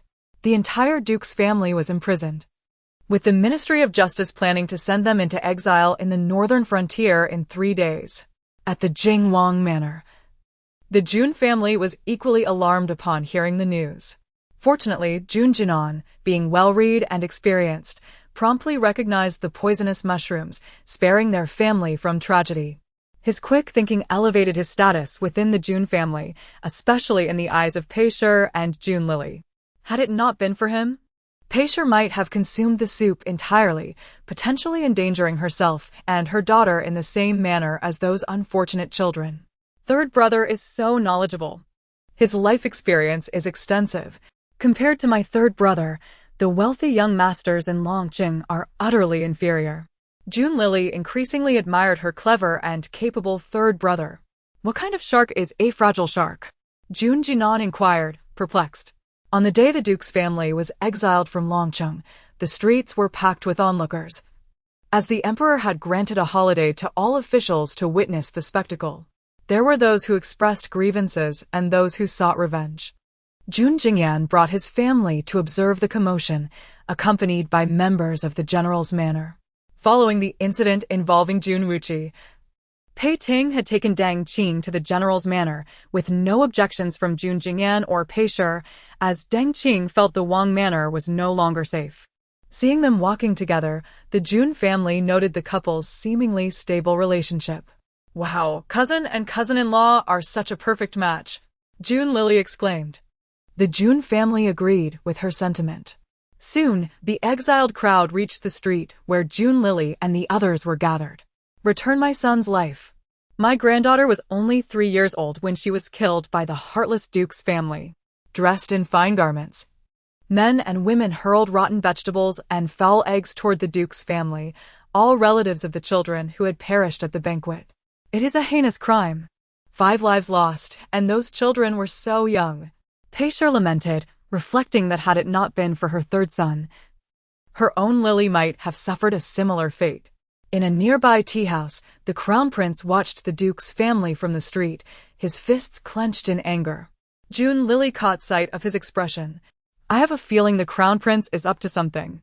It seems the Duke's family may not survive the journey to the northern frontier. Chapter 60. The list of Mother's revenge upon hearing Jun Lily's words. The Jun family expressed their understanding, as the royal uncle's residence had even caused the demise of the last child of the crown prince. It was only natural for the crown prince to seek vengeance. In the streets, amidst the throngs of onlookers, Pei Yi was being pursued by a noblewoman. Was that not the second cousin? Jun Jinan curiously glanced over. Pei Dejiu sighed, pondering the troublesome nature of his second son, who must have offended yet another maiden. If he could possess even half of the elder brother's tranquility, it would ease my burdens considerably. Indeed, the second cousin was notorious as a dandy in Longqing, renowned for his romantic escapades. Do not be deceived by his current plight. Should the family undergo a significant upheaval, he too may experience a remarkable transformation, Jun Lily mused, holding a perspective distinct from the others. Following the exile of my maternal grandfather's family to the northern frontier, the second cousin swiftly defected, aligning himself with the northern Xian kingdom. He even took the daughter of the northern Xians, left banner leader as his wife, ultimately rising to the rank of general. As she recounted Pei Yi's life story, the Pei family expressed their admiration. My nephew has indeed achieved great success by marrying the daughter of the left banner leader. It is known that the northern Xian is divided into left and right banners, with the emperor merely serving as a mediator. The true power rests with the leaders of these banners. Thus, the leader's daughter is akin to a princess in our eastern extremity. Jun Jingyan responded with concern. Is it true that your father-in-law's family intends to betray the nation? The emperor is aging, the crown prince lacks capability, and the ninth prince harbors ambitious designs. while the three kingdoms to the southwest eye the eastern extremity covetously. Our eastern extremity is in peril. How can we prevent my grandfather from facing confiscation and exile? June Lily lamented, but then reconsidered. Wait, why do I feel that the general's residence has a more promising future after defecting to northern Xian? June Jincheng concurred. What a coincidence, I share the same sentiment. Meanwhile, amidst the crowd, Pei Shouting wept, her heart heavy as she gazed at Pei Shaoan, who was shackled, clad in prison garb, with disheveled hair. With Xiaowan's departure, she felt utterly alone in the vast Longzheng. As the procession of exiles moved further away, Pei Shouting turned to leave, only to encounter the ninth prince emerging from a tea-house. Instantly, she forgot her sorrow and approached him like a persistent adhesive. Greetings. Your Highness the ninth prince. It is you. He casually inquired. How could the old general be so merciless? Junyu lamented Pei Shouting's plight. Little Ting. You are now without support and even homeless. You truly do not know what to do, following your sister and brother-in-law into exile. Pei Shouting feigned distress, claiming she would pursue Pei Shaoan towards the city gate. Miss, please wait, the ninth prince halted her. Pei Shouting secretly rejoiced, her scheme succeeding. If you truly have no place to go, why not come to my residence as a guest? The ninth prince seemed to harbor ulterior motives. However, this proposition delighted Pei Shouting. If she were to enter the ninth prince's residence, she could potentially ascend to his bed. Even as a concubine, she would elevate her status.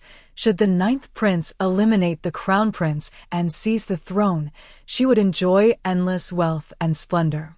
Surely this is unwise? Pei Shouting hesitated.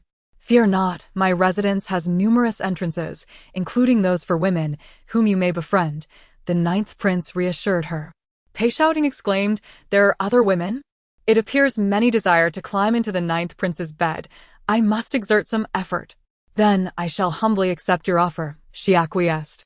Beneath the sun. The ninth prince chuckled ominously. The next to face confiscation and exile shall be the general's residence. At the Jingwang residence, Pei was idly perusing a small booklet. Upon seeing the list filled with names, Jun Jingyan felt an involuntary chill run down his spine. Pei marked a check next to the names of Xiaohe and Pei Shaoan. Jun Wuqi will remain imprisoned for 27 years. Xiaohe has already departed the Wang residence with the divorce decree written by Jing Wang for her son. Pei Shaoan's entire family has also been exiled. These two pose no threat to our main family any longer. She then circled the names of the side consort and Pei Shouting. The side consort had not been divorced. Although she had lost her influence, her title remained, and she might still stir trouble. After the confiscation of the royal uncle's residence, Pei Shouting's whereabouts were unknown. So one must not let their guard down. Though these two appeared to pose no immediate danger, it was uncertain whether they might rise again. For neither was to be underestimated. June Lily noticed a name on the list that surprised her. Most of the names marked with checks are deceased. Is this a revenge list recorded by Mother? Jun Jingyan inquired. A revenge list? That term is indeed fitting, Pei declared. Not a single one of those who harmed my kin shall be spared. The year passed quietly and uneventfully. This was June Lily's first year in this world. Jun Jingyan truly cherished her, taking her on numerous excursions whenever he had the chance. Everyone in the family valued this young girl immensely, and even the servants envied her fortunate fate.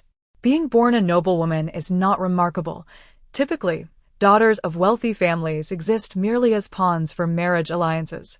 Yet June Lily was different. They had never witnessed parents and brothers who cared for their daughter so dearly. Finally, the family could genuinely reunite. When meeting June Jinling this time, his condition had notably improved since June Lily's full moon celebration, evidencing the miraculous healing abilities of the old turtle doctor. Pei encouraged. Master? The family regarded this individual with some curiosity. That would be Taoist Wang, June Jinling elucidated. Having suffered long from illness, I took to studying medicine. Taoist Wang saw some potential in me and took me as his disciple to learn more profound medical skills. It could be said that this misfortune has turned into a blessing. June Jinling chuckled self-deprecatingly. unwilling to burden his family without acquiring some skills. However, his frail constitution rendered him incapable of martial arts. He lacked the intellect for scholarly pursuits and had no life experience akin to his third brother in commerce. After much contemplation, he realized his interest lay in medicine. Should he delve into this field and achieve success, healing the sick and saving lives would allow him to repay the kindness of his parents' nurturing. Indeed, my fourth brother possesses commendable ambition, June Lily praised. Chapter 61. The new year approaches. Each brother possesses his own aspirations, diligently striving to advance. In a world as ruthless as this, where survival often comes at a steep price, they are bound by duty to protect their family. Even the youngest, the fifth brother, has seen progress in his weight loss journey of late, perhaps spurred by the haunting words of his little sister. His self-discipline has remarkably surged, and he resolutely adheres to his commitment, even during the festive season, opting for only the lightest of fare.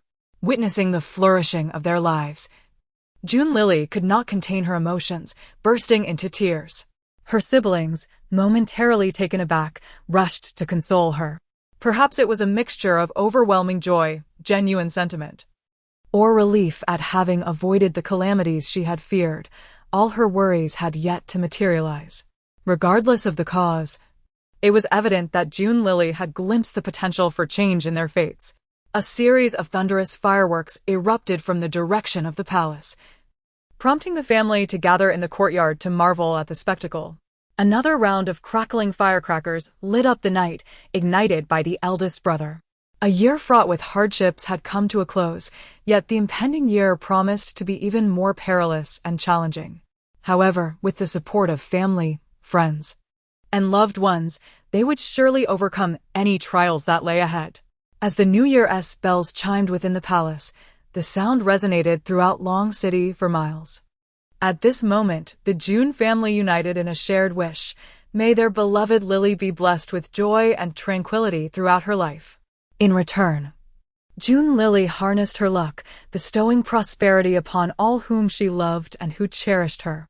On the third day of the new year, news of the murder of the national uncle and his family spread like wildfire through Long City. They had scarcely exited the city limits before their lives were snuffed out. Today marked the final day of the court's holiday, and early in the morning, June Jingyan took the entire family out for an outing. However, as night fell, the Lantern Festival and poetry gathering near the East Bridge beckoned, captivating both June Lily and June Jinan, who longed to attend. "It's too late. Your father must attend court tomorrow," their mother reminded them. "But mother, I have never experienced a lantern festival." "Neither have I." The siblings' faces fell in disappointment. "How about this, father and mother? I will accompany them," suggested the eldest brother, June Jingchen, taking on the responsibility of ensuring his younger siblings' happiness, especially since the Lantern Festival only occurred once a year. The fifth brother struggled with his weight, panting heavily after just a few steps, while the fourth brother's health was not suited for prolonged outings. Although the Eastern Extreme Kingdom afforded privileges to officials, allowing their relatives to participate directly in the palace examinations, June Jinbai chose to forego this advantage, opting to progress step by step. After all, with his capabilities, he could pass any examination without fail. He needed to temper his exuberance. After bidding farewell to the others, June Jingchen cradled June Lily, while June Jinan pushed his wheelchair, making their way eastward. The lantern parade is so lively. I've only ever seen it in dramas. I can't believe I get to experience it firsthand. As they arrived in the eastern part of the city, June Lily's excitement bubbled over, her eyes sparkling as she took in the vibrant lanterns. Like a bird released from its cage, she gazed in wonder, marveling at every delightful sight. Wow, is this the magnificent scene described in the books? It truly is a joyous spectacle. June Jingchen. All thanks to our grandfather and uncles. I cannot take credit. I want to see the couplets activity. The heroine will make a grand appearance, and the hero will catch sight of her during her shining moment. I want to go. Brother, third brother, please take me. I hate this. I hate that I can't speak or walk. June Lily's exuberance turned into an outburst of tears. causing her to spill the candied chestnuts Jun Jin and had bought for Jun Jingchen. Chestnuts? Wah. I want to eat them too, but I have no teeth. The more she pondered her plight, the more miserable she felt. As she gazed at the array of tantalizing snacks lining the streets, she erupted into tears, her voice echoing throughout the lane. Earlier that morning, fearing the cold, Pei had bundled her in layers of clothing, topped with a tiger hat and tiger shoes, all enclosed in a red cotton coat adorned with white fur trim. Nestled in Jun Jingchen's embrace, she appeared utterly adorable. Jun Jingchen wore a flowing, dark robe, exuding an air of authority as he sat in his wheelchair, reminiscent of a master orchestrating everything from behind the scenes. His preference for somber attire stemmed from his experiences on the battlefield, where only dark garments could conceal the stains of blood. Jun Jinin donned a wide-sleeved, round-collared robe embellished with jade ornaments and a leather belt, complemented by a green cloak for warmth. Alone, he would undoubtedly be seen as a young nobleman. But standing beside Jun Jingchen, he became merely his younger brother's aide. Onlookers gasped in amazement at the striking beauty of the trio. "Little sister, please stop crying. Here. Have a lick of this candied rabbit," Jun Jinin offered, bringing the sweet treat to Jun Lily's lips. "I dislike rabbits." Jun Lily's sobs halted momentarily, but upon pouting, she resumed her wails. Her thoughts flitted rapidly, and her eyes darted to a nearby stall showcasing koi-shaped lanterns. "Ah, that little koi lantern is simply adorable. And it's white, my favorite. I want it." Jun Jingchen. "So, it seems my little sister adores white." He exchanged a glance with Jun Jinin, his eyes conveying a silent message: hurry and purchase it. Understanding his cue, Jun Jinin dashed off. "Xiaochen, I heard Lily's cries from afar. You're not fulfilling your duties as an elder brother." The voice of Crown Prince Junheng suddenly reached the ears of the siblings. Jun Lily straightened, observing the Crown Prince closely. The Crown Prince seems to be recovering well. After losing both sons, he still has the leisure to attend the Lantern Festival. Jun Jingchen. Thankfully, the Crown Prince cannot hear my thoughts. Otherwise, it would be quite distressing. Just as Jun Jingchen was about to bow in greeting, the Crown Prince stopped him. "We are brothers. Here, there is no need for formality. Just call me fourth brother." The Crown Prince gestured for silence, aware of the bustling crowd at the Lantern Festival. His identity must remain concealed. "Since I too have been a father, why not allow me to soothe Lily?" He gazed longingly at Jun Lily, seemingly yearning to hold her. "Thank you, fourth brother. Lily merely desires that lantern." Chapter 62. The dual male protagonists in the Damei novel have grown up. Jun Jinin harbored a lingering suspicion that the Crown Prince's gaze towards his younger sister was somewhat impure. With both of his sons deceased, was it not enough for him to covet another's child? "This must be a misconception on my part," the Crown Prince, in a tone heavy with sorrow, remarked. "Whenever I see Lily, I am reminded of my unfortunate second son." Jun Jinin attempted to console him, saying, "Do not be too disheartened, dear cousin. You are still in the prime of your youth. There will be many more children to come." The Crown Prince, at the age of 27, could only nod in silence. Jun Lily was equally speechless. "It's not as if I caused your second son's demise. Why do you think of him upon seeing me? With my beauty, could your second son possibly compare?" Jun Jingchen thought to himself, grateful that only the Jun family could hear these words, while the Crown Prince remained oblivious. The Crown Prince suddenly recalled the feminine voice he had heard previously at the Duke's residence. He inhaled deeply, scrutinizing Jun Jinin and Jun Lily with renewed interest. That day at the Duke's residence, he had inexplicably heard a girl's voice, and among those present were indeed Jun Jinin and Jun Lily. The poisoned chicken soup at the birthday banquet must have been orchestrated by someone directing the Duke's second concubine. It is highly likely that it was the 9th prince. But what could his intentions be? Why target a relatively powerless Duke's household?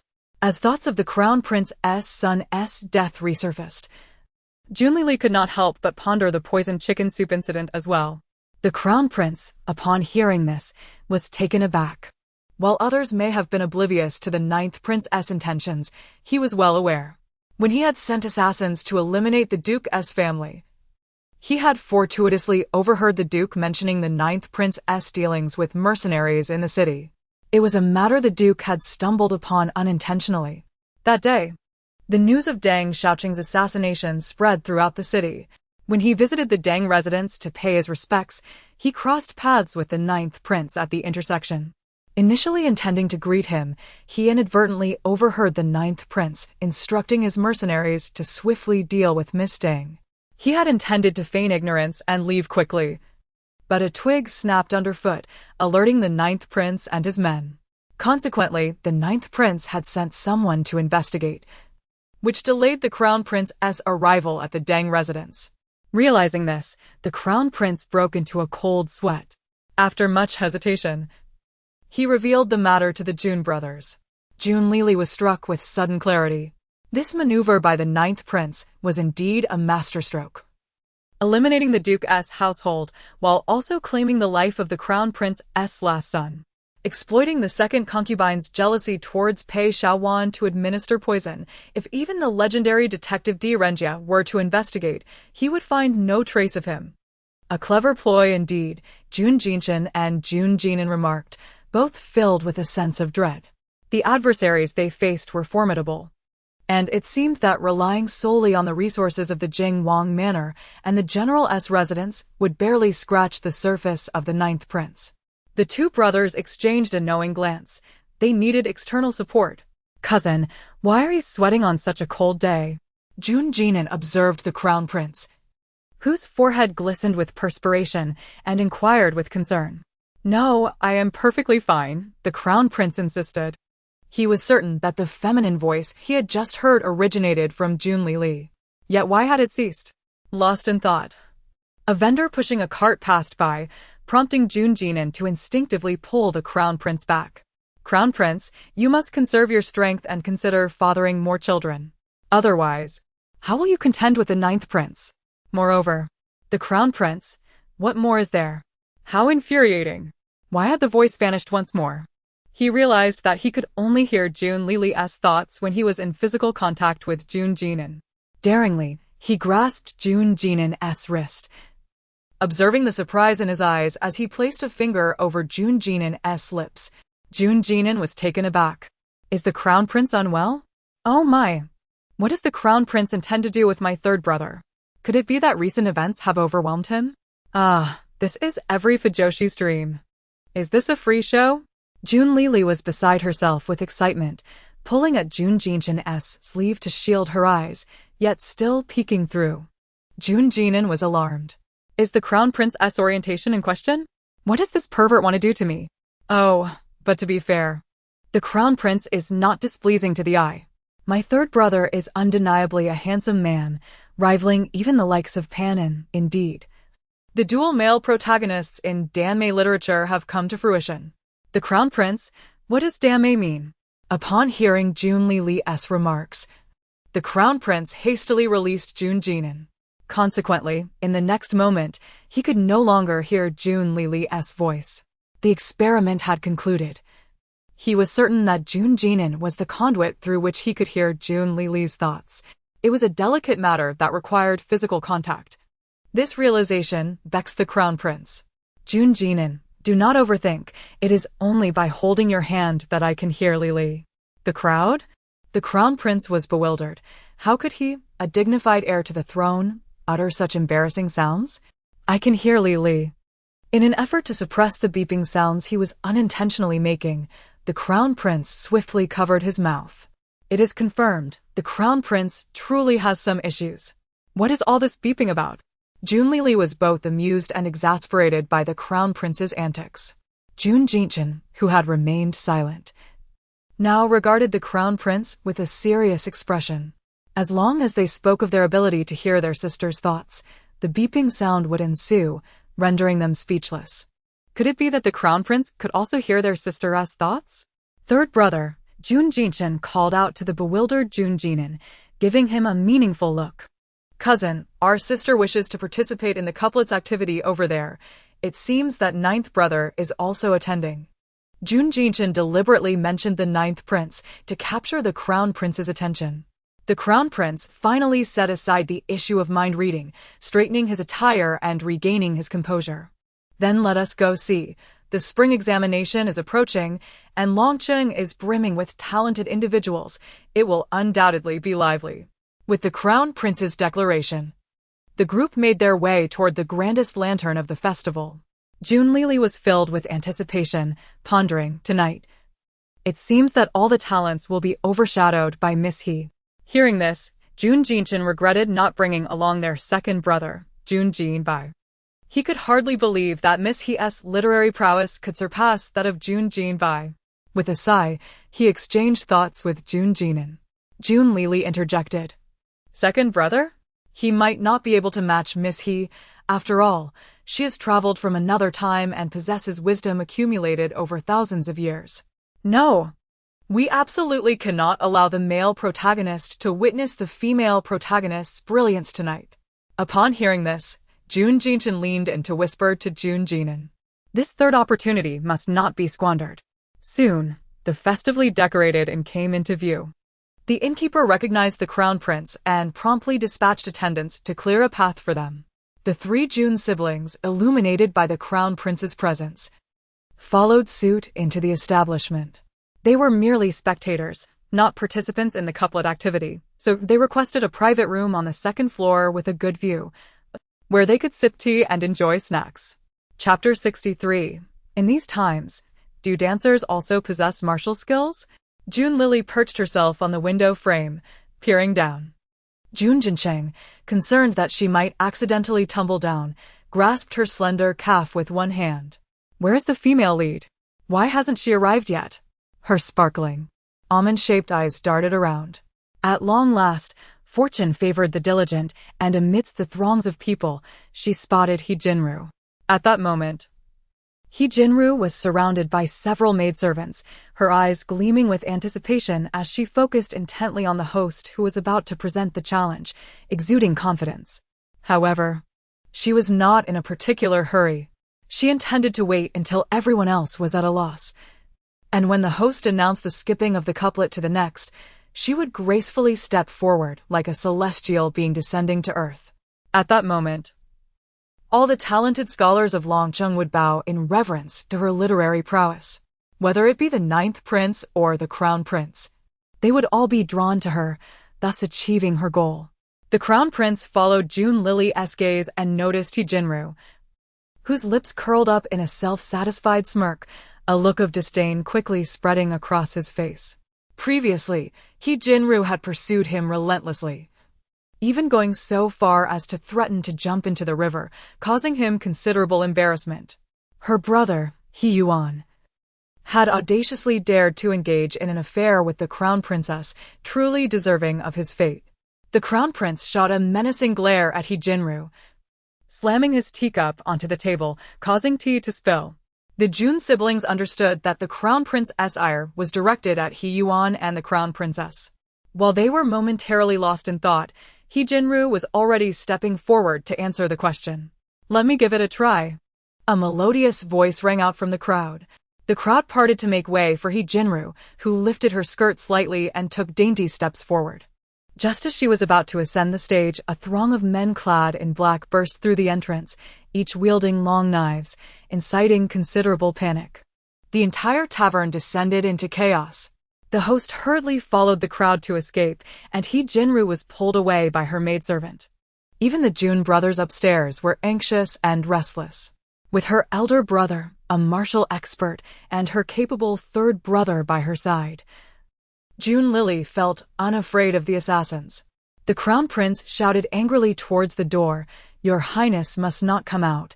It seems to be assassins." Jun Jincheng continued to observe the first floor. The black-clad men showed no intent to harm. It appeared they were searching for someone. Recognizing the southern Xian kingdom's machetes, seasoned warrior Jun Jincheng quickly identified them. "Your Highness, those men are not from the eastern extremes. They are from southern Xian," Jun Jincheng swiftly informed the crown prince. The crown prince furrowed his brow. What could the southern Xian people want here?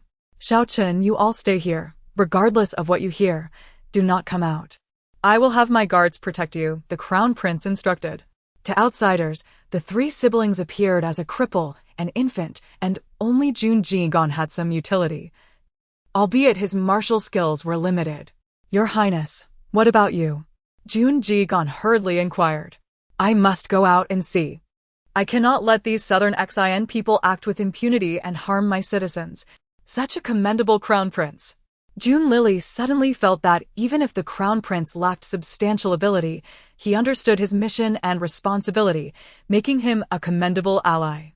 She believed that based solely on his spirit of serving the nation and its people, he deserved to be their companion. Before the siblings could ponder further, sounds of combat erupted outside. It seemed the crown prince's guards had engaged with the Southern Xin men. Amidst the commotion, a masked woman clad in purple burst through the door. The three siblings immediately grew vigilant, hardly daring to breathe, as if faced with a formidable foe. The woman entered with her back to them, and though she closed the door, she remained fixated on the movements at the entrance. Only when the sounds of fighting receded did she finally exhale in relief. Turning around, she met the gazes of the three siblings. "I apologize. I did not know there were people in here. I merely sought refuge." The woman apologized candidly. Jun Lily, with her keen senses, detected the scent of blood. "This girl is injured, and it seems quite severe." Jun Jincheng noted the woman's pale complexion and colorless lips, piecing together the situation. Search every room," boomed several coarse male voices from outside. Upon hearing this, the woman became agitated. She scanned the room. There was only one window leading to the first floor, making escape nearly impossible. An idea struck her, and she implored Jun Jincheng and Jun Ji-gon, "I beg of you, noble sirs, please save me. I am truly not a villain, merely an ordinary, vulnerable woman." Jun Jincheng chuckled lightly, while Jun Ji-gon shook his head, remaining silent. Even Jun Lily found herself at a loss for words. "Sister, do listen to yourself. Do you truly believe your own words?" Jun Jincheng and Jun Ji-gon expressed that their younger sister had articulated their sentiments perfectly. Seeing their skepticism, the woman continued, "I am a dancer from Pingle-fong. And I barely escaped. They have discovered me." The three siblings exchanged glances. "A dancer? In this day and age, do dancers possess martial skills? Those outside are all trained assassins. How could they possibly be hired thugs from Pingle-fong?" Jun Lily quickly discerned the numerous flaws in the girl's excuse. Before they could respond, a knock sounded at the door. "Is anyone there? We are searching for someone and hope for your cooperation." The man outside spoke politely, likely informed by the Crown Prince's guards about the Jun family's presence. "We have no time," the woman hissed, panic overtaking her as she rushed towards the window, intent on jumping down. Although not particularly high, a flagpole used for hanging couplets below was sharp at the top, directly aligned with their window. Should she miscalculate her jump, she would surely be impaled. "Never mind, just break down the door," the man outside, losing patience, shouted to his companions. The woman, hearing this, prepared to leap. "Wait," Jun Jincheng called out to her. Simultaneously, the noise of the door being battered grew louder. "Brother, what should we do?" Jun Ji-gon panicked, uncertain whether to save the woman. The tavern doors were bamboo sliding doors. With a little force, they would shatter easily. "Third brother, give me your cloak," Jun Jincheng commanded. Confused but obedient, Jun Ji-gon quickly removed his cloak. At the moment the door splintered, Jun Jincheng flung the cloak around the woman, drawing her into his embrace. As Jun Jincheng held Jun Lily in his arms, the woman feared crushing the child and refrained from collapsing fully against him, instead supporting herself. From a distance, they appeared to be entangled in a scandalous scene. Even Jun Ji-gon, standing nearby, swallowed hard, unable to watch. The black-clad men who burst and recoiled, closing their eyes in avoidance. "How dare you? Do you not know the eldest son of the Jing Wangfu is present?" Jun Ji-gon bellowed, driving the intruders back. "You have disturbed my brother's enjoyment. Do you all have enough heads to pay for this?" He continued to roar. Chapter 64. Stay and be my sister-in-law. Although they were aware that these individuals hailed from Nanshin, They nonetheless donned the guise of Dongji people and were thus obliged to adhere to their customs. "Very well, we shall take our leave," the leading man declared, turning abruptly to exit the room. Just as he crossed the threshold, a sharp voice belonging to a young girl rang out, "Wait." The cloaked figures visibly trembled at her command, indicating that she was indeed their leader. Without hesitation, the girl hurled a silver needle in the direction of the woman in purple. The speed of her attack was astonishing. Jun Jinan could not intercept it in time. The purple-clad woman was caught unawares, and although Jun Jinshin had noticed the impending danger, he could not reveal that his leg had healed in order to obstruct the needle's trajectory. "What are you doing?" Jun Jinan fumed. "Please do not be angry, young master. To an ordinary person, this is merely a common embroidery needle, which you can remove shortly. However, to the person we seek, it is a lethal poison," the girl explained. Nearly 12 or 13 years of age, she appeared to share Jun Jinan's youth, yet her heart was undeniably wicked. "If you do not believe me, should that girl exhibit any signs of poisoning, you may seek me out at Shadow Killer," she added with a light chuckle, resembling a mischievous child as she skipped away. Jun Jinshin stood at the window, watching the group depart the tavern before he felt a sense of security wash over him. He promptly assisted the woman in purple by extracting the poison needle. Indeed, her complexion had deteriorated further since their encounter. Jun Jinshin was not one to act out of sheer goodwill. His motivations were always self-serving, and he needed to ascertain whether this woman held any value for him. Struggling to maintain her composure, the woman's voice grew faint. "I am Murong-tan, the princess of Nanshin, pursued here by Shadow Killer." The Jun siblings were taken aback. Princess of Nanshin? The one who commanded troops at 8, led at 10, and at 12 defeated 3,000 soldiers with merely 300? Is she truly the infamous Nanshin goddess of death, Murong-tan?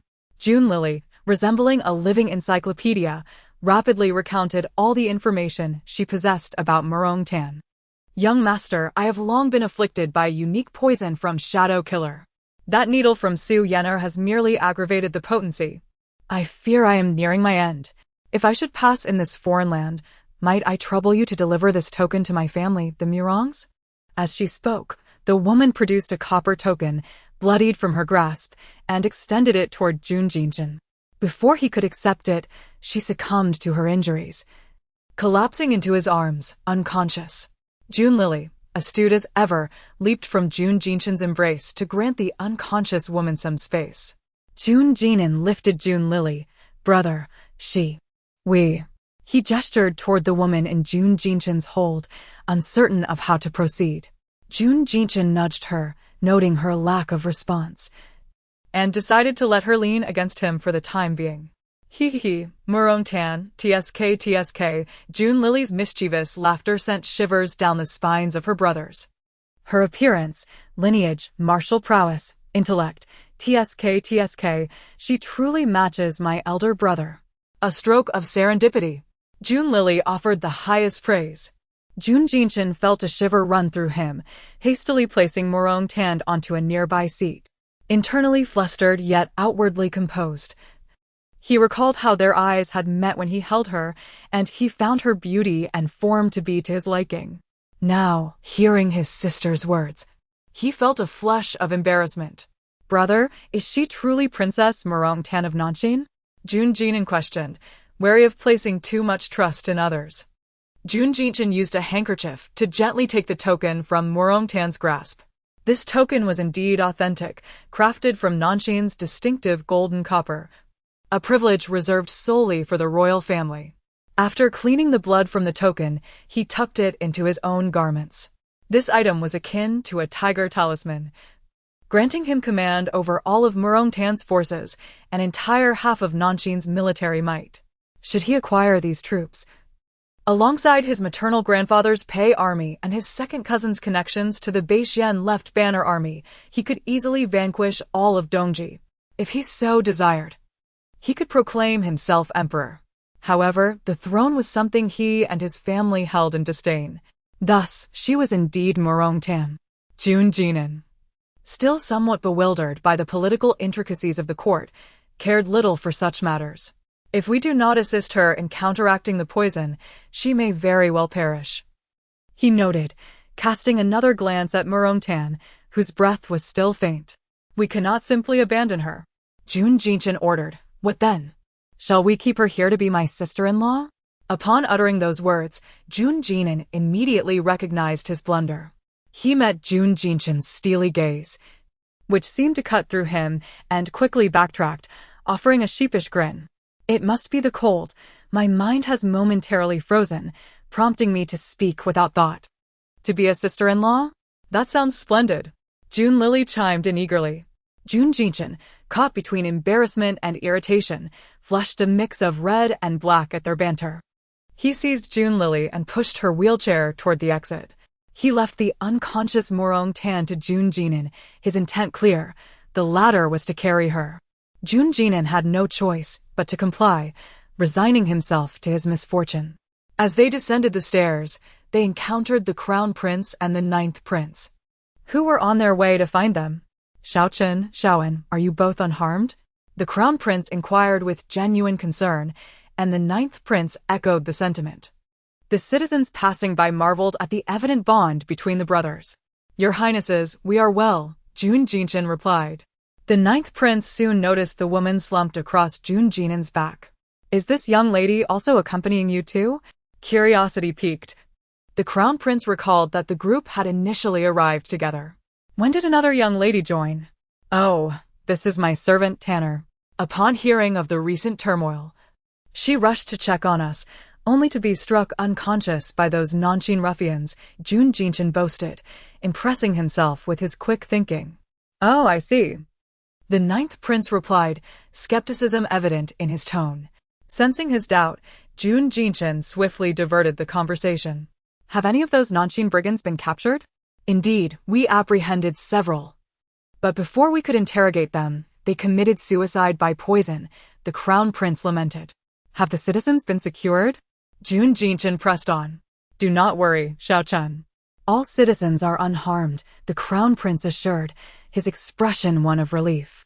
Fortunately, they were only here to seek someone and did not harm the populace. By the way, we encountered a woman just now who claimed to be Su Yenner from Shadow Killer, Jun Jinan interjected, hastily changing the subject. What?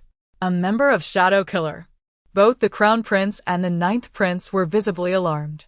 Shadow Killer was a notorious assassin organization originating from the Shile Kingdom, yet its leader was a Nanshin native. Their influence had expanded across the world, and naturally, they had a presence in Dongji. They operated like phantoms, taking lives without leaving a trace. However, they did have principles governing their killings. Firstly, their exorbitant fees were beyond the means of most ordinary people. Chapter 65. A pair of equal match. Upon contemplating these matters, both individuals were enveloped in an aura of trepidation. The gravity of the situation was undeniable. It demanded our immediate attention. The Ninth Prince took the initiative to propose an investigation. He felt it imperative to visit the Shadow Assassins branch in the eastern region to ensure their silence regarding the covert collaboration. Indeed, he also needed to report to the Emperor. The Crown Prince concurred. Seizing the moment, Jun Jinling hastily excused himself. Upon returning to the Jing Wang manor, Pei and Master Wang worked together to administer an antidote to Murong-tan. Fortunately, Master Wang was present. Otherwise, Pei alone would have struggled to alleviate the poison. Murong-tan lay in a stupor for an entire day and night. Master Wang declared that with one final injection today, the poison would be completely dispelled. Unbeknownst to her, Murong-tan experienced a harrowing nightmare. As Jun Jinling administered the needle, she awoke in a cold sweat. Who are you? She demanded, gripping Jun Jinling's wrist with surprising strength. Despite being a girl, her martial prowess was formidable. Jun Jinling winced, feeling as if his wrist might shatter under her grasp. Seeing that he was merely a youth of about 10, Murong-tan relaxed her hold. Where am I? And who are you? Surrounded by unfamiliar surroundings, she surmised that the host must be of considerable wealth and status, guessing that she had been rescued by someone from the Jingwang manor. Jun Jinling rubbed his wrist, feeling somewhat aggrieved. They had rescued her with good intentions, yet she had nearly crushed his wrist in the process.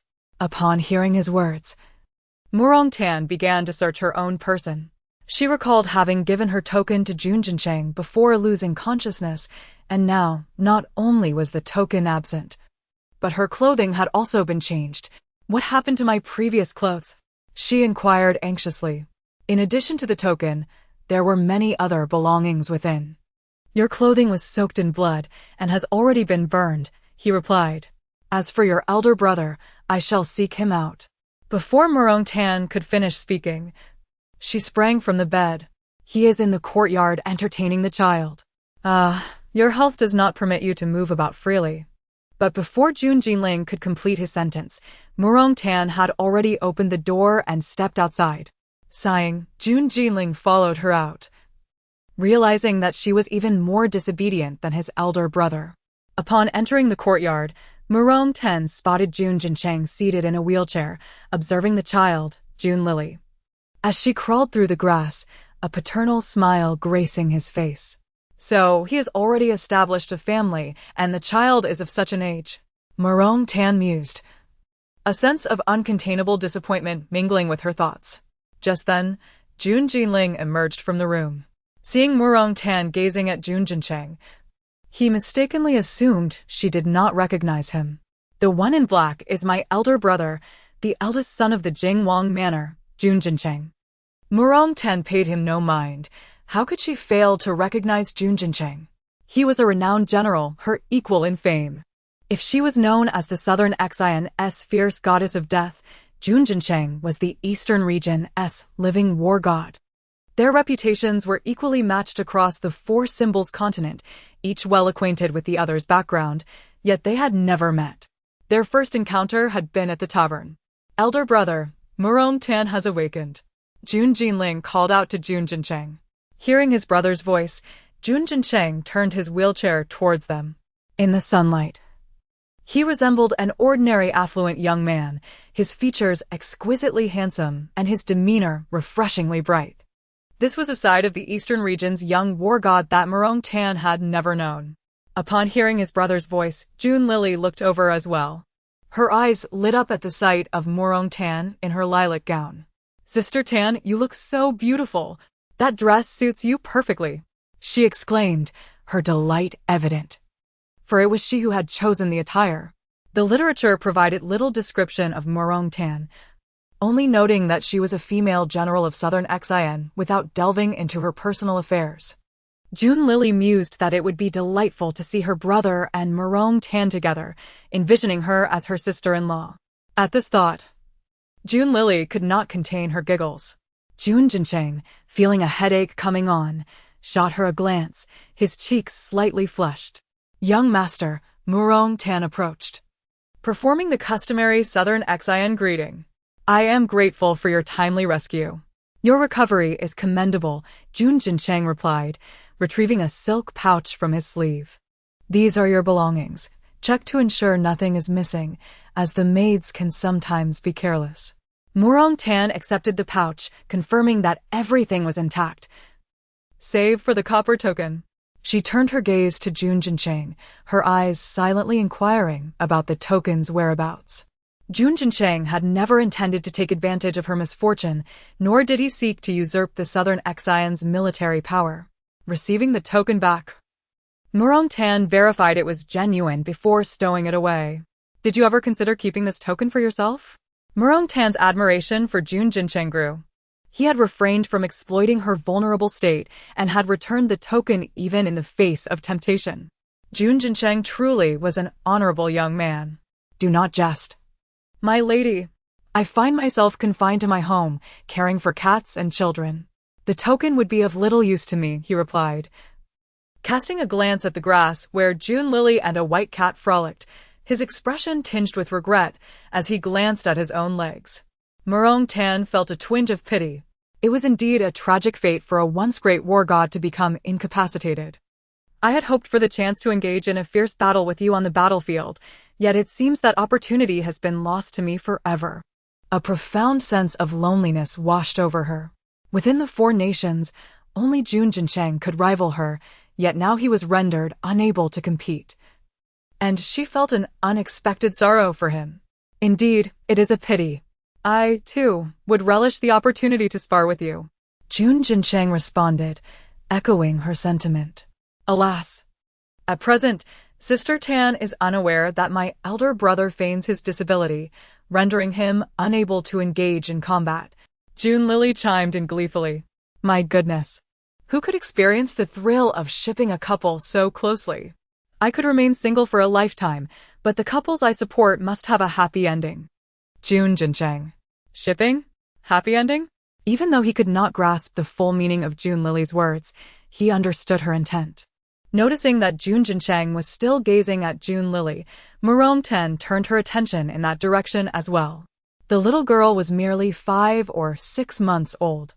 Fair and plump, resembling a fluffy rice dumpling, adorable beyond measure.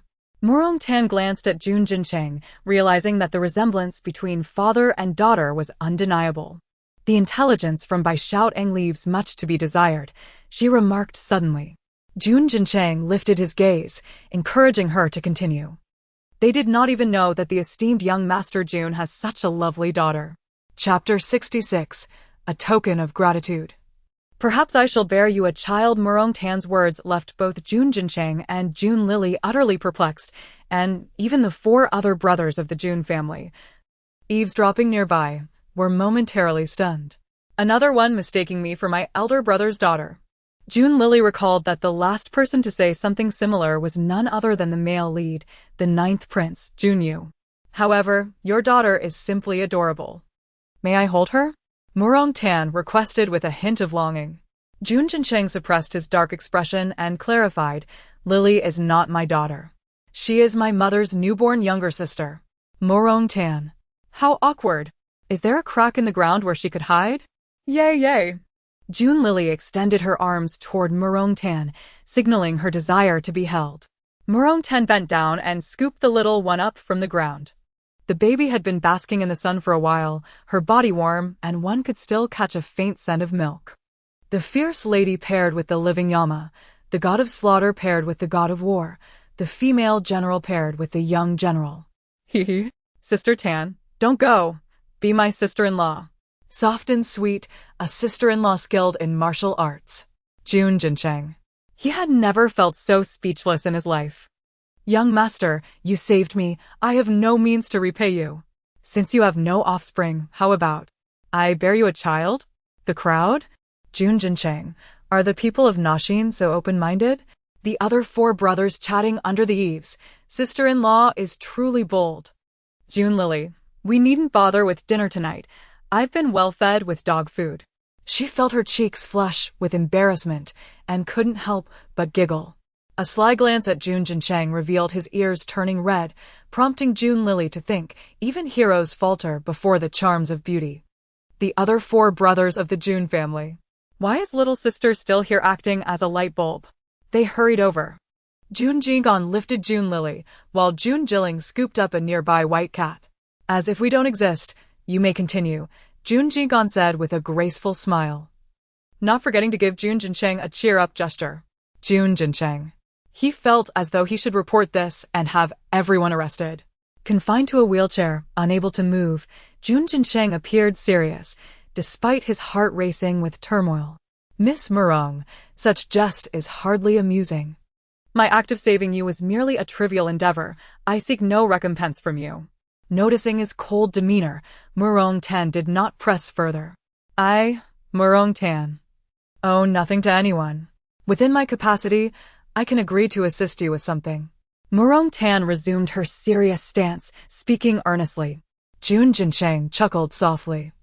Had he not seen her current demeanor, he might have thought he had rescued the wrong person. What are you laughing at? Murong Tan asked, confused. Nothing. Just pondering what you would be like if you were not a general. Murong Tan chose to ignore him, maintaining her habitual aloofness and pride, standing by expressionlessly. There is nothing for you to do at the moment. I shall let you know when I have decided. Very well. This agreement shall remain effective throughout our lifetimes. Jun Jincheng observed her slender silhouette with a smile, suppressing his inner turmoil and departing as if nothing had occurred. In recent days, Pei Shi and Jun Jingyan, having heard Jun Lily's sentiments and the opinions of the other four sons, believed that Murong Tan and Jun Jincheng were well-matched and wished to bring them together. Xiaoyao, what are your thoughts on that Murong girl? During dinner, Pei Shi broached the topic with Jun Jincheng. It just so happened that their dinner company consisted solely of Pei Shi, Jun Jingyan, Jun Lily, and Jun Jincheng, with the other four brothers absent. Indeed, after all, you have already taken advantage of the young lady. You ought to be responsible. Jun Jingyan chimed in. Jun Jincheng. He felt somewhat bewildered. How had he taken advantage of her? His actions at the tavern had been to save her. In my opinion, this girl is quite exceptional, suited to you. And she does not mind your disability. Pei Shi grew fonder of Murong Tan the more she observed her, perhaps due to their shared origin as people of Nashing. Although Jun Jincheng felt warmth spreading across his face at her words, his heart was as cool as ice. She is a princess of Nashing, wielding a significant share of military power. Should a union occur, the ninth prince might suspect that the Jing Wangfu intends to leverage Nashing's influence for rebellion. Moreover, the enmity between myself and the ninth prince remains unresolved. I cannot implicate Murong Tan in this. Father, mother, please cease your discussion. My mind is set on this matter. Once she has recovered, I will arrange for her departure. Jun Jincheng's expression was cold, leaving no room for negotiation. Then have we not rescued her in vain? Pei Shi felt somewhat aggrieved, having initially treated Murong Tan as a potential daughter-in-law, only for her son to refuse her. Rest assured, mother, our efforts will not go unrewarded. She has promised to assist me with a task. She is formidable in martial arts, astute, holds a high position, and commands significant troops. Should we encounter trouble in the future, we may seek her aid. While Jun Jincheng had no intention of seeking Murong Tan's assistance, should the prophecies voiced by his little sister come to fruition, their family risked being harmed by the ninth prince and He Jinru. At the very least, it would be prudent to ensure the safety of his parents and sister through Murong Tan. Before Jun Jincheng could finish his thoughts, a sound of a cloth bag hitting the ground echoed from outside. Thud. A dull thud followed by the sound of hurried footsteps fleeing. Mi Jiao immediately dashed out to investigate, discovering a bag of candy at the doorstep. Did you see who it was? Pei Shi inquired immediately. Mi Jiao shook her head. They had not seen the person, but Jun Jincheng, observing the candy, had already guessed the identity of the visitor. Give me the candy, Jun Jincheng said in a low voice. Mi Jiao handed over the candy, and Jun Jincheng opened the bag, taking a piece and placing it in his mouth. Child. You shouldn't eat something of uncertain origin. Pei Shi feared it might be poisoned. It's fine, mother. There's no poison here. He had been groomed by his grandfather and two uncles as the heir of the Pei family since childhood, accompanying them to the battlefield at the age of 8. As a young child, he had been unable to withstand the harsh realities of war.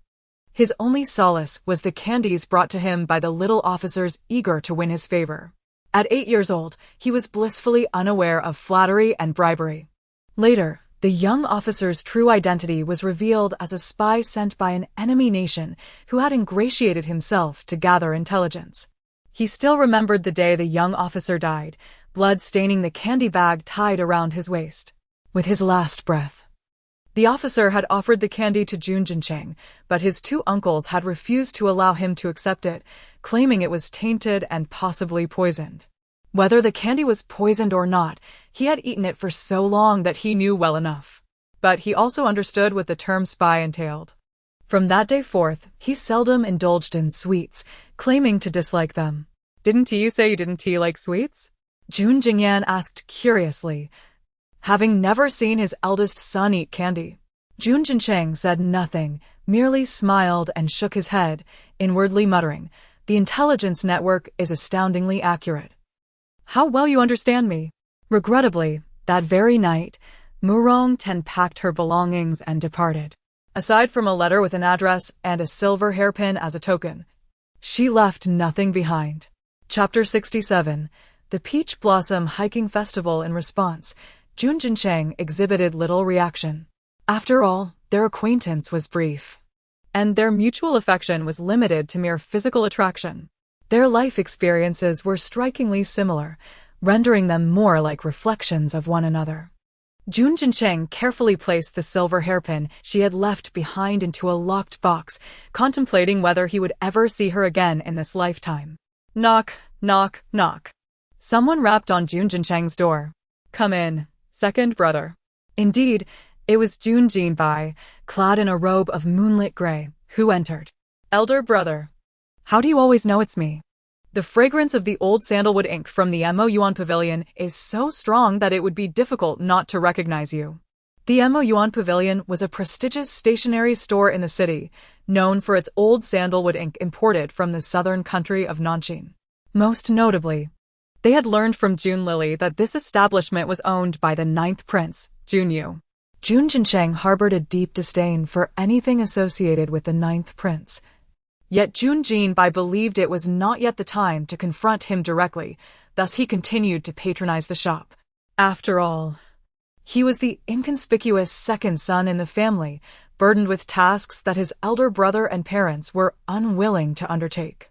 Truly impressive, elder brother, Jun Jinbai exclaimed, praising him as if he were a child. His elder brother's demeanor was impervious to both coercion and flattery, leaving Jun Jinbai with no choice but to placate him. What do you need from me? Jun Jincheng inquired directly. Tomorrow marks the annual peach blossom outing. Are you not attending? The people of Longqing cherished romance, and every spring, when flowers bloomed, a grand outing would be held, essentially a hiking festival for thousands. You know I have little interest in such matters. Noticing Jun Jinbai's hesitation, Jun Jincheng countered, if you wish to go, I shall not stop you. Upon hearing this, Jun Jinbai boldly requested, Elder brother, will you accompany me? Jun Jincheng found this perplexing. His younger brother was no longer a child who needed a companion to venture out. Before Jun Jinbai could elaborate, a maid entered to announce, Young masters, the madam requests your presence. Madame Pei sought the two brothers to discuss the poetry gathering scheduled for the following day. Xiao.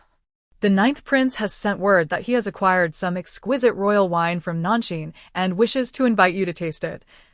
Hoping you will attend the outing tomorrow. Jun Jincheng furrowed his brow upon hearing this. It seemed he had no choice but to participate in the outing after all. Jun Lily, cradled in Madame Pei's arms, grew anxious upon hearing this. No. Elder brother, you absolutely cannot go, and neither can second brother. None of you should attend. She shook her head vigorously, causing confusion among the others, who listened to her fervent thoughts. The outing is to take place in the very area where Master Deng Xiaoqing met his demise last year, far from the city and in a secluded location. The male protagonist has long since plotted to create chaos during the hiking festival, intending for his hidden subordinates to eliminate the crown prince. Family, you must not go. Jun Lily exclaimed, gesticulating frantically in Madame Pei's embrace. She noticed a teacup on the table, dipped her finger in the water, and wrote the character no on the table for everyone to see. What is our little sister trying to convey? Jun Jinbai feigned ignorance. Perhaps she is simply hungry? Madame Pei suggested, summoning some candied fruits. As they prepared to leave, Jun Lily lost all hope, her head drooping in despair. I truly feel powerless. I cannot change the fate of my family. It seems I can only watch my two brothers walk into danger. Jun Jincheng and Jun Jinbai shook their heads at her thoughts. Must our little sister not wish for their safety? So many times they have escaped peril. Why should this time be any different? Mother, since the ninth prince has extended an invitation, we cannot refuse, Jun Jinbai stated. This time, we must proceed knowingly into the jaws of danger. I shall inform your grandfather of the situation, stating that we have received intelligence of an assassin infiltrating the outing. Madame Pei wished for General Pei to mobilize forces. Indeed, it would be prudent for grandfather to send two uncles for precautionary measures, Jun Jincheng concurred. Jun Jinbai, however, expressed his reservations, proposing an alternative viewpoint. If our sister's prediction proves incorrect, grandfather's interference may draw the emperor's ire. He pondered for a moment before continuing. Furthermore, if grandfather arrives, the ninth prince would surely refrain from acting against the crown prince in the presence of the Pei family army. Thus, his plan to eliminate the prince would be thwarted. Jun Jincheng chuckled lightly upon hearing this. In that case, let us position grandfather at a distance, using smoke as a signal. Should an assassin truly appear, we can summon him to rescue the crown prince. Madame Pei nodded in agreement with his suggestion. Tomorrow, you shall take Lily with you. The outing is a youthful affair. Your father and I cannot attend, but let third brother accompany you to safeguard Lily. Madame Pei believed that no one could predict danger better than their little sister. Very well, Jun Jincheng and Jun Jinbai acquiesced. Although they did not wish for Jun Lily to face danger, the outing bore significant implications for the crown prince's life. Moreover, with third brother's presence, their chances of success would increase. Upon learning that she too would be part of the outing fraught with peril, Jun Lily became as wilted as a frostbitten eggplant, utterly dispirited. All right, I shall go along with third brother, she lamented, feeling despondent that their family of 8 could be so easily diminished at a single hiking festival. Early the next day, the 4 of them set out. In the carriage, Jun Jinin gifted his 2 elder brothers concealed blades for protection, anticipating any unforeseen circumstances. As Jun Jinbai lacked martial prowess and Jun Jincheng could not easily resort to his skills. The location of the outing was in the same mountainous area where Jun Jincheng had previously taken Jun Lily to view the rhyme. The entire forest resembled a floral paradise, with the peach blossom grove being the most splendid. Every March, when the peach blossoms bloomed, young people from the city would form teams to enjoy the flowers, drink, and compose poetry. Over time, this evolved into a well-known event across the city. Gradually, some individuals recognized the opportunity and leased the area, refurbishing it to host an annual hiking festival, inviting young people to participate. Admission was free, but food and drink were priced several times higher than in the city. The influx of visitors was unimaginable, including members of the royal family and nobility. Naturally, the young masters and misses were not short on funds. Many children of humble backgrounds also sought to seize this opportunity to mingle with the offspring of influential families. Coincidentally, this period also coincided with the imminent spring examinations, drawing talented individuals from across the nation to Longcheng, making the hiking festival even more crowded. The carriage rattled along the mountain road, and Jun Lily was quite familiar with the surroundings. As she gazed out, the sight was filled with a sea of people and carriages from various households. In stark contrast to their solitary visit during winter to view the rhyme, Jun Lily couldn't help but reflect how the world has changed. Jun Jinbai, upon hearing this, marveled at his sister's literary prowess. With the weather being fair, the 3 brothers of the Jun family decided to abandon the carriage and walk with Jun Lily. She felt a twinge of regret that her cousins could not join them in such a lively gathering. Deng Qing was still in mourning and should not attend such a festive occasion, so Pei Ting naturally accompanied him to observe the period of filial piety. Pei had no interest in flower viewing or spring outings. He preferred to indulge in flower wine, hence he would not be attending. As for her second uncle's family, Pei Ying, her mother was overly cautious, fearing she might be led astray by a poor suitor, thus forbidding her from participating in any activities, which was quite pitiful indeed. Chapter 68. The scholar from a humble background. Yutingsong, the 4 of them followed the main group as they advanced. The people beside them were clad in coarse garments, resembling impoverished scholars heading to the capital to take the imperial examination. Brother Yu, do not jostle with those young masters. Regardless of whether we enter early or late, does it not all bloom the same? Jun Lily remarked, addressing a young man dressed in rough cloth beside another in light gray attire. She suddenly realized that the young master obstructing their path must refer to her elder brother's wheelchair. Jun Jincheng remained seated in the wheelchair, taking up the space of 2 in such a narrow, congested area. Apologies, we seem to be in the way. Jun Jinbai quickly instructed Jun Jinan to pull the wheelchair back slightly. Seeing that the siblings were not as boorish as the other young masters, the students in coarse clothing softened their demeanor somewhat. Thank you, young master. If I may be so bold, This outing is quite crowded.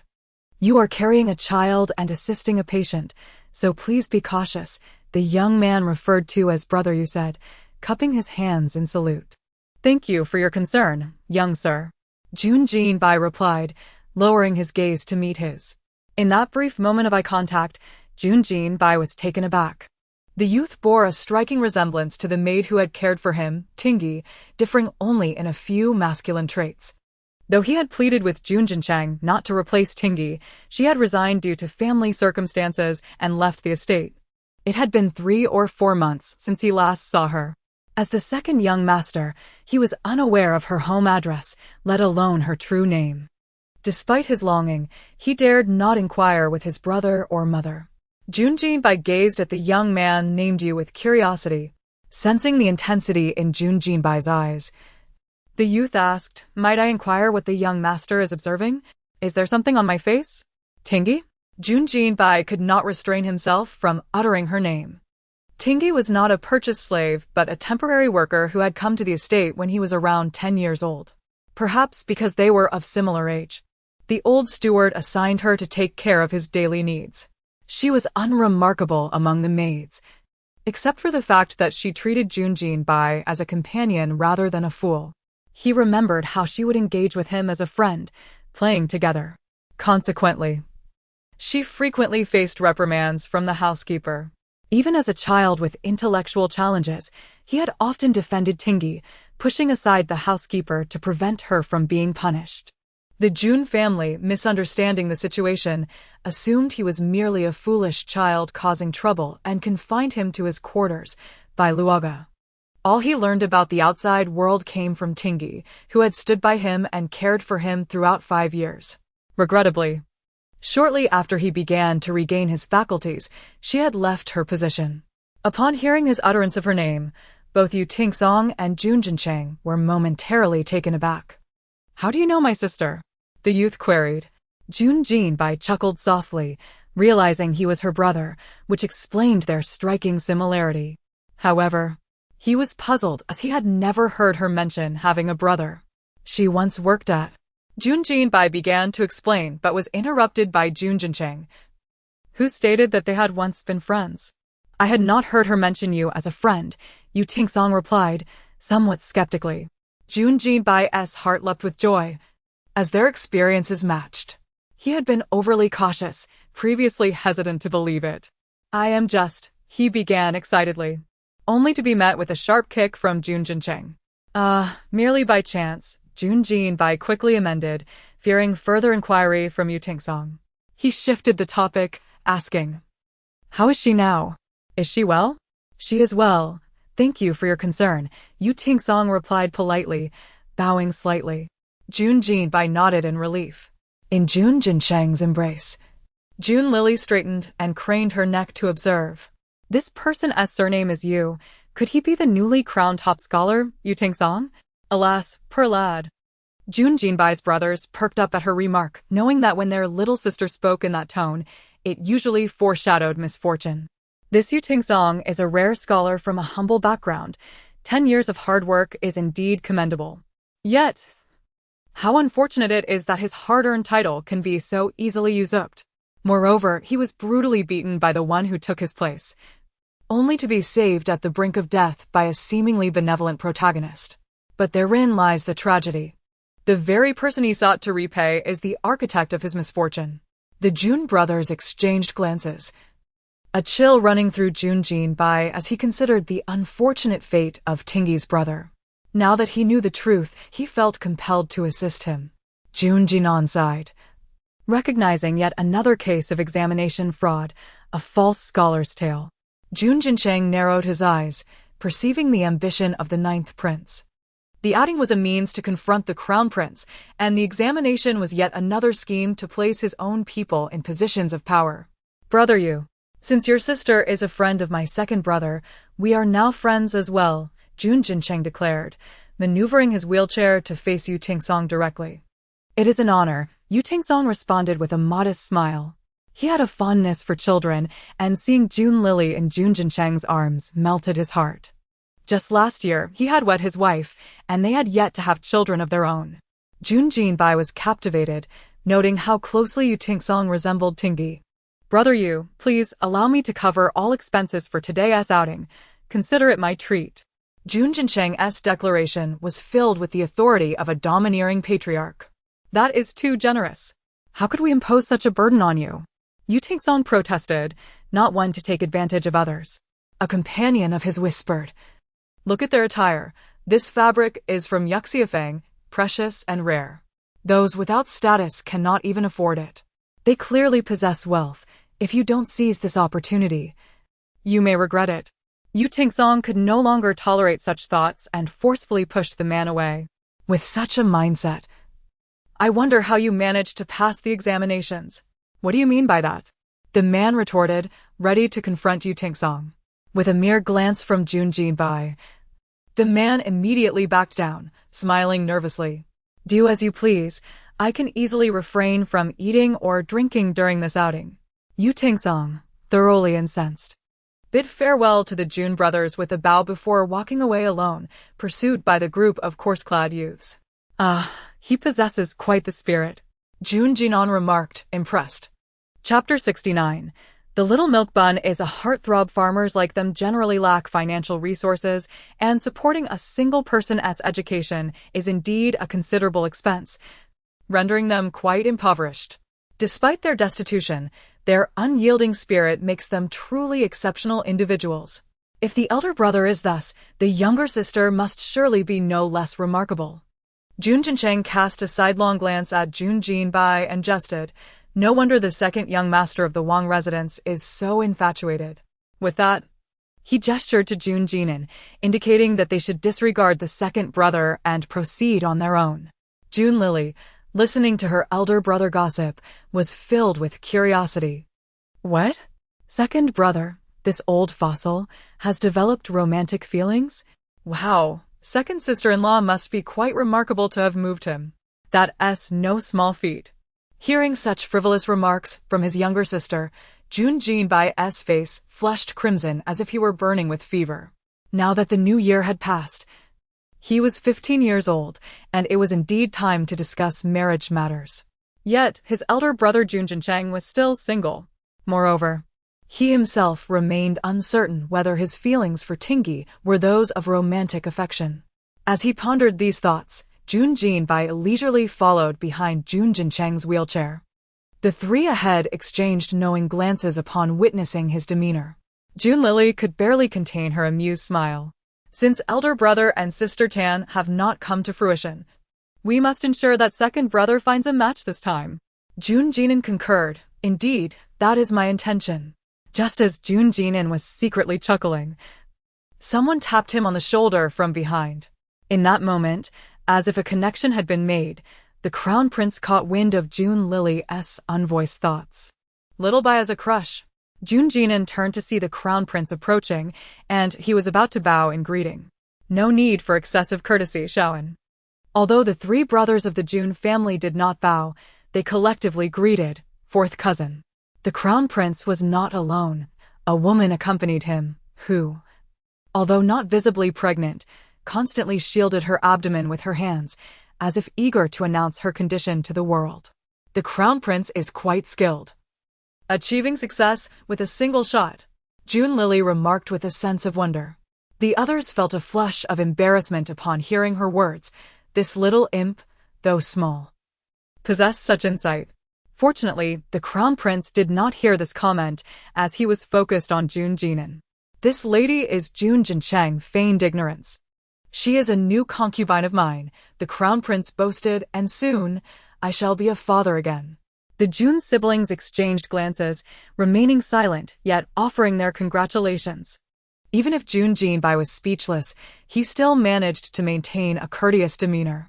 Throughout this exchange, the Crown Prince's gaze lingered on Jun Lily, and eventually, he could no longer contain himself.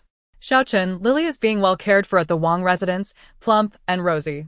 He instinctively reached out to pinch Jun Lily's chubby cheek. Jun Jincheng promptly swatted his hand away. Seeing the Crown Prince's eagerness to cradle the child, he implored, Xiaochen, just let me hold her for a moment. The crown prince, in his quest to fulfill his desire for a child, was quite determined.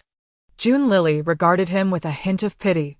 Very well, considering that you have lost 2 children, I shall sacrifice my time and allow you to hold me. Understanding her implication, June Jincheng did not object further and handed June Lily over to the crown prince. The crown prince adored the little rice dumpling. And even his concubine noticed, quickly adding, "If your highness desires a daughter, I no need for that. Just give me a son." The crown prince hastily interrupted.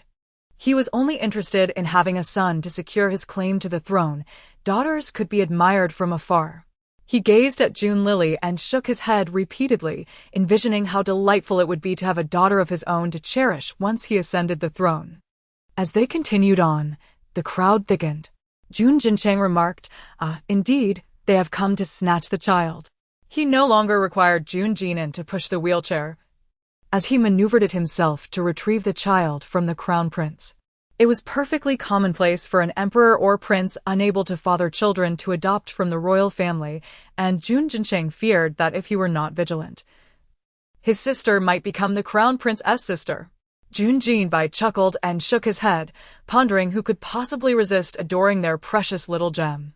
The peach blossom grove was breathtaking, stretching for 10 miles, and meandering through it felt as if one were in a celestial realm. A gentle spring breeze rustled the petals, transforming the air into a shower of blossoms. It was a scene of unparalleled beauty. "Wow, I wish I could fly," June Lily exclaimed, reaching out her small hand to catch the petals floating down. However, her short arms made it difficult, and being cradled in June Jincheng's embrace limited her movement. Understanding her desire, June Jincheng extended his hand, catching a petal. With his slender fingers, he held it out to the little bundle. "Hee, thank you, big brother." June Lily beamed, taking the petal to her mouth. "Wait, you cannot eat that," June Jincheng quickly responded, dislodging the petal from her grasp. "Why not? Peach blossoms can be used for flower tea, and the petals can be made into milk jelly. There are many ways to enjoy them. If only I were older. I would surely prepare some for everyone to taste," she lamented. The group erupted in laughter at June Lily's innocent enthusiasm. Even the crown prince, still mourning his lost children, managed a rare smile. Their gathering soon attracted the attention of many onlookers. Yu Tingzong learned from the surrounding chatter that the 3 young gentlemen were indeed masters from the Jingwang residence, explaining their connection to Tingdi. An outing such as this was inclusive, disregarding gender and social status, as friends gathered in groups to enjoy the blooming flowers. Nevertheless, upon spotting the crown prince alongside the gentleman from the Jingwang residence, the crowd automatically parted to grant them passage, while commoners like Yu Tingzong found themselves squeezed into corners. The crown prince, well versed in the customs and traditions of these annual excursions, graciously took center stage on the narrow path. The 3 brothers of the June family, attending for the first time, found it entirely reasonable to stand alongside the crown prince given their status. The crown prince intentionally positioned June Jinan next to him. Though reluctant to engage with the eccentric prince, June Jinan had no choice but to comply. As they prepared to admire a centuries-old peach tree, the 9th prince arrived, greeting them before deliberately distancing himself from the crown prince's concubine, likely to avoid any misunderstandings. Along the way, they admired the scenery and exchanged light-hearted banter. Each of them, possessing striking looks, drew many young ladies who paused to watch, for they were more captivating than the flowers themselves. Especially the 3 brothers from the Jingwang residence, June Jincheng, June Jinbai, and June Jinan, successfully captured the majority of attention. "I once thought the 9th prince was the most handsome in Long City, but having seen these 3 young masters today, I feel as if I've been blind. Who do you think is the most handsome among them? Each has his own charm, but if the eldest master's leg were uninjured, he would surely be the dream husband for the noble ladies of the city." Listening to the discussions around her, June Lily felt a surge of delight. Thank goodness they are not women, otherwise, the Jingwang residence would be besieged with marriage proposals. The June brothers exchanged glances, bemused. The crown prince, who was leaning against June Jinan's arm, burst into laughter, unable to contain himself any longer. As the crowd turned to him in bewilderment, the Crown Prince realized that all eyes were upon him. Chapter 70. Forcing a duck onto the rack, Jun Jincheng composes poetry. The crowd murmured, "Indeed. The Crown Prince seems to have some peculiarities." What delightful thoughts could the Crown Prince have conjured? Even the 9th Prince believed the Crown Prince to be unwell. "Oh, it's nothing, merely some trifling matters," the Crown Prince hastily concealed. "Is it true that all those with the surname Jun have a history of mental instability? My family seems to have its fair share of madness every few days." Jun Lily could not help but exclaim. The Crown Prince and the Jun Jincheng brothers wished to retort, "Listening to your innermost thoughts, who could refrain from madness?" Unbeknownst to Jun Lily, her mind wandered to the heroine, He Jinru. Indeed, upon her diligent search, she spotted He Jinru lingering at the edge of the gathering. Though her appearance was not striking, being merely the daughter of a third-rank official, few paid her any heed. One solitary figure trailed behind the Crown Prince's entourage, unable to press forward, emanating a sense of solitude and melancholy. At that moment, her gaze fixated on the nape of the 9th Prince, her eyes betraying an uncontainable affection, as if she beheld an otherworldly immortal. Observing this, Jun Lily could not help but shake her head. The heroine seems rather blind. The 9th Prince is handsome, yet he pales in comparison to my elder brother. Aside from his title as a prince, what merits does he possess that could rival my brother? Is it not true that the heroine is enamored with his princely status? She aspires to be a queen, second only to him. Upon such reflections, Jun Lily found He Jinru quite distasteful. Perhaps within the narrative, her love for the male protagonist, Junyu, was merely a fade to fulfill her ambitions. Truly, a grande dame who prioritizes benefit over sentiment.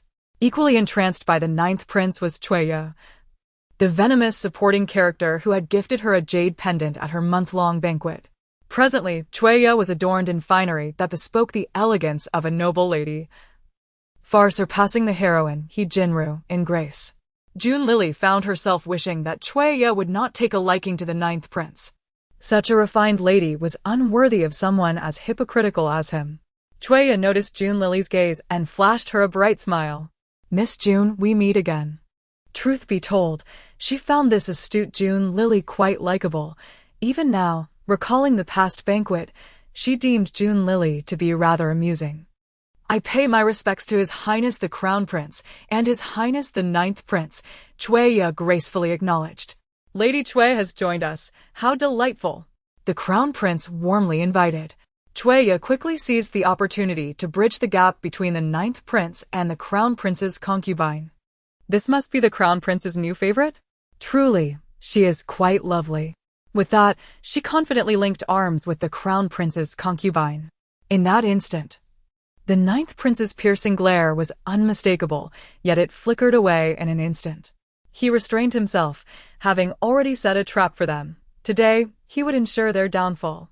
"Brother, I have brought some fine wine from Nanshin.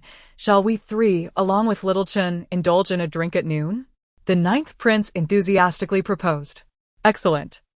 I shall prepare some side dishes," the Crown Prince replied, his interest piqued.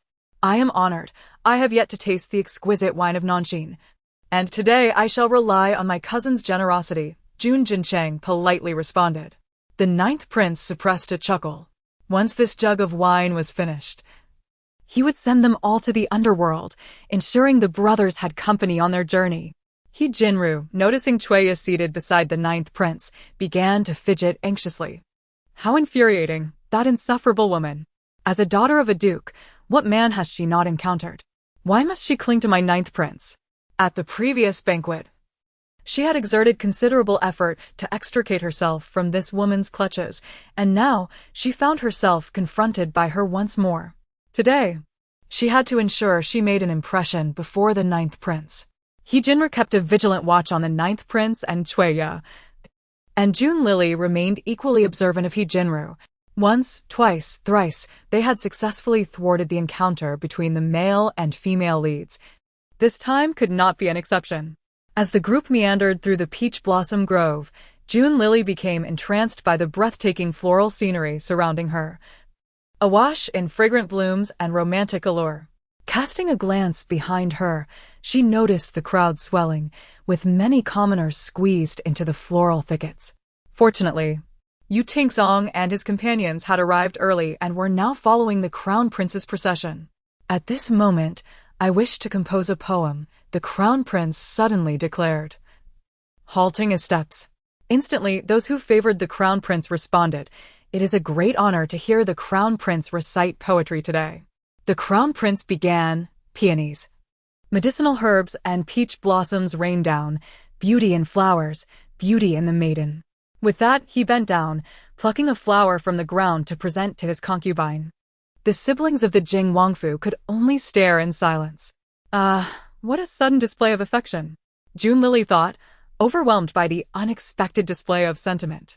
"A splendid poem indeed," exclaimed a young lord who had been praising the Crown Prince.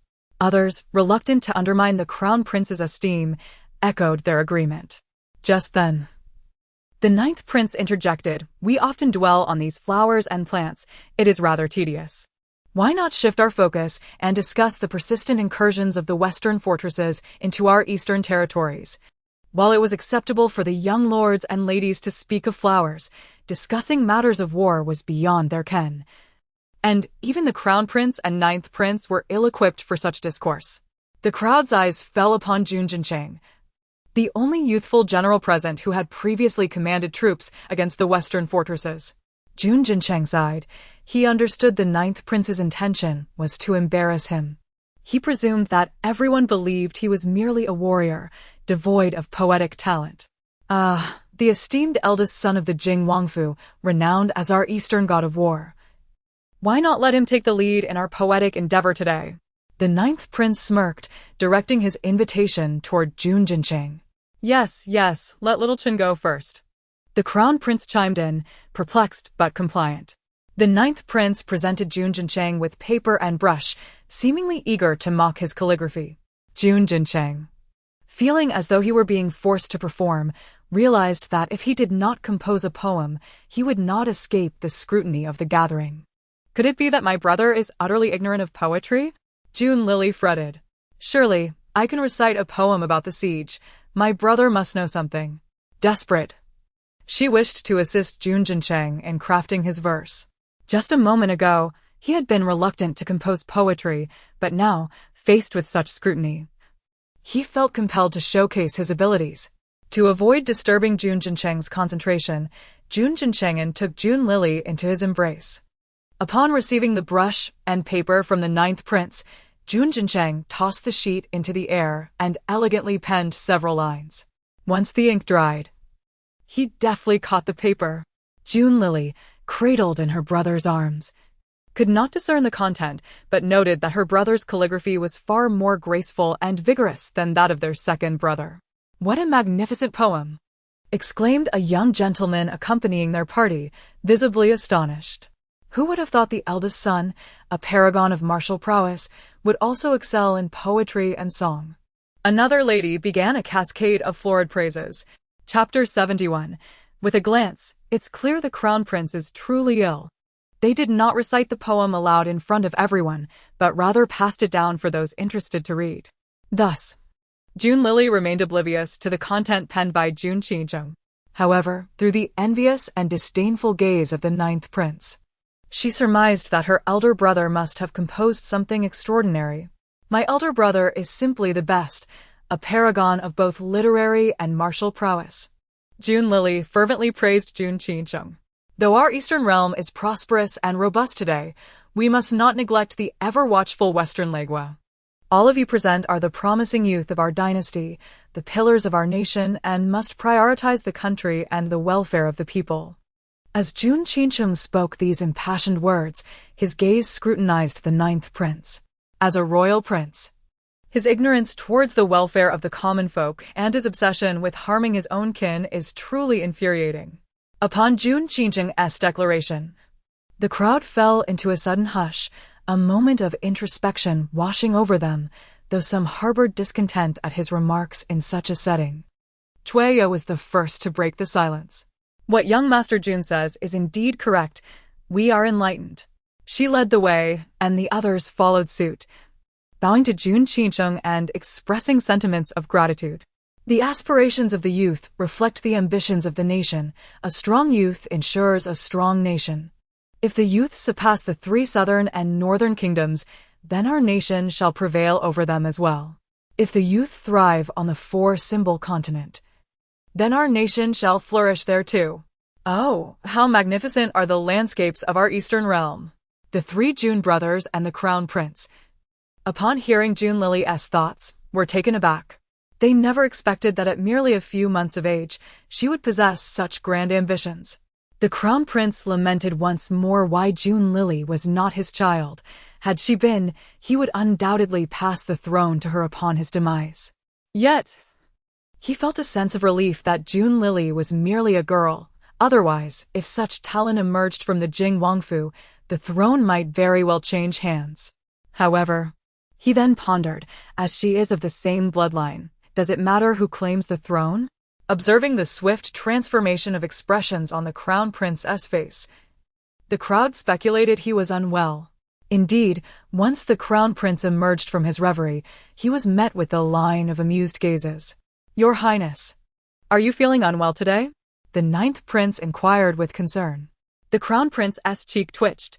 I can endure a while longer. How does one convey this to everyone? Jun Lily, it's evident that the crown prince is truly unwell. Help! I have a phobia of large objects. I fear foolishness.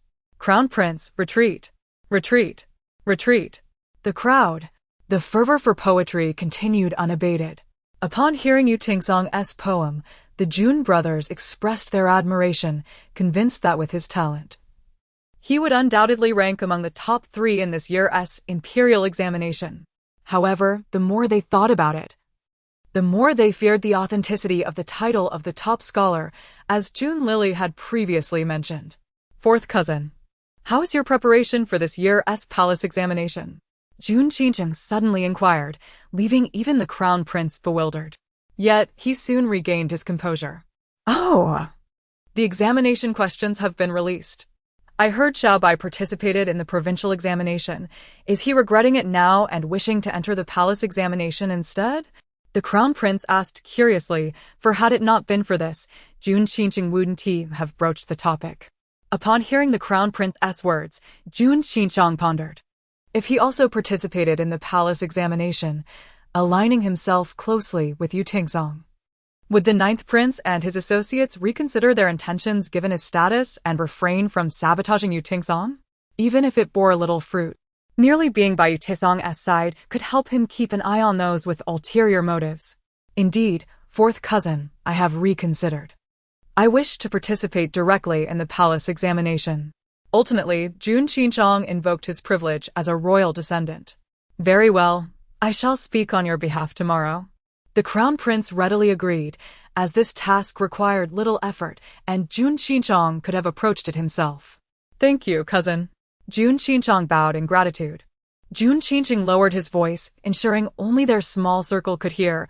I have heard that in this spring examination, there may be individuals with ulterior motives colluding with the examiners. He paused, deliberately leaving the statement unfinished. Are you implying there is cheating involved? The crown prince's demeanor turned serious. The imperial examinations have always been critical for selecting talent across dynasties, and many have resorted to unscrupulous methods. Wealthy merchants or officials, whose children lack scholarly aptitude yet wish to secure fame and honor for their families, often choose to bribe the examiners and falsify results. Furthermore, these officials may pocket the bribes or use the opportunity to forge connections with higher-ranking officials or wealthier merchants. It's not merely favoritism and cheating, it's outright deception and impersonation. I recall the uproar surrounding the matter of the true top scholar who was nearly killed in the end. And the mastermind behind it was. The crown prince did not catch the remainder of the conversation. Just then, he was pulled away by others, causing the hand that had been resting on Jun Qingcheng's arm to loosen. However, the 3 Jun brothers heard it all clearly. The mastermind was indeed the Cui Gugong's household. No, Cuiya must not perish. the Cui Gugong's household must not face calamity. I recall that in the end, Cui married the crown prince as a secondary wife. In the story's conclusion, she became the Empress Dowager, and her child is evidently not the ninth princess, but must belong to the crown prince. The three June brothers exchanged bewildered glances at Cui, who was currently flirting with the ninth prince. Little sister, are you certain she would willingly marry the crown prince? With the palace examination imminent.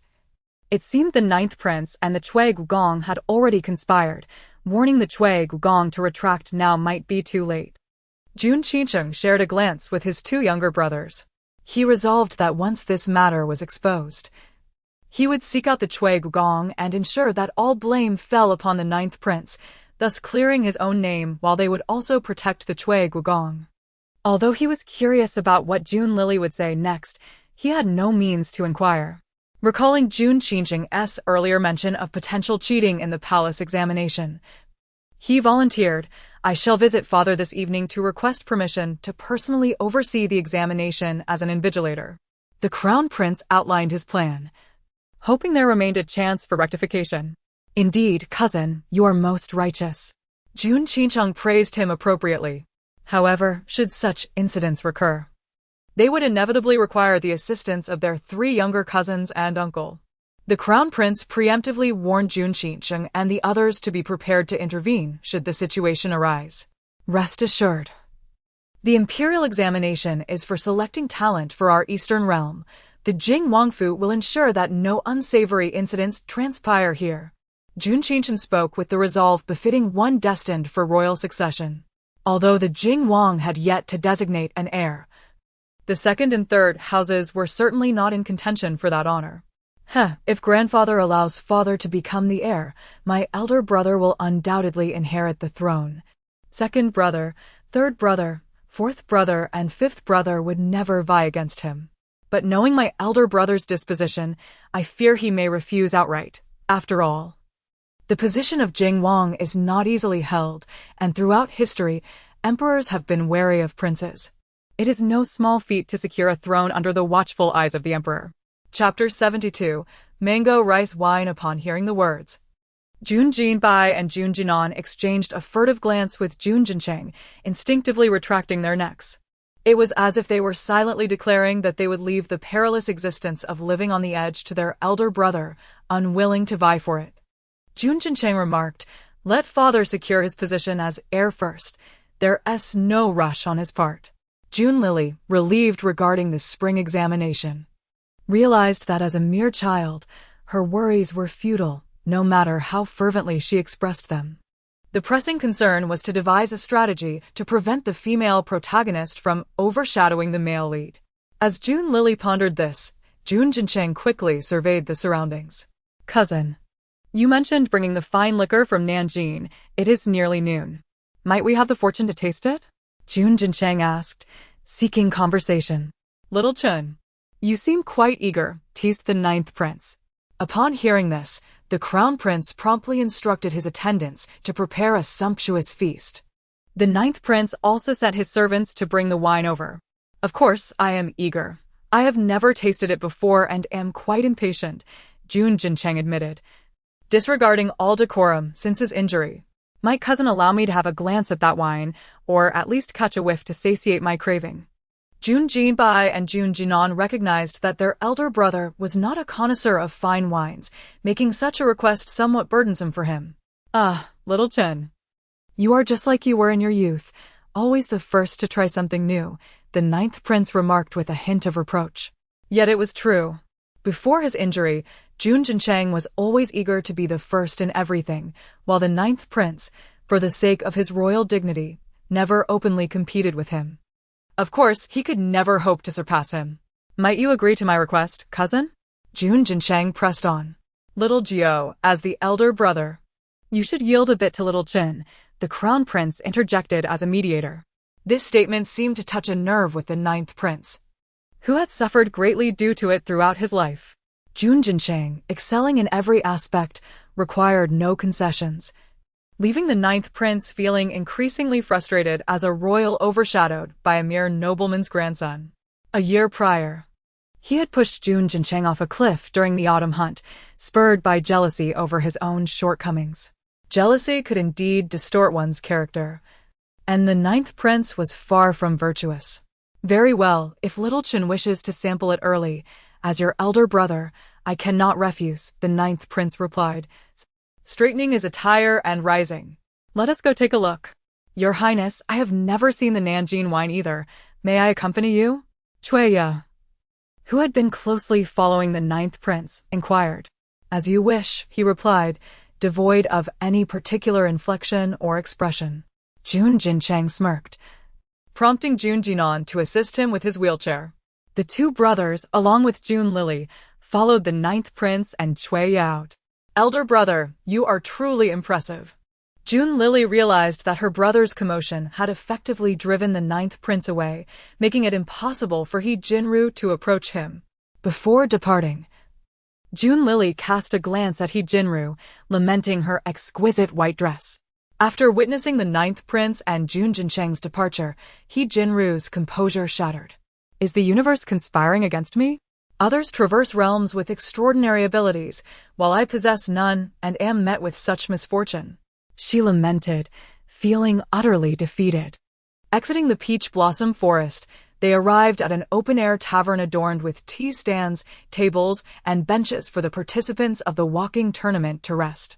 After all, traversing the entire forest was quite laborious. Jun Lily began to fret, now that they had diverted the ninth prince. What would happen next? Before she could dwell on it further, they arrived at an outdoor pavilion enclosed by a fence. Here, an array of fruit delicacies had been prepared, and servants continually brought forth dishes, presumably arranged by the crown prince's orders. The wine jars from the ninth prince sat quietly nearby.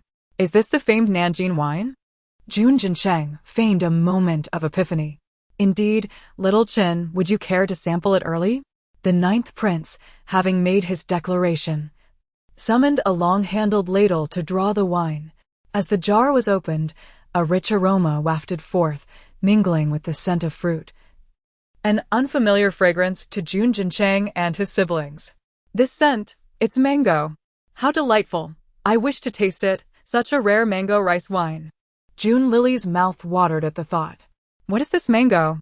The Jun brothers inquired, puzzled. This is rice wine brewed from the Unbearable fruit, refreshing and wholesome. The ninth prince elaborated. Unbearable fruit? I had no idea mangoes were referred to as such in this era. Jun Lily realized her ignorance. As they conversed, the crown prince, accompanied by his concubine and Jun Jinbai, approached. Ah, indeed, this is fine wine. One can smell the rich Unbearable fragrance from afar, the crown prince praised. What brings forth cousin here? Jun Jincheng inquired hastily. With lunch approaching, little Bai and I decided to join you, the crown prince replied, stepping into the pavilion. Observing the table already laden with dishes, he suggested, shall we dine now? It's certainly time to eat. The proposal met with unanimous agreement. The ninth prince, thinking of their meal, hoped they would eat heartily, as he intended to send them on their way after they were well fed. As they settled down, the ninth prince generously poured wine for everyone. Jun Jincheng inhaled the fragrant aroma of the wine, recognizing its richness, yet refrained from drinking excessively. Wary of the ninth prince's intentions, would he poison the wine or slip in a sedative? Jun Jinbai declined, citing his need to prepare for evening studies. Jun Jinan, being the wisest, pretended to drink while discreetly pouring the wine away. The participants of the outing gathered to share meals, rest, or engage in other entertainments such as tossing pots or flying kites. The students from humble backgrounds, like Yu Tingsong, could only nibble on the steamed buns and pancakes they had brought from home. Witnessing this scene, Jun Jinbai felt a pang of guilt as he faced a lavish spread. I wonder if Tingy is warm and well-fed at home? Sensing his brother's unease, Jun Jincheng silently passed him a 10-tael silver ingot. Go, he said softly. Elder brother. Jun Jinbai felt a mixture of gratitude and emotion. The crown prince, puzzled, eyed them. What is little Bai up to? He is merely going to the restroom. Jun Jincheng replied, exasperated by the crown prince's curiosity. Chapter 73, An Impatience to Send Us to the Underworld After Leaving the Table. Jun Jinbai sought out a young attendant, handing him some gold ingots to arrange food for Yu Ting-song and the others. When the attendant approached with a selection of delicacies, Yu Ting-song was perplexed, pondering how their modest means could afford such a feast. "Isn't there a mistake?" he inquired, eager to clarify their financial limitations. Fortunate young sirs. A noble has already settled the bill," the attendant replied, casting a glance at the Jun family brothers and the two princes indulging in their repast. Understanding dawned upon Yu Ting-song and his companions. "You brother, you are indeed fortunate. With connections to the royal household, you may soon find yourself among the aristocracy," they exclaimed, envisioning the possibilities of Yu's academic prowess leading him to success in the imperial examination, perhaps even to the prestigious ranks of the top scholar or second place. "Indeed, you might even catch the eye of a princess from the royal house," they continued, their excitement palpable.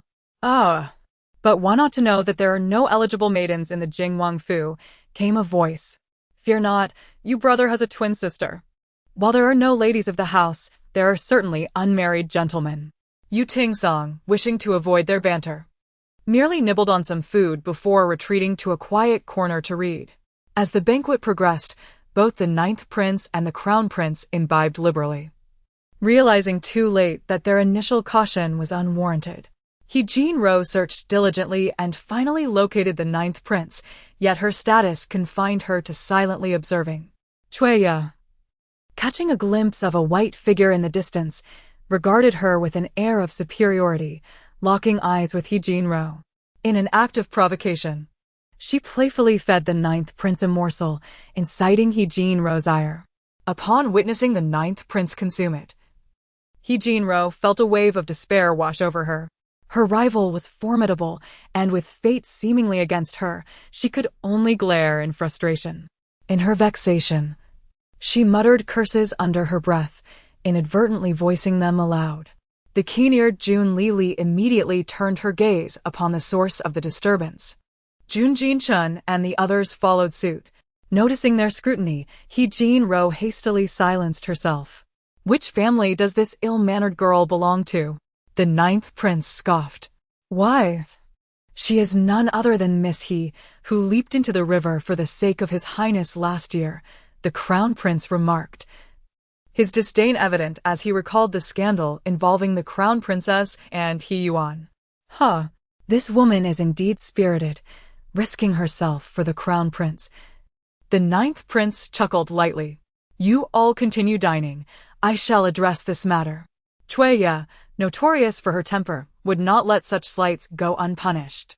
With a mere glance, she summoned a cadre of noblewomen who advanced menacingly, driving He Jinro out of view from Jun Lili and her companions. Alone and vulnerable, He Jinro appeared akin to a naive flower being bullied by a group of envious girls. On Jun Lili's side, after a satisfying meal, the 9th prince suggested a stroll up the mountain to aid digestion and find a pleasant resting spot. The group unanimously agreed, eagerly anticipating the 9th prince's next move. The Pei family's forces had long been lying in wait, ready to ensnare them all. This mountainous terrain was familiar to Jun Lili and Jun Jinchun, for it was here that they had rescued the white tiger during winter. Generally, the beasts inhabited the deeper woods, seldom venturing to the outskirts. Their earlier encounter with the tiger was merely a result of its prolonged hunger. Thus, under normal circumstances, this mountain was considered safe. However, as they ventured further in, they found themselves increasingly isolated. The crown prince, inherently timid, hesitated to proceed, suggesting they turn back. "No rush. I recall there is a wondrous flower ahead. One that blooms without leaves and bears leaves without blossoms," the 9th prince remarked, intending to lead them to a floral spectacle. Oh no. Is he referring to the Higanbana, also known as the Manjasaka? What is he implying? Is he so eager to send us to our deaths? In her rising panic, Jun Lili could hardly contain her distress, crying out. The previously composed Jun Lili suddenly broke into tears, causing a stir among the group. The 9th prince merely smiled, unperturbed, and advanced to pluck a manjasaka flower. In that moment, hidden assassins received their orders and emerged from the shadows, their numbers overwhelming. To ensure success, he had brought a considerable force. This was merely the first wave of today's assault. A smirk graced his lips as he feigned fear, joining the others in their flight. "Why are so many assassins suddenly appearing?" the Crown Prince inquired, bewildered. Jun Jinchun and the others could not disclose that these were the 9th Prince's men. Even if the Crown Prince believed them, they lacked evidence. Before they could respond, a multitude of cloaked assassins surrounded them. The 9th Prince is far too impatient to strike at noon already. Jun Lili remained shielded by Jun Jinchun, though she was acutely aware of her grandfather's ambush nearby. Yet, facing such a formidable group of well-trained assassins, she felt a sense of trepidation. The Crown Prince's guards formed a protective circle around him, Jun Jinchun and the others. But they were no match for the skilled assassins. "Your Highness, flee!" the captain of the guards urged, defending against the encroaching foes. "Your Highness, we must go," a concubine insisted, tugging the Crown Prince towards their original path.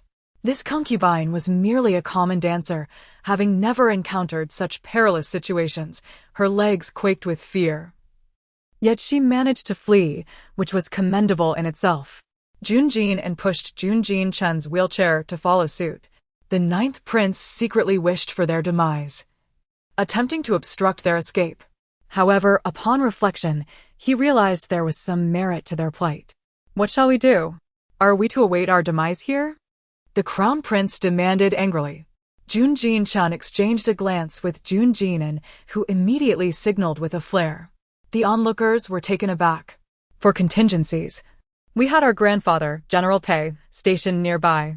Should danger arise, we have smoke signals ready," Jun Jinchun clarified. The Crown Prince appeared perplexed, while the 9th Prince seethed with indignation. One was left with a headache, the other with gnashing teeth. However, the urgency of their situation left no room for hesitation. Chapter 74. It seems the Crown Prince may soon turn dark. The Crown Prince's guards quickly fell, with several of them dispatched. Left with no choice, the Crown Prince picked up a fallen dagger and fought back. Although their martial prowess was limited, they possessed some skills for self-defense. Observing this, the 9th Prince followed suit, as did Jun Jinan. The Pei family army was en route to their location, requiring at least a quarter of an hour to arrive. Though the distance was not great, that quarter of an hour felt interminably long for them. Suddenly, a killer lunged at the Crown Prince's concubine with a knife. She let out a terrified scream, frozen in place. The Crown Prince attempted to rush to her aid, but was obstructed by several men in black, unable to break free in time. Just as the assassin's blade was about to strike the concubine, Jun Jincheng could not remain passive. With a swift motion, he flicked his sleeve, launching a concealed dart that knocked the assassin's weapon aside. Both the Crown Prince and the 9th Prince were astonished. How could he, seated in a wheelchair, possess such skill? "My elder brother is the best," Jun Lili exclaimed eagerly. She had missed witnessing her brother's previous heroics when he and their cousin rescued the Deng siblings, but this time she was treated to a magnificent display. Though the assassin had been disarmed, his intent to kill the Crown Prince's concubine remained. Jun Jincheng showed no mercy, dispatching another dart that struck the assassin's heart, ending his life in a single move. Seeing this, the remaining assassins perceived Jun Jincheng as their greatest obstacle and redirected most of their forces to attack him. "Be careful, Xiao Chen," the Crown Prince urgently warned. Both he and Jun Jin wished to assist, but the sheer number of attackers held them back. They could not advance until they dealt with these foes. Jun Jincheng remained composed. With a flourish of his wide sleeves, he unleashed a flurry of darts, each finding its mark with deadly precision. Jun Lili widened her eyes, counting at least 7 or 8 adversaries he had dispatched in that moment. The 9th Prince narrowed his eyes and let out a loud shout, feigning defeat at the hands of the black-clad men. Upon hearing his signal, 3 or 4 dozen more emerged from the forest. The Crown Prince was taken aback. "Are there still more?" How strange. It's been over 10 minutes. Why haven't grandfather and the others arrived? June Lily began to panic. Could they have encountered other troubles? Her concern deepened as she spoke. Before June Jincheng could respond, a wave of black-clad attackers surged toward them. The Crown Prince and June Jin and fought fiercely. The Ninth Prince pretended to be wounded, even resorting to a ruse of self-inflicted injury. The Crown Prince's concubine darted about, evading attacks, but with her delicate condition. She struggled to keep up with the intensity of the situation. Though June Jincheng lacked martial skills, he was not a mere weakling. He picked up a dagger from the ground and fought fiercely, striking down any who approached. Realizing the dire circumstances, June Jincheng knew he had to intervene. If he hesitated any longer, they all might perish. In the midst of battle, one of the assassins fell to June Jingbai's blade, and the assassin's weapon rolled to June Jincheng's feet. As he gazed at the gleaming blade under the sun, a fierce determination ignited within him. With a powerful stomp, he sent the dagger soaring into the air, grasping its hilt with one hand while cradling June Lily with the other.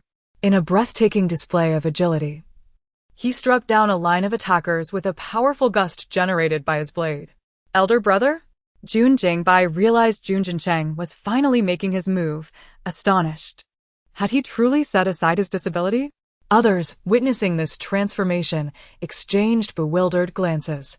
The Crown Prince was left in shock. This is extraordinary. The Ninth Prince, equally impressed, remarked. June Jincheng, I truly underestimated you.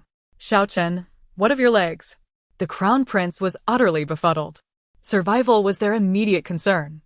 June Jincheng warned everyone to remain vigilant against the surrounding assassins, urging them not to lose focus. Supporting June Lily, he fought with one hand. Yet no one could breach his defenses. Wow, is this the renowned war god of Dongji? Elder brother's skills are extraordinary. Even Guo Jing and Yang Guo would feel overshadowed. June Lily was witnessing an awe-inspiring display. Throughout the battle, June Jincheng remained undistracted by June Lily's thoughts, fully focused on combat. Only by maintaining vigilance against incoming threats could he ensure the safety of the child in his arms. The Crown Prince, already limited in skill and targeted by the assassins, soon found himself surrounded.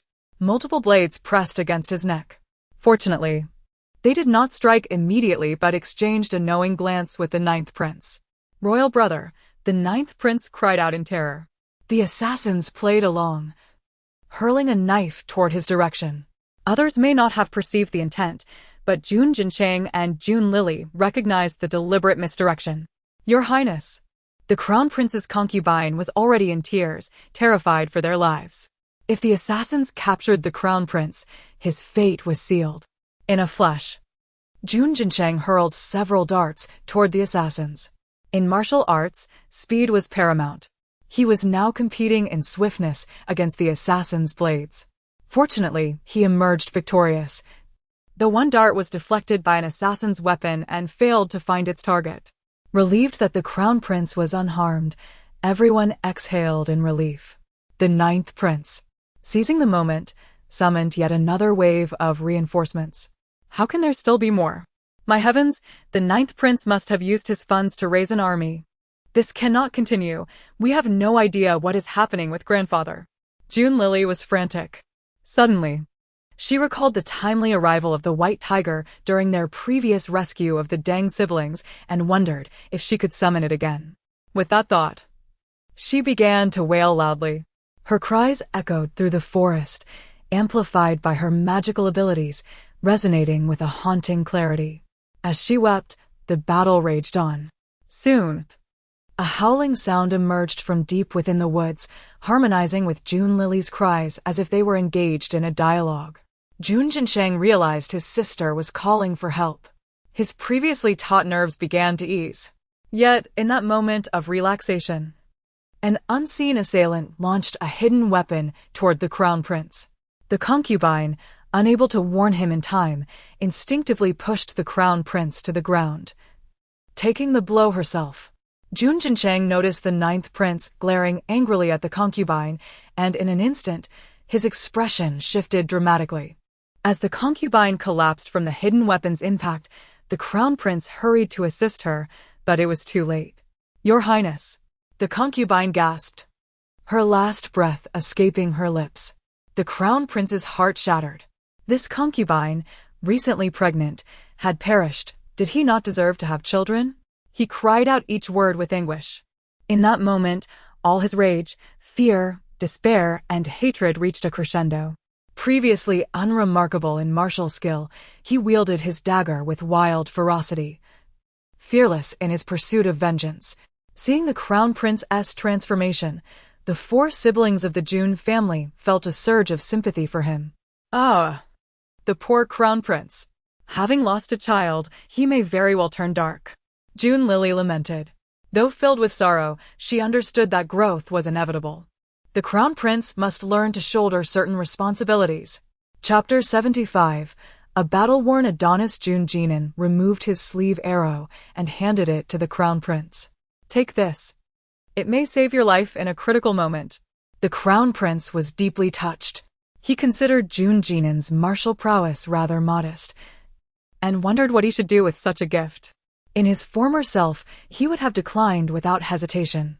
However, now, having just lost his 3rd child, he accepted it without a second thought. The 3 brothers of the June family fought valiantly against the enemy. The 9th prince acted with fervor.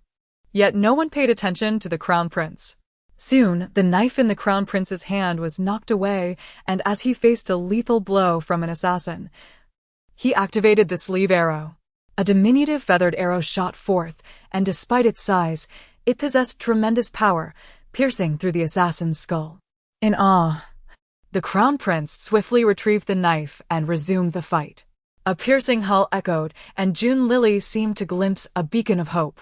The white tiger, accompanied by its pack, charged onto the scene. Both the 9th prince and the crown prince froze in shock. "Do not fear, your highness. These magnificent beasts are Lily's friends, here to assist," June Jinshin quickly explained. The 9th prince exclaimed, "Another pack of tigers. Is Lily truly the one who summoned them? How can a mere infant possess such extraordinary abilities?" The 9th prince's mind raced. Indeed, the tigers posed no threat to them. They solely targeted the cloaked assailants. With the tigers in the fray, the situation remained precarious, and they continued to assist in combating the attackers. "Your Highness, Xiao Qin," came the voice of General Pei from the mountainside. June Lily rejoiced. "Grandfather, you have finally arrived. Had you been any slower, we would have met our end." In no time, General Pei, leading a mere 10-man contingent, arrived. June Jinshin was taken aback. "This is all the Pei army can muster?" June Lily was equally astonished, grateful she had summoned the tigers in advance. What more beasts could there be? Grandfather was clearly intimidated by the tigers as well. "Fear not, these are Lily's friends, here to aid us," June Jinshin assured. General Pei immediately shielded the crown prince and the 9th prince, bowing respectfully. "I apologize for my tardiness in coming to your aid. Please forgive me, your highnesses. No need for formalities.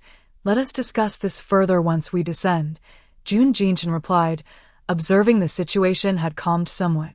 With a thud, he leaned on his knife, half kneeling on the ground. Concerned, everyone rushed over. "Xiao Qin, what is wrong?" General Pei inquired anxiously. "My leg, it has lost sensation." June Jinshin, still half kneeling, held the knife in one hand and cradled the child in the other, his hair disheveled and his face stained with blood. A veritable battle-worn Adonis.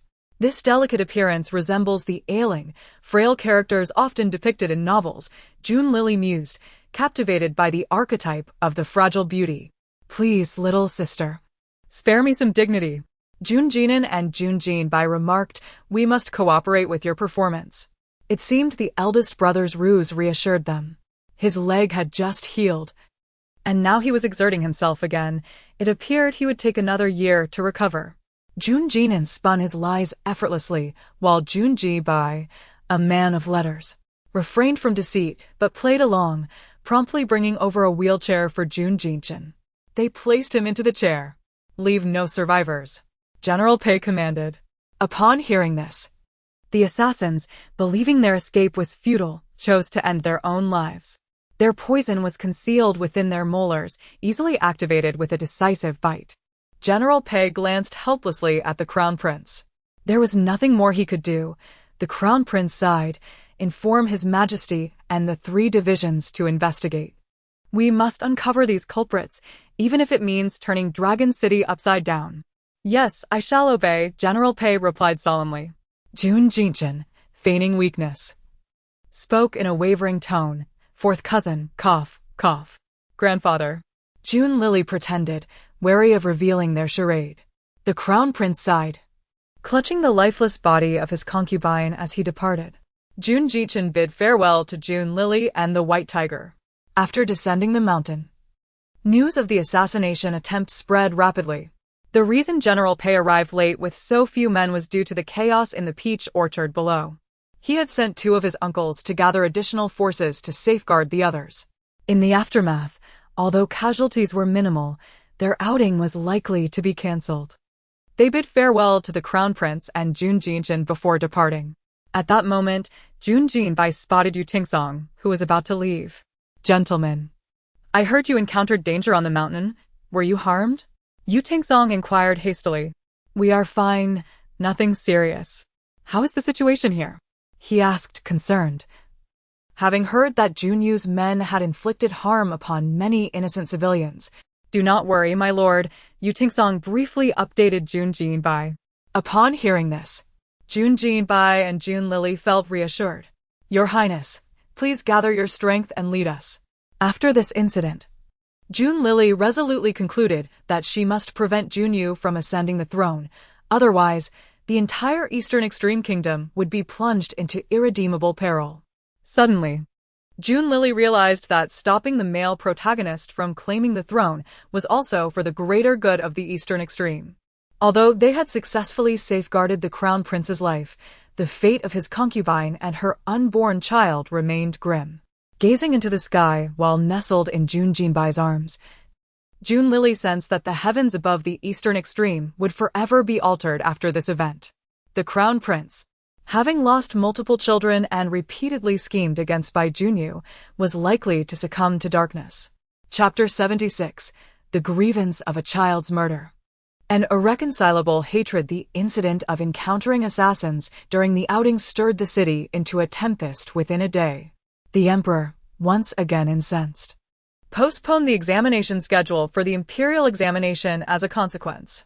Grief-stricken, the Crown Prince, after laying his beloved concubine to rest, took it upon himself to investigate the assassination attempt. However, despite 2 days of relentless inquiry, there was no progress whatsoever. Suddenly, he recalled the Jun family siblings.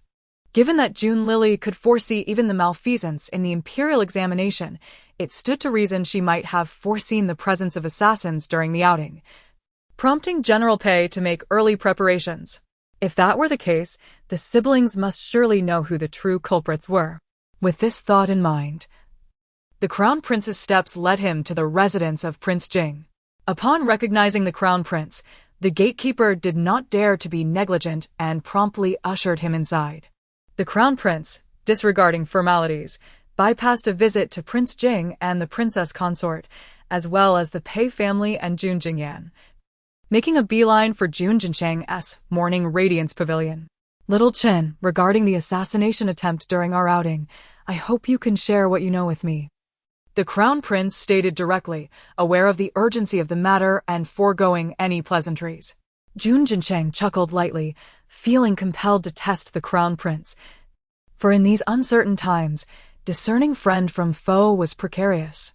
Cousin, if I had known there would be assassins that day, I certainly would not have attended, he deceived. Little Chen, even now you cannot speak the truth to me? The Crown Prince, growing anxious, dipped his finger into the tea and inscribed the words Red Heart upon the table. Jun Jincheng's hand trembled as he poured the tea, causing it to spill and scald him slightly. Although he had long been aware of the Crown Prince's ability to read minds, the revelation left him feeling a sense of foreboding. What is your intention, Your Highness? Jun Jincheng sensed the threat, imagining the possibility of Lily being branded a monster and being burned at the stake. His protective instincts for his sister were palpable. Why would you suggest such a thing? The Crown Prince retorted, Lily is also my sister. As her cousin, I harbor no intent to harm her. Jun Jincheng handed the filled teacup to the Crown Prince, meeting his gaze. Then, may I ask if you can keep this matter confidential? His tone was not one of negotiation, but rather a veiled threat. Despite the Crown Prince's previous naivety, having faced numerous trials, he had learned to be astute. From the prowess displayed by Jun Jincheng during the outing and his inexplicably healed leg, it was evident that Jun Jincheng possessed countless methods to ensure his own demise without a trace. You are overly anxious, little Chin, the Crown Prince replied, shaking his head. As I said, Lily is also my sister. If you doubt my word, I can swear upon the heavens. He raised 3 fingers in a gesture of oath. Before he could articulate his vow, Jun Jincheng interjected with a light laugh. Very well. It is not that I mistrust you, but at present, we are at a disadvantage. Jun Jincheng had already contemplated joining forces with the Crown Prince against the 9th Prince, yet the latter's previous weakness had led him to consider seeking alternative allies. Regardless of the enemy's strength, should they pose a threat to my Eastern Empire, I would not hesitate to sacrifice myself. At that moment, Jun Heng's demeanor bore a striking resemblance to the Crown Prince's authoritative presence. With a raised eyebrow and a smile, Jun Jincheng remarked, during our confrontation, I noticed the assassins bore tattoos on their wrists resembling the star and moon insignia, akin to the moon worship cult of Nanxing. This could serve as a starting point for our investigation. He then dipped his finger in the tea, inscribing the character upon the table. The Crown Prince understood its implication. He had already deduced the answer himself. Last year, the poisoning incident at the Duke's residence had also been orchestrated by the 9th Prince, resulting in the death of his second son. The vendetta of a child's murder is one that cannot be reconciled. Sooner or later, he would settle the old and new scores with the 9th Prince. Furthermore, it is worth noting, dear cousin, that the assassins all exuded a distinct scent of ink. Jun Jincheng continued, it is the scent of the old sandalwood ink from the Ink Affinity Pavilion. Old 9th. The fury in the Crown Prince's eyes was palpable. With this revelation, he hastily departed the royal residence, only to encounter Pei-Shi on his way out. Your Highness, Pei-Shi greeted with a respectful curtsy. Aunt. The Crown Prince responded politely. Is your Highness here to inquire about the assassination attempt during the outing? Pei-Shi asked curiously. Aunt, your keen insight reveals all. The Crown Prince replied nonchalantly, urgency in his voice. The reason we escaped that day was due to Lily summoning the beasts for assistance. Upon learning of Lily's abilities, my mother is eager to meet her. When you have the time, please bring my little sister to visit her. Certainly, Pei-Shi agreed, and the Crown Prince quickly departed. He dispatched a considerable force to encircle the Ink Affinity Pavilion. However, he was informed that the 9th Prince had transferred ownership of the establishment to another individual mere days after the outing, a person also from Nanxing, who was highly suspicious. The Crown Prince suspected this individual was an accomplice of the 9th Prince, particularly due to the wound on his wrist.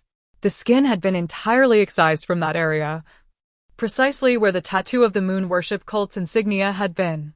The size of the removed skin corresponded perfectly to the insignia, suggesting that this person had endured the pain to disassociate himself from the cult, further exposing his identity. Regrettably, they still found no evidence linking the moon worship cult to the 9th Prince. The new proprietor of the Ink Affinity Pavilion was remarkably tight-lipped about the matter.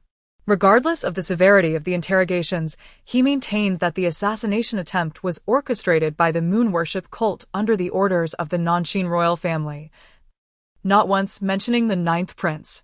Everyone was left puzzled as to why the remnants of the moon worship cult would assist the 9th Prince, Junyu. Was it solely due to the close relationship between the Nanxing Saintess and the cult leader? Their bond indeed seemed extraordinarily intimate. The imperial examinations could not be delayed any further. The emperor resolved to move on from this affair, intending to revisit it should new leads emerge. The Nanxing Saintess, employing some unknown means, had monopolized the affections of the Eastern Empire's royal family for over 20 years. The ninth prince's stratagem of sacrificing the pawn to protect the king was indeed masterful. After all, as the protagonist of the tale, had he lacked such capabilities, he would have met his demise countless times over. Chapter 77. Shi Yun to dismantle the gemstones from the palace walls. The family of the Jing Wangfu gathered together, reflecting on their recent excursion to the peach orchard. Regardless of how it unfolded, they had successfully navigated this experience. Jun Jingyan deemed the event to be more thrilling than perilous. The empress had summoned him and Lily to the palace the following day, and he instructed his third brother to accompany their mother. The favor bestowed by Peisher upon him was not due to excessive indulgence. Rather, there was no one else available. The eldest brother would not attend, the second was engrossed in his studies, the fourth was in poor health, and the fifth was decidedly rotund. Well, I have never been to the palace. This is a splendid opportunity to broaden my horizons, Jun Jinin readily agreed. In recent days, Jun Jincheng had been leaving early and returning late, and Jun Jinbai was likewise absent from home, seemingly preoccupied with his own matters. Lily speculated that Jun Jinbai was likely in pursuit of Yu Tingsong, yet she remained oblivious to the reason behind Jun Jincheng's absences. The tumultuous events unfolding in the eastern extreme bore no relation to her, a mere infant. On the day of their palace visit, she was adorned exquisitely, radiating charm. Jun Jinin was similarly attired in the finest ceremonial robes. The three of them boarded a carriage. In contrast to Jun Jinin's anxious demeanor, Lily felt a surge of excitement. What wonders await in the palace? Is it akin to what is depicted in dramas?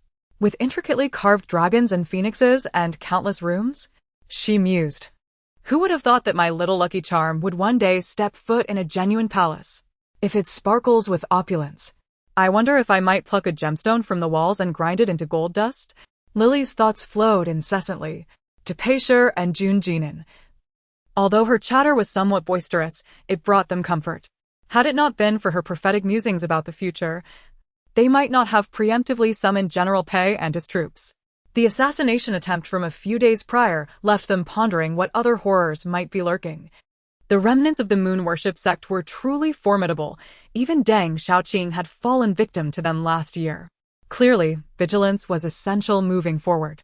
Amidst their concerns, Peisher found herself both amused and exasperated upon hearing Lily's desire to remove the gemstones from the palace walls. The little treasure hunter was indeed as her reputation suggested. Upon arriving at the palace gates, Lily felt a twinge of disappointment. The Eastern Extreme Palace was not as magnificent as she had imagined. It lacked the resplendent glory she had envisioned, devoid of gemstones embedded in its walls. How impoverished, Lily scoffed. Peisher and Jun Jinin exchanged glances, speechless. Madam Jun. This way, please. A matron, slightly older than Peisher, soon led them into the palace, arriving at the Empress's Fenghuan Hall. Before they entered, they could hear a chorus of complaints emanating from within. What manner of noble offspring are these? Each one more unremarkable than the last. None can compare to the worth of the ninth prince's little finger. Not to mention your infatuation with the ninth prince. Even the cousins from the Jing Wangfu are lacking. The three of them silently agreed, though the identity of the speaker remained unknown. Her discerning eye was commendable. Madam Jun. Please, the matron called out, drawing the women's attention. The chatter ceased abruptly as they were ushered inside. Their eyes fell upon a woman clad in a bright yellow palace gown, seated regally, flanked by Cui Ye and another exquisitely dressed woman. As Peisher began to bow, the Empress gently raised her, saying, "Sister-in-law, there is no need for such formalities." The Empress's demeanor was warm and inviting. Lily looked up. Noting that the Empress bore a resemblance to Peisher, it was no wonder she had captured the attention of the Emperor. Slightly older than Peisher, she too maintained her youth, though the burdens of motherhood and governance lent her a hint of weariness. To Lily's surprise, Princess Chaoyang and Miss Cui were also present. Peisher glanced at the two women, who promptly approached to pay their respects. Princess Chaoyang? Lily pondered. She must be in the midst of selecting a consort. Yet her standards are remarkably high. None of the young lords in the city meet her expectations.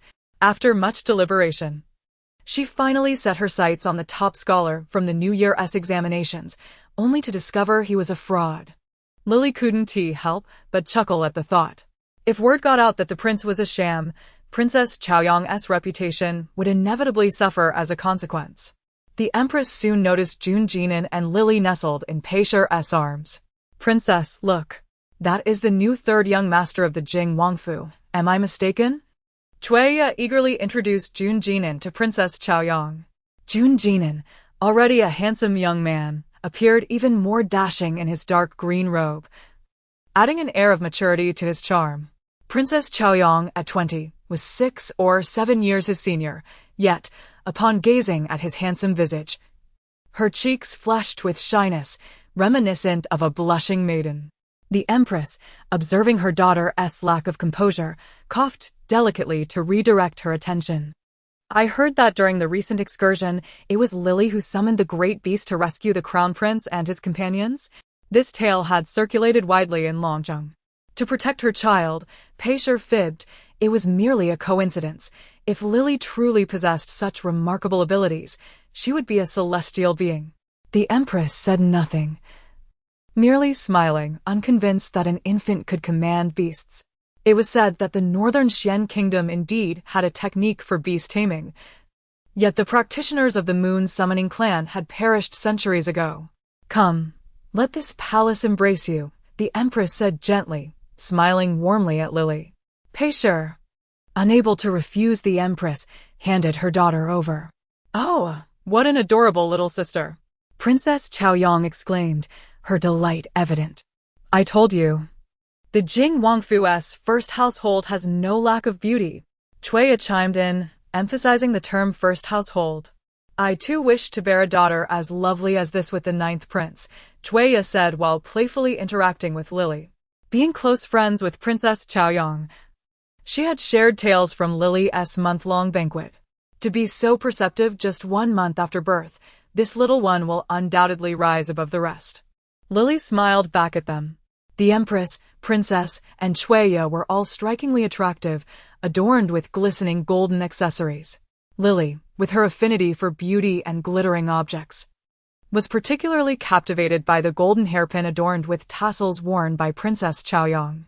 As the tassels swayed with her movements, they caught Lily's gaze, prompting her to reach out with her tiny hand to grasp them. Princess Chaoyang, astute as ever, quickly deduced that Lily was enchanted by the tassels and removed them to entertain the child. Chapter 78. The Emotional Classroom of the Pei Family. Princess Chaoyang, noticing the girl's delight, adorned the little Jioli's head with her own golden hairpin. "Your Highness, Jioli is still too young to wear this," Pei Shi attempted to decline. Gifts received must eventually be repaid. Thus, she decided to keep it for the time being, to present it when Jioli had matured. The Empress encouraged them to accept, producing a jewelry box that had long been prepared for Jioli, which she handed to Pei Shi. Jioli was overjoyed, feeling as though her visit to the palace was akin to a fruitful shopping expedition. She gleefully extended her tiny hands in a gesture of respect, eliciting laughter from both the Empress and the Princess. "Such a small child already knows how to pay respects," the Empress remarked, astonished. "Indeed. I have traversed into a pirated book." The narrative depicts the Empress as a malicious, miserly woman who nearly brought ruin to the protagonists. "A venomous woman who presents me with a golden bracelet upon our first meeting. How delightful it would be to encounter more of her kind. Such a kind-hearted, generous, and amiable woman. Come, torment me more." Pei Shi and Jun Jinan. Jioli truly has an affinity for wealth. Sister-in-law, once Jioli grows a bit older, you must secure a marriage for her early on. Do not let her end up like Chaoyang, forever unmarried and approaching the status of an old maid," the Empress said, casting a helpless glance at Princess Chaoyang. Pei Shi sighed in agreement. Indeed, being 20 and unmarried was rather late. I find my cousin, the princess, quite admirable. She possesses her own opinions and thoughts. Who says a woman must marry and depend on a man for her entire life? What we desire, We can strive for ourselves. Women are no less capable than men. Jioli fervently proclaimed in her heart, igniting Pei-Shi's own fervor. Understanding and supporting Jioli's sentiments perfectly, Pei-Shi felt compelled to assist her daughter, particularly for the golden hairpin she had just gifted. Sister-in-law has some advice on this matter. Might the Empress be interested to hear it? Oh! Does my sister-in-law have a suitable candidate for the prince consort in mind? The Empress inquired eagerly. Pei-Shi shook her head, and the Empress's disappointment was palpable. I do not have a suitable candidate, but I wish to offer some suggestions. The prince consort should be someone the princess genuinely likes, preferably someone who has grown up alongside her. Before the Empress could respond, Princess Chaoyang interjected. But I have grown weary of those individuals. Your Highness, selecting a prince consort is one of the most significant decisions of your life. You may choose a commoner or even a convict, but you must never select someone who does not love you. Pei-Shi's emotional classroom commenced. Jun Jinan and Cui Ye silently took notes. The expression on Princess Chaoyang's face was one of shock, clearly absorbing Pei-Shi's words. My goodness. You deserve to be honored. Mother speaks wisely, mother speaks rightly. Her words resonate deeply. This declaration truly struck a chord with Jioli. Wait, is my mother also a time traveler? How could her thoughts be so progressive? Jioli's eyes widened as she scrutinized her mother. Pei-Shi, it is not my thoughts that are progressive, but yours. Listening to your heartfelt expressions daily, it is impossible not to be forward-thinking. Even the Empress was moved by these words. She recognized the truth in them. Chaoyang and Cui Ye still had opportunities for choice, but for her, nearing 50, what opportunities remained? For her, love had become a distant dream. Especially since the arrival of the mother of the ninth prince, the Saintess Nan Xin, had caused her relationship with the emperor to grow increasingly superficial, reduced to mere appearances. Love that cannot be felt is, in essence, non-existent. Yet, the emperor had remained devoted, loving only Nan Xin for 18 years, revolving around her and elevating their son, the ninth prince, to great heights. What enchantment had the Saintess employed? At present, she had no desire to vie for unnecessary favor. Her only wish was to strive for her children's well-being. With multiple attempts on the crown prince's life resulting in devastation, she suspected the ninth prince's involvement, but had yet to uncover evidence to confront him directly. However, this did not mean she would remain passive. She would ensure that the ninth prince would pay for the lives of her grandchildren. Thank you, Aunt. Chaoyang has learned much. Pei-Shi and her children stayed until afternoon, even sharing a delightful lunch with the Empress. Jun Jinan finally savored the large pork knuckle he had longed for. At the table, there was a dish named Chiyu roasted pork that was incredibly delicious, causing Jioli to drool in desire, though she could only savor the aroma. Seeing her in such a state, Pei-Shi tenderly dipped her chopsticks in the sauce to satisfy her cravings. Maintaining her image, Jun Jinan ate delicately, which elicited expressions of disdain from Princess Chaoyang and Cui Ye. Jioli exclaimed, if you saw third brother, with his sunny, youthful visage gnawing on a pork knuckle, I guarantee you wouldn't wish to see him for at least a month.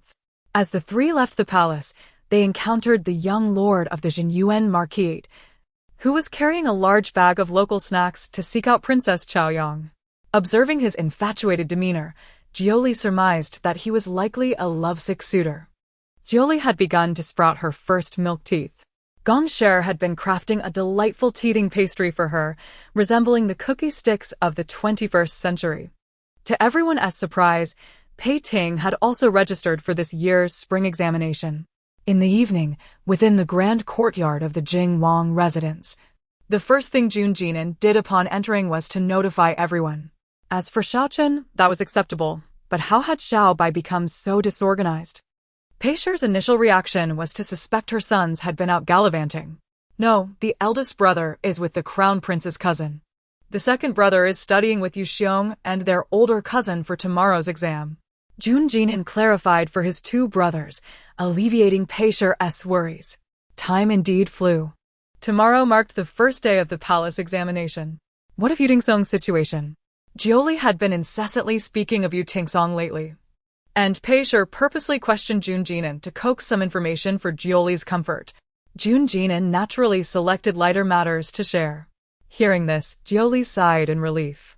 If the second brother could lend a hand to Yu Tingsong during the palace examination, ensuring his safety and allowing him to be of service to us, that would be splendid. Observing Jioli's cheerful demeanor, Pei Shi smiled inwardly. Jun Jinan, hearing her words, also smiled in contentment. Indeed, she was their sister. Sharing their thoughts and strategies. The palace examination, unlike the provincial examination, was straightforward and concluded in a single day. This year, the Crown Prince personally supervised the examination, ensuring everything proceeded smoothly. Even the grading of papers was overseen by the Crown Prince himself. Chapter 79. A change after the exam. From the moment of the examination to the announcement of the results, the prince kept a vigilant watch, confidently assuring that no errors would occur. Indeed, the outcome unfolded precisely as he anticipated. Yu Tingsong secured the top position, while Jun Jinbai attained the rank of third place. A modest achievement considering his decade of foolishness. He had only resumed his studies last autumn, and despite his intelligence, he could not compare to Yu Tingsong and his peers, who had devoted 10 years to their scholarly pursuits. The individual who claimed the second place was largely unknown, and Jun Jinbai had not made an effort to forge a close relationship with him. As for Pei Ting, he barely managed to pass the imperial examination. Nevertheless, once one becomes a jinshi, they are eligible for official appointments. Pei Ting's participation in the examination was primarily to prove himself before Deng Qing. Through connections with the general's residence, he secured a nominal position as a 7th-rank officer, overseeing military equipment, and had no obligation to fulfill his duties. The top 3 ranked candidates were vastly different from the ordinary jinshi. In the days following the results, the top 3 awaited the emperor's summons to present themselves and receive their official titles. For some inexplicable reason, perhaps merely a figment of his imagination, Jun Jinbai felt that Yu Tingsong had undergone a peculiar transformation since the day after the announcement, following a shared meal. His demeanor appeared to have shifted dramatically. Jun Jinbai and Pei Ting speculated that perhaps the completion of the examination and Yu Tingsong's achievement had led to a sense of elation. However, Jun Jinbai could not shake the feeling that Yu Tingsong was not inherently an arrogant person. On that day, he inquired about Yu Tingsong's residence, intending to visit him later. But Yu Tingsong provided a false address. When Jun Jinbai sent someone to investigate, they discovered it to be a small tavern on the outskirts of the city, where the owner did not recognize Yu Tingsong. Though he could not pinpoint the issue, Jun Jinbai sensed something was amiss. Finally, the day arrived when the emperor summoned the top 3 for an audience. After their titles were conferred, Jun Jinbai approached Yu Tingsong and naturally expressed, "Congratulations, brother Yu. We shall serve together in court and must support one another." Yu Tingsong, initially disinterested, felt compelled to respond in front of the onlookers, saying, "As the second young master has stated, I hope for your continued guidance." His words, devoid of warmth, struck Jun Jinbai as exceedingly distant and perfunctory. He felt as though he was pressing his warm face against Yu Tingsong's cold back. Just days prior, they had laughed and called each other brothers, yet now, following the examination, Yu Tingsong seemed like a different person. "Let us celebrate our promising futures with a drink tonight," Jun Jinbai warmly invited. "You are not just Henji's brother, but my first true friend, and I cherish that bond." Yu Tingsong flatly declined. "You should join young Master Pei for drinks. I am of lowly rank and dare not aspire to the Jing Wangfu." Jun Jinbai furrowed his brows in confusion. Soon, as if struck by a realization, he pursued Yu Tingsong, imploring, "Speak frankly, has someone said something to you these past few days?" Yu Tingsong wrenched his wrist from Jun Jinbai's grasp, glaring at him with a ferocity that rendered his once familiar face strikingly alien. "Brother Yu, regardless of what others may say, I, Jun Jinbai, have always regarded you as a friend, my only friend. And Henge, do not forget your promise to bring her to see me after the palace examination." Yu Tingsong, upon hearing these words, appeared increasingly agitated. He muttered his own name, Yu Tingsong, clenching his fists tight. though there was nothing inherently wrong. The act of repeating his name with such animosity felt profoundly odd. "Brother, what troubles you?" Jun Jinbai was thoroughly perplexed, sensing that the person before him was both Yu Tingsong and yet not. He began to question whether Yu Tingsong had suffered some trauma in recent days that had altered his mind. Yu Tingsong shouted, "Junair, please keep your distance from me. We share no connection, and if I grow too close to you, others will accuse me of favoritism as a newly appointed top scholar." His tone was chillingly devoid of emotion, as though he were addressing a complete stranger. With that, he turned and walked away without a glance back. Jun Jinbai stood frozen, watching Yu Tingsong's retreating figure. He acknowledged that, initially, his friendship with Yu Tingsong had been somewhat self-serving. But whether inquiring about Henge or attempting to prevent any cheating during the examination, his intentions were rooted in genuine concern for the siblings. Perhaps, having been foolish for a decade, he was still naive regarding the complexities of human relations. He could not fathom why his earnestness had been misconstrued as an attempt by the Jing Wangfu to curry favor with the newly appointed top scholar. The absurdity of it all left him both angry and bemused. Yu Tingsong had only been appointed to a modest fifth-rank position. The Jing Wangfu would hardly seek to form alliances with him. Before he could dwell on his discontent, he heard his brother Jun Jinchen calling his name. "Xiao Bai." Jun Jinchen, just emerging from the Eastern Palace, spotted his younger brother even before reaching the palace gates. He hurried over to assist with Jun Jinbai's wheelchair. "Brother, what brings you to the palace?" Jun Jinbai inquired curiously. "I came to see the prince," Jun Jinchen replied candidly. Jun Jinbai nodded, realizing that the Jing Wangfu had been covertly collaborating with the Eastern Palace. Observing his younger brother's despondent demeanor, Jun Jinchen suggested, "Cousin has invited me for drinks tonight. Would you care to join?" Jun Jinbai smiled, grateful for his brother's understanding, as it provided an opportunity to drown his sorrows in drink. As night fell, the sky was adorned with countless stars, and the streets near the palace glowed brighter than during the day. Inside the Drunken Fragrance Pavilion, after several rounds of drinks, Jun Jinbai, slightly inebriated, recounted Yu Tingsong's odd behavior and the abrupt severing of their friendship to his two brothers. Jun Jinchen and Pei Ting shared their astonishment. They had all interacted with Yu Tingsong to varying degrees and understood that he was not the type to behave in such a manner. This sudden shift in character was indeed unsettling. "In my opinion, he has become arrogant after achieving the top position," Pei Ting offered. "Perhaps his previously humble demeanor was merely an act to deceive us," Jun Jinbai concurred. However, Jun Jinchen disagreed. "Brother, during your recent encounters with him, did you notice any physical changes in addition to his altered personality?"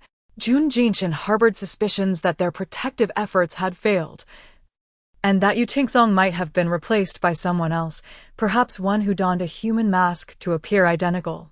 Upon hearing this, Pei Ting felt a shiver run down his spine, while Jun Jinbai's drunkenness began to dissipate. Yet he quickly countered, "Brother, I understand your concern, but such a scenario is utterly impossible. A human mask can only alter one's appearance. It cannot modify physical traits or voice. To achieve such an extensive transformation would require the long-lost art of disguise." Both Yu Tingsong and his sister Henge possessed a distinctive feature. Their ears were pointed, reminiscent of elves. The Easterners would not exhibit such traits. Only members of the extinct Beixian tribe, which vanished centuries ago, bore such characteristics. Chapter 80. The genuine and the false top scholars are twins. While the others continued to analyze the issue, suddenly, a head poked in through the window outside the room. "Oh, you are also here?" A voice identical to Pei Ting's rang in their ears. The three turned to look outside the window, where Pei, dressed like a flamboyant peacock, was smiling at them. Pei pushed the door open, walked in, and immediately began to grab slices of beef from the table with his bare hands. "I'm starving. Finally, I managed to please that daughter of the minister." The three cast him disdainful glances. "Another escapade, I see. Use chopsticks, will you?" Despite their disdain, Pei Ting could not help but offer him a pair of chopsticks. "It's unsanitary to eat with your hands." "Thanks, bro." Pei grinned as he accepted them. feeling a bit choked. He grabbed Pei Ting's cup of wine and drank it all in one go. Pei Ting shook his head helplessly. Xiao Chen, Xiao Bai, you should eat too. Pei Yi warmly invited the two. Jun Jinchen was rolling his eyes so hard he might as well have thrown them towards the sky. If this person weren't his cousin, he would have overturned the table. Jun Jinbai, on the other hand, remained unfazed, deep in thought ever since he saw Pei Yi. Pei Yi and Pei Ting looked strikingly alike, being twins. Yu Tingsong and Ting He also bore a resemblance, being a dragon and phoenix pair. Could it be that they had another brother who was a twin to Yu Tingsong? Upon this realization, Jun Jinbai slapped the table, startling Pei Yi so much that the peanuts he was holding fell off his chopsticks. Xiao Bai, are you drunk? Pei Yi asked irritably, not wanting to waste food. He picked up the peanuts from the table and ate them. Big brother, cousin. Do you think it's possible that the Yu family has triplets and they have another brother? Jun Jinbai shared his thoughts with Jun Jinchen and Pei Ting. Hearing this, Jun Jinchen and Pei Ting exchanged glances. Had they, despite all their precautions, still allowed the ninth prince and his companions to succeed? Xiao Bai, don't panic, Jun Jinchen said, calming him down before arranging their next steps.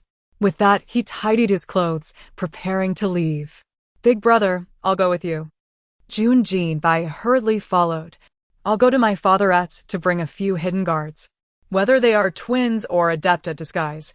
If someone has truly been replaced, the real one is certainly in danger.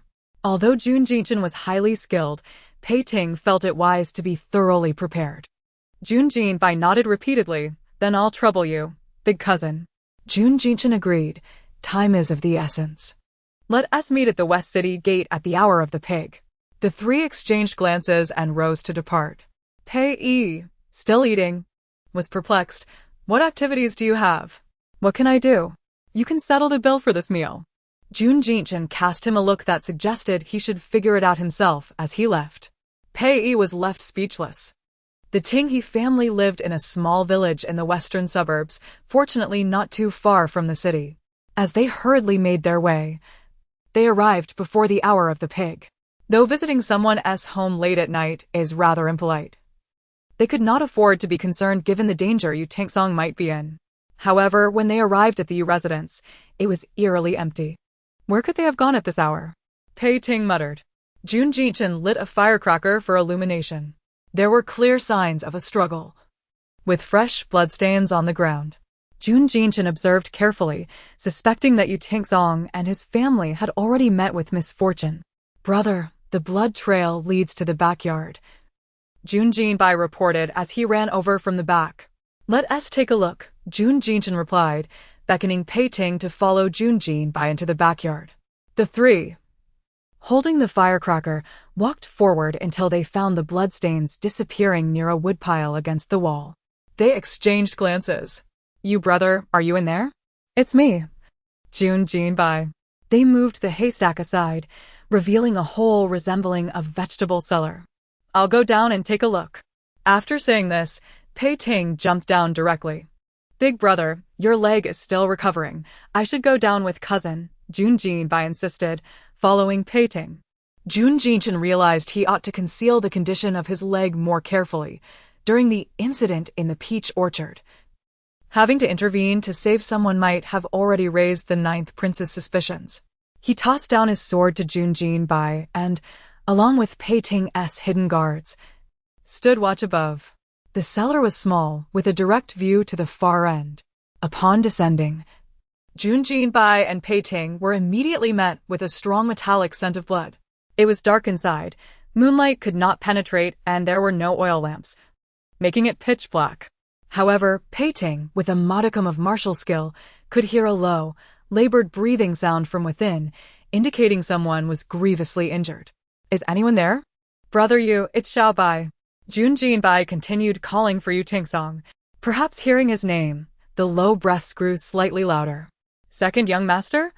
A woman's voice emerged, filled with joy and excitement. Jun Jinbai and Pei Ting quickly brightened the firecracker. In the dim light, they could vaguely make out two women and a man, presumably Yu Tingsong's siblings and the wife he had married last year. Tinghe? Junjin finally laid eyes on Yutingi, whom he had longed to see.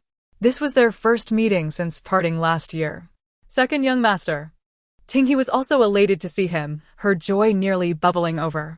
Pei Ting shot a glance at Junjin, who was engrossed in watching the girl, and hurried to Yuting's side. He was covered in wounds, the most severe being a knife wound to his chest, which had soaked his clothing in blood. Pei Ting noted that the woman beside him also bore bruises on her arms and wrists, likely from being beaten. "You brother, what on earth happened? How did you all get so badly hurt?" Pei Ting inquired with concern. Junjin and Tingyi approached as well. It was evident that Tingyi bore bruises similar to that of the woman, but she was not as severely injured as Yuting. After looking at Pei Ting and Junjin, Yuting displayed a relieved expression before losing consciousness. "Husband?" The woman, Ding Shi, shook him. "You have nowhere else to go." "It's not safe to stay here," Junjin suggested. Tingyi glanced at Ding Shi, waiting for her nod of agreement. "We are in your debt, second young master," Ding Shi said, bowing respectfully. The others above pulled them up one by one. As they boarded the carriage to leave, Junjin caught a glimpse of a royal carriage just entering the village. It was likely the 9th prince coming to coincidentally rescue them. Yuting's injuries were grave. Master Wang had said whether he could survive depended on whether he could awaken tonight. The Pei family hastily applied medicine to Ding Shi and Tingyi's wounds. Junli, who had been soundly asleep until midnight, was awakened by their commotion. Upon hearing of the serious injuries and unconsciousness of the real Yuting, she instantly became alert. Despite all precautions, the matter of the genuine and false top scholars has still transpired. Her brows, still lacking maturity, furrowed tightly, her eyes darting about in a flurry. Chapter 81. The true secret of the Yu family. The Ding family and Yutingyi ceased their concealment and disclosed the entirety of the Yu family's affairs to the Jun family. They were a modest and honest family of farmers, yet Yuting exhibited extraordinary intelligence from a young age. The Yu family aspired to emulate many impoverished families, dedicating their collective efforts to nurture a scholar. This aspiration resonated with everyone, including the young Tingyi, who toiled at the Jing Wangfu to support her brother's education. Why should Yuting escape the burdens of labor? Why was he indulged by the entire family while others toiled? As a son of the Yu family, why was his treatment so vastly different? Gradually, her admiration for him transformed into jealousy, though at that time, she had not yet fully succumbed to hatred. A seemingly affluent group approached the Yu family, claiming to be descendants of the Beixian Yuzhao clan and even asserting ties to the clan's patriarch.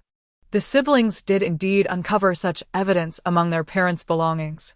However, as they listened, Yuting sensed ulterior motives behind their intentions.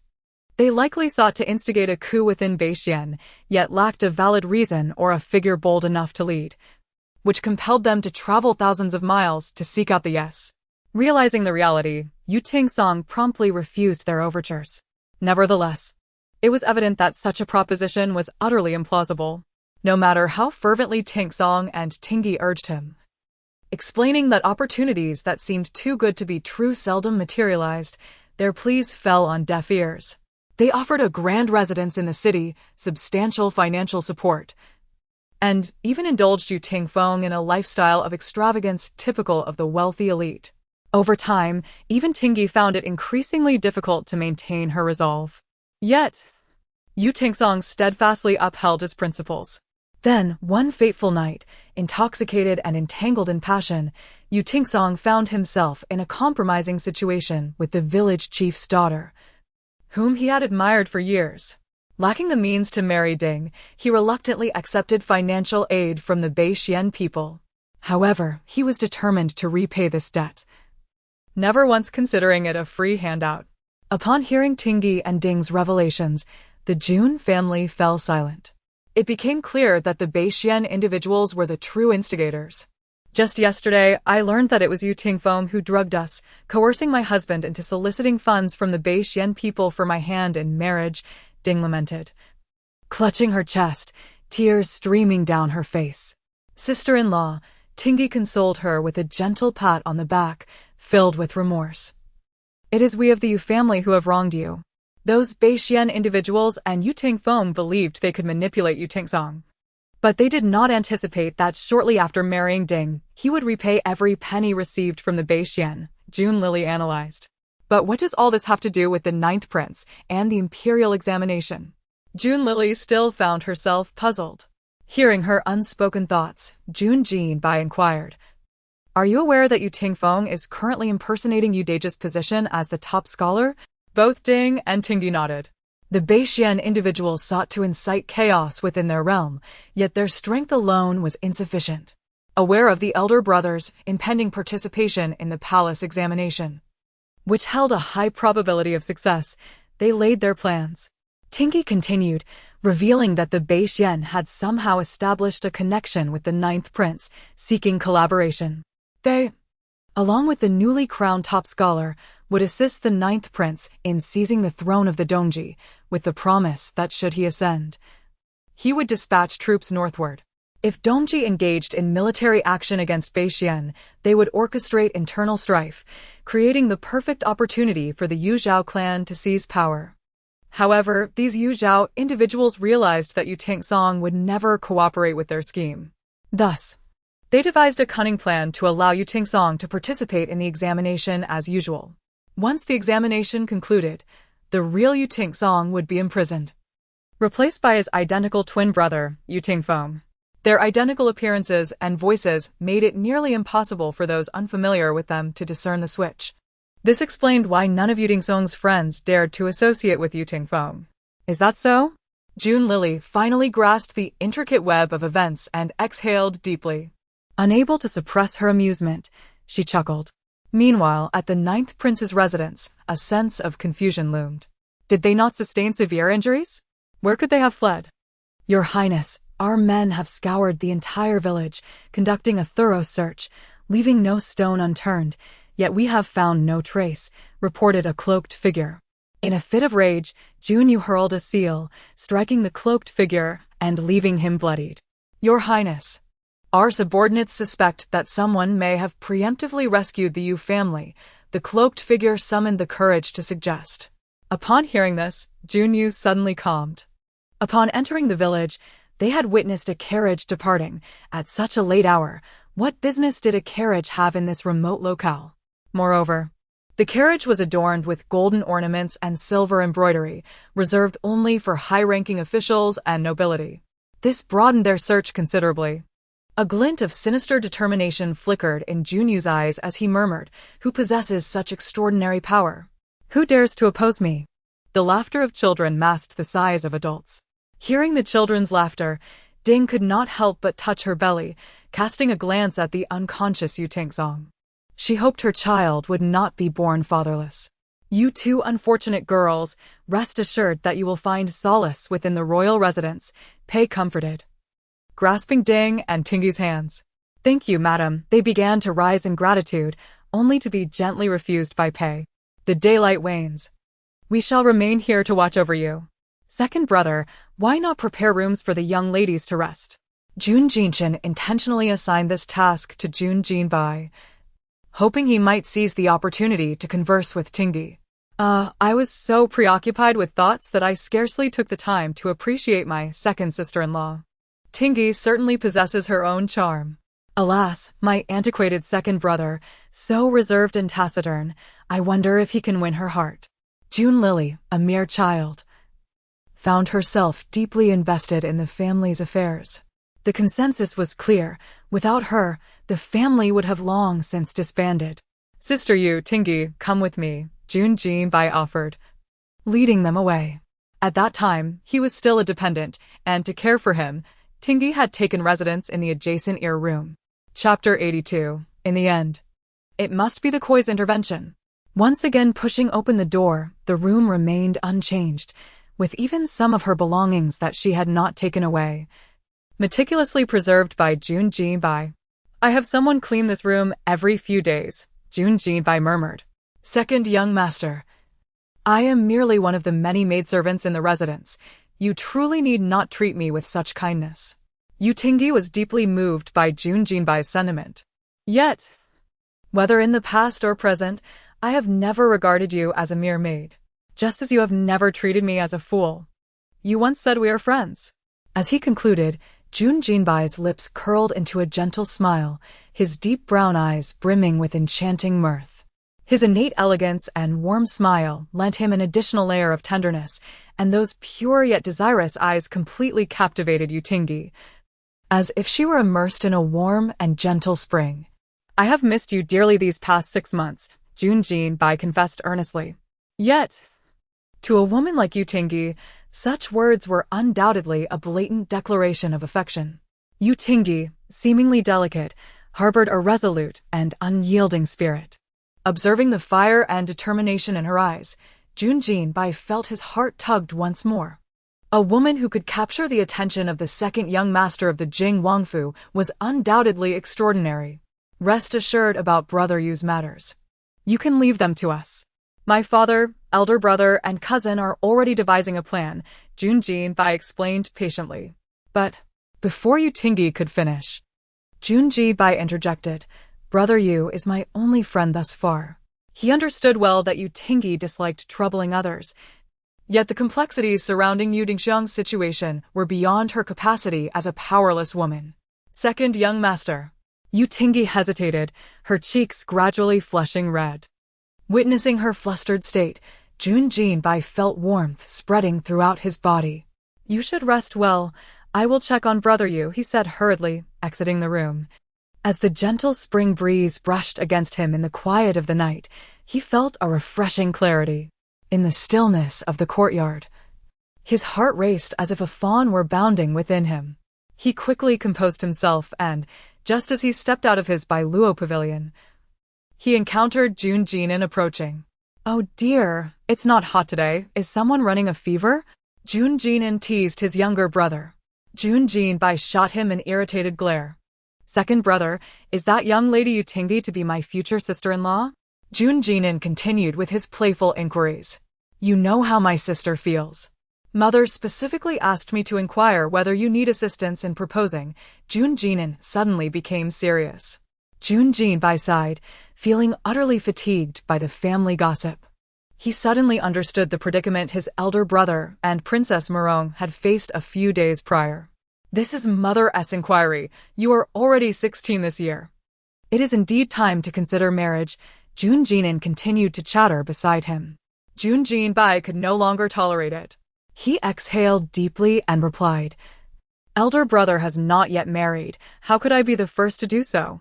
That's because elder brother has the princess as his wife. Besides, Mother only mentioned arranging a betrothal, not an immediate marriage." "Why are you so anxious, second brother?" Jun Jinan laughed. Jun Jinbai's expression darkened at his words. By the time of the Mao hour, everyone was growing drowsy. Yu Dingxiang showed no signs of awakening. Jun Jinbai, who had been seated by the bed, noticed the fever that had taken hold of him. "How can he be so hot?" Jun Jinbai exclaimed, placing his hand on Yu Dingxiang's forehead with concern. Upon hearing this, the other brothers gathered around. Jun Jinling hurriedly felt Yu Dingxiang's forehead. "Quick, bring a basin of cool water," he ordered a nearby maidservant. Yu Dingxiang's complexion was pale, devoid of color, and his body was gradually growing cold and stiff. Although Jun Jinling's medical knowledge was limited, he could clearly discern that Yu Dingxiang was in critical condition. He checked Yu Dingxiang's pulse and found it was nearly fainting. "I must seek my master," Jun Jinling declared before rushing out in search of Daoist Wang. Daoist Wang was roused from his rest, and Pei Shi and Jun Jingyan hurriedly donned their garments to come over. "Alas, it seems this is his fate," Daoist Wang lamented. "Please, Daoist, think of another way," Jun Jinbai pleaded. Indeed, if he were to perish, it would fulfill the wishes of the 9th prince and that false scholar. Jun Jingyan added, emphasizing the gravity of the situation to Daoist Wang. Daoist Wang sighed repeatedly. "I truly have no other methods, but we might consult Miss Jun.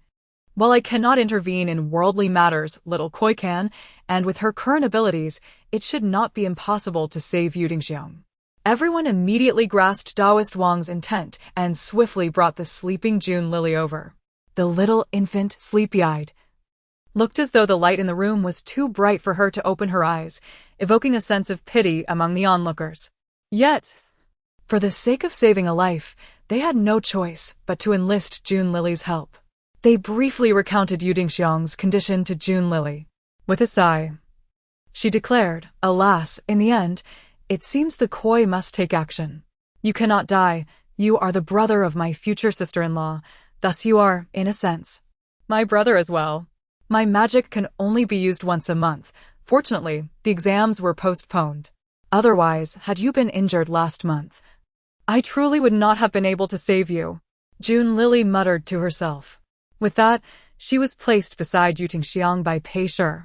A flash of colorful light enveloped the room, and gradually, Yu Dingxiang's complexion improved, his temperature and heartbeat returning to normal. Pei Shi carried June Lily away, and Daoist Wang checked Yu Dingxiang's pulse again, subtly nodding to the others, indicating that he was out of danger. June Lily's powers were formidable. Now he had awakened. "Brother Yu, you are awake." Jun Jinbai rushed forward, offering him the medicine that the maidservant had just prepared.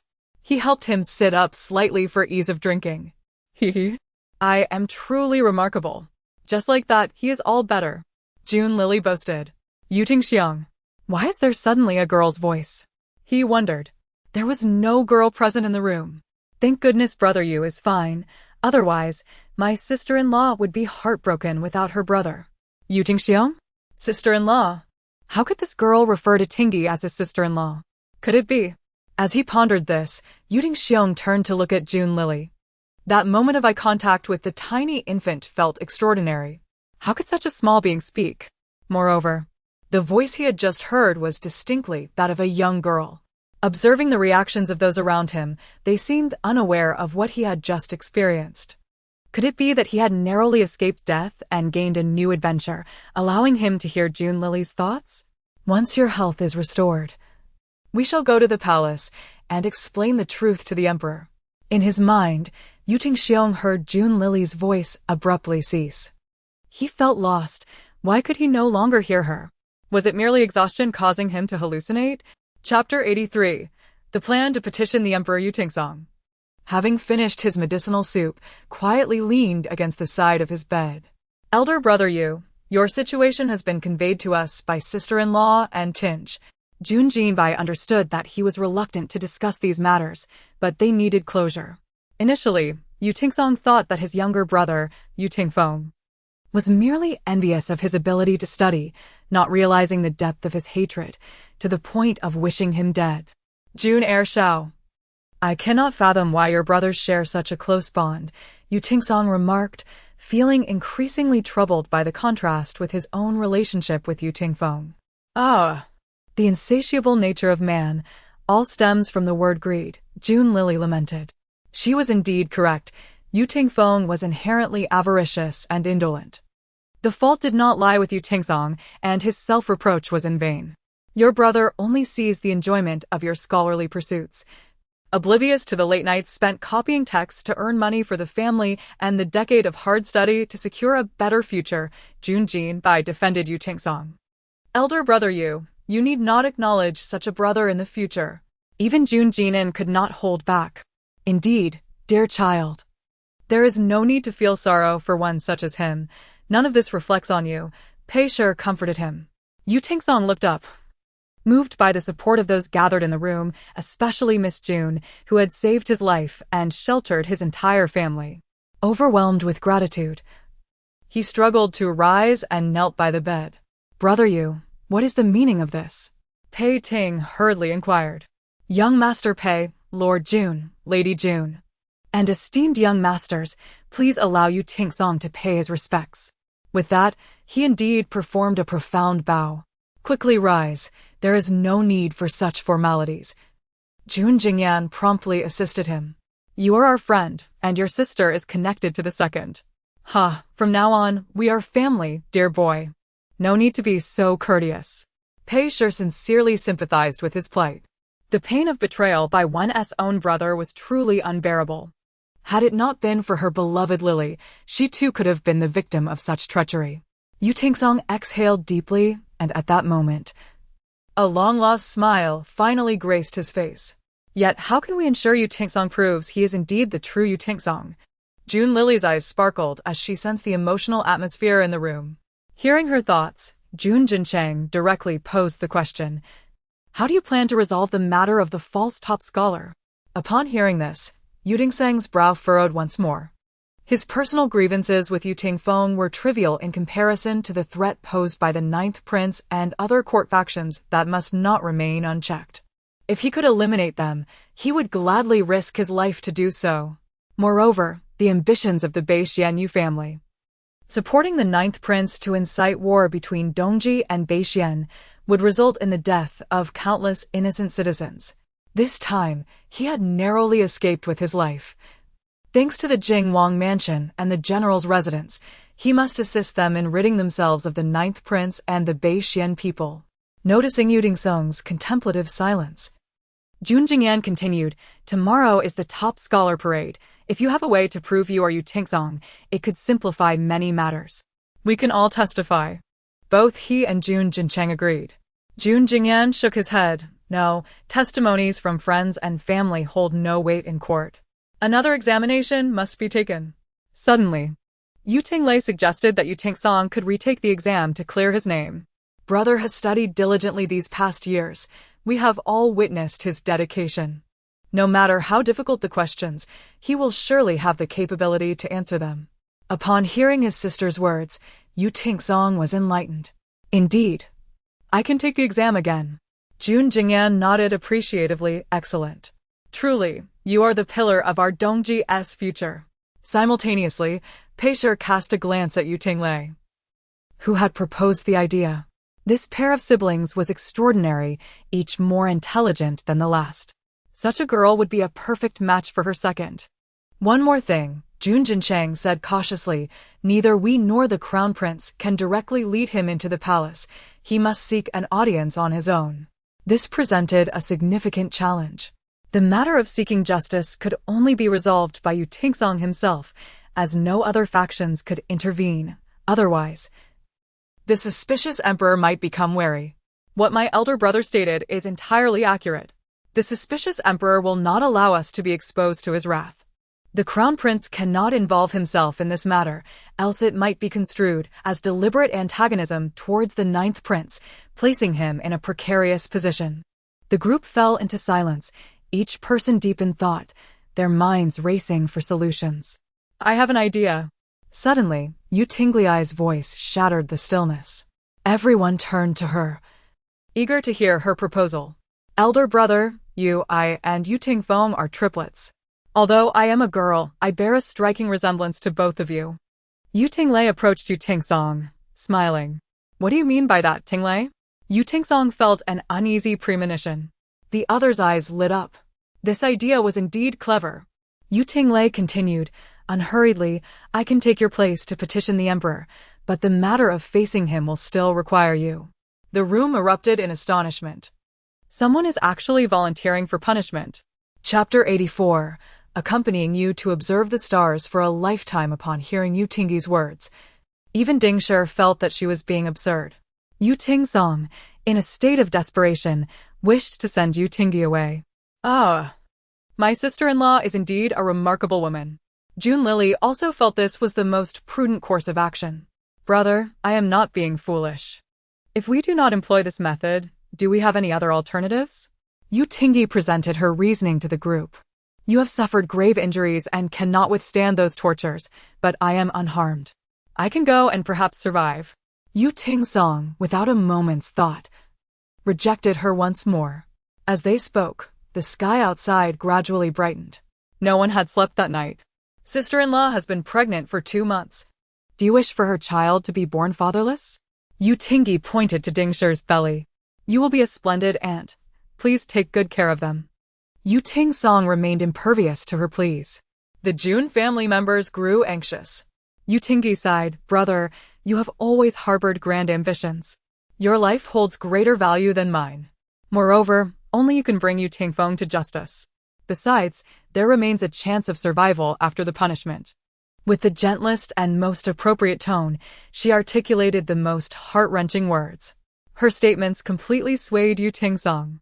It became clear that Yu Tingi would impersonate Yu Tingsong to lodge a complaint and endure punishment, after which the real Yu Tingsong would present himself and face the scrutiny of the court. This was indeed the most secure method. For now, we have no other choice, Jun Jingyan suggested.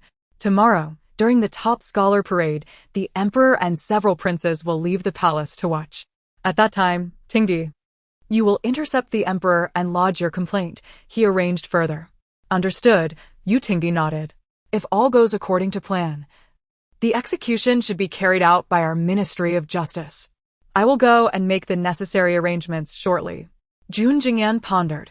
As an esteemed deputy minister, he could certainly ensure that his subordinates would be lenient with the punishment. Thank you, Lord Jun, Yu Tingi bowed in gratitude.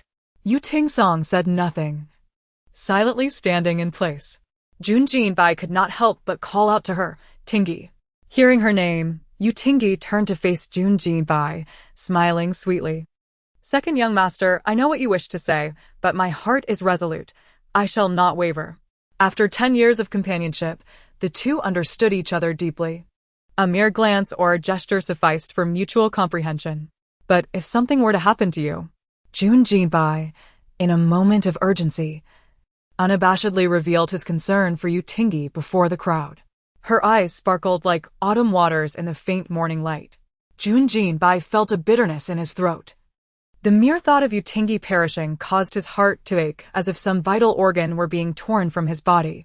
Had they just begun to meet, only to face a parting of life and death? TSK, the second brother and sister-in-law are indeed a pair of star-crossed lovers, caught in a tragic romance. Sister-in-law has worked in the fields since childhood.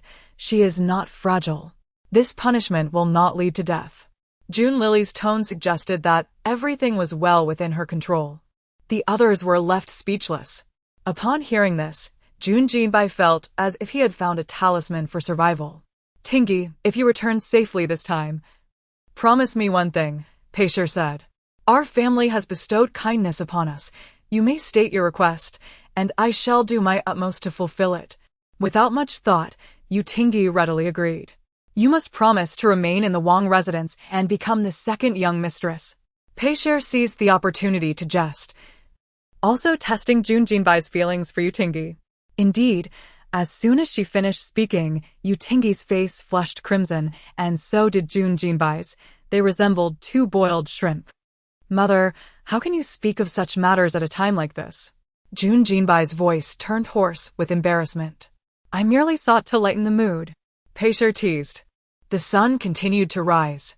Rays of light pierced through the thin clouds, streaming into the east window, filtering through the intricately patterned window screens into dappled spots of light that fell upon the gathering, resembling mysterious symbols. Jun Jingyan must attend the morning court now. With his departure, the others also dispersed to attend to their own affairs. The day passed swiftly, and before they knew it, evening had arrived. After dinner, Jun Jincheng called Jun Jinbai aside and presented him with a piece of soft armor. Take this to miss you. Jun Jincheng spoke plainly without any particular expression. Yet, it was this simplicity that moved Jun Jinbai deeply. Thank you, elder brother. This armor was no ordinary piece when worn beneath clothing. It could mitigate some degree of harm. After receiving the armor, Jun Jinbai hurried to find Yu Tingi. That evening, they conversed extensively, recounting events from the past 10 years and the happenings of the last half-year apart. By the way, what my mother said this morning was merely to ease the atmosphere. You mustn't. Jun Jinbai felt conflicted, wanting to convey to Yu Tingi not to take it to heart, yet reluctant to let her dismiss it. Second young master, our statuses are worlds apart. We are not a match. I understand the implications of your mother's words. Yu Tingi's face visibly fell. Jun Jinbai offered a bittersweet smile. She does not comprehend. Brother Yu has already achieved the top scholar title. If all goes well tomorrow, you will be the sister of the top scholar. The social divide between our families will be negligible. Jun Jinbai countered. Previously, he had been entangled in his feelings for Yu Tingi. It was only today Upon hearing her express her willingness to endure punishment on behalf of her brother, that he realized the potential permanence of losing her. And he understood the flavor of that loss. It was a sorrow that no amount of poetry could adequately describe. The heartache was unbearable. Yet he had known for 10 years that his feelings transcended mere friendship. We have spent 10 years together, and you still do not understand? Jun Jinbai disregarded Yutingi's expression, continuing unabated. Yutingi turned her face away, quickly wiping her tears. She feigned composure, saying, "Second young master. The stars are particularly beautiful tonight." With that, she lifted her gaze to the heavens. As children confined to the courtyard, they had adored leaning over the window to gaze at the stars. Listening to her words, Jun Jinbai also looked up. It was a rare night devoid of clouds, and the starry sky was clear and breathtaking. Tingy. Yutingi's eyes shimmered with tears, her lashes dampened, fluttering softly, exuding an extraordinary tenderness. A promise is a promise? Jun Jinbai extended his pinky finger to seal their agreement. A promise is a promise. Yutingi linked her pinky with his, smiling warmly. Her enchanting smile radiated a refreshing comfort, making one feel as if they were enveloped in the gentle embrace of spring, illuminated by the moonlight. Chapter 85. The Prince's Transformation. A direct confrontation the following morning. The entire Dragon City was filled with joyous music and revelry, with throngs of people filling the streets. It was reminiscent of the day the Duke of State was exiled from the city, on both sides of the street. Crowds gathered to witness the newly crowned top scholar parading on horseback. The Emperor, the Crown Prince, the Ninth Prince, and even Princess Chaoyang were present. Typically, the top 3 scholars would parade, but Jun Jinbai, concerned about Yutingi's situation, chose not to join. "Is that the top scholar this year?" Princess Chaoyang exclaimed, her eyes lighting up as she beheld the leading Yuting Feng. His imposing demeanor resembled that of a victorious general. Coincidentally, Princess Chaoyang was in the midst of selecting a husband. If she were to take a liking to Yuting Feng, it would undoubtedly bolster her own influence. "Is the elder sister interested?" The Ninth Prince eagerly sought to play matchmaker. Princess Chaoyang smiled behind her handkerchief, saying nothing, leaving everyone to understand her intentions. "Old Ninth, leave this matter to you," the Emperor commanded promptly. "It is rare for Chaoyang to take an interest in a man. We must secure him as a son-in-law, lest our daughter remain unmarried for life." "I shall obey," the Ninth Prince replied with a proud bow. The Crown Prince stood to the side, unsure of how to proceed. Jun Jincheng had already informed him of the earlier events, and he understood that this top scholar was an impostor. Yet, he could not bring himself to disclose this truth to Chaoyang, forced to watch his sister's heart go astray. Meanwhile, the people of the Jing Wangfu commenced their scheme. Disguised as Yutingsong, Yutingi, under the watchful eye of Jun Jinbai, approached the tea house guards. Faced with the imposing guards and the royal family members who could easily end her life with a mere word, Yutingi instinctively felt fear. Clenching her fists, she bravely advanced. "This tea house has been reserved by our master. You should go elsewhere, miss. I know the Emperor is above. I wish to see him." "How dare you be so rude? I truly have grievances that only the Emperor can help me with." Yutingi raised her voice, entangling with the guards to draw the attention of the royal family above. Upon hearing the commotion, the Emperor curiously leaned out to take a look. To his astonishment, the figure below bore an uncanny resemblance to the new top scholar. The Ninth Prince, intrigued, leaned closer. Upon recognizing the person, his grip tightened in anger, his teeth nearly grinding in frustration. "Chaoyang, come over and have a look," the Emperor called out, suspecting he was merely seeing things. Princess Chaoyang also peered out, her face turning pale as she recognized Yutingi impersonating Yutingsong. "How can she look exactly like the top scholar?" she questioned, bewildered. The Crown Prince feigned surprise, responding, "It seems she has grievances and wishes to appeal." "Appeal?" The Emperor pondered the implications. A ruler of a nation is indeed wise. Upon hearing that word and seeing the face below, he began to suspect the true identity of the top scholar was not as it seemed. "Father, according to the law, Anyone wishing to appeal must first endure punishment. The ninth prince, wishing to retain the real Yuting for his own purposes, realized that now he could only send him to meet his demise. Then let her be taken to the Ministry of Justice for punishment. Despite feeling that the individual below might truly have grievances, the emperor spoke with a tone of indifference. Father, I have heard that the instruments of punishment at the Ministry of Justice are currently under repair. Perhaps we should send her to the Dragon City Prefectural Office instead? The Crown Prince quickly interjected. Father, I have not heard of the Ministry's instruments being repaired, and traditionally, punishments have always been carried out by the Ministry. Abruptly transferring to the Prefectural Office seems inappropriate. As he spoke, the ninth prince's fury was palpable. This was the first time the Crown Prince had openly opposed him on such an important matter. Narrowing his eyes, he was certain the Crown Prince knew something. The Crown Prince, shedding any pretense of brotherly affection, met the ninth prince's gaze with steely resolve, accepting the challenge. Father, you have always been fair and just, showing empathy for the people. This person, daring to come forth to appeal, must truly have a grave injustice to report. I shall personally take her to the Ministry of Justice for supervision. To prevent the ninth prince from undermining him, the Crown Prince was eager to escort her away. The ninth prince chimed in, Father, I will accompany my elder brother to assist him. His words painted him as a supportive younger brother, leaving the emperor with no reason to refuse their request. Once outside the emperor's sight, both exchanged glances filled with animosity. You are the one wishing to appeal? At the entrance, the Crown Prince feigned a condescending demeanor as he regarded Yuting. Yes. Yesterday, Junjin Bai informed me that the Crown Prince is an ally, so I feel somewhat at ease before him. Are you aware that all who appeal must first endure punishment at the Ministry of Justice? The punishment chosen was 30 strokes of the rod, a plan previously discussed between Jun Jincheng and the Crown Prince, ensuring that soft armor could be utilized.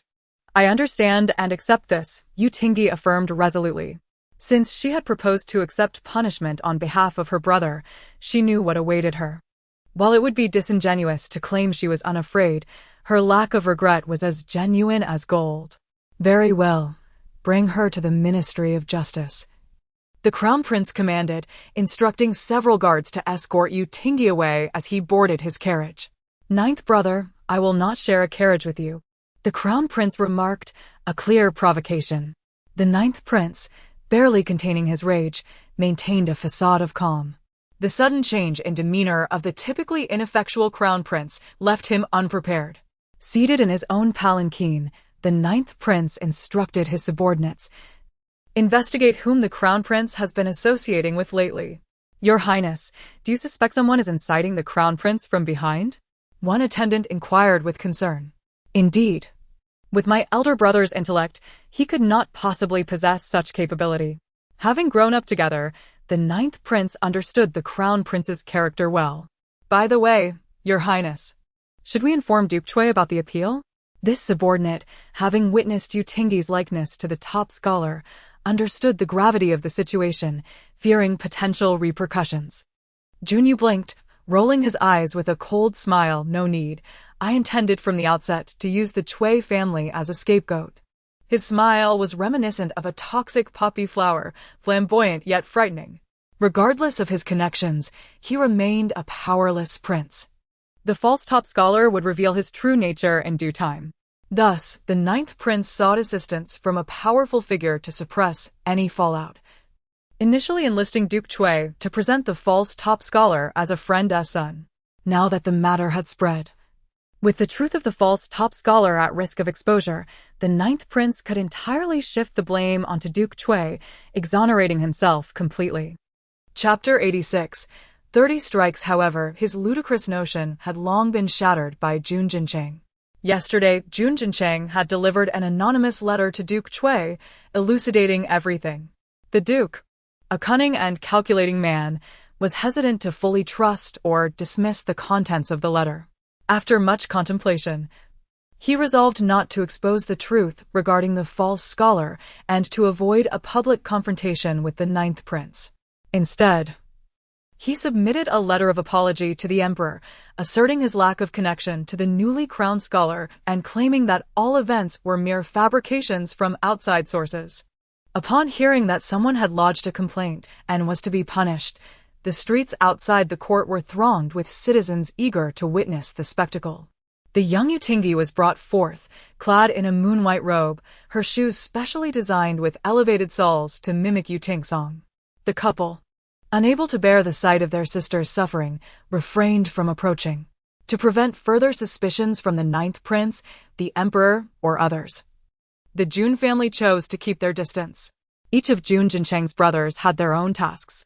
Only Jun Jinshenbai, uneasy about Utingi's well-being, and Jun Jinshengling, who had his own mission, concealed themselves among the crowd, yet remained apart from one another. Jun Jinshengling had long resided in the estate of King Jing, away from outsiders, never attending gatherings, and had not shown his face publicly. Additionally, he had taken care to disguise himself before arriving, cradling the infant Jun Lily as he blended into the throng, remaining inconspicuous. Under normal circumstances, the Jun family would never allow Jun Lily to witness such a grim scene, especially after the harrowing image of someone receiving 30 lashes. Yet, her persistent pleas and insistence to be taken along left the family no choice but to allow the tasked fourth brother to bring her along for the spectacle. Yuji, we shall ask you one last time. Do you have any regrets?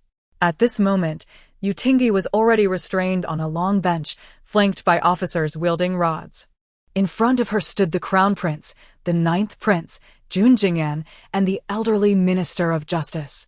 Utingi turned her head towards the doorway, searching the crowd for a glimpse of Jun Jinshenbai. The sight of him brought her a measure of comfort. Jun Jinshenbai, wearing a straw hat, stood beside a large tree, his gaze fixed upon her. Unfortunately, their eyes did not meet, as Utingi dared not look at him for fear of bringing disaster upon the estate of King Jing. Proceed. Utingi grasped the edge of the bench tightly, her expression resolute. Very well. With the crown prince's command, the two officers commenced the punishment. The onlookers gasped at Utingi's composure and bravery.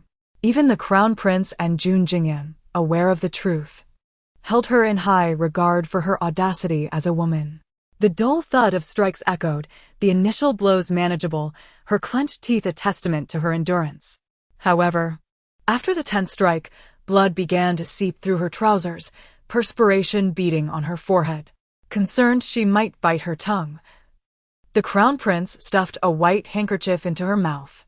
She cast him a grateful glance, biting down on the cloth, resolutely silent. Jun Lily watched in horror, torn between sympathy and admiration. Oh, dear second sister, you must endure. Otherwise, my second brother will be left without a wife. Though Jun Jinshenbai was not beside Jun Jinshengling, they were not far apart. Hearing his little sister's heartfelt thoughts, he tightened his grip, angered, and struck the tree before him. After 20 strikes, the officer's pace began to falter. They hesitated, exchanging glances with Jun Jingyan. These two junior officers had been arranged by Jun Jingyan. Seeing Utingi's plight, they inquired whether to continue. Continue. Have your hands grown weary? Do you need to switch with someone else? The ninth prince, noticing their reluctance, hastily prompted them. With that, they resumed their previous speed. In truth, for the condemned, swifter strikes were preferable, as the total number was fixed. Brief pain was better than prolonged suffering. The subsequent strikes sounded increasingly sickening, akin to the sound of flesh being pulverized. The sensation was reminiscent of handmade meat dumplings. Utingi's hair was drenched in sweat, the handkerchief in her mouth stained with blood. Jun Lily felt her skin crawl, blood pooling beneath her sister. She shut her eyes, leaning against her fourth brother for comfort. As she heard the count reach 28, 29, 30, a sigh of relief escaped her lips. Jun Jinshenbai anxiously scanned the courtyard. At that moment, Utingi had succumbed to unconsciousness. Splash water on her, ordered the ninth prince. He was inherently cold-hearted. Not only was Utingsong an obstacle to his plans, but he would show no compassion even for an ordinary person. The Crown Prince and Jun Jingyan did not intervene, recognizing the necessity of her awakening to voice her grievances. Two junior officers approached with basins of water. It was then that the task fell to Jun Jinqingling. Cousin, cousin, he cried out, his voice trembling. Jun Jingyan played along, feigning confusion. Who goes there? The guards stationed at the door ushered Jun Jinqingling inside. He knelt, appearing terrified, and wept. Esteemed officials, we are distant siblings of Yu Juji. We heard he was to be punished and came to pay our respects. The assembly had never seen him before, but they recognized Jun Lily.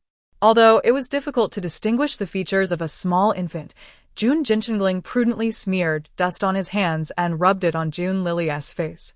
Jun Lily thought, how astute a fourth brother to consider my disguise. Who would have thought my timid fourth brother could act so convincingly?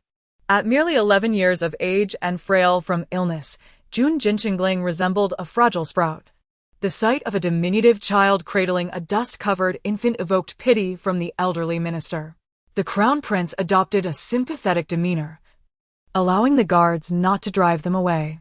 The ninth prince showed no reaction, and the minister turned a blind eye. Cousin, are you well? You cannot be harmed. For sister-in-law is newly pregnant. The siblings collapsed onto the ground, wailing. Yu Tingyi remained unresponsive. Prior to her arrival, she had consumed a specially concocted potion that induced a death-like state. For 3 hours post-ingestion, her condition would mirror that of a corpse, rendering any assessment of her survival impossible, even for the chief physician. As long as Yu Tingyi feigned death and was carried to the morgue, Yu Tingsong could don her bloodied garments while she slipped into her own attire, allowing them to swap identities undetected. After all, a place like the morgue would seldom attract visitors. Chapter 87. The Dog Emperor's Bias. The two siblings, now in distress, calculated the timing of the fake death potion's effect, leading everyone to believe that Yu Tingsong had perished.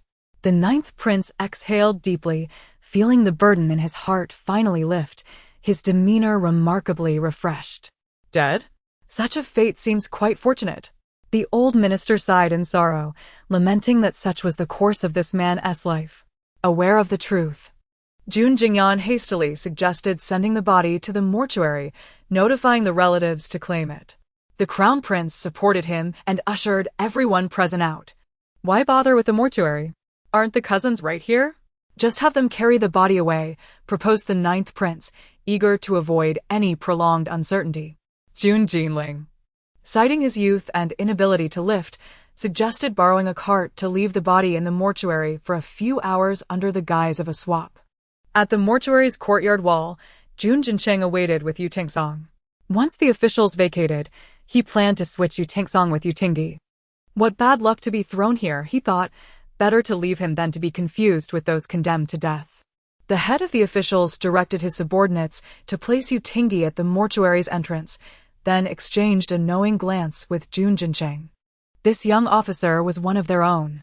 Jun Jingyan had served in the Ministry of Justice for over a decade, holding the esteemed position of deputy minister. Surely he had a few loyal followers. After a few left, confirming no one remained, Jun Jincheng swiftly descended with Yu Tingsong. He quickly administered an antidote for the fake death potion to Yu Tingyi, reviving her. Meanwhile, he kept a lookout, urging the siblings to change their garments swiftly. Observing his sister's injuries, Yu Tingsong felt a mix of sorrow and guilt, yet time was of the essence. There was no room for conversation in that moment. Hastily donning Yu Tingyi's blood-stained outer robe, he helped her into the women's garment he had brought. Brother Jun, Yu Tingsong whispered.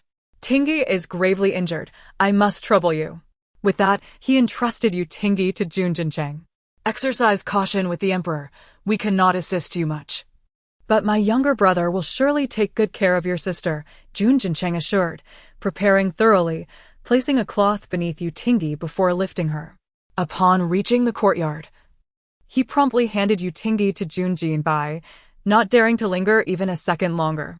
Tingyi, Jun Jinbai exclaimed, his heart aching at the sight of Yu Tingyi. Pale and battered, Jun Jincheng offered a word of comfort, summoning the carriage that had been waiting in the alley. Jun Jinan arrived to aid Jun Jinbai in carrying Yu Tingyi away. It was anticipated that within half an hour, the emperor would summon Duke Chui. Upon the duke's audience, he would naturally comprehend the truth behind the anonymous letter received yesterday. Thus, when he emerged from the palace once more, it would ignite a fierce conflict with the ninth prince. This moment would also mark Jun Jincheng's appearance, determining whether he could secure an alliance with the Chui family. Timing his departure, he leisurely maneuvered his wheelchair from the Ministry of Justice to the Chui residence, a journey that would take him about an hour. Just as the Crown Prince and the Ninth Prince were about to leave the ministry, news of Yu Tingsong's resurrection reached their ears. Upon learning that Yu Tingsong was still alive, the Ninth Prince was nearly driven to madness. It seemed that this Yu scholar was indeed blessed with an extraordinary fate. Indeed, even heaven aids him. It appears he is truly wronged. Jun Jingyan and the Crown Prince exchanged remarks. The old minister, unable to discern the underlying intricacies, sensed that the Ninth Prince appeared unwell. Was he perhaps in poor health? Daring not to inquire directly, he turned to the prince's attendant. Nonsense, our prince is perfectly fine. The Ninth Prince's subordinate retorted impatiently. Enough, Yu Kai, we must depart, the Ninth Prince urged, equally impatient. Jun Jingyan, accompanying the old minister, glanced up and realized that the attendant named Yu Kai bore an uncanny resemblance to his second uncle. While not identical, their features shared a striking similarity. Jun Jingyan observed the young attendant closely, a sixth sense urging him to recognize that this individual was not ordinary. Otherwise, he would not have secured such a trusted position with the Ninth Prince. Half an hour later, within the emperor's study, an unusual silence pervaded the air, allowing one to almost hear the heartbeat of those present. The emperor's expression was one of profound anger, a broken brush lying on the table before him. Yu Tingsong had entered, maintaining his composure as he recounted all events, including his identity as a descendant of the northern Xian Yuzhao clan, the Ninth Prince's collusion with them, and the matter of the false scholar. Moreover, he suggested that the emperor summon Yu Tingfeng to test his literary talent, which would surely expose the truth. Earlier that morning, prior to the scholar parade, the emperor had received a letter of apology from Duke Chui. Considering the recent events, he had formed a judgment and promptly summoned both the new scholar and Duke Chui, who were already waiting outside the palace. "Your Majesty, they have arrived," announced a young eunuch. "Let them in," the emperor gestured with his hand. Upon entering, the elder and younger figures, one after the other, remained unfazed, the Ninth Prince displaying no signs of fear or unease. The Crown Prince cast a suspicious glance, pondering whether his ninth brother harbored ulterior motives. Before he could contemplate further, the emperor had already uncovered the truth regarding Yu Tingfeng's false identity. The Ninth Prince knelt, weeping profusely, casting all blame upon Duke Chui. "Father, you see clearly. I am not acquainted with this Yu Tingfeng. Duke Chui introduced him as the son of a friend, and I merely sought to assist in his elevation." Hearing this, both Duke Chui and the old emperor sighed. Duke Chui silently thanked the informant from the previous day, realizing that without that individual's insight, he would have become the scapegoat for the Ninth Prince. His entire household might have faced confiscation and exile. That person had saved his clan from ruin. Junyu remained notably composed. Had the emperor not received Duke Chui's letter of apology earlier, he might have been deceived by the Ninth Prince. "Junyu, you have greatly disappointed me." The emperor erupted in fury, thrusting the letter of apology at him. The Ninth Prince was taken aback, struggling to comprehend why Duke Chui had suddenly sent such a letter to the emperor. Had those who rescued Yu Tingsong shared something with Duke Chui? He looked bewilderedly at Crown Prince Junheng, questioning who truly stood behind him. Who was it that constantly thwarted his plans? He could not fathom why. Despite his meticulous arrangements, things had gone awry. In that moment, he felt a profound fear, as if unseen hands were orchestrating the events, predicting his every move. For the first time, the Ninth Prince, who had always manipulated others, sensed a disquieting loss of control. Chapter 88. The imperial throne remains elusive. The Emperor's fury resurfaces. Old Ninth, what further words do you have at this juncture? The emperor's voice resonated with authority. Junu's mother, the saintess Nan Xian, was the emperor's most cherished love, akin to a vermilion mole against the backdrop of a white moon. Her beauty was unparalleled, embodying the innocence of a first love and the desires of a young woman in the throes of passion. In both ordinary life and in the intimacy of the bedchamber, she could satisfy the old emperor's every whim, leaving him in a state of ecstasy. The ninth prince, with a flicker of resolve in his eyes, realized that since his father had broached the subject, he must seek justice for himself. Steeling his heart, he summoned a venomous smile. "Father, I am willing to disclose the remnants of the Yuzhou clan to allow you to dispatch troops and eradicate them entirely, preventing any future threats." In a bid for self-preservation, he felt compelled to cast the northern Xian people to their demise. "Quickly summon generals Pei and Pei'er," commanded the emperor. All military matters were to be entrusted solely to the Pei family's general manor. The crown prince, observing that the emperor's wrath towards Junyu had significantly dissipated, understood that the emperor could not bring himself to punish his beloved ninth son. Thus, it fell upon him to aid the emperor. "Father, while ninth brother may have been coerced into making grave mistakes, appropriate punishment is still warranted to prevent scandalous rumors from tarnishing our East Extreme's reputation, suggesting that our ninth prince conspired with the northern Xian Yuzhou clan, a grave accusation that could befall us all." The ninth prince, upon hearing the crown prince's words, became agitated. "I swear to heaven I have no intentions of colluding with foreign clans." As he spoke, he repeatedly bowed before the emperor, striking his forehead vehemently until blood began to flow. Though others may not perceive it, the crown prince, from his vantage point, could see clearly that the ninth prince was deliberately injuring himself with his ring. His motives were transparent. He sought to elicit the emperor's pity and compassion. Indeed, he succeeded. The emperor's heart softened. "I believe you. Even if there were to be collusion with foreign clans, it would not be with the northern Xian." As he spoke, the emperor chuckled in amusement. The ninth prince shuddered slightly. Could it be that his father was already aware of his association with the Nan Xian faith? The crown prince, witnessing the emperor's ability to smile in such dire circumstances, felt a chill within. Since the birth of the ninth prince, the entire palace, and indeed all of East Extreme, had come to recognize the emperor's favoritism.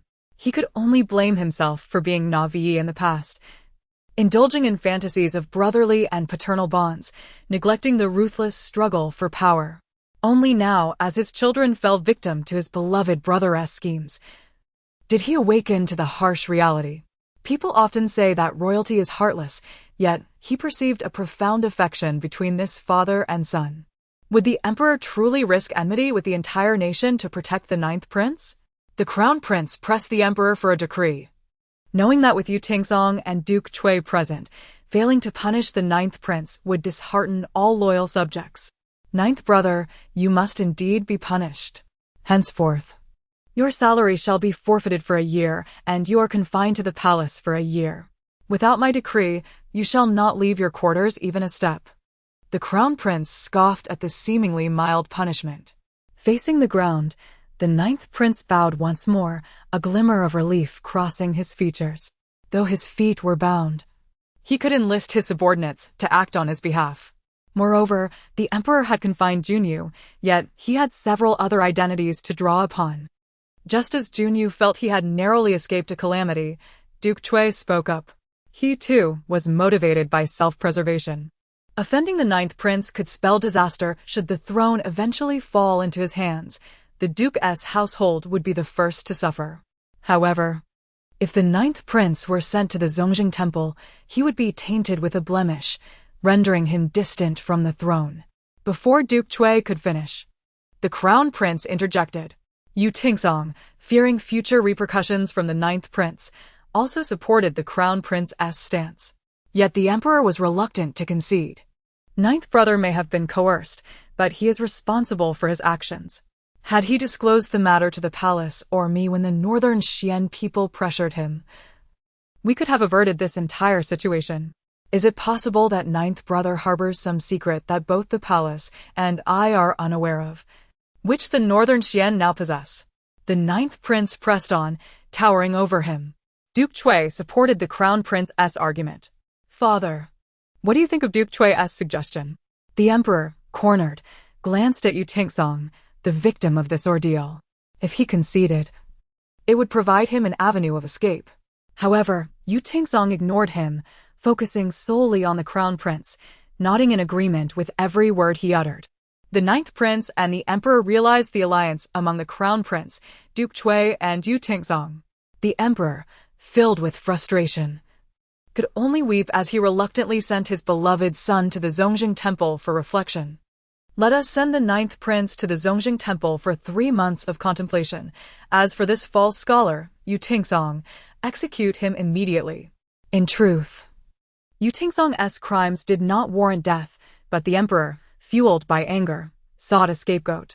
Upon hearing this, Yu Tingsong crumpled to the ground, pleading for Yu Tingsong's intervention. Yet, Yu Tingsong merely retorted, "You brought this upon yourself." His forgiveness was inconsequential, as he could not pardon Yu Tingsong on behalf of the gravely injured Yu Tingsong. As Yu Tingsong was dragged away, he cried out in desperation, "Your Majesty, how shall we deal with the northern Xian people?" Yu Tingsong insisted that the matter be resolved, for they could no longer allow them to disrupt their lives. They are foreigners. Once captured, they shall be imprisoned. I shall write to the northern Xian ruler to seek his counsel, though he yearned to execute them outright. The emperor feared provoking the northern Xian into retaliation. Is there anything else? The emperor was weary. Your Majesty, I have a transgression, Yu Tingsong began, wishing to inform the emperor of Yu Tingsong's intended punishment. The crown prince, discerning his intent, shook his head. Though Yu Tingsong was puzzled, he complied with the crown prince's wishes. Noticing their subtle exchange, the emperor impatiently inquired, "What transgression do you speak of?" Suppressing his words, Yu Tingsong replied, "I did not intend to conceal the identity of the northern Xian people. Rather, I do not acknowledge myself as one of them.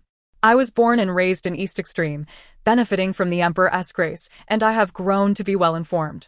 In my heart, I will always be a citizen of East Extreme, never betraying my homeland or harboring ill will towards my sovereign." His impassioned declaration brought delight to the emperor's heart. "Very well, I absolve you of any wrongdoing." The three departed the palace together. Duke Chui took his leave first, while Yu Tingsong pursued the crown prince, inquiring why he had not allowed him to reveal the truth. Chapter 89. If my family faces misfortune one day, I hope you will lend a helping hand. The crown prince glanced around the surroundings, cautiously pulling him behind a secluded statue. Pray tell, as a loyal subject, should one not serve the sovereign and the nation? In recent days, the crown prince had shown considerable growth, beginning to ponder matters of state. Indeed, I have devoted a decade of arduous study to become a pillar of the nation. Quite so. The crown prince smiled with satisfaction. Yet you are mistaken. Your loyalty is not to the sovereign, but to the state.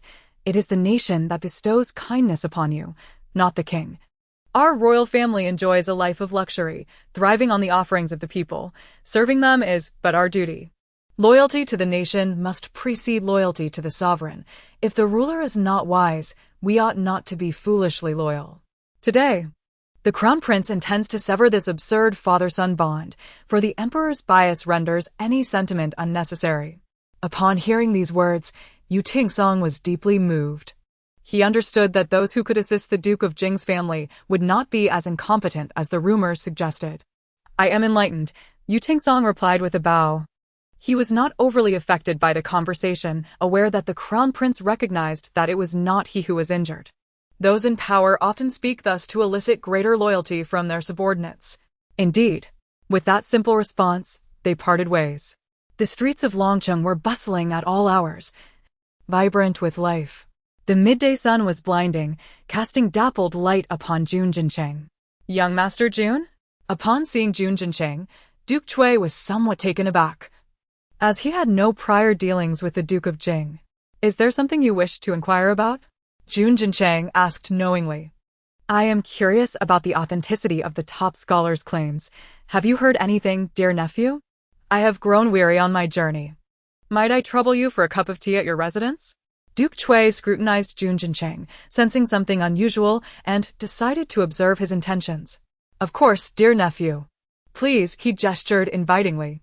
Jun Jincheng was ushered inside by the Duke's servants, leading him to the main hall where Duke Chui quickly arranged for some fine tea to be served. Ah, this is freshly brewed Preaching-Ming tea, Jun Jincheng remarked, savoring a sip with admiration. Next month marks the Qiming festival. You possess a refined palate, dear nephew. After placing his cup down, Jun Jincheng's demeanor shifted from languid to serious. Might I inquire as to what the emperor's disposition regarding the 9th prince was after your visit to the palace? At this, Duke Chui furrowed his brow, his expression becoming wary as he dismissed all present. You are remarkably well informed, dear nephew, he remarked, feeling a hint of unease. Ah. I merely seek to stand up for you.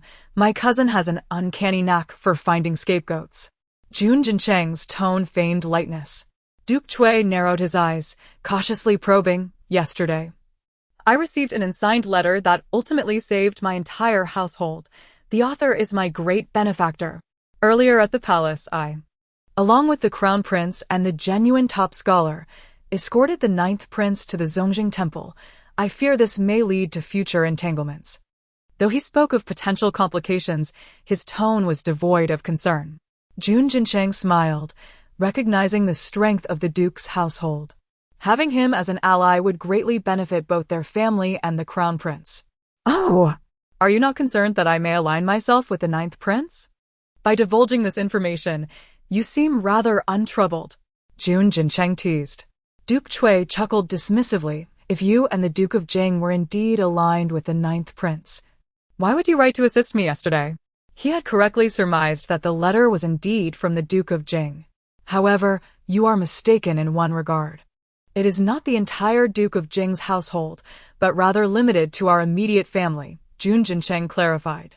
As long as the Duke does not establish his father as the heir, our hearts remain uncertain. Indeed, a mere slip of the tongue on my part, Duke Chui conceded. However, I am uncertain of your intentions. I cannot aid you in claiming the title of heir, nor do you seem interested in official positions. His usual pragmatism led him to doubt that Jun Jincheng was motivated by benevolence alone. Could it be that you aspire to such a position? Duke Chui was momentarily taken aback by his own conjecture. Even with the support of the Pei family, he knew it would be insufficient alongside his own resources. Jun Jincheng was almost impressed by the breadth of Duke Chui's imagination. Such expansive thinking would serve you well in storytelling. You jest, dear nephew. We are all subjects of the Eastern Extremity, and it is our duty to assist the sovereign in alleviating burdens and dispelling threats, Jun Jincheng spoke eloquently. Yet Duke Chui remained skeptical of his apparent sincerity. Miss Chui has yet to find a suitable suitor, and with the position of crown princess still uncertain, oh, dear uncle, I harbor no ulterior motives.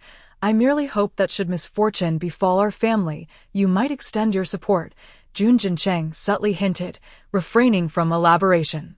He could not forget Jun Lily's prophecy of their family's grim fate, whether it was saving Princess Nanxin Murong Tan during the Lantern Festival or assisting Duke Chui today. He hoped those in power might lend a hand should their family encounter hardship. Although Duke Chui did not comprehend the implications of Jun Jincheng's words, he pondered how misfortune could possibly befall them.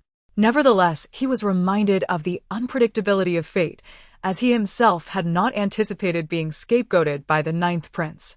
Indeed. However, you have made a pertinent observation. My daughter is indeed preoccupied with finding a suitor. Might you have any intentions towards my somewhat naive daughter? Duke Chui inquired, casting a glance at Jun Jincheng's legs, insinuating that he was not concerned about his disability. Suddenly, a faint image of lavender flashed through his mind. Dear uncle, you jest. I already have someone I admire, Jun Jincheng replied candidly. Duke Chui did not press further, recognizing that Jun Jincheng was indeed limited by his condition. Perhaps Miss Chui deserves a better match. You might consider the person I mentioned, Jun Jincheng reiterated. Thank you, dear nephew.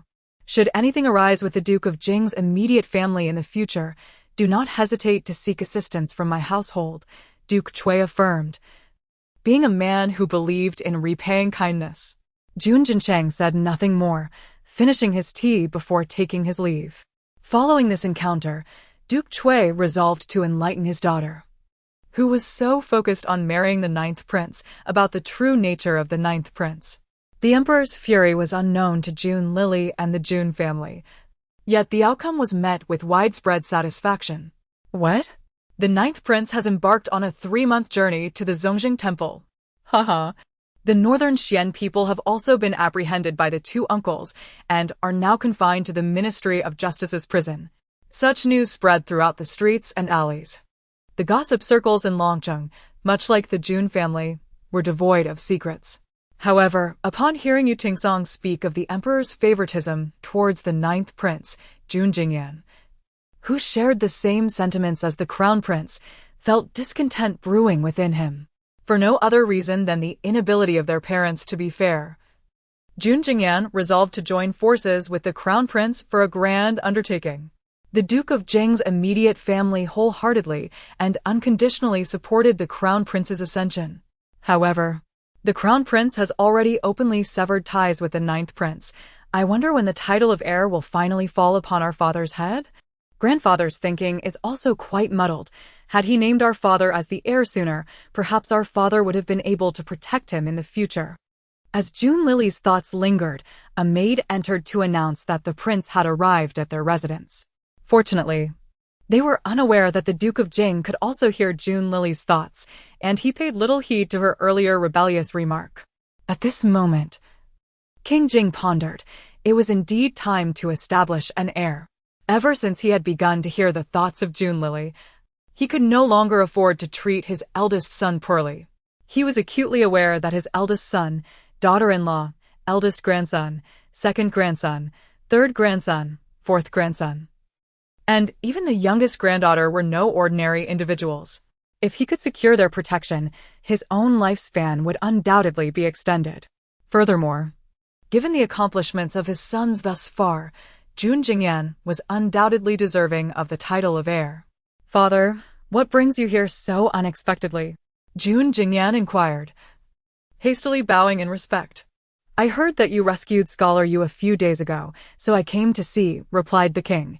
Here's Yu Tingsong. With that, Pei Shi stepped aside to allow Yu Tingsong to move forward. Yu Tingsong performed a respectful bow, introducing himself. I am Yu Tingsong, honored to meet your highness, King Jing. The king was already familiar with Yu Tingsong's circumstances, having resided in his royal residence, yet this was their first meeting. He considered the entire Yu family to be of great potential. How is the health of your sister, Tingyi? The king inquired with genuine concern. She is no longer in critical condition. She merely needs to recuperate, Yu Tingsong replied. Indeed, Yu Tingyi's constitution was quite robust, likely due to her upbringing filled with hard work, making her as resilient as a martial artist. As the king surveyed the room, he noted the absence of Jun Jinbai, the recently celebrated scholar. His innate curiosity led him to recall the rumors he had heard regarding the relationship between Jun Jinbai and Yu Tingyi. Tingyi is indeed a fine girl, worthy of marrying into our royal family and becoming a granddaughter-in-law of my residence. Upon hearing this, everyone's eyes lit up, especially Jun Lily. I thought this unfortunate grandfather had come to cause trouble, but it seems he's here to arrange a match. How delightful, grandfather. Your discernment is truly remarkable. A girl of my sister-in-law's caliber must be swiftly secured for my second brother. My granddaughter praises my good judgment. The king exclaimed. Scholar Yu, I understand your parents have passed. As your elder brother assumes the role of father, what are your thoughts on this marriage proposal? The king directly initiated the courtship for Jun Jinbai. Yu Tingsong was momentarily taken aback. This is rather sudden, isn't it? Haha. Could it be that grandfather is eager for another grandchild? Jun Lily speculated. Understanding his sister's intentions, Yu Tingsong accepted. To forge a union with the royal family would be a blessing for the Yu family. However, I am still establishing my footing in the political arena. Perhaps we should first engage in a betrothal, and once circumstances stabilize, we can proceed with the marriage." The king nodded in agreement. "By the way, on the 15th of next month, there will be a ceremonial gathering at Mount Xinqing. I hope your family can attend." The king finally revealed his true purpose for visiting. Jun Jingyan and Pei Shi were taken aback. Each year, a grand memorial ceremony was held around Qiming, which the king attended alongside the secondary consort and other branches of the family, yet he had never before invited the primary family. Had he remembered them now that the second and third branches were unavailable and the fourth branch was absent? Since the king had extended the invitation, how could his sons and daughters-in-law decline? Jun Jingyan accepted. Jun Lily was now intrigued. A ceremony? How splendid. In the past, temple fairs had food stalls. I wonder if Mount Xinqing has any? The others were left speechless. Was she merely interested in attending for the food? After a brief while, the king took his leave. Jun Jingyan escorted him to the courtyard. "Eldest son, I am advanced in years. This matter should be entrusted to you." With that, the king presented Jun Jingyan with a palm-sized box. Before Jun Jingyan could open it, the king had already walked away. Perplexed, Jun Jingyan returned inside and opened the box. To his astonishment, it contained not just any item, but the royal seal of King Jing. The king had bestowed this upon him. Did it signify that he was to assume the role of heir, or perhaps even take over the royal residence? Jun Jingyan was at a loss and showed the item to others. "I merely mentioned the need for a title, and now he has directly given the royal seal to my father?" Jun Lily felt something was amiss. "Father, quickly check. Is this seal authentic?" Upon hearing this, Jun Jingyan immediately began to examine it with Pei Shi. Jun Jingyan, in his wheelchair, also approached, and with a glance, he recognized its authenticity. "Rest assured, it is genuine," he said quietly. In the East, seals of the third rank and above, as well as those belonging to the royal family, were crafted from Hetian jade. The differences lay in the carvings and sizes according to the individual's status. Big Brother is truly impressive. He can discern authenticity with just a glance. Jun Lily remarked with a smile, but soon her expression turned serious as she considered a troubling thought. What if grandfather gave the royal seal to my father merely to trick him? What if, in a few days, we cannot find the seal and my father is wrongfully accused of theft? The others were left pondering. Surely, the king would not go so far as to harm his own son? However, hearing Jun Lily's concern, Jun Jingyan hurriedly set off to find King Jing. "As there are matters at the residence, I must take my leave," Yu Tingsong said, cupping his hands in farewell before departing. Now that he had secured an official position and some wealth, he had naturally purchased a residence in Longcheng. Though somewhat remote and modest in size, it sufficed for himself and Ding Shi, especially as his sister was soon to be married. Yu Tingyi had been recuperating in the royal residence, yearning to visit her brother's newly acquired home, but Jun Jinbai forbade her from moving about. She felt that if this continued, her limbs would surely atrophy. Fortunately, Jun Jingyan frequently visited her, discussing matters related to agriculture.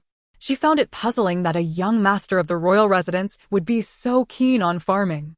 Jun Jingyan did not conceal his intentions from his prospective sister-in-law, sharing his aspirations of introducing foreign crops to the East for cultivation and sale.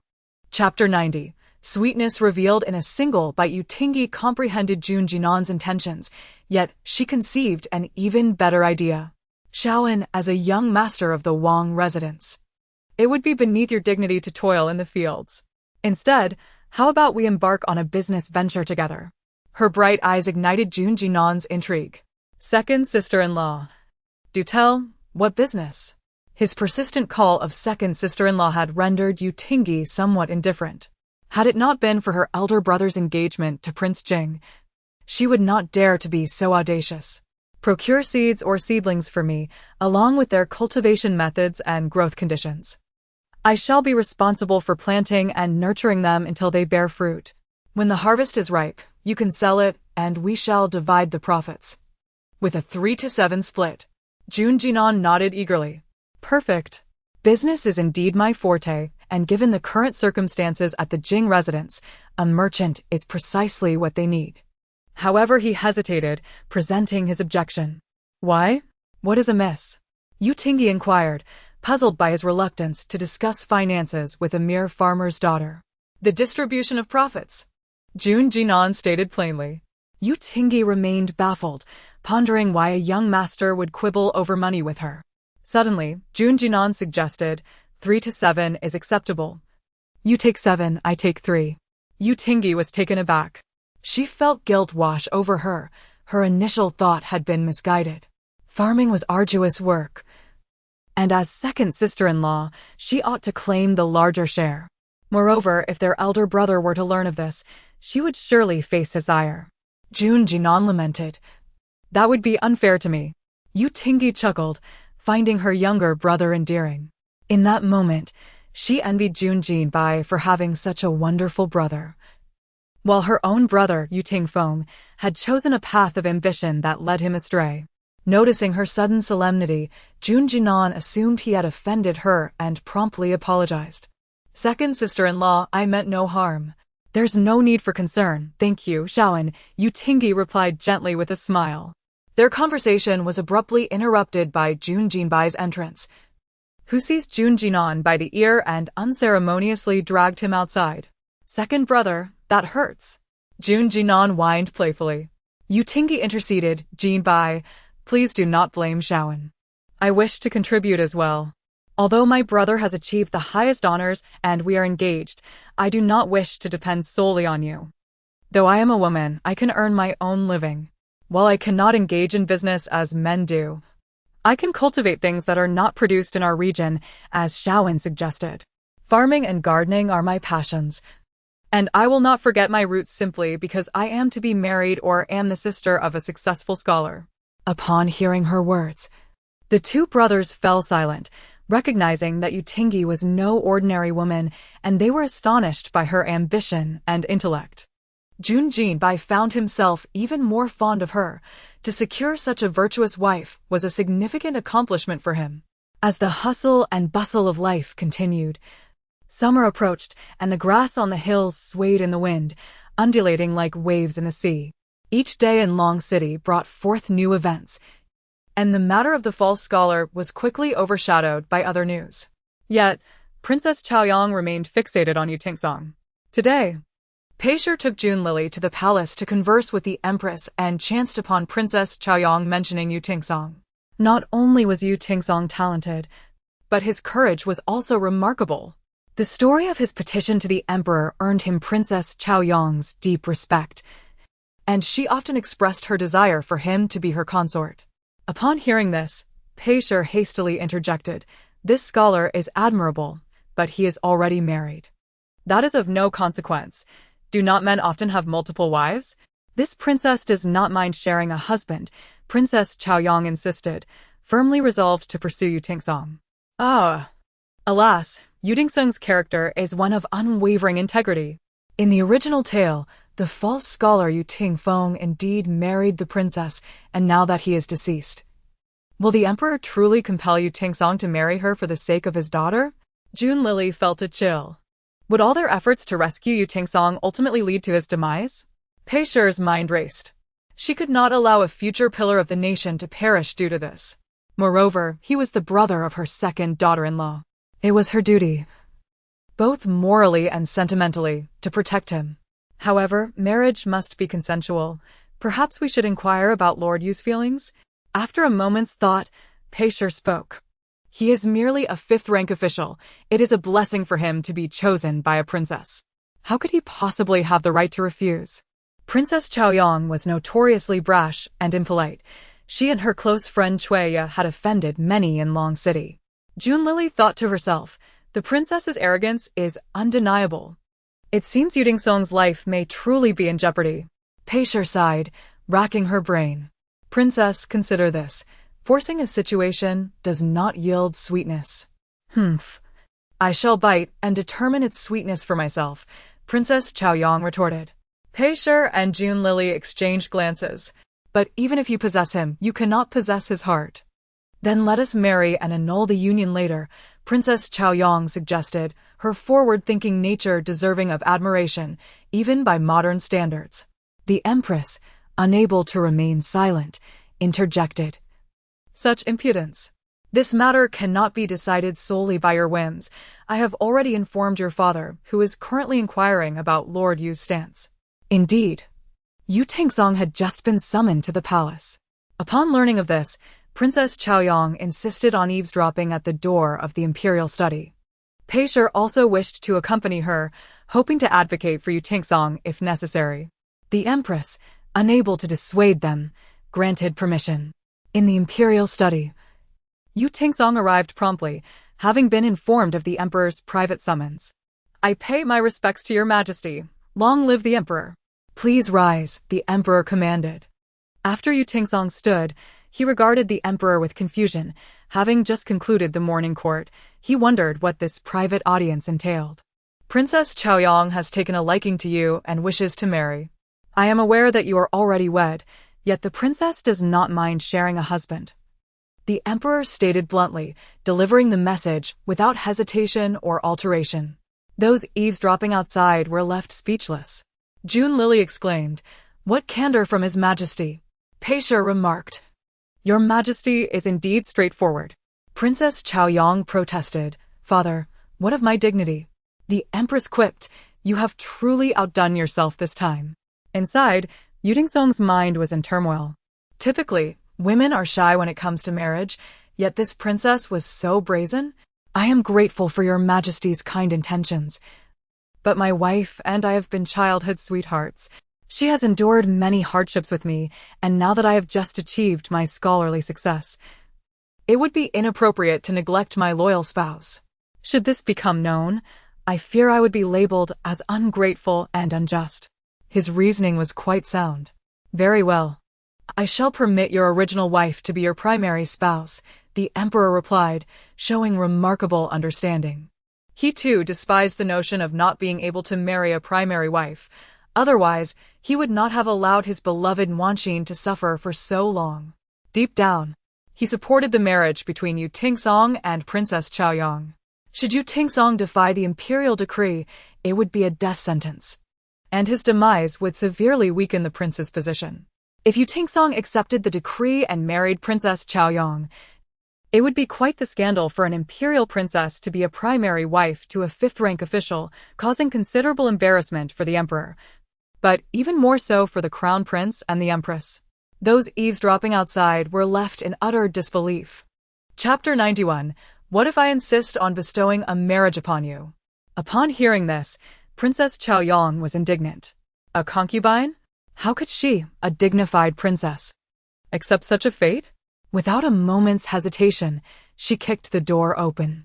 Father, you would have your daughter become a concubine to a fifth-rank official? I am a princess of the eastern extremes.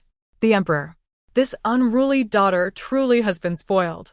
The Empress promptly followed her in, yet refrained from defending her daughter. What of being a princess? That young lady has been a childhood companion of Lord Yu. The Empress had never approved of the relationship between Chaoyang and Yu Tingsong, for her own romance with the Emperor had been tainted by that vixen from the south. Naturally, she could not allow her daughter to become a third party in another's love story. Mother? The princess felt her composure shatter.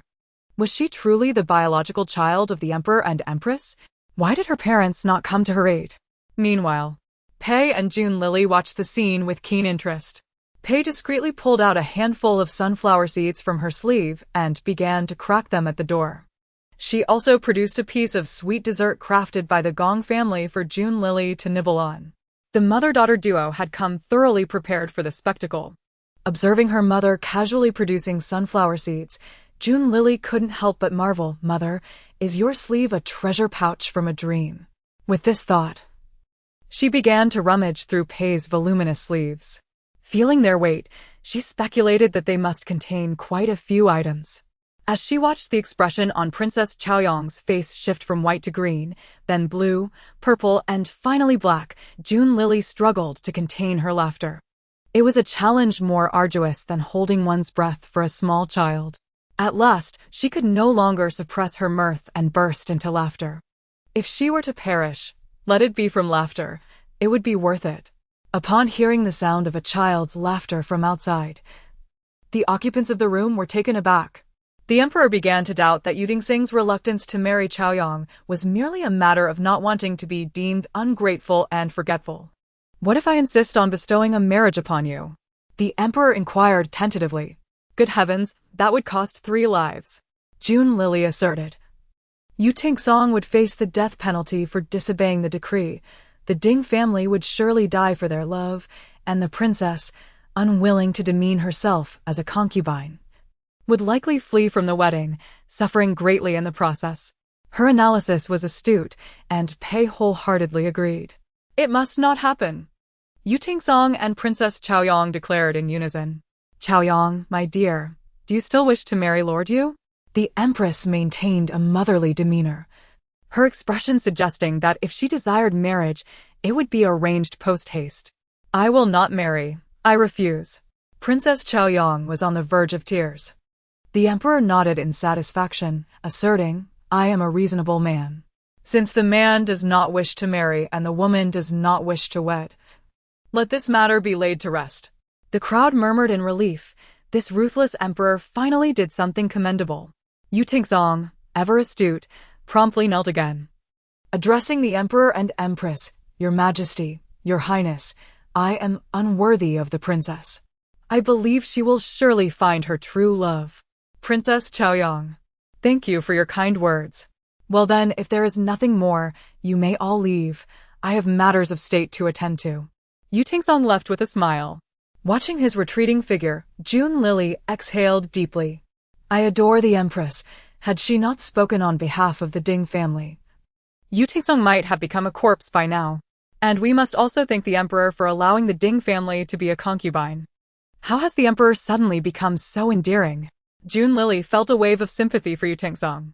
In recent days, hasn't the young lord from the Wei Yuan Marquis been courting the princess? Upon hearing this, Pei recalled this notable figure. The Wei Yuan Marquis was renowned, with the Marquis being as celebrated as her father, General Pei. Their families complemented each other, with the Pei family defending against foreign foes while the Wei Yuan Marquis safeguarded the imperial palace and maintained order in Long City. By the way, princess, I heard that the young lord injured his arm while assisting the Dali Temple in apprehending a fugitive a few days ago. This tidbit had come from Jun Jingyan, who mentioned it inadvertently to Pei. Upon hearing this, Princess Chaoyang's expression shifted to one of alarm. He was injured? When did this happen? Pei could tell from the princess's anxious demeanor that the young lord held a special place in her heart, even if she was unaware of it herself. Just the day before yesterday. What? He sent me a bag of peeled pine nuts only yesterday. Princess Chaoyang faltered. Her aunt would not lie. So it must be true that this fool had brought her the nuts while injured. At this thought, a warm sensation surged within her heart, and her nose tinged with moisture. Mother, aunt, I must take my leave. Princess Chaoyang bowed and hurriedly exited the palace. As she passed through the palace gates, she coincidentally encountered her 2 elder brothers, Pei eldest and Pei second. Eldest brother, second brother, why are you both in the palace? Pei inquired curiously. The emperor summoned us urgently, saying that there is unrest at the western border, fearing that war may reignite. Pei eldest sighed in resignation. The Western Lei Kingdom?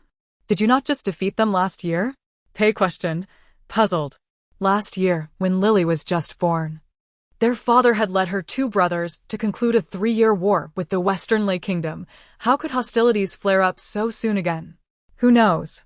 However, it is said that during the new year, the Western Lei Emperor welcomed a newborn prince, a child said to be a divine being, which has caused quite a stir among the people of Western Lei. A divine being? That must be a rumor. No deity could surpass my little koi god. Could he also be a traveler from another realm? June Lily found herself intrigued by this young prince of Western Lei after hearing her second uncle's remarks. Oh! Does this child truly possess such miraculous powers? Pei became equally curious. Indeed, it is said that even the Sunfall ancient city, long engulfed by the desert, has experienced rainfall. The more he spoke, the more fantastical it became, leaving Pei astonished. The Sunfall ancient city was located in the arid desert region of Western Lei, where rainfall was scarce. If it were indeed true, this prince must possess extraordinary abilities. Should this lead to war, it was likely that the Western Lei Emperor believed that with the divine child, they would be invincible. Pei continued to jest. No matter what fierce beasts they may be, with our grandfather and 2 uncles around, we shall not allow the Western Lei to run rampant. June Lily shrugged nonchalantly. Pei, the daughter, voiced her thoughts. Eldest brother, second brother, if war truly comes, do not show mercy. Ensure that the Western Lei receives their due lesson. Let them remember that we of the Eastern extremes are not to be trifled with. Pei seemed to share in the fervor of the battlefield. Pei eldest exuded confidence. We shall not linger in conversation. The Emperor waits. For reasons unknown. She sensed that the impending conflict with Western Lei would be formidable, and winning this battle would not be easy. Indeed, 3 days later, General Pei began to muster the troops. The day of departure was set for the first day of next month. Chapter 92. Turmoil reigns again. This expedition was much like those before it. General Pei rode alongside his eldest and second sons, while Jun Jincheng continued to feign a disability, unable to accompany them. On the first day of the month, outside the city gates, the emperor and the crown prince personally came to bid them farewell. The old minister vowed not to disappoint, promising to drive the bandits from the east. General Pei, we await your triumphant return, the emperor said. After exchanging words with the emperor, General Pei mounted his horse. Father, take care, came the voice of the Pei family, who had come to see them off. This was not the first time the Peis had bid farewell to their father and brothers, so the sentiment was not overwhelming. Upon hearing his daughter's words, General Pei turned his horse around, nodding at his family, casting a lingering glance at his granddaughter, June Lily, cradled in her mother's arms. The thought of being away for months, or even years, tugged at his heartstrings. June Lily was being entertained by her 5 elder brothers, and fortuitously, their cousins from the Pei family and Deng Qing were also present. With everyone gathered, they decided to visit the Zui Xianglu for a gathering. As they passed by the He Shilong's residence, June Lily couldn't help but think of He Jinru. With the incident involving the 9th prince at the Gongzhongjiangxi, she knew that even the capable female lead would struggle to assist the male protagonist in claiming his rightful position. Relieved by this thought, June Lily felt lighter. Having traversed through more than half a year and numerous events, she was grateful that her family remained safe and that their fortunes were on an upward trajectory. The Dragon City was indeed peaceful. Pei appeared carefree. The 5 brothers of the June family exchanged glances at him. Peaceful? That was but a mirage. The old emperor's health deteriorated daily. Until he passed, a new emperor would not ascend, and true peace would remain an illusion. Even if a new emperor were to take the throne, it would merely resolve internal strife, leaving the external threats from the southwestern and northern kingdoms unaddressed. Achieving tranquility in Dragon City was simple, but establishing harmony throughout the realm was an unattainable dream. Jun Jincheng articulated his perspective, his brow furrowing, radiating tension and a sense of impending chaos. Xiaoqin, you are only 17 this year. Do not always wear that anxious expression, it makes you appear older. Pei remarked, eyeing Jun Jincheng's knitted brow.